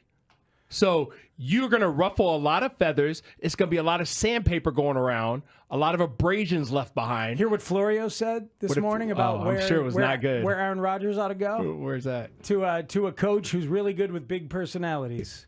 Pittsburgh Steelers. Yeah, I agree with that. I was like, Mike Tomlin is probably the front runner of guys I think that can not necessarily lasso him in, I won't say it like that, but who can at least keep him even keel, or more so than he has been in his career since probably the early Well, you saw behind the Brett Diana Favre days. Rossini report where if I were any team, the rules are what the Jets tried to lay down. The rules are you're done with the McAfee show, and you are attending every team event. Every offseason. Why would he Right. do that? Why would Aaron Rodgers? If he wants to play, if he wants to another play, chapter. yeah. But he was able I to don't write his know. own ticket, and his own ticket You failed. guys would disallow him to do his media hit? Yeah, because it was detrimental to the team. Really? Okay. I disagree with that absolutely stance. detrimental. I disagree with that stance, but Yeah, that's me. I think what you do on your own time is up to you. Now, Absolutely. I agree with the whole thing about you're not skipping anything because you're Aaron Rodgers anymore. Right. I am with that. Time your darkness retreat. But you better. can't just tell people you can't do stuff on your own time. Like, if he can't be trusted to say things that don't hurt the organization or make everybody have to answer, he used it as a platform to set all kinds of agendas that would aggrandize his own narcissism. Yeah, for and sure. and then everybody else has to answer for it. Hey man, nobody has more loathing for Aaron Rodgers than me, but I don't think you can tell him not to do that. I mean, he couldn't tell Brandon Marshall not to do inside the NFL. Didn't the Bears have that issue to deal with? They did have that issue to deal with. Well, they could have told him that he's not allowed to use their own press facilities and call press conferences to denigrate accusers that he abused. Oh man, no, that was when he said he had what was the personality disorder that he Borderline personality. That's when he was Yeah. waving around fake court documents. Right. Oh, I forgot- Which I I forgot wasn't about there for that, but I heard that was one of awful. the weirdest days ever. It was at the hall. really You bad. weren't covering then. It was were you? really You bad. weren't No, I was there. here. Okay. I was hosting. Yeah. It was really bad. so to be clear, I'm not comparing Jimmy Butler to Brandon Marshall in that particular fiasco. I'm just saying he's a guy who's going to get what he wants because there are 30 teams in the NBA and somebody's going to want a player of his skill. And we just saw it with a team like the Warriors that's Yeah. trying to hold on to the end of the Steph Curry era. I think I have to say that he won, is what I'm saying. It's not Phoenix, but it's Golden State. It's a pretty good situation. Then they gave him 2 more years. I myself. Maybe he did win. Maybe he did win. I think he did. I think he did, and it speaks to the player empowerment and how it can run the show. Speaking of the show, it's Spiegel and Holmes today on The Score. Lawrence is on vacation. Well earned. He didn't take any time over the December holidays. He was the guy who kept going, so now he's not going to, and we hope he enjoys himself. We've got a lot going on. Angelo Cataldi, one of the kings of sports talk radio, the longtime morning guy in Philly. We will check in on him. I don't know whether he's happier for the Eagles or happier to see Andy Reid lose. We'll touch it would on be the that. latter. Or that Danny's not here anymore. That's also a possibility. Jason Leisure will join us as he does on Tuesdays for all the tangential Bears factors from the Super Bowl. John Morosi of MLB Network on the MLB offseason and spring training as it begins. We're going to take a look at the NFC North with one of the hosts of Take the North podcast here as well. And we will start after Tanny's Open with one of the most intriguing teams in baseball right now. Sox. No. Keep it right More here. like sucks. Spiegel and Holmes start. Tanny and Shane are with us on The Score next. Bally's Chicago, where we live to play. Tired of the same old routine? Play, dine, and revel in endless possibilities every day. Your #1 casino in Chicagoland. With free parking and free valet for members, join today and start winning. More offers, more rewards, more value. That's Bally's Chicago. Open 24/7 in Chicago's vibrant River North neighborhood. Bet on Bally's. Must be 21 or older. Gambling problem? Call 1-800-GAMBLER. There she is, founder and CEO. High five. Dave can't stop celebrating with every business owner in town. All right, Baker Man. High five. He's sharing. It's the grand opening of Raymond Kia in Antioch. Our new lounge is over 4,000 square feet with multiple TVs and workstations. We also have 18 service bays. The best part is we have more space for basketball. And more Kia models. Right now, get grand opening savings like this. Come in today and ring it up at the grand opening of Raymond Kia on Route 173 in Antioch.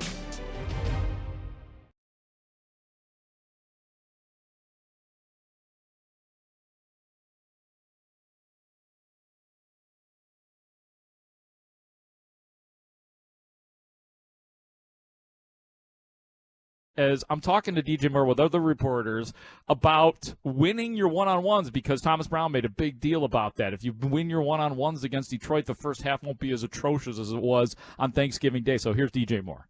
What's the key to winning a one-on-one matchup? Being creative, winning at the line, and then just going from there.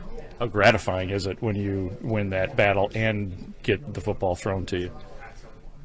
What? How gratifying is it? Does it please you? Man, when you win your one-on-one, it's a big play to be made because, you just got that one person to beat. Once you do it, you got grass to run. The idea that Groats is now working on material in the Bears locker room. He's got everything he needs for a hot five over at Zany's this weekend. Let's go. I would have loved to have seen Groats' face when he asked that question, too. Like, did you give him a look while you kind of leaned into it? Did it please you? I loved the way he was gratifying. Do you think, again, he thought it was some promiscuous sexual comment? I don't know. That he's here. I want to hear that. Listen again and listen to how he takes the like he was appalled by me saying that. Go ahead. What's the key to winning a one-on-one matchup? Being creative, winning at the line, and then just going from there. How gratifying is it when you win that battle and get the football thrown to you? What? How gratifying is it? Does it please you? Man, when you win your one-on-one, it's a big play to be made because, you just got that one person to beat. Once you do it, you got grass to run. That's got to be a drop. What? Seriously. That's what? Gross. The best part is that just from the beginning of the season, when I said, "Does it please you?" he understood what I was saying. He was in on the bit at that point. He did laugh, as you might have been able to tell. I don't know if you could. DJ Moore does have a cold, so that's why he sounded a little bit off, and he just gave that little courtesy laugh to me. Please, oh yeah, I remember. A texter says that you earned a bear with that. Oh, and I agree. Okay, add that. right. He gets a bear for that. Someday I will reveal just how many bears I have. That is the biggest secret. Since I invented the bear system, it's really out of control. But sometime I'll let you guys know.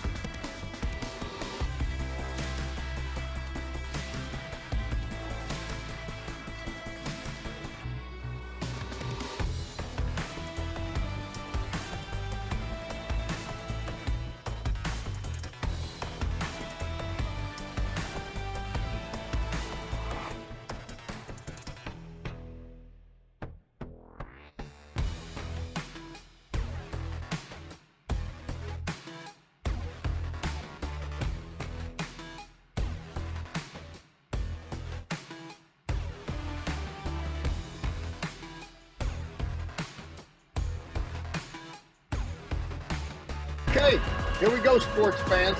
Afternoons on the Score. Vic Fangio, who was a favorite here in Chicago. All right, let's continue this love fest. Go ahead. He's an evil genius, the guy. He knows the game in and out. He's really a mob boss, though. A mob boss. Evil genius. I love what Vic Fangio does. I call it the Predator, Sean. What the hell are you?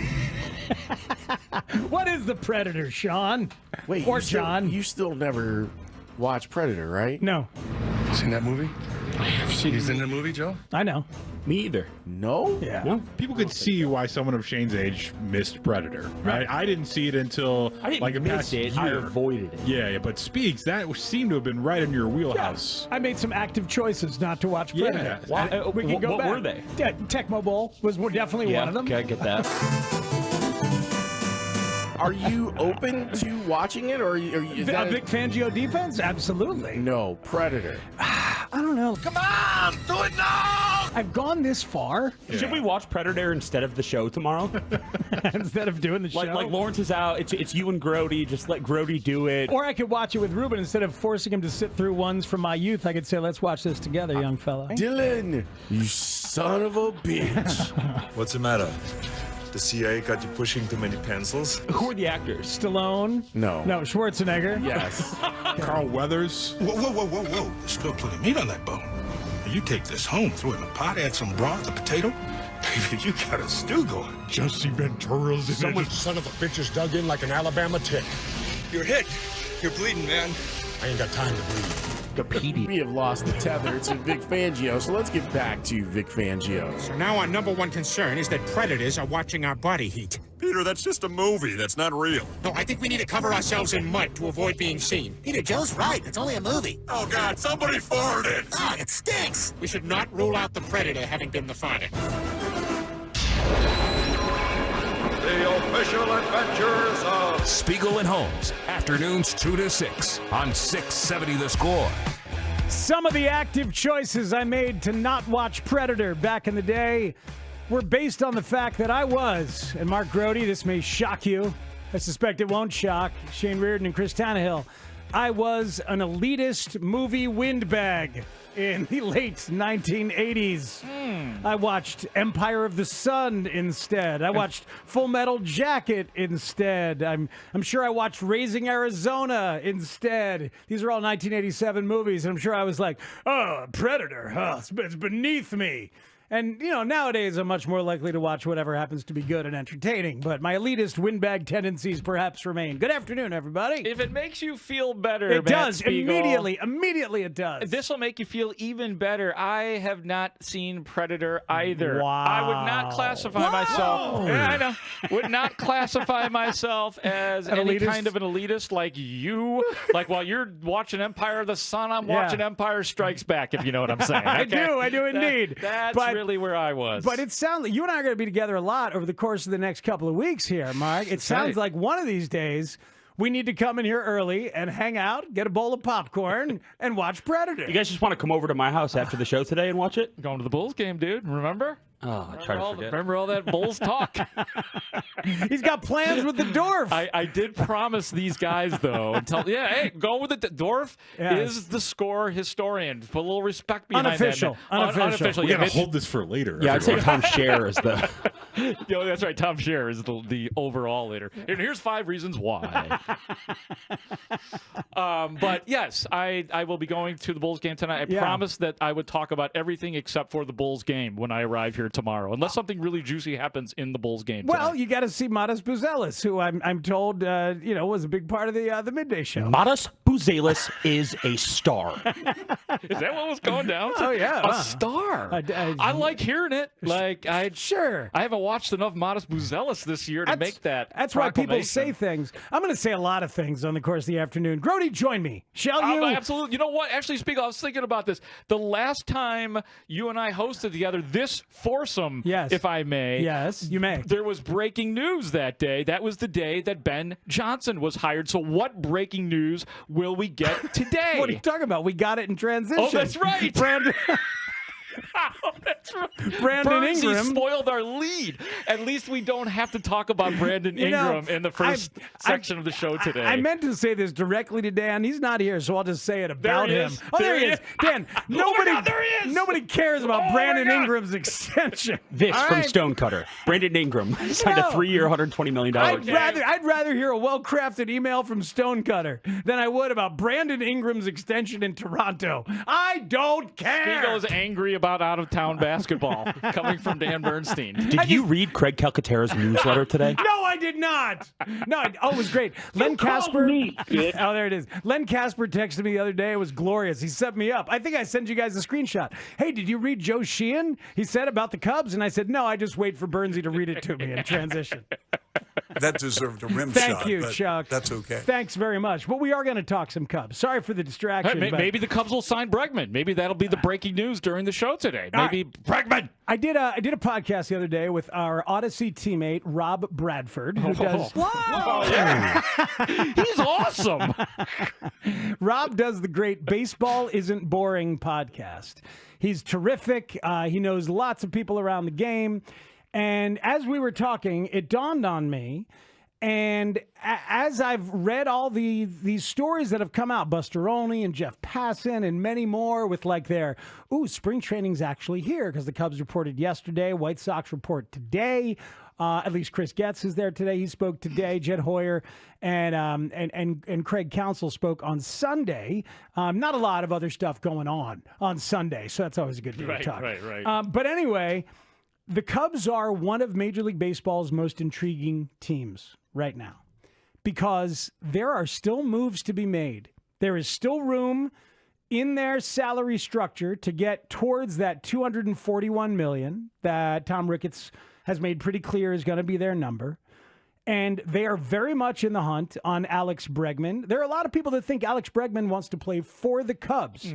That's his first choice. The Astros and the Cubs would be his first two choices. But the Astros don't seem to be getting where he wants to go. I don't buy the story that's been out there all offseason that Bregman had a 6-year, $156 million deal that he turned down from Houston. I don't think that deal ever existed. So Bregman wants them.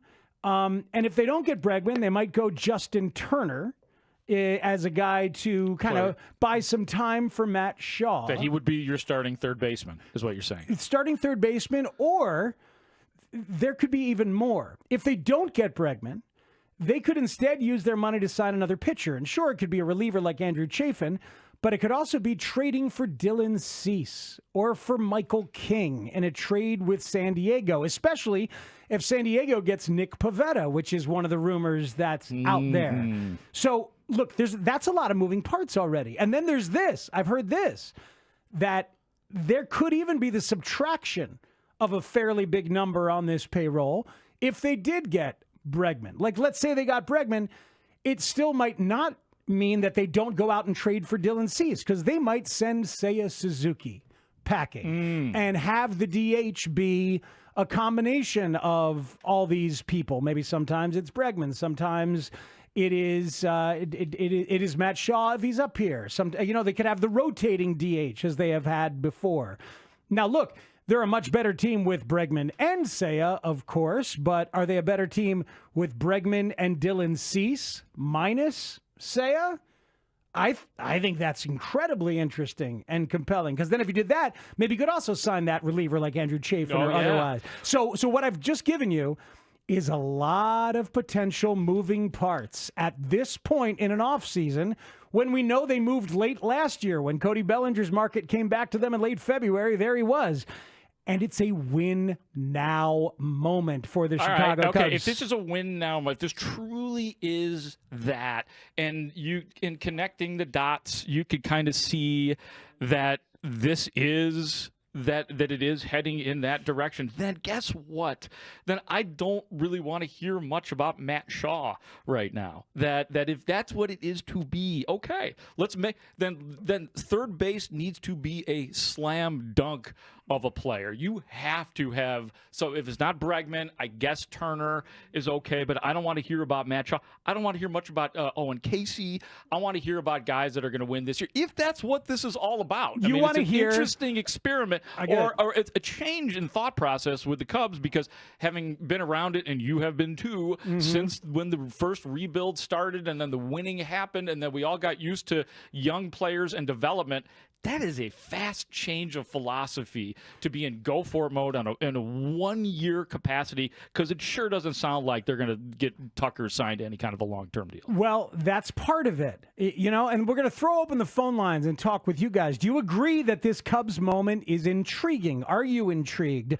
There are people picking them to win that division. There are people picking them to win 91 games. There are others, there are some projections that have them down at 85.5. There's a wide range of predictions. I saw one national writer say that they might be the surprise great team in baseball this year. Like, there's a lot of people intrigued with where the Cubs are and what the possibilities are. We'll throw open the phone lines. I want to talk to you about it at 312-644-6767. But this is part of the backdrop. Why has it changed? It's Council's second year, but it's Jed Hoyer's lame duck year. This is Jed Hoyer, very open, I thought, on Sunday, talking about his status and how he thinks about it in his final year of his contract. Yeah, I think that does it feel different than it has in the past? A little bit. I've been here for 14 years, and sort of generally in my career, I haven't had much uncertainty, and so I think with uncertainty does come a level of anxiety. I think that would be a lie to say that it doesn't. It has a cause sort of some introspection along the way. I think that's fair to say, but when I look at we have a great front office, we have an incredible manager and a great coaching staff. I think we put together a really good team. We still have a really good farm system. I think every arrow is sort of pointing up on this organization right now. So I just think there's a lot more opportunity for me, for Carter, than there is risk. And I'm super proud of what we built with a lot of really good people. So, that's kind of how I look at it. Certainly, like I said, it's probably had some moments of introspection as we do that, because, like I said, my stability in Chicago has been remarkable. But at the same time, I'm super excited for this year and what we have going forward. So introspection, use the word anxiety along the way there. I think this is a win now year with clear restrictions, but still a win now year. I love your thought that if it is a win now year, you don't want to see Matt Shaw handed the job at third base. Right, and I'm not as excited about an Alcantara or, obviously PCA I think is here to stay, but even he, if he is faltering early, like this idea of keep playing him through everything, if it's win now, then Craig Counsell's going to have to manage hard during the season. So, it does seem odd. We will hear from Craig Counsell in the next segment. We'll also hear from you. Phone lines are open at 312-644-6767. If this is a win now year for the Cubs, then what do you want to see? And are you intrigued? I am, actually. Let's talk about it. Angelo Cataldi at the top of the hour on the Eagles and Philly and Andy Reid. But until then, it's Cubs Talk, Spiegs and Grody on The Score. We are Chicago's #1 and most listened to sports station. We're live from Chicago, talking Chicago sports. Listen on your radio, your laptop, your mobile device through the Odyssey app, AUDACY, or tell your smart speaker to play 670 The Score. We're live and we're local. 670 The Score, always live on the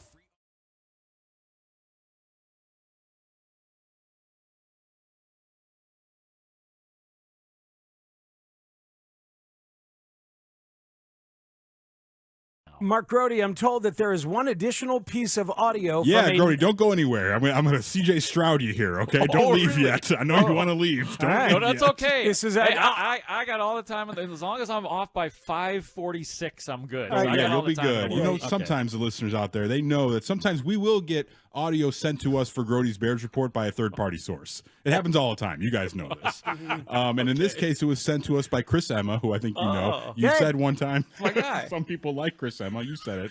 I love Chris Emma. But as you know, Grody asks remarkable questions during these press conferences, but sometimes the best questions are not about what happens on the field, okay? Okay, good to see everybody. You guys doing okay today? All right. How are you? Good, doing good. Thanks for asking. I appreciate it. one more time, Timmy. Don't worry. We're gonna hear it a good, healthy amount here. Okay, good to see everybody. You guys doing okay today? All right. How are you? Good. Doing good. Thanks for asking. I appreciate it. The hesitation of I am good. You And then damn. Wait, they're asking me That, how I yes, am. that touched him. It That did. Yes, clearly it was touched so him. sweet. It Deep was a down, very like sweet moment. Mark Grody cares how I'm doing. That's lovely. Man, thanks for asking. Hey, man, I am a huge fan of common courtesy. Like I'm a common courtesy expert. If somebody says, "How are you doing?" I will say, "Well," and "How are you doing?" So I wasn't going to leave the man hanging. I am there for Maddie. I mean, it's very nice of him to look us in the eyes and ask us questions. Somebody's got to reciprocate, and I feel like that is my job. So thanks to Emma for getting that in. Thanks for asking. I appreciate it. That is just Mark, wonderful. was he making eye contact with you when he said, "Thanks for asking"? I appreciate believe that. He did. His head popped back. Yes, he did. He made eye contact. I love with that. him. That's so his sweet. head popped back up because he's right. Because he wasn't expecting it from us. I think he gets the usual cold response. It's his third year here. No one's ever asked him how he's doing. Nobody's ever asked. We can't be that cold as a media. I know that we're a force out here. I get it. Yeah. And sometimes it's us against them. Hey, but, man, a little humanity every once in a while speaks. I'm not surprised that it was you. I'm not surprised that it wasn't Jason Leisure. You I know what I'm was going to say saying? it would never be Jason Lee. Or Mark Potash. Because Potsy doesn't care. He wants you to get right to the business. Potash had to follow up. Are you sure you're okay after what's been going on with this offensive line? How can you say you're okay? Listen, why are you okay? Potsy's probably mad at me for asking him the question. We don't The ask them how they're doing.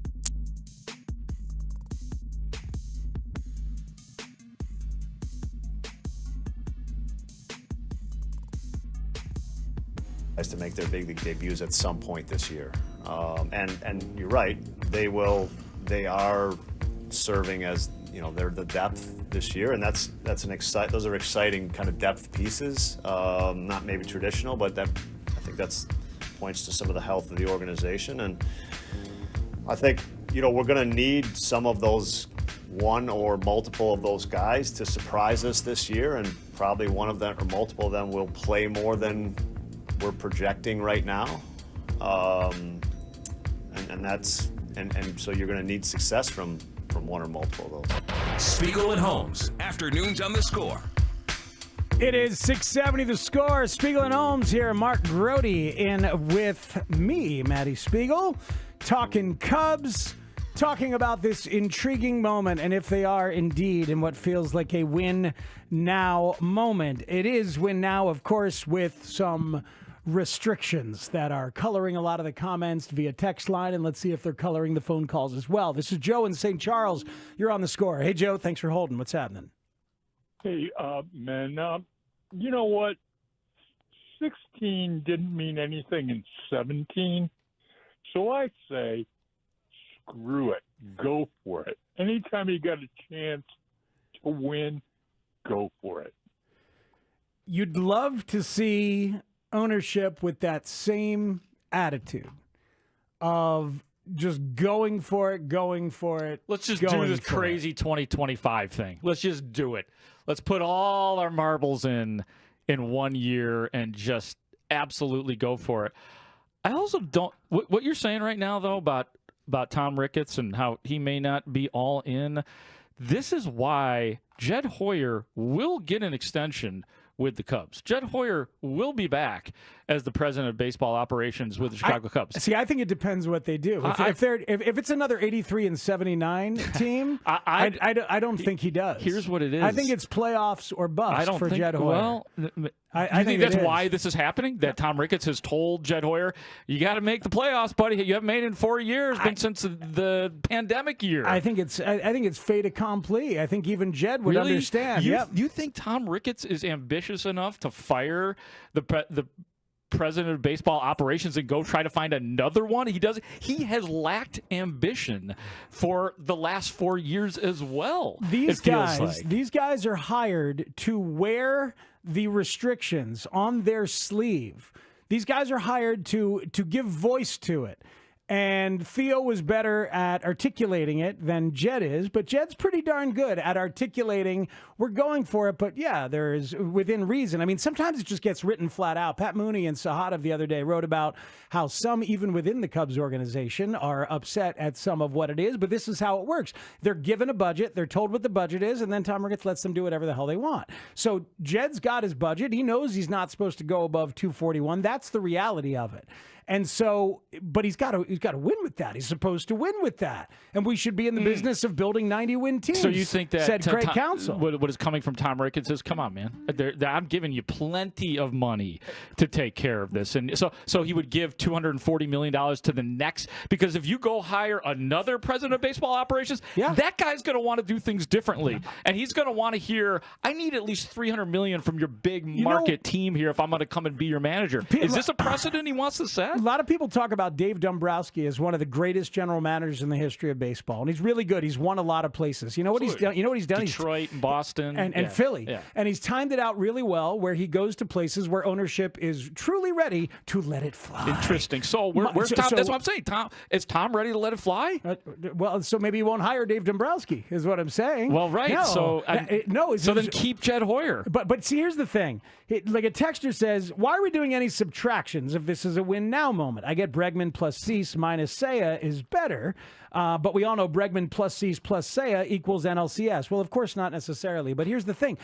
I'm living in the space where the restrictions are known and open. And I'm okay living in that space as we think about it, because we don't have a choice. Like I could spend every moment pushing against the idea that there are restrictions, but this is the truth of it. And we'll talk about it in more detail along the way. They're not the Mets with Steve Cohen, who's got all of that hedge fund money. They're not the Phillies with John Middleton, who's willing to spend over the top like crazy and does have a very good TV deal. They're certainly not the Dodgers with their printing press that they have for an absurd television deal that is done, plus their deferral tricks, which maybe other teams will start to use, but we haven't seen it much. Even the Yankees bitched about the Dodgers. Even Hank Steinbrenner bitched about the Dodgers last week.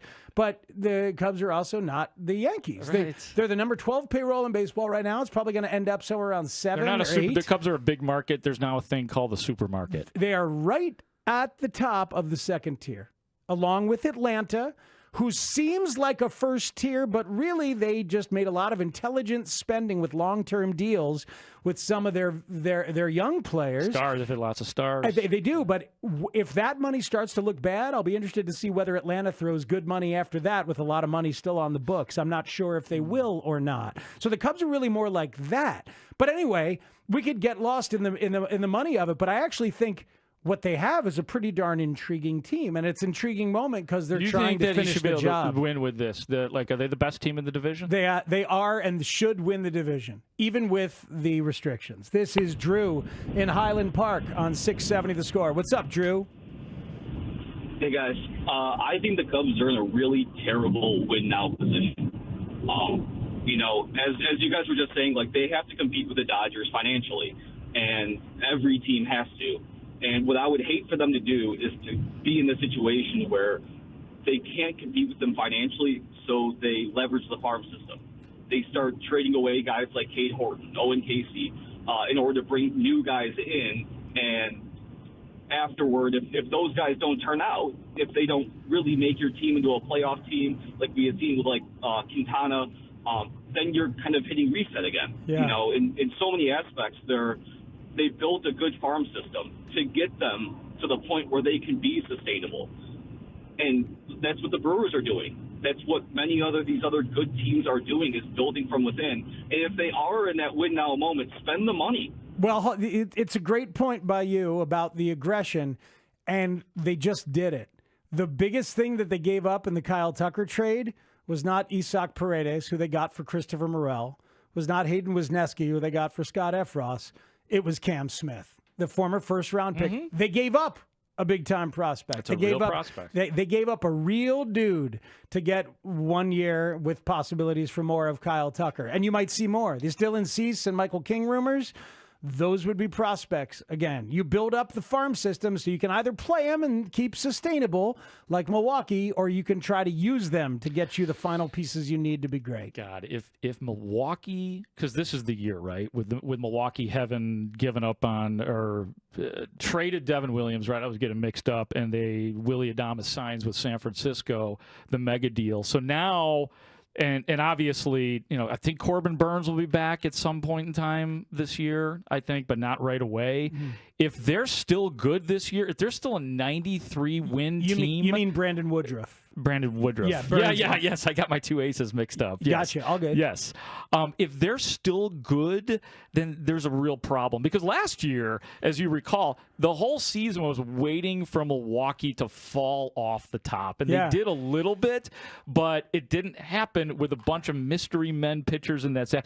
If Willie Contreras and Christian Yelich and Jackson Chirios can still carry that team, I'm going to be surprised. But God, this is the year that if they're still good this year, then the division has a real problem. Texter Cade in Stillman Valley. You are right, Speaks. The Cubs aren't like those teams in the top tier, which begs the question, why aren't they? It's a great question. Mm-hmm. I'm looking forward to talking about this and giving some context, some things known, some things assumed, some things learned through the decades as a baseball guy, about why they are where they are and some of the realities. And I'm looking forward. We're going to have plenty of time over the course of the next couple of weeks. And I promise you, call this, Shane, a 23-hour tease, maybe a 24-hour tease. We have anything at 3 o'clock tomorrow? Call it 3 o'clock tomorrow. I'm doing my bull segment at 3 o'clock. Pat Manley tomorrow, I think, at 3. I thought Ben's Vision tomorrow at 3 o'clock, as a matter of fact. Yeah. We can mess around with it. And Mark, before we break, thank you for creating my pants. Angelo Cataldi on all things Philly and Andy Reid. He's the best. We'll have some fun next on The Score. Mully and Haugh, Chicago's #1 most listened to sports morning show, 5:30 till 10 a.m. Coach wants that for a team like the Bears. If you're waiting for a guy like Trey Smith to hit the open market, do you believe he will? I think it's all about money. Do they want Trey Smith? Absolutely they do. But can they afford to keep him? They'd like to keep all the best players. Mm-hmm. We all know that. But who they can afford, I have no idea how that cap thing is going. Mully and Haugh, mornings 5:30 till 10 a.m. on Chicago Sports Radio 670 The Score. Always live on the free Odyssey app. I'm Marshall Harris with The Score, and I'm sitting here with legendary Chicago Bear Brian Urlacher, and we're talking about Restore Hair. Brian, still to this day, your hair is the talk of the town. Yeah, it's kind of crazy, isn't it? People are just so curious about it. this story made us miss someone in particular. And I don't have the anger for this story. But you knew him as Les Grobstein, the Grobber, Overnight Les. We now want to introduce to you Afterlife Les. Afterlife Les, thank you for joining us. I agree with Dustin Rhodes. 1 Google%. He's the only one that got it right. A lot of people think it's cute that these two coaches, they go sit courtside and they hang out. KMA.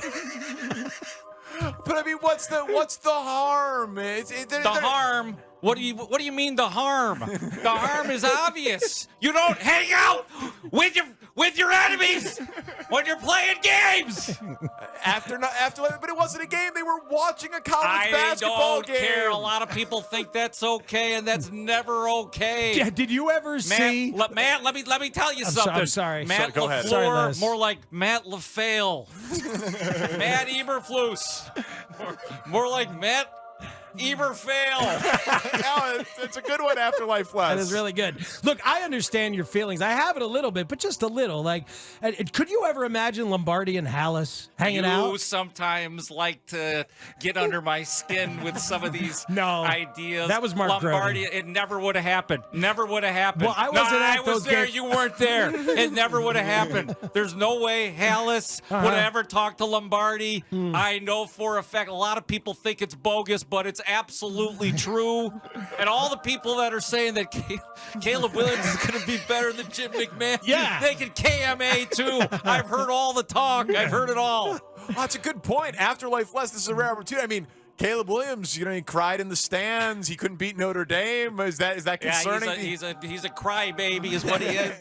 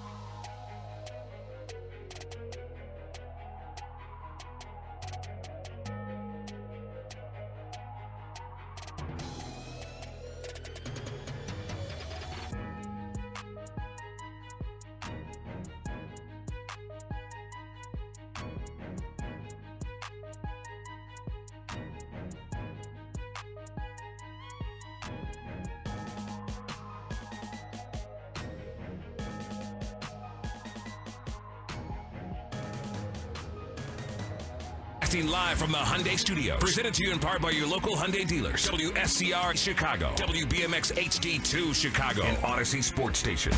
The Score! Spiegel and Holmes Show Flashback. Matt Spiegel is my favorite talk show host, sports talker from Chicago. You know, sometimes I have to hear, and I don't know if it's you guys. It might be more other people. I won't say names, Angelo, right?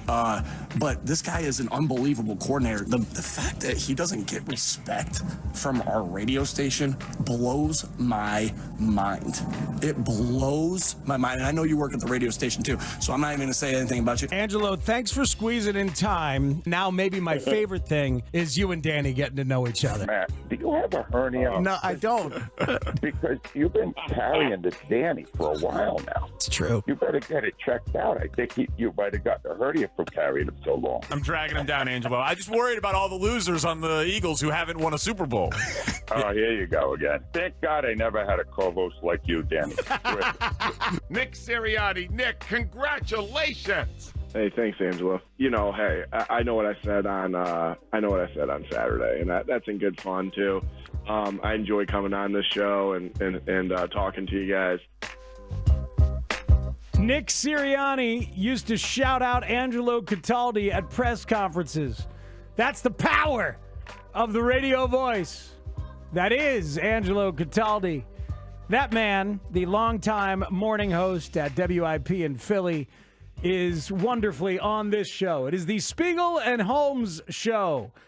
And Lawrence Holmes is on vacation. I got Mark Grody with me, so it's Spiegs and Mark Grody. And right now, Angelo joins us on the Score hotline. Angelo, how are you, sir? Nice to talk to you. Matt, welcome to Philadelphia, the happiest place on earth.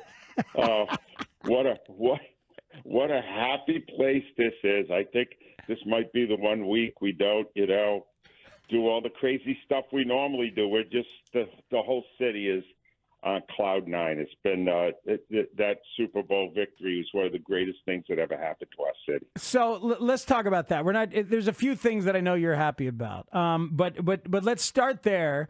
With the Eagles. Did you see this coming, Angelo? That dominance. It's one of the most surprising vibes that I've ever felt in the middle of a Super Bowl. Is like, wow, this is actually happening. They're just going to beat the bejesus out of them, like it's the Redskins and the Bills or something. For God's sakes.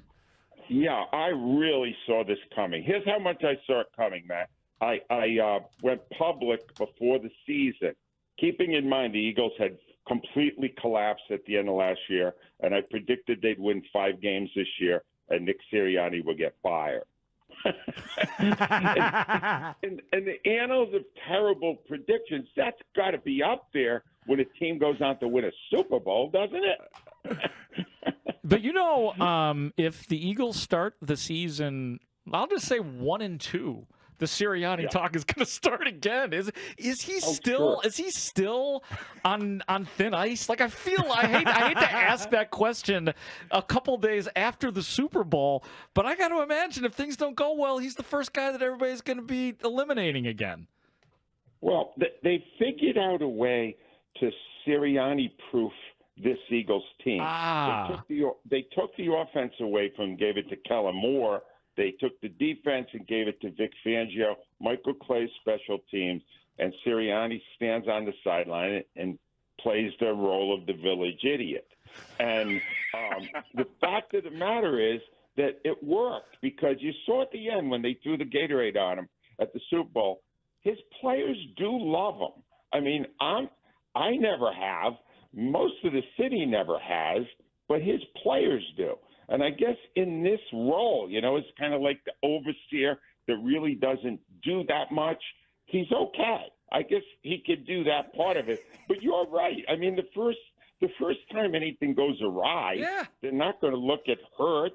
They're not going to look at Barkley. They're going to look at this guy. They're going to go, he's never really struck me as being all that bright. And he isn't. What a great life, though, Angelo. What a great life. Like, he gets to get away with being a dummy and going to a Super Bowl and winning a Super Bowl and being a dummy. What a life. Well, think that the cut you played where he called me out That was 2 years ago, just before I retired. And he was calling me out about a guy named Jonathan Gannon, who blew the Super Bowl in the second half, just lying down for Mahomes to just run over him, four scores, 4 possessions. And then he never apologized. He never came out afterwards and went, well, you know what, you had a point about Gannon. He's a moron. No, he never said that, right? Now they brought in Fangio. All right, now we've seen what a good defensive coordinator can do. You saw what he did against Mahomes. It was insane what he did against Mahomes. That's a good coordinator. Yeah. Aggressive, smart. Gannon never was that. Sirianni is great just being there in front, taking all the questions and acting like, and on the sideline acting like an idiot. That's all he does. And Angelo Cataldi, his book, Loud, How a Shy Nerd became, I was self-described nerd, king nerd in Providence, Rhode Island, and how he became eventually risen to the top of the Philadelphia sports radio scene, is available on Amazon and otherwise. All right, so what makes you happiest, Eagles winning or Andy Reid losing, Angelo? Matt, that's why you're the best, because that's the real question. And I can't say it in Philadelphia. Everybody's celebrating right now. Right. Andy Reid losing is one of the highlights of my life, and I'm going to be 74 soon, all right? That guy, you want to talk about frauds? Oh, my goodness. Fraud? All these ads now as this funny guy, Fumble Rooski, and the mustaches flying around. Stay with the guy for 5 minutes and see if you laugh once. He's not funny. It's all Madison Avenue. You understand? The guy had 14 tries to win a Super Bowl in Philadelphia and won none. And then Doug Peterson and Nick Sirianni came along and won them both within 5 years. but we got to bow down to this guy. So when it was 34-0, all I cared about was when they showed the sideline and seeing that guy with his mustache twitching and going, well, I guess they found out I'm not that smart, huh? That's the real Reid. What you saw Sunday, that's the real Andy Reid. We saw him for 14 years. Oh, that's amazing. Angelo gets incredible joy from seeing Andy Reid be bad. And you know what? We had Kurt Warner on yesterday. He thought from the get-go, before the rush started to get there, he thought it was a terrible offensive plan from Reid and Mahomes. And that Patrick didn't look good or comfortable at all. And Andy screwed the pooch in this one, according to Kurt Warner. Well, yeah. The truth of the matter is, I didn't know that there was a plan. What was the plan? Just watch one of the greatest quarterbacks we've ever seen get completely engulfed in rushers the whole game? The Eagles, you got to understand, what you saw in that game, the Eagles didn't do that the whole year. They never blitzed one time in the game Sunday. They set 4 guys in who really, none of them had double-figure sacks for the season. And they completely emasculated the Chiefs front line. You know what was Reid's plan, Matt? What was it? Commercials. Yeah. State Farm stuff. And was it Wendy's? Is that what he does? Maybe. I don't know. I got to tell you, though. Anything that'll pay him. Angelo, you're right, though, about the personality. Like, you could tell during the commercials that he's really forcing it, and that the non-exuberant sounding Andy Reid was probably after 30 or 40 takes of let's get it to a 6 here with Andy. So I kind of see where you're coming from on that part. But one thing I want to ask you too, Angelo, you talking about this Super Bowl being the greatest thing that's ever happened to Philadelphia. You guys just won this thing back in 2018. What makes this one feel so much better than the one in 2018, which was the first one since 1980? So I would have thought that would have been a bigger moment for Philadelphia. Yeah. Well, for Philadelphia, it probably is. I just hate Andy Reid so much that that really was. It was more my agenda. No, what happened 7 years ago was, you come from here. It's generational. The love of the Eagles, and grandfathers handed it to fathers, handed it to sons, and that there were people on their deathbed 7 years ago hanging on, saying, yes, resuscitate me. I got to see if the Eagles win. And it was so special. It was, they had never won a Super Bowl. It was the 52nd one, and they hadn't won. And so that one was beyond belief. This came a little bit out of nowhere in that it was so bad at the end of last season. They were in free fall that no one thought they would contend this year. They thought this would be a year where they'd build it back up. And this is a great example for Bears fans. You get a GM who just has a phenomenal offseason. Every signing he does, Barkley became better than he ever was with the Giants. Zach Bowen, the linebacker, he was a special teams guy with the Saints, and he came here and he was a Defensive Player of the Year finalist. His draft, he drafted cornerbacks that gave them great coverage, which they hadn't had in years. Everything he did, he picked two coordinators that became great. Sometimes the GM is the biggest star on the team, and for the Eagles this year, it was Howie Roseman. I love it. He did all that, and he made them what they are. I love it, Angelos. I think he's the best GM in all of team sports right now. I mean, that's 3 different Super Bowls in 7 years. He gets to the Super Bowl with Jalen Hurts making $2 million and gets there when he's making $51 million. I mean, it's so difficult to do that, and it's not like Jalen Hurts is Pat Mahomes or even Josh Allen. He's terrific though, but yeah, it's remarkable. We're with Angelo Cataldi, the longtime radio voice of Philadelphia. Can you hear in my voice just how happy I am? As alluded to in the open, I shed Danny Parkins. He's gone, and it's like, whew, it's remarkable. The spring in my step on the daily. Mark Grody, you see it? Yeah, no, it's crazy, Angelo. I mean, the change, you could just see it all over him right now. Well, Mark, what I'm trying to figure out is why you're not the permanent co-host. You clearly have a lot more knowledge than Danny. This is definitely a big step up for the show. Thank you.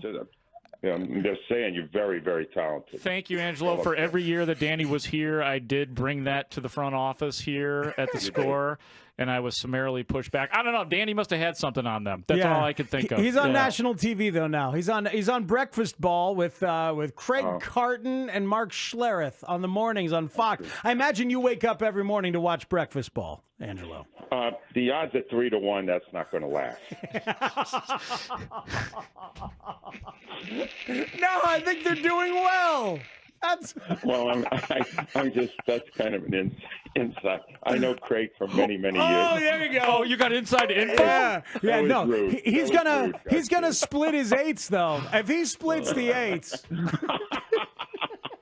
I think exactly. Yeah. Well, no, that's a step up for you. Goodbye, Danny. Good riddance. No, we love him. We love him. He's having a good time. He's required to say that, by the way. Yes. Like, oh, we love him. No, he's the best. Right. He was great. We love Danny. Yep. I'm surviving.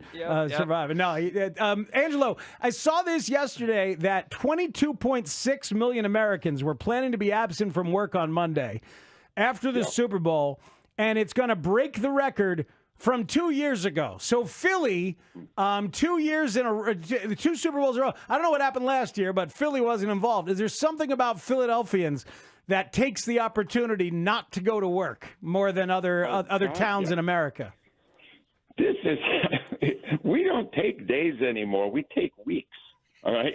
Like Monday, nobody went to work. Are you kidding? They were still up on the top of poles all over the city. They were climbing the telephone poles, all right? And Friday was just declared a Philadelphia holiday. They're shutting everything down for the parade. Hell yeah. Today, it's supposed to snow, and that's going to shoot down all schools and stuff for tomorrow. No one's working the whole week in Philly. If the country is depending on Philadelphia to produce anything this week, it's not going to happen, all right? Because these people are all – and most of them have been over the legal limit for drunkenness the whole time since Sunday. It's a hell of a binge. I wonder if there's any coaches or players that are involved. Because, Theo Epstein, after the Cubs won in 2016, he said he was just going to go drinking every day. Maybe Sirianni, I mean, maybe he's out doing it. Well, yeah. It's not like it would make him any dumber. It's amazing. They go from was Peterson an idiot too? Like they've got No. So he wasn't. Peterson, my favorite guy. Don't do that to Peterson. He's one guy in all the years. I did 33 years of sports talk. The only guy, manager or coach we ever had on. You'd ask him a question. He'd give you an honest answer. He actually would and sometimes he would get in trouble for doing it, but he would do it. He had that kind of respect for the people that were listening, for the fans in the city. And no one else did it like Doug. Doug is closest to my heart, and I feel so bad that he went to Jacksonville and it didn't work out. Yeah. But no, he's my all-time favorite. Great guy. What about Rich Kotite? How was he? Rich Kotite. Yeah. You know what? Until Sirianni came along, I always thought he was the dumbest coach. I knew it. I knew it. And now it appears that Kotite is, because at least Sirianni won a championship. What did Kotite win? And no, I mean, how'd you do that, dude? Maybe one of the biggest takeaways from this is like you can win a Super Bowl with a dumb coach, according to Angelo. Yeah. So Bears should have kept Eberflus then. We should do a dumb coach wins championship segment. Who was the Royals head coach? Ned Yost? Ned Yost. Oh, boy. He was kind of a dummy, right? You know, you're right. Yeah, see? It does happen. Yeah, let's do this, Angelo. Happen. It happens. That's a good topic. Actually. Thank you. You're right. You don't need it. You don't need. You don't need a topic. You're not doing shows every morning. Well, you got to have a topic every once in a while. I though. know. Yeah. Do you find yourself doing topics at breakfast with your pals? You know, like what's life without a show like for you now these days? Well, I don't have any pals, so I basically do it with my dog Bentley, and you know, I get similar reaction to what I got when I was on the air. No. Heavy breathing, some drooling. No, you know what? I got to tell you, if you wait as long as I did, you're past 70 when you retire. You don't have any regrets. I'm thrilled that I don't have to do a show. Even this week, I just, it's. That's good. Barry Switzer. You do it, and then you're done. When I wrote that book, that was like I was going, all right, that's done. And I wrote the book, and it was done. It was published from a Chicago publishing house, Triumph, which I really liked. And that was it. And now I just play with my grandkids and do very little of anything of any value other than, being a family guy. And I used to always make fun of people that retired and went, I want to spend more time with my family. And I would always go, look, I've met you. I'm not sure your family wants any more time with you. I love that. I remember when Pat Riley took over for Stan Van Gundy with the Heat. The story was that Stan wanted to spend more time with his family, but everybody knew that was crap because Pat was taking over. So every time a coach gets forced out, I always say that he wanted to spend more time with Stan Van Gundy's family. And it's a joke. It's just for me.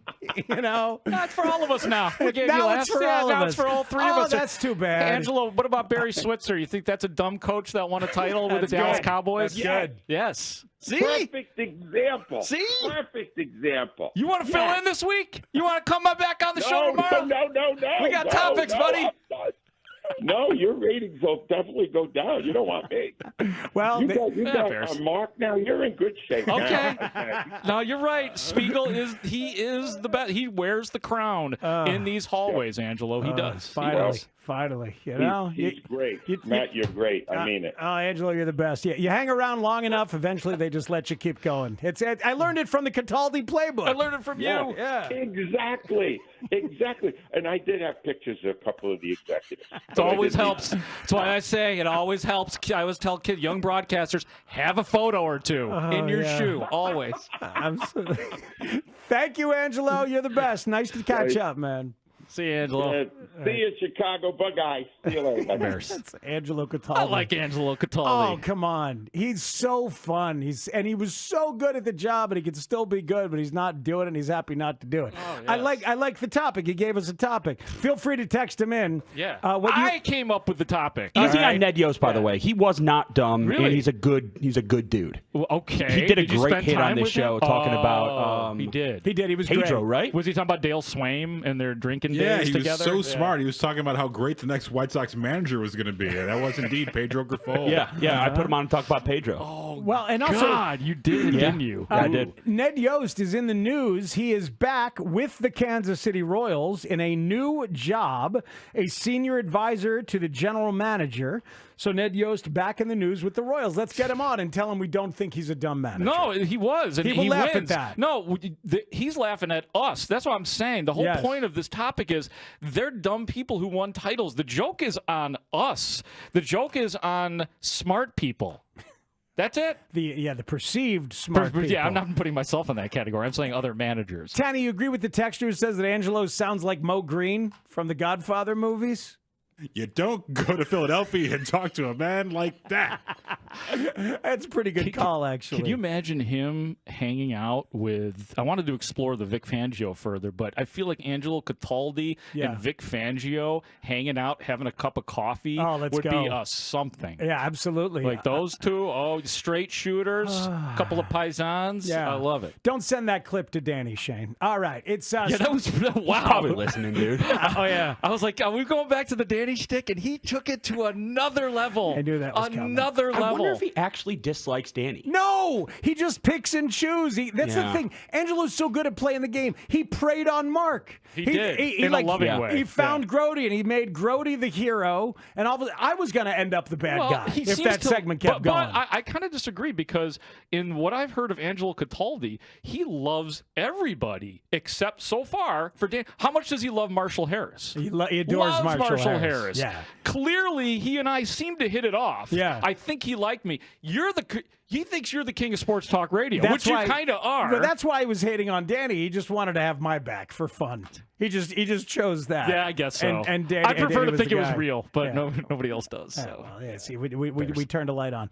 670 The Score is where you are. He's Mark Grody. It's the Spiegel and Holmes show. Lawrence on vacation. Mark is here.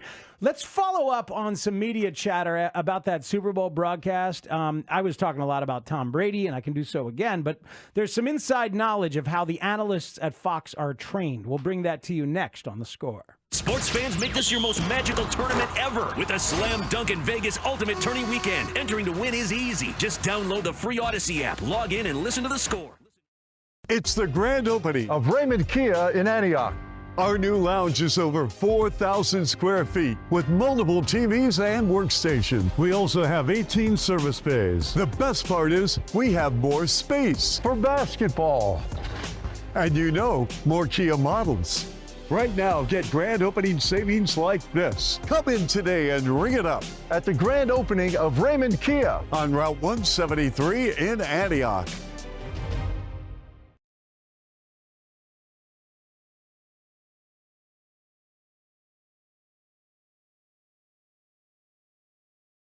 So here's something that happened earlier, is that I was doing that interview, Groats. Yeah, thanks for including me, too.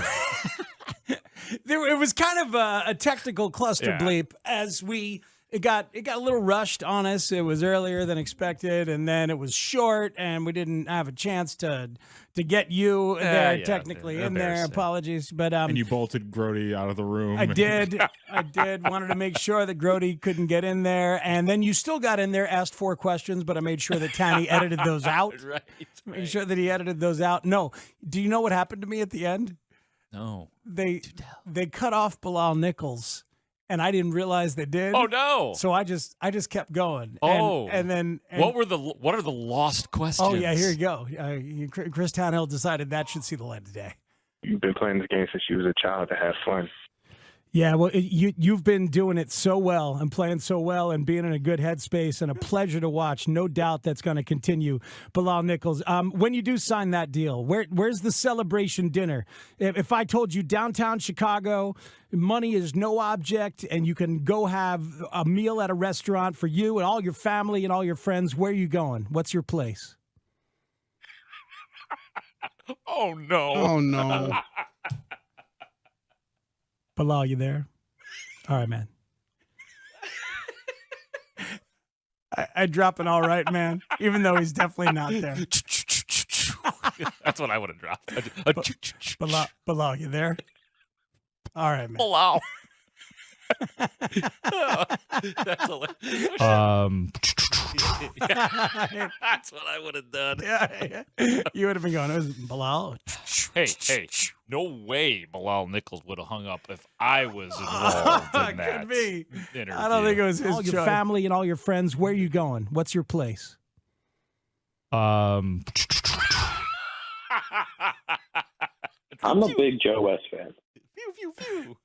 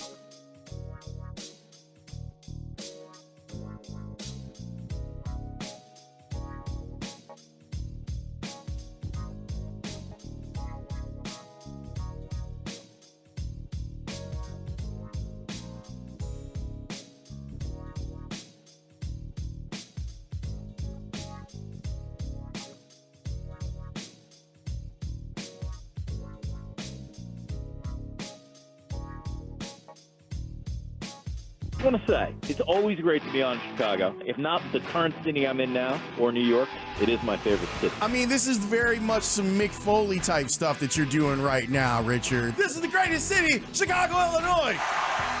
Just gave myself some cheap heat. Thank you, guys. Be well. Chicago's the best. The city of Chicago. Afternoons on the Score. Look, he knows it ain't over till it's over, especially with number 15 on that opposing sideline.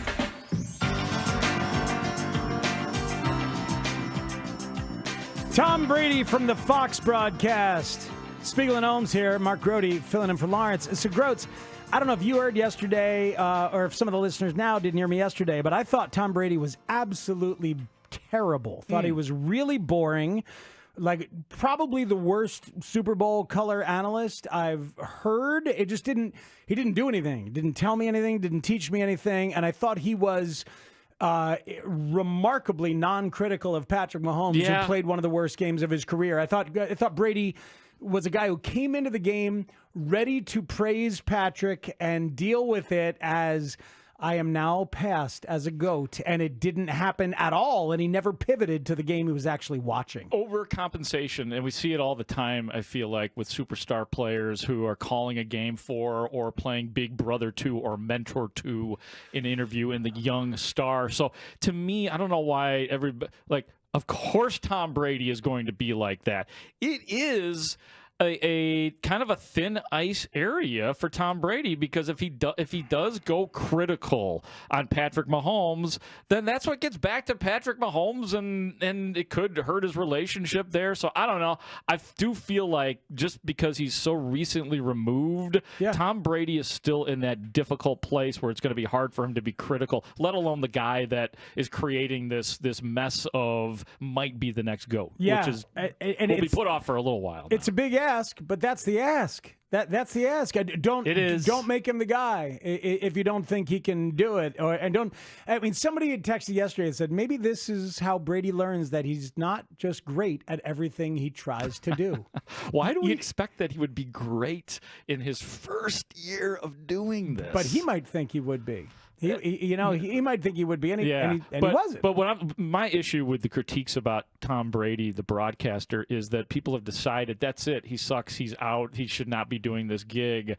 And I get it. I mean, been paid a lot of money. It's a big boy job. It is the game. He is the broadcaster on that network. So he probably should be good. But the idea that Tom Brady couldn't be really good at this in a couple of years is kind of baffling to me. Well, you don't learn as the number one. Damn it. I don't know that you should. But I mean, it's interesting. Here's a moment of Brady on Mahomes. They were down 34-0 at this point. He says Pat won't flinch. What's Mahomes feeling right now, frustration-wise? I mean, this guy's never been shut out through three-quarters of a football game. Yeah, no doubt. It's certainly frustrating because he doesn't feel like he can drop back with any level of comfort and read things out the way he typically would. But again, I just don't think he's a guy that blinks in these moments, and I don't care if you're down 34-0. Yeah, no, I care if you're down 34-0. Game is basically over. Yeah.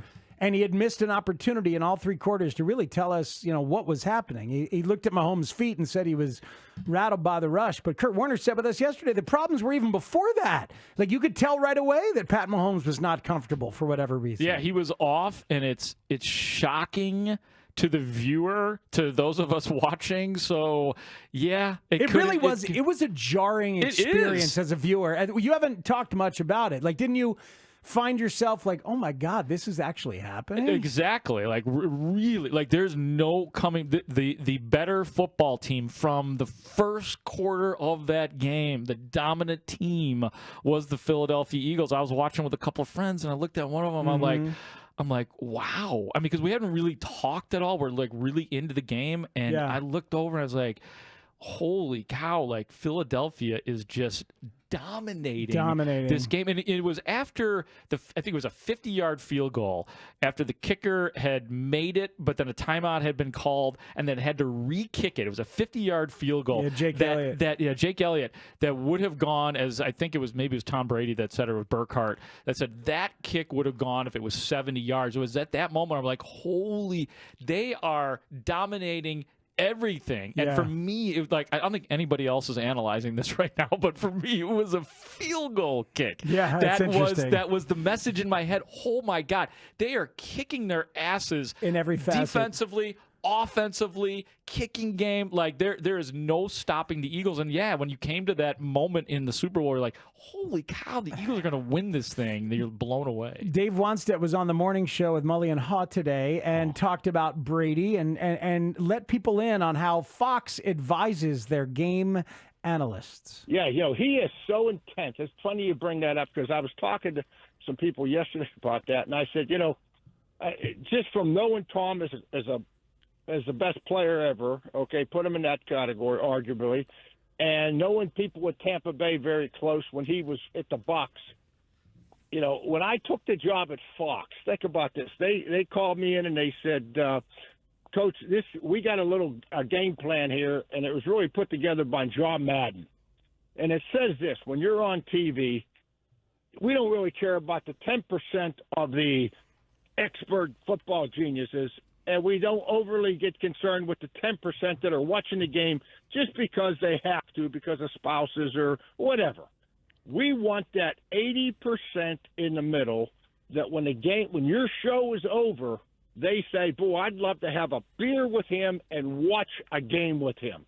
That's the audience that we're after. And so whenever I listen to these announcers, I always put them in that category. And sometimes with Tom, he probably gets so intense and so focused from his playing days that that he probably it comes off that way as compared to, I think Greg Olson's kind of a roll up your sleeves guy, have a beer and talk about the game type of guy. It just seems a little difference in their presentation. That's kind of like you, Dave. People want to have a beer with you. Yes, well, you know what? I think that's why I've survived. They don't listen to they don't care what I say. They just want to have a beer. You guys, he needs to start drinking in the morning. That's what I just figured. Oh, that's why afternoon Wani is superior to morning Wani. I've always thought. Oh, radio war. Oh, absolutely. Is that what you're starting up here? Let's get Angelo back on the horn. I love morning Wani. That's also a David Haugh thing. He's not that welcoming. You don't think Hawes welcoming? No, I don't think so. I always get a weird vibe. No, I think he is, but he does break news on that show, which is like the one thing, that issue I have with him being on that show as opposed to ours. I do love him with us, but Shane, wake up for this one. He did break some news today on Mully and Haugh. Yeah. What? Terry Bradshaw. I was texting with Terry the day before the Super Bowl, Bradshaw, because I saw an ad. It said something about order your Bradshaw bourbon. So I shot him a text. I said, hey, what's up? And he texted me back the morning of the Super Bowl, Coach, we're back in business. So it sounds like Bradshaw Bourbon's back. So here we go. That's good news. That's excellent. Yeah. That's real good news. It's good news for Dave because he gets free bourbon. It's bad news for everybody else because it's bad bourbon. Yeah, it's great news for anyone who really likes bad bourbon. Did he go out of order for a while or something? Yeah. Yeah, you couldn't get Dave it. did break that on our show, I think. I think Dave did. That it was back? No. That he was going out of business. He did. Broke that on our show. Yes. Because it's bad? Yeah. But now it's back in business. Yeah, I mean, the bourbon, the rye was really good. He only brought us rye one time. Shane, the rye was awesome. The bourbon sucks. I think, as always, you have undersold the appetite, America's appetite for bad bourbon. Yeah, I do that often. There's a lot of people out there who really love bad bourbon. Well, there wasn't for a little while, and that's why it went out of business, but they're back. It might not have been commerce related that it went out of business. You know how it works with these guys, these celebrity bourbons and such. Oh, yeah. I lost my guy. I don't have a guy who can make it for me anymore. He's got his And then guy somebody back. new shows up, and all of a sudden he's back in business. It's a good one on Twitch. Good news for people that like bad news. And so it's bad news that the bad bourbon. I don't know if it's bad news. I mean, it's always good to have more bad bourbon options. Not when it's $50, dude. That's a fair Yeah, point. it does seem pretty ridiculous. By the way, does Greg Olson strike you as a guy you'd want to have a beer with watching the games? No. Sure. And that's not a shot either. But he rolls up his sleeves, though. Oh, like literally rolls up his sleeve. No, because Greg Olson, the analysis is really good. The insight is really good. There's no part of him that's going, oh, yeah, that's great stuff. Let's go slam a beer. You know, it's like just more interesting. Mm-hmm. Kind of in that same light, I meant to say this yesterday, but it slipped my mind. I don't think Kevin Burkhart's good. Yeah, there's some people who don't love Burkhart. I tell you what, their atmosphere is weird. The whole thing is weird, and I'll tell you why. Because the producer and Burkhart, kind of crafted Greg Olson into the broadcaster he was.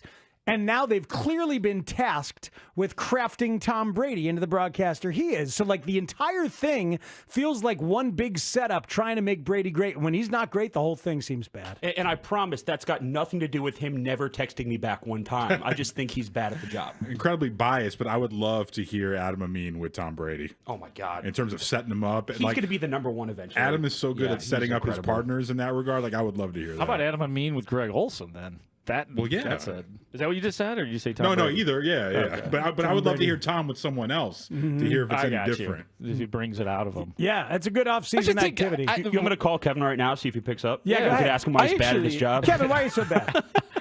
I think he's good. He just has not gotten to that line of of Joe Buck or any of of Mike Tirico, of any of the national guys. He doesn't have quite that cachet. You know who's great? So I think he's good, though. Anytime Joe Buck's on the TV, I turn the sound off. Thank you, George McCaskey has entered the room. Turn the sound off? Tirico's great. Like, let's be honest. I'm so glad you said that because it took me a long time. Oh no, he's truly great. He knows the rules, cold, smooth, and he's crazy smooth. Really, I mean, he's got the right amount of enthusiasm. And I used to I think the reason was I like him better than I used to. It took me years to come to that conclusion. Like, oh my God, and it might have happened this year actually. Speaks. That was Tirico is really good. And the problem is that we all saw him coming up as a Sports Center anchor. So it was hard for us. We didn't believe him at least this is me talking. Sure. He wasn't believable as a play-by-play guy. It's like when I do fifth innings. People are like, it's just a freaking talk show host. Every year they believe a little bit more, though, Spiegel. That's what I've been told. We're not there yet, but we believe a little bit more. One more thing from Dave Wanstead, who thinks that Jimmy Johnson, his good pal, is actually going to retire. I'm going down there next week. For a couple of days down to the Keys next week. Troy's flying in. Tony Wise is going to come in. So we're going to get together with the inner circle deal we do usually every year next week. But it does, and I think he's real close. He's basically working when he wants to now. He goes out there, and this year with the Super Bowl, I know that was something that he wanted to kind of do. So it wouldn't surprise me if he just did a few shows. It wouldn't surprise me if he hung up, and just said enough's enough. So Dave Wanstead thinks that Jimmy Johnson will retire. Top of the hour, Jason Leisure of the Sun-Times on all the tangential Bears factors from the Super Bowl. 4:40, John Morosi from MLB Network on Cubs intrigue, Alex Bregman truths, and more. And then 5 o'clock, some other stuff we want to talk about, the North. But next, Mark Grody wants to talk about Jesus. That's coming up on The Score. Hey, Cubs fan.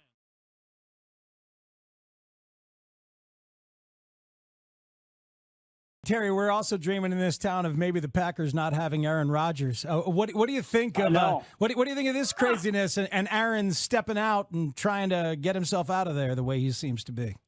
Well, he's just dumber than a box of rocks, isn't he?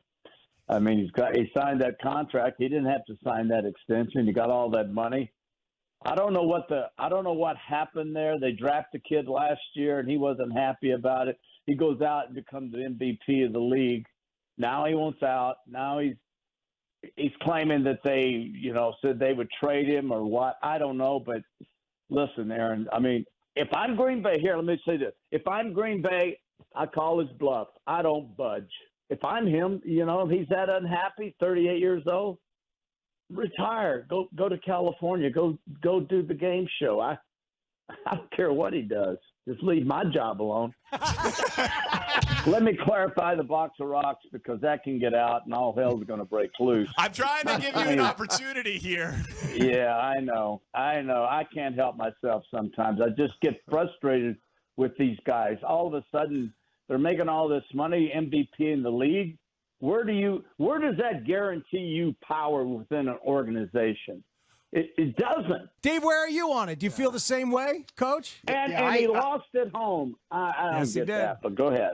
Yeah, I kind of do. I mean, I kind of felt that way when Russell Wilson started the whole thing, right? I mean, it's really a very similar situation. Russell Wilson started rumors that he wanted to leave, and he didn't have a voice and I watched a show today on TV. I don't know what it was, an NFL show, and everybody on the cast was agreeing that they should have called Aaron Rodgers and consulted him with who they were going to draft. And, maybe that's the new – no, seriously. I'm serious. That's what every one of these guys said, that I would be upset. They said I would be upset, too, if I was Aaron because he didn't get to – well. And I just have that's, I'm from the same era Terry is, and that's a little bit foreign to us. Hey, Dave, I did not say dumber than a box of rocks. I did not say dumber than a box of rocks. I didn't hear, Terry, I didn't hear anything. I'm with you. I didn't hear a word.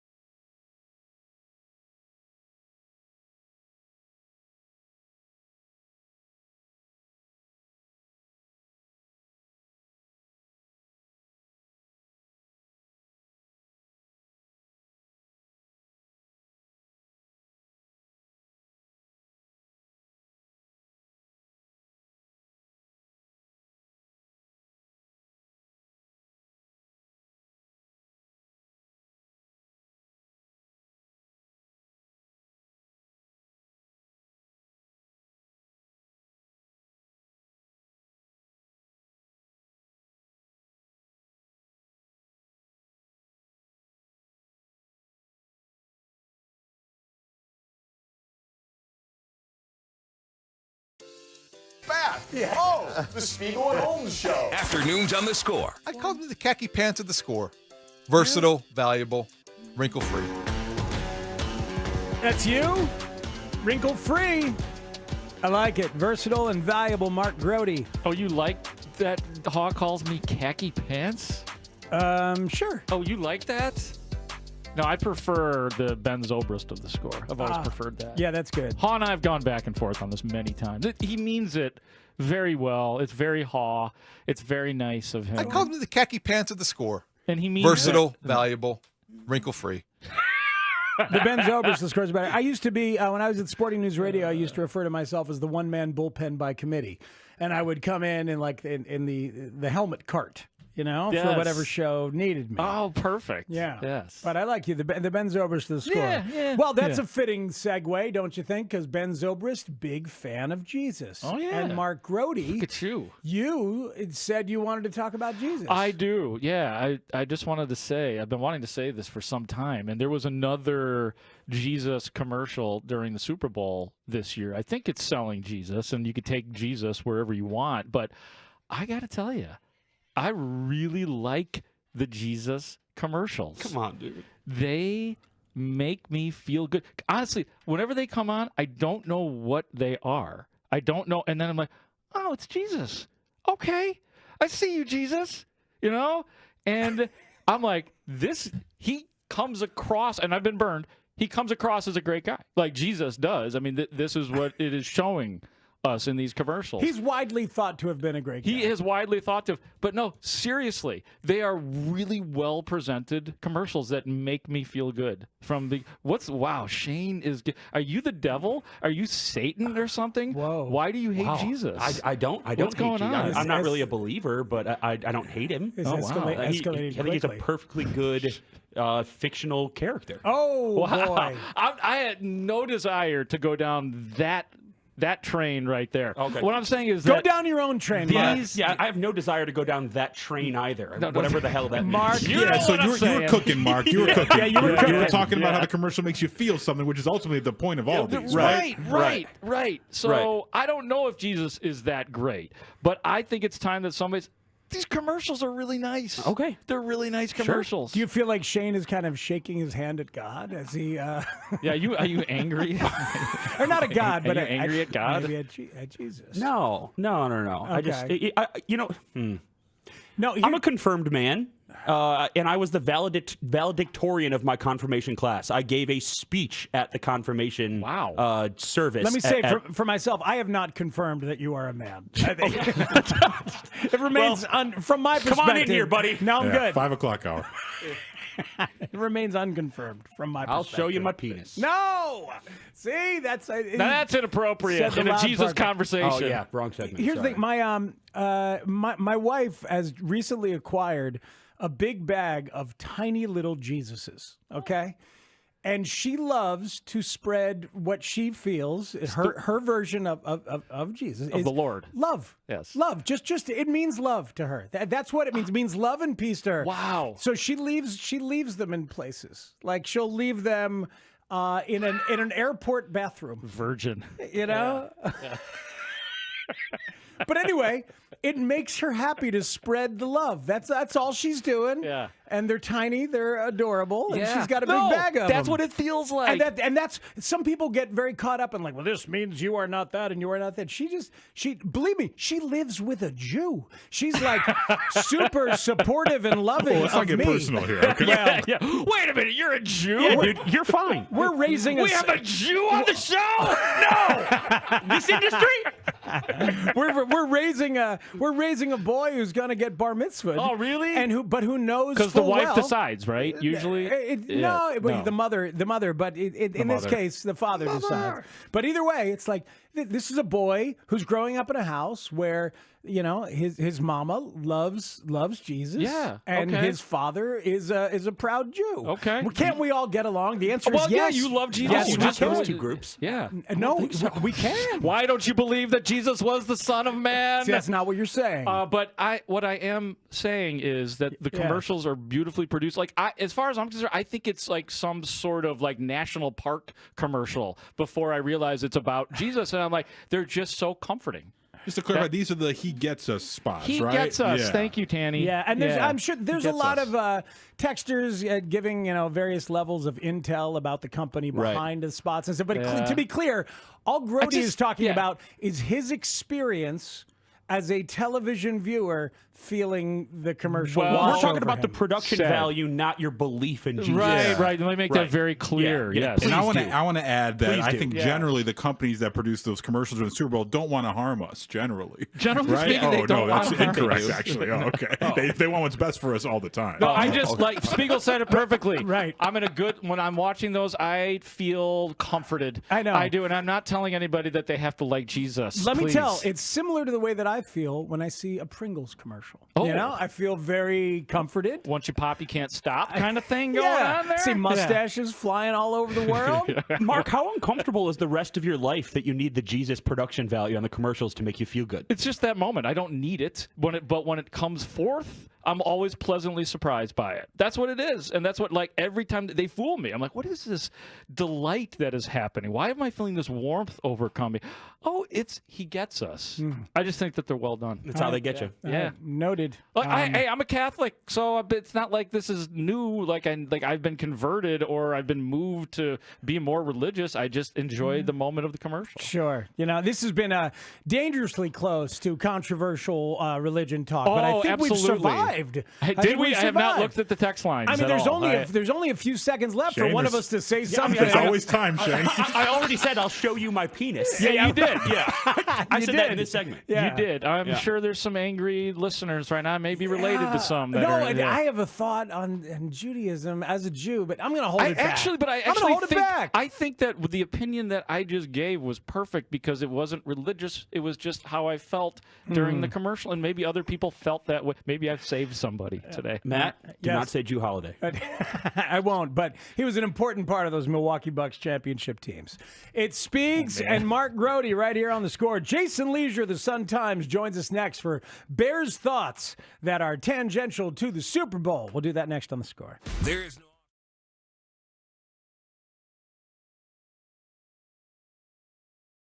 One year, Bob called in to talk about his New Year's celebration. It's pretty good. All right, but you had there's like a New Year's party where you are? Yeah, I went to a New Year's Eve party. I kept my horn and that. So I won a scarf the other day, New Year's Eve, because we had a party. You had to guess Muhammad Ali's birthday. So. And you won a scarf? Huh? You said you He was born 1942 of the year. All right, now you still have your New Year's Eve horn? Mm-hmm. Can we hear it? Yeah. Let's hear it. Did you know Benjamin Franklin was born, I think it was July 17th of January in 1770, not 1775, that was too close to when they wrote this. Yeah, he'd be very young. I think it was 1700, maybe closer to 1796 or something. Well, anyway. Okay. Do you He was still have the born in horn? January. Elvis is coming up next Yes, Wednesday. he It's is. his birthday. Yeah, I want to hear. 79. I want to hear the New Year's horn. Do you have it? Yeah. Let's hear it. Huh? Let's hear it. What, Elvis? The horn. Born? Not porn. You New Year's Eve horn left, Bob? Yeah. Is it in the room with you? Yeah. Can you blow it for us? You pardon the Yeah. expression?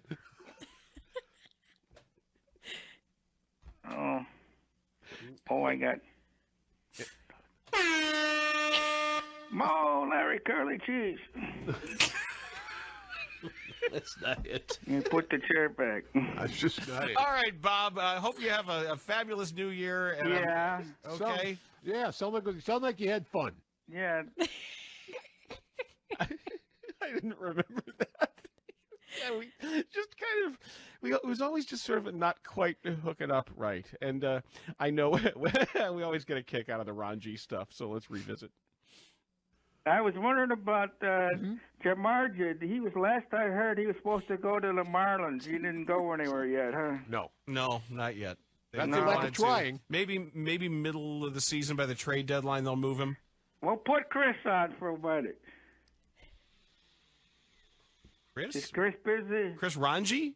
I want to wish Chris a happy New Year. No, he's not busy. He's right here. Chris He's right Ranji here. is available. Oh, Hi, he's Bob. Too busy. There he No, is. I'm never too busy for you. How are you? Hi, Chris. Hi, Bob. Hey, happy New Year. Same to you. How do the White Sox predict this coming year? Oh, you don't want to know. Hmm? You don't want to know, Bob. No. No, you don't want to know. No? I'll tell you in 2 months. Okay. How's that sound? Happy New Year. Same to you. Love you. Just hang We up hung on up you. Ranji Bob. Sorry, guys. Well, you're coming. I don't feel bad now. Sorry about that. Because he did not pay a lick of attention to Bernstein, which is fine. Not a lick of attention in that entire call. And then he pretty much dismissed you. He wanted to say hi and then just goodbye. I'm gone. And these calls happen in the middle of anything.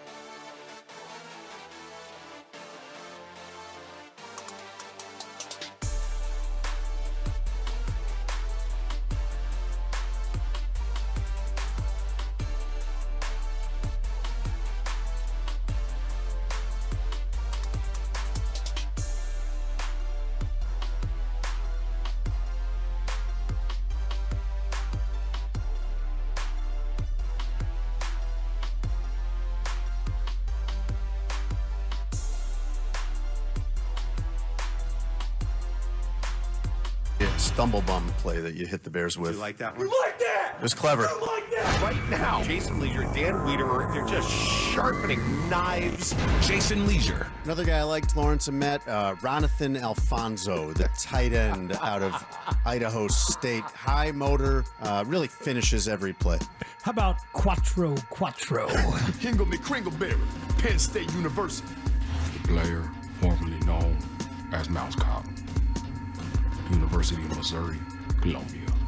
Dan Smith, BYU. There's reporter for the Chicago Sun-Times. I like how you credit Mahomes and Reed, and it's like when a little kid helps their parent make dinner. Because Matt Nagy's gonna walk in and be like, "And I helped." I remember when I talked to y'all when I first got here, and I explained to everybody here that this offense, it takes a few years to get going. Jason Leisure with Spiegel and Holmes on 670 The Score. We are indeed joined by Jason Leisure of the Chicago Sun-Times right here on 670 The Score. Lawrence is on vacation. Mark Grody is sitting in. We're having a good time this afternoon. Jason, welcome in. How did you take in that Super Bowl? What were your thoughts as Philly dominated from the get-go in every phase? It was kind of a fascinating watch. It is always great drama to me to watch a great team, especially a championship team like the Chiefs, when they're trailing. Because you just sit there, no matter how bad that margin got until they got into the fourth quarter, where like maybe late third, you still kept thinking it's gonna happen eventually. Like they are going to make their run back into the game, and then they never did. And you know what it reminded me of? And I think that eventually Tom Brady did say this on the broadcast, but I was thinking this early in the game. It reminded me so much of the other Super Bowl that they lost to Tampa, where they're just and Ndamukong Suh and JPP and Shaq Barrett are just pressuring Mahomes the whole game, and he played on a bad ankle in that game. And you're sitting there, and there's no answer, there's no solution to this if they can't buy time for him.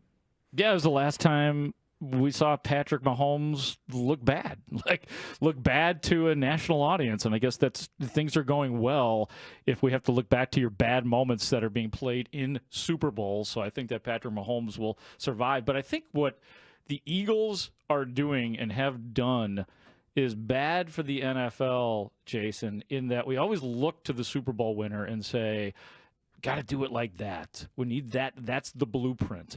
That's a pretty tough blueprint to copy at this point. When you are strong on O-line, D-line, quarterback, running back, you are completely stacked. That's a hard team to follow up on. And for the sake of Philadelphia, I hope that they can hold on to it for a few years. Yeah. Follow the Philly blueprint. Here, let me write it. Let me see. Let me get my notes here. Write this down. Let's see. Nail every draft pick and signing. Be perfect. Okay, right. That's the blueprint. Every Just free agent pick is great. Everything, Yeah. right. So you can't follow that blueprint. You can follow in the sense of they have invested really well. I know their defensive line is what everyone is talking about this week, but I've always admired the way they invested in their offensive line, because I think it's 2 first-round picks and 2 second-round picks of their own that they spent on 4 of those positions, and then the left tackle is one of their late-round draft picks who earned a second contract at $22 million a year. And that's what great offensive lines look like. That's how you build a great offensive line. You know, it's interesting. Mekhi Becton, or maybe it's Mekhi. Somebody called him Mekhi to us the other day, but I always thought it was Mekhi. But either way, he is, a former bust as a tackle pick for the Jets, who now has been a guard for the Eagles and had a great year. Very emotional after the game, sitting on the field there in the Superdome with his kids crying. And I don't know. I think the Bears are going to be after Trey Smith. It'll be very interesting to see how that market develops, and if Kansas City is just going to find a way to keep him. They'd have to do some maneuvering to do so. But what do we think about Mekhi Becton of the Eagles as a possible interior line target? I mean, they need interior linemen, and they need guys that can run block. So I think that they're going to go into free agency with this priority list of, if Trey Smith doesn't work out, then who do we pivot to? And if you're the Chiefs, I mean, man, you want to try to find a way to keep Trey Smith, but I don't know that you can. And these are good problems to have, by the way. These are problems that you have when you have the best quarterback and one of the highest paid quarterbacks in the game, and you're a championship caliber team, is then you have to figure out, well, where do we allocate our limited other resources? Fortunately for the Bears, that's not the situation that they're in. They have a lot of guys, namely Caleb Williams at quarterback, on rookie contracts. So you're getting, in theory, if those guys continue to grow and develop, you're getting $50 million to $65 million a year play on a $10 million or $5 million contract. Have you looked into it all? Like thinking about what kind of players Ben Johnson needs in terms of turnover from the existing offense to a new one? Like I find myself curious about exactly what kind of offensive lineman, but I don't know that I can break down offensive line play to the level I need to figure out if he needs road graders, if he needs people movers, if he needs ass kickers, these kind of things that you hear in terms of lineman descriptions. I don't. We're going to find that out, though. I mean, we're just a few weeks away from finding that out in free agency. And you remember a couple of years ago, Orlando Brown from the Chiefs was out on the open market, and I think he got 4 years, $70 million or something like that, the left tackle. And Ryan Poles would have been part of the group that drafted him and would have been very familiar with him from Kansas City. And he specifically commented on not signing him as saying it wasn't a scheme fit. So you can look at all of these guys that are top offensive linemen that have the highest PFF grades or the highest projected market value contracts, or the guys that were on the Super Bowl teams, and they may not fit. And this is the first time that Ben Johnson will have had this much power in his career, this much power and influence over player acquisition. Yeah, so we're going to start getting the answers as we go through free agency next month and the draft the month after that. That's interesting, man. The power part of it, because in theory, yeah, I think it makes sense to me that Ben Johnson had all the success that he had in Detroit. He knows what it looks like. He knows what it's supposed to look like. So it'll be that way here. What do you, and this is like probably a big picture question, but it's also a media too. How is Ryan Poles' job going to be redefined? Do you think he just has less to worry about now, quite frankly? Like he's getting a lot more help? Or do you think that Ryan Poles has has had the power taken away at this point? I think that you need to give Ben Johnson a lot of say, equal say, even 51% say on personnel, because you need him to succeed. And that's not a bad thing for Ryan Poles if Ben Johnson is out here picking and dictating the players that he wants for his offense, specifically for his offense, because Ryan Poles needs Ben Johnson to succeed. If Ben Johnson succeeds, then Ryan Poles succeeds. Yeah. But it's like there's like a pride factor there. And I have no reason to believe that Ryan Poles wouldn't separate from a little bit of power, a little bit of say, just in getting to know Ryan Poles. It seems like the type of guy who would go with that, but it does redefine his role. It does redefine his role, but I think it does so properly. There's very few situations that have worked historically where the GM just kind of picks the players and the coach figures it out. I think in football, more than any other sport, and I wonder what you think, Jason, like the coach has to have the vision that is served because he's the one using the players, and I feel like that's been a real disconnect for the Bears, especially offensively. It's like Matt Eberflus, I don't think he had much of an offensive philosophy, let alone had input on what kind of offensive players. Offensive philosophy? It's I don't think he had much of one. I don't think he had one, period. Yeah, you're right. I mean, and it was marked. The evidence is bad hires at offensive coordinator. Yep. And bad performance by the offense. I'm sure that Matt Eberflus had a lot more influence on who they drafted or signed on the defensive side. But again, like the offense is the premium. The offense is what the fastest way for the Bears to get good is to get Caleb Williams and the offense going. The fastest track for them to become a playoff team is to get that going. So while Ryan Poles is going to have to, in a way, get the players that Ben Johnson wants, I think Ben Johnson is going to be really helpful to him in that regard, in a way that Matt Eberflus wasn't going to be. Because, like you're saying, as far as Matt Eberflus having a defensive philosophy, obviously he would tell you that he did. Yep. He would tell you why he hired certain guys, what kind of offense he wanted to run. He would tell you all of that. But it's kind of like when Matt Nagy was the coach and you'd ask him questions about the defense, and it was clear that that was not really a focus or something that he had expertise on. Matt Eberflus was like that about the offense. And if I have to choose, I'd rather have a coach that has expertise on the offensive scheme and the offensive personnel. Here. I think that's the way of the world. And I think they got very fortunate that this guy is available and seems to be ready for the leadership piece, as far as we can tell. But is that offensive vision dude? We do a segment twice a week here on the show called Ben's Vision, where we try to think about specific personnel and how they might fit what Ben Johnson is going to need. And on Friday, we did Cole Kmet. And it was a really interesting conversation with me and Lawrence. I thought, I don't mind saying so myself.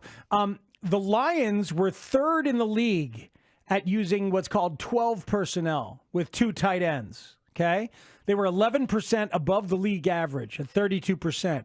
The Bears were way down at 24th in the league at using 12 personnel. The Bears were 6th in using 11 personnel, which is 1 tight end. So that is to say, Ben Johnson's going to want 2 tight ends on on a lot of plays. It's going to be the predominant way that he plays if he can. Is Gerald Everett that guy? No, he's not. I don't think so either. It's a deep tight end class in the draft. There's not many in free agency. I mean, do they move on from Gerald Everett and draft a tight end to go with Cole Kmet, would be my guess. Your thoughts, Jason? They could. Do you know who one of the tight ends is in this class? Mason Taylor from LSU. And his dad is Jason Taylor. Wow. The Hall of Famer. Okay. That means his aunt is Joy Taylor. Yeah. Right? Wow. Oh, His uncle is Zach Thomas, Hall of Famer. Somebody's been getting ready for the combine. I think that's what's been going on right here. Well, this one stood out to me because I used to cover the Dolphins, and my first season covering the Dolphins was 2006. Okay. Which was Jason Taylor's Defensive Player of the Year. Oh, wow. Season. Okay. And I think he had a touchdown return against the at Bears. Soldier Field and did the Jordan jump into the end zone. That was a gruesome and miserable day. Yes. And it was freezing. I remember it. Yeah. Who do you find more interesting to cover? Jason Taylor, the defensive end, or Robert Quinn, the defensive end? Bears. Post-career too? Is that included too? Yes. Well, I don't know, man. I mean, God. But that's when you feel old as a reporter, I think, Yeah. when you cover a guy and then you start covering their kid, because Mason Taylor was at the Senior Bowl when I was there a week or two ago, and it's like, wow, okay. Wow, yeah. And his dad was there. By the way, his dad is like 50 and he looks younger than me now. Of course he does. Yeah, Mason Taylor, by the way, the most productive tight end in the history of LSU football. That's not bad. I love guys like that, though. Guys like Patrick Mahomes, for example, even though his dad was a baseball player, those guys that grow up around professional sports, like you asked Jarrett Payton about this sometime probably. Yeah. Those guys that just grow up around it, man, they have such a sense of what it takes.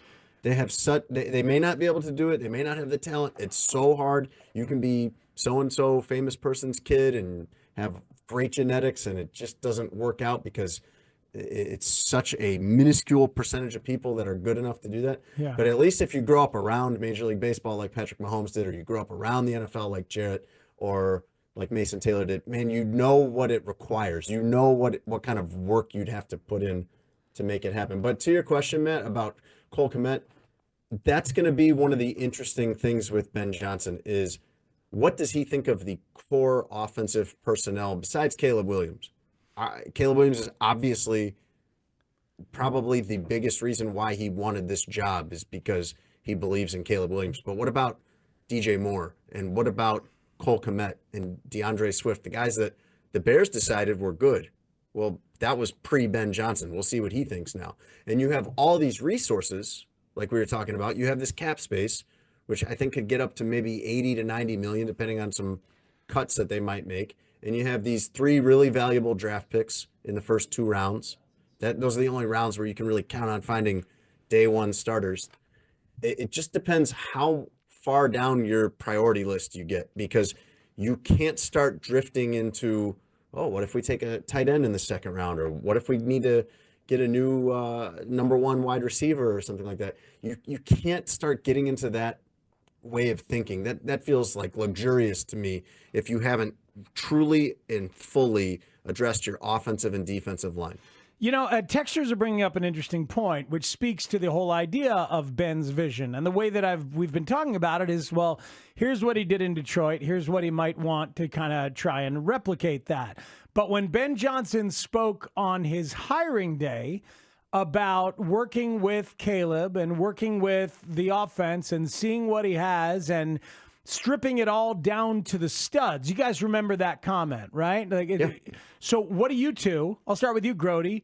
What did you think that Ben Johnson meant by that? Did he mean plays and designs and schemes, or did he mean work with what you have in terms of talent when he said strip it down to the studs and build it back up? I didn't hear the first part of the question. I'm sorry. Oh, that's okay. Yeah. Jason Leisure, what did you think he meant by that? That's wonderful honesty. Good Ben honesty. Johnson said it in part. I'll catch you up, Mark. Thank you. He said in part, I'm not going to just bring the Detroit playbook in here and just drop it down on the table and say, hey, guys, learn this. Playbook. And haven't we gone through that here before? Didn't somebody bring the Chiefs playbook here? 100%. Didn't someone a couple years ago bring the Aaron Rodgers Packers playbook here? Right. And did none of that and any of that go anywhere? Right. So that's playbook. So he was talking about playbook. I do think that personnel wise, he'd like to have what he ended up with in Detroit. Yeah. The only thing is that a safe thing to consider? It's a good starting point on what he might want, but I believe that he is going to come in here with fresh eyes on the entire operation, including personnel.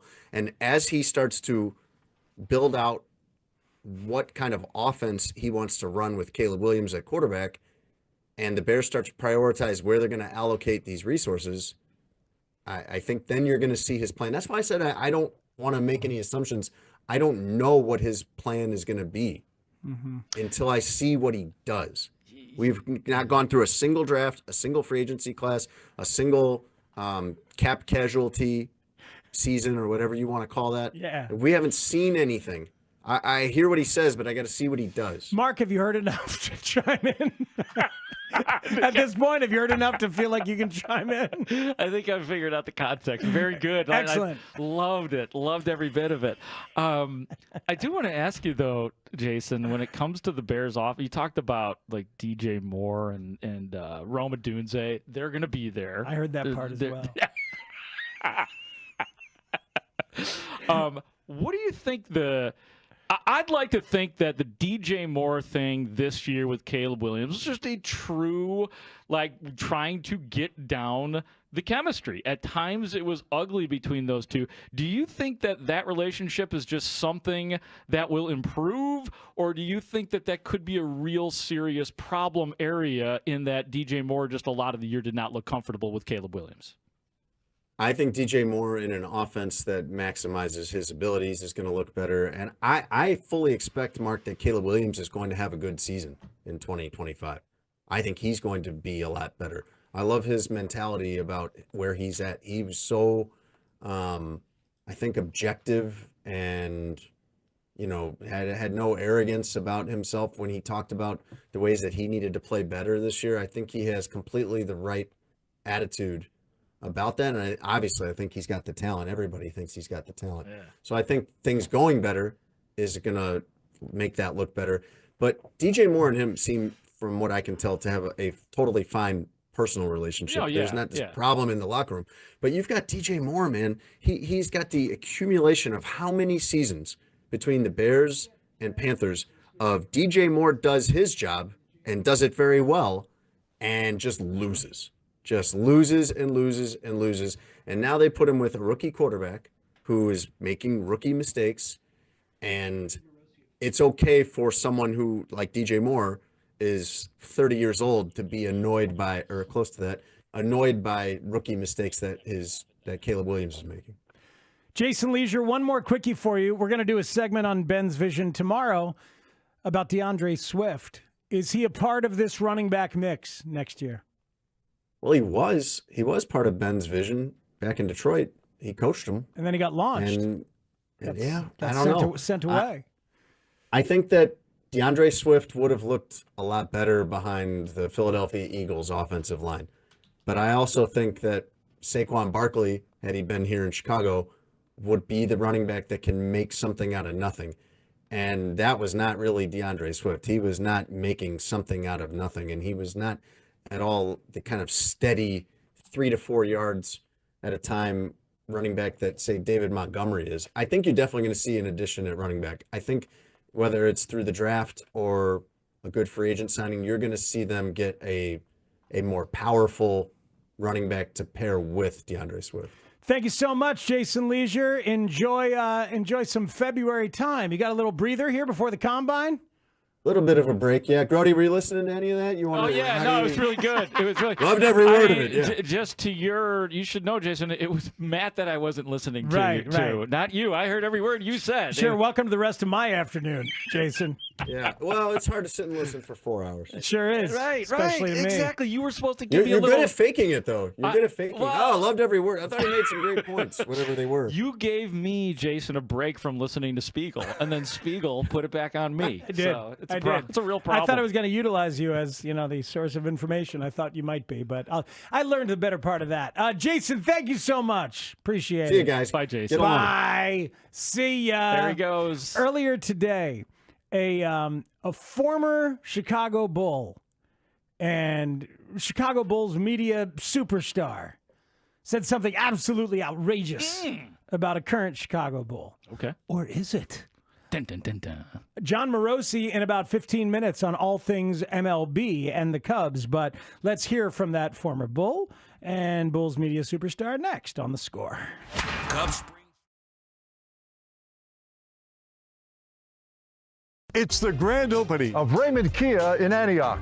Our new lounge is over 4,000 square feet with multiple TVs and workstations. We also have 18 service bays. The best part is we have more space for basketball.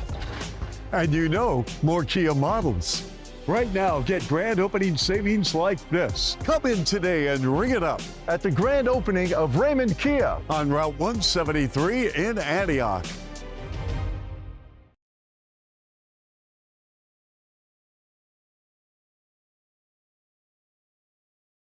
This was a walleye tournament on Lake Erie, and the video came out because usually it's not quite this dramatic. Usually it's after the fact, or some places will even have an X-ray machine that they'll slide everything through. The Lake Erie Walleye Trail Fishing Tournament, the fishing director thought something was up, and he took out a big old fillet knife and started cutting up the catch. We got weights and fish! There we go! Out of here! Where's the other one? Everybody listen to me right now. Jake, I want you to leave. I don't want anybody to touch these guys. I want you to leave. He's going to jail. He was pulling out 8-ounce lead weights. Yeah, I saw he cut, and then the guy reached in. There was 2 weights inside of a fish. Big egg-shaped hand grenades of lead that he's pulling out of these fish that had been wrapped in walleye fillets. We got weights and fish. We got weights and fish. And they apparently had been doing this before. They are under investigation for... It's felony fraud, It right? is felony fraud. And they won a tournament recently where they bought a boat worth $50,000. And this isn't big money, but it's enough that it's felony fraud. You can't do this. And the overdoing of it, if you look at this, I looked at one of these fish, and I thought, and I'm a pretty good estimator of weight of a fish. You've done it. Most fishermen are. You lift it up, I can get it within a quarter of a pound. And this one that is maybe 4.5 should not be weighing at 7.9. There's a very profanity-laced moment I kept out of this clip here that we played where somebody says, this guy's been doing this for years. Yep. So this guy's been making money for years off of this. But they got him. Caught now. He got caught right there, and he pulled out the knife, and I didn't know you could bring dead fish to a weigh-in. I thought that the fish being alive and releasable was part of it. Maybe not on Lake Erie. What an aha moment! When you, I was amazed by it. You cut into and drop the sound. Thud. Right. Yep. I'm telling you, they're like little hand grenades he's pulling out. Weights and fish. There we go. There we go. And people were going to kill the guy. They were going to drag the guy behind a truck. And they said, no, don't touch him. There were partners. One guy ran to his truck and locked the door, and the other guy stood there, stone-faced. And the Cuyahoga County is looking into this, as well they should. But the stories about the early days of competitive bass fishing, it wasn't just weights and fish. There were guys, and Carl Hyacin wrote about this. His first novel, his second novel, Double Whammy, was about this, where somebody would go catch big bass, and stash them in underwater cages. And then when the tournament began, off go the boats, and then in come the boats, and the guys were using the actual same fish for multiple tournaments. Oh, look, I got old Bessie again, same 8.5 pounder, and would keep it and feed it and make sure that this thing would grow big in this cage, and they would just so happen to know where this thing was hidden and be able to go find it for each tournament. The 630. He goes, I love how relaxing fishing is. Yeah. We got weights and fish. There we go.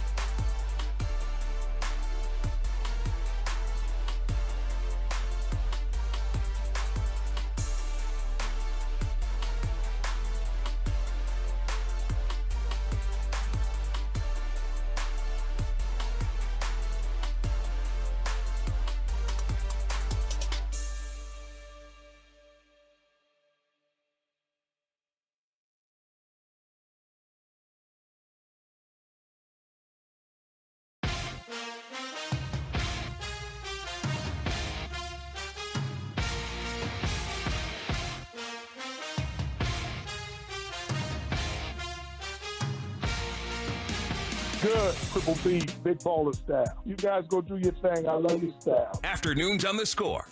All the time on the right side, then Curry underneath the pass, intercepted by Dosumu.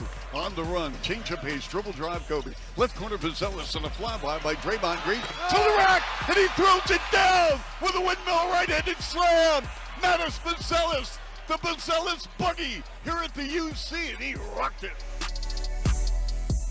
For Mattis Vazelis, talking about 6 straight games in double figures, had obviously 24 in the win over Miami on a 10-for-10 night. But this is the best stretch of his rookie season. It's pretty exciting stuff, considering he had been in double figures just twice in the month of December, just twice in the month of November, and now we're looking at 7 games in a row. And obviously the playing time has gone up as well. He's been over 20 minutes, going on 8 straight games, getting used a lot, and will be a player this weekend in All-Star festivities, part of the dunk contest on Saturday night. Earlier today, Kendall Gill from CHSN was on with the Midday Show and had this to say about both Mattis Vazelis and about the draft lottery and the Bulls doing a soft tank for maybe the opportunity to draft Cooper Flagg from Duke.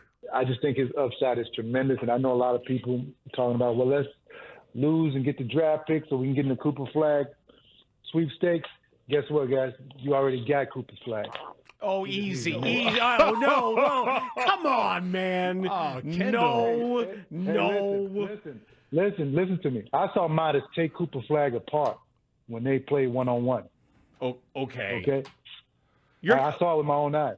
All right. All right, wait. Believe Kendall, me when I tell you now. Now, Okay. I got to get you to expound on this a little bit. Okay, when you see Cooper Flagg's game and you see Mattis's game, tell me where Mattis, in your eyes, has an advantage. He's bigger. He can handle a basketball better. In my opinion, he's more athletic. And they both have the same mentality.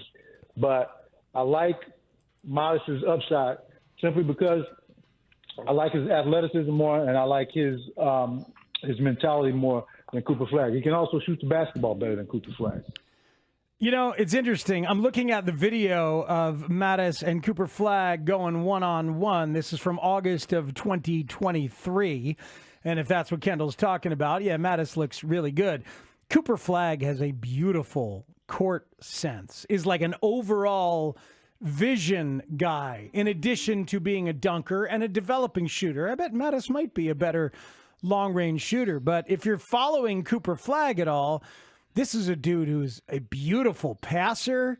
He's like one of those point forward guys who's big enough to be a power forward, but has handle and can do that. Like you're envisioning him as kind of your LeBron, or there's been a lot of other players like that. I remember Ben Simmons was thought to be like that, never developed a shot, and got scared near the rim. Cooper hasn't shown that.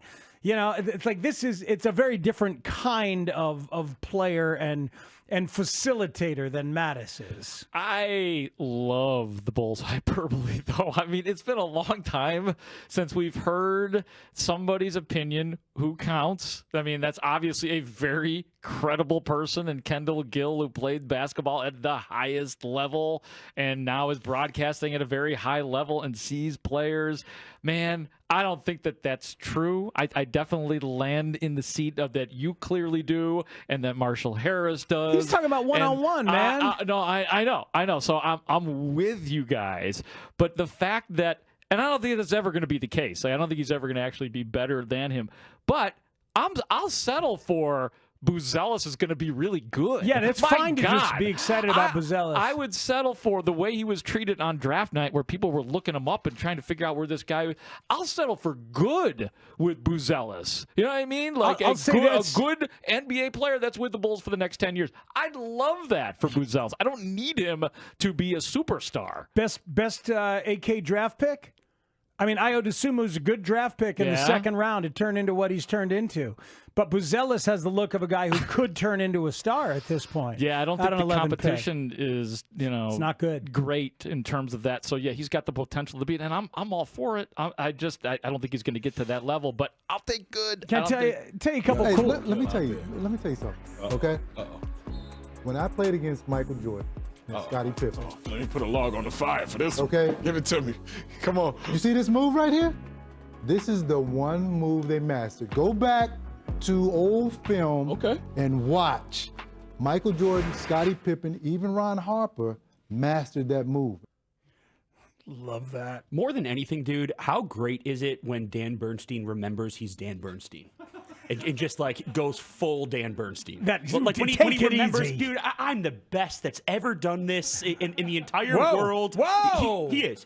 I love you guys. Angelo Cataldi would say different. Angelo Cataldi was on this show. I love you guys. But when Dan Bernstein remembers he's Dan Bernstein. Triggered. The best. I'm triggered right now. You're better now than he is now. I firmly believe that. That's funny. I want the better now ranking. That's me.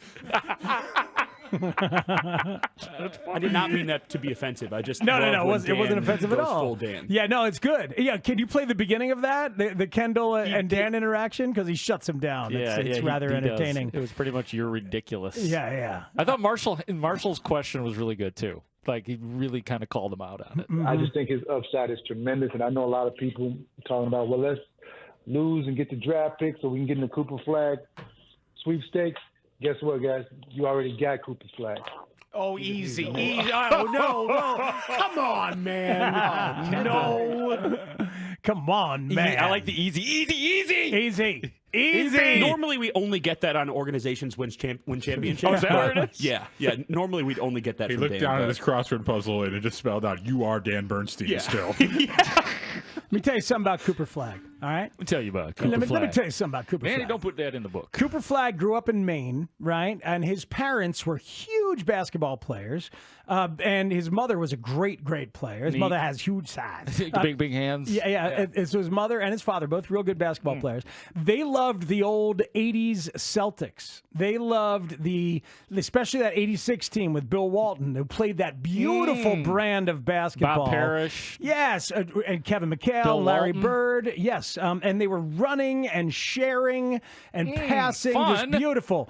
Cooper Flagg grew up watching the DVDs of the 86 Celtics team. Wow. In the backseat of the family minivan, he was the kid, basketball obsessed, growing up, watching DVDs of the 86 Celtics. Has he been told how much basketball has changed since 1986? Does he I think understand I that think in he the has. NBA I think he has. that Kevin McHale will not be given the time down low to go through this little dance? But if anybody who remembers that team and the way they played, they ran. It was beautiful fast break basketball where they shared the ball, Yes. always looking to run. Everybody passing like the way that Bird passed, they all loved it. The old coaching point, everybody's got to touch the ball. Like that's what your 6th grade basketball coach would tell you. Yes. But that team actually pulled right, it off. exactly right. So Yeah. that's the kind of ball he wants to play. Yeah. And that's like, and I'll tell you what, if the Bulls somehow luck into it, I'm telling you right now, Lonzo Ball and Cooper Flagg will make beautiful music together. Beautiful. Yeah, I could see that. Because of Lonzo's court vision. And like that would be a truly beautiful thing if they happen to luck into And if that. Bazelis is as good as he's saying that he is, that Kendall Gill is saying he is, then you got 2 superstars Yeah. and you're set, and the joke's on us. I think Cooper Flagg is absolutely the dude. And I think people are going to see it. He'll develop as a shooter, but just the court sense is just remarkable. He is Mark Grody. I'm Matt Spiegel. It is the Spiegel and Holmes show. John Morosi will join us next to talk Cubs intrigue and more. Keep it here. The Score. Maybe we should have workshopped our questions to Jed before the show started.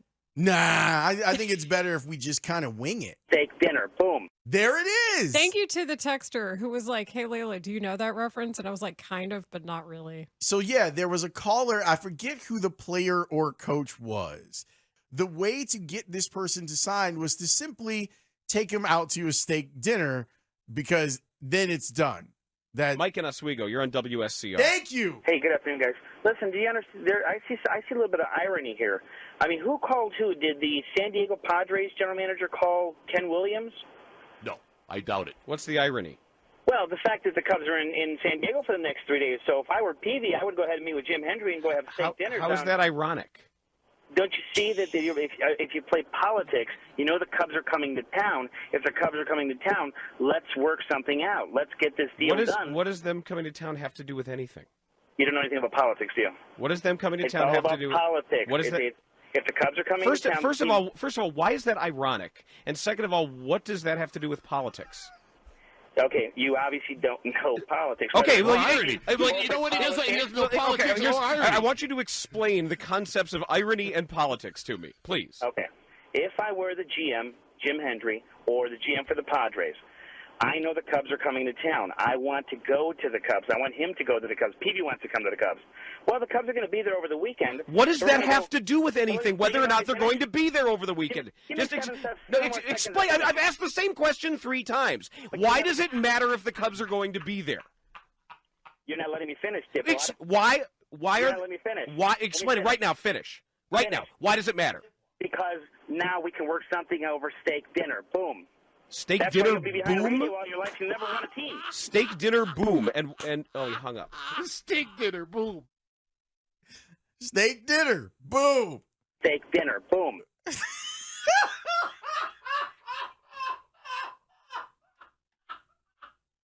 Narrator. Jake Peavy ended up in Chicago.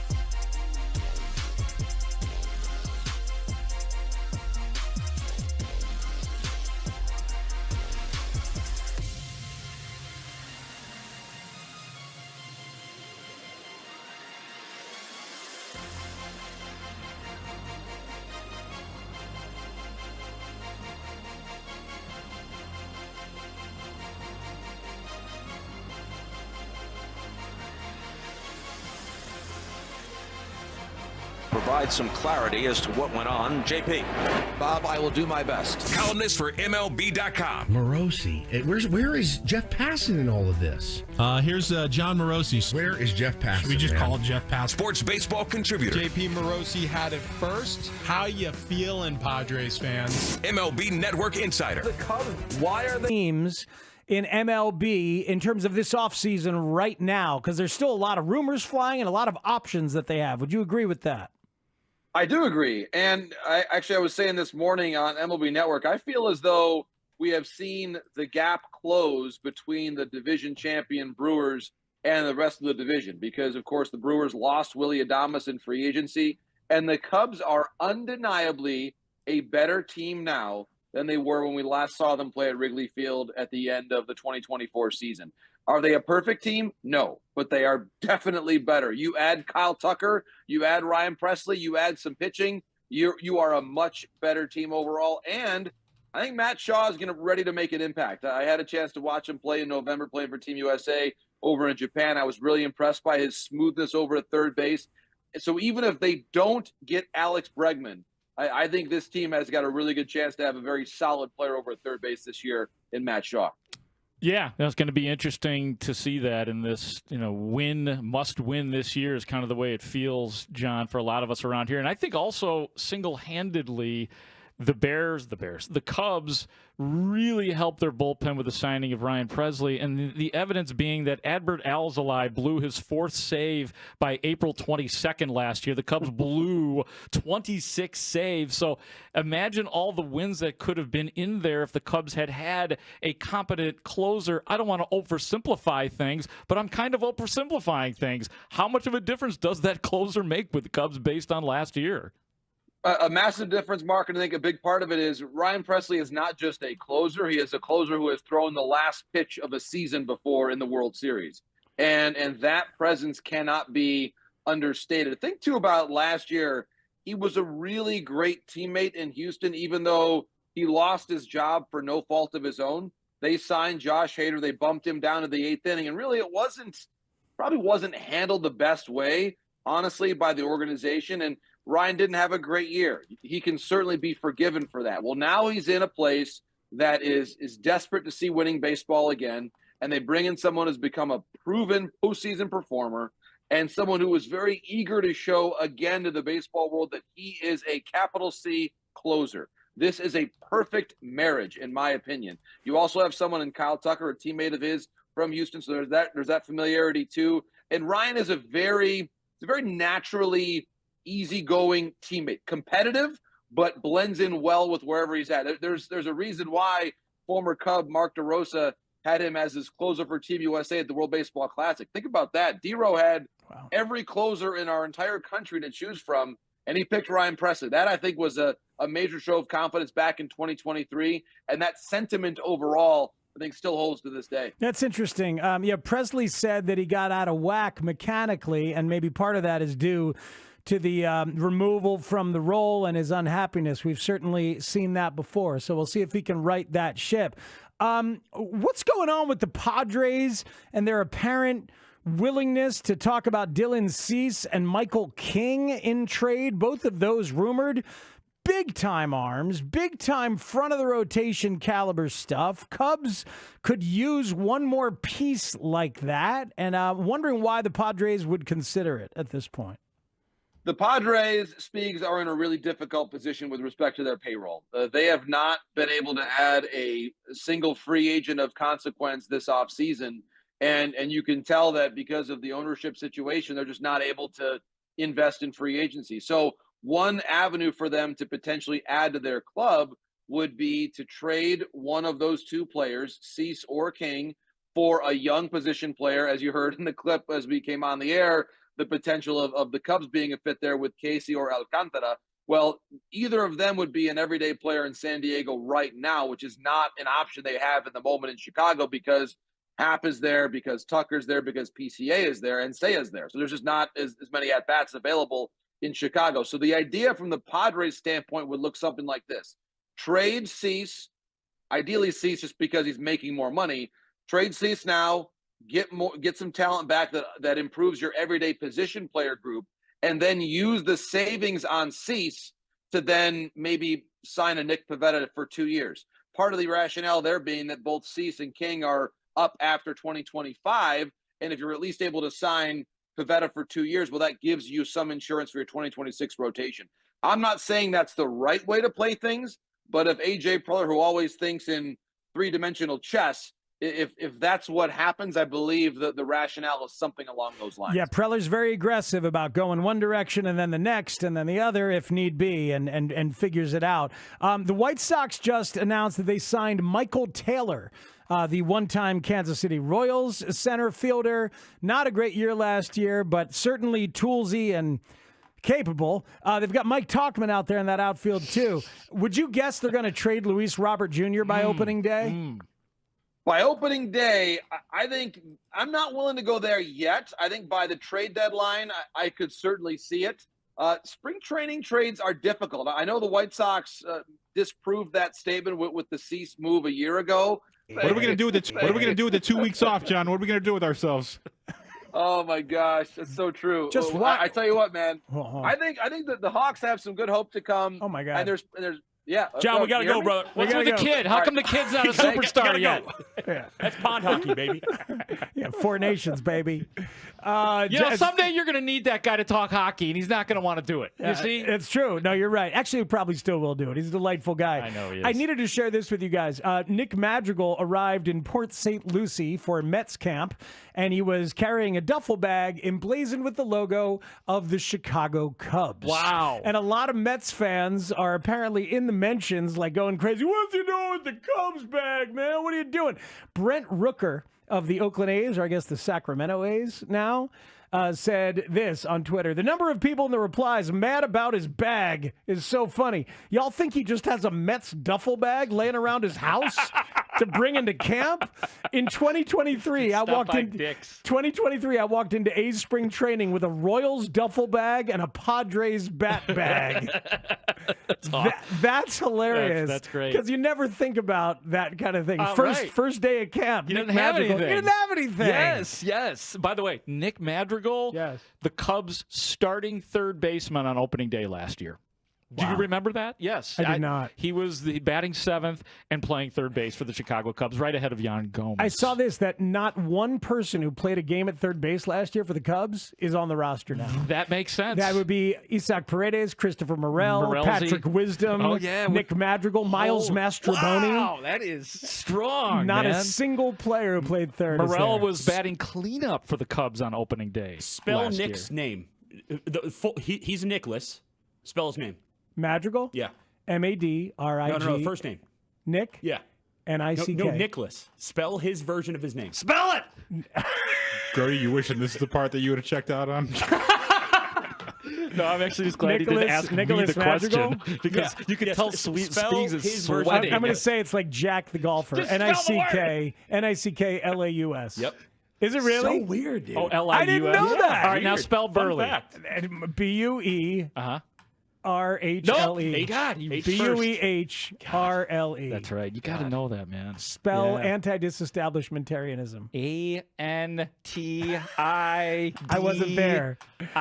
You were. S-E-A-G-E. You know what? KMA. L-E-S. Oh, goodness. The host of Take the North has both a T-shirt and a topic for the next segment. Oh, yeah, I'll show you the T-shirt on Twitch. How about that? That'll Coming be up neat. next here on Spiegel and Holmes. Grody sitting in on the score. The Bernstein.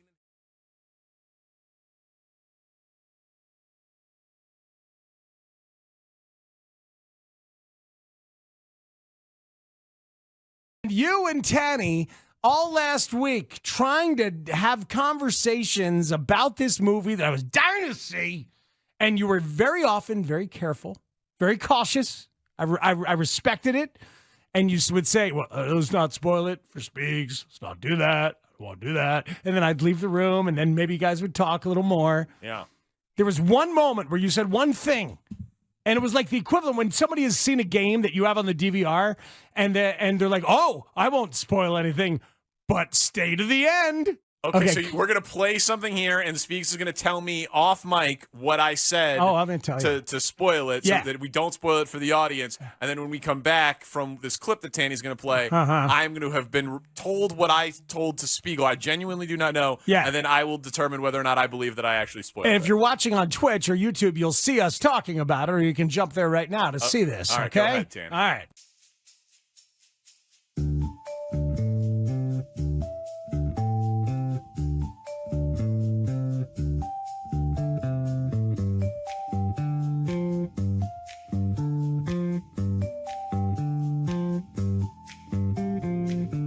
Okay. Yeah. I disagree that it's a spoiler. I'm telling you. I'm saying it. I'm saying No, it. no, I don't think you should. Tanny, I really. can I get some validation? I don't know what it is. Know what it is. It's been a week and a half now, right? The movie's been out for a week and a half. I really don't think you This should is say it. such an innocuous thing. I disagree. I disagree firmly. Well, you want to Okay. tell me in cue while I play the music? Hold on. Yes. Oh, that's ridiculous. Come on. Thank you. Come on, Thank you. Speaks. Thank you. That's not anywhere close to being a spoiler. Yes, it is. No, it's not. And that's why I'm going to say The way he said it, the way he is. I said that on the Friday show right after I saw the movie with Spigs Jesus over here. Christ. I said It was that a reason to see the movie. I'm saying it. I'm saying it. Yes, you said it. Now people will know. Yeah, exactly. We want people to know It's the how way wrong that he you said were. it. It's the way that he said it. I said Robert Downey Jr. is going to win the Oscar. Why are you cringing? How at me? does that spoil the movie? Put your glasses back on, Speaks. It does spoil the movie. Spoil the movie. So you're upset that you went and saw a good performance by Robert Downey Jr.? Oh, no, it was good. It He's was an good. A-list actor. There's a lot of other people that were good, too. Did you want to hate him going into it after hearing what Danny said? No. And all of a sudden you were disappointed No. that he was so awesome in the movie? As long as we're talking about it, All let's the talk about it. criticisms that Here's I've the deal. taken. Here's the deal. Forget it. Here's the deal. Now, this is going to be a spoiler. Telling people right now. No. Yes. You're the bad I'm guy. gonna spoil it. This might be Spieg's definition of a spoiler. No, so it might not be. The bomb goes off. This is 100% a spoiler to indicate to you why that was a spoiler. Okay? No. I don't love it. No. Yeah, I don't love that. No, that's All right, crazy. forget it. Forget it. Okay, yes. All right. Someone who won an Oscar, or who I think could win an Oscar, Yeah. who probably cost 8 figures to get in the movie, has a pivotal role in the movie.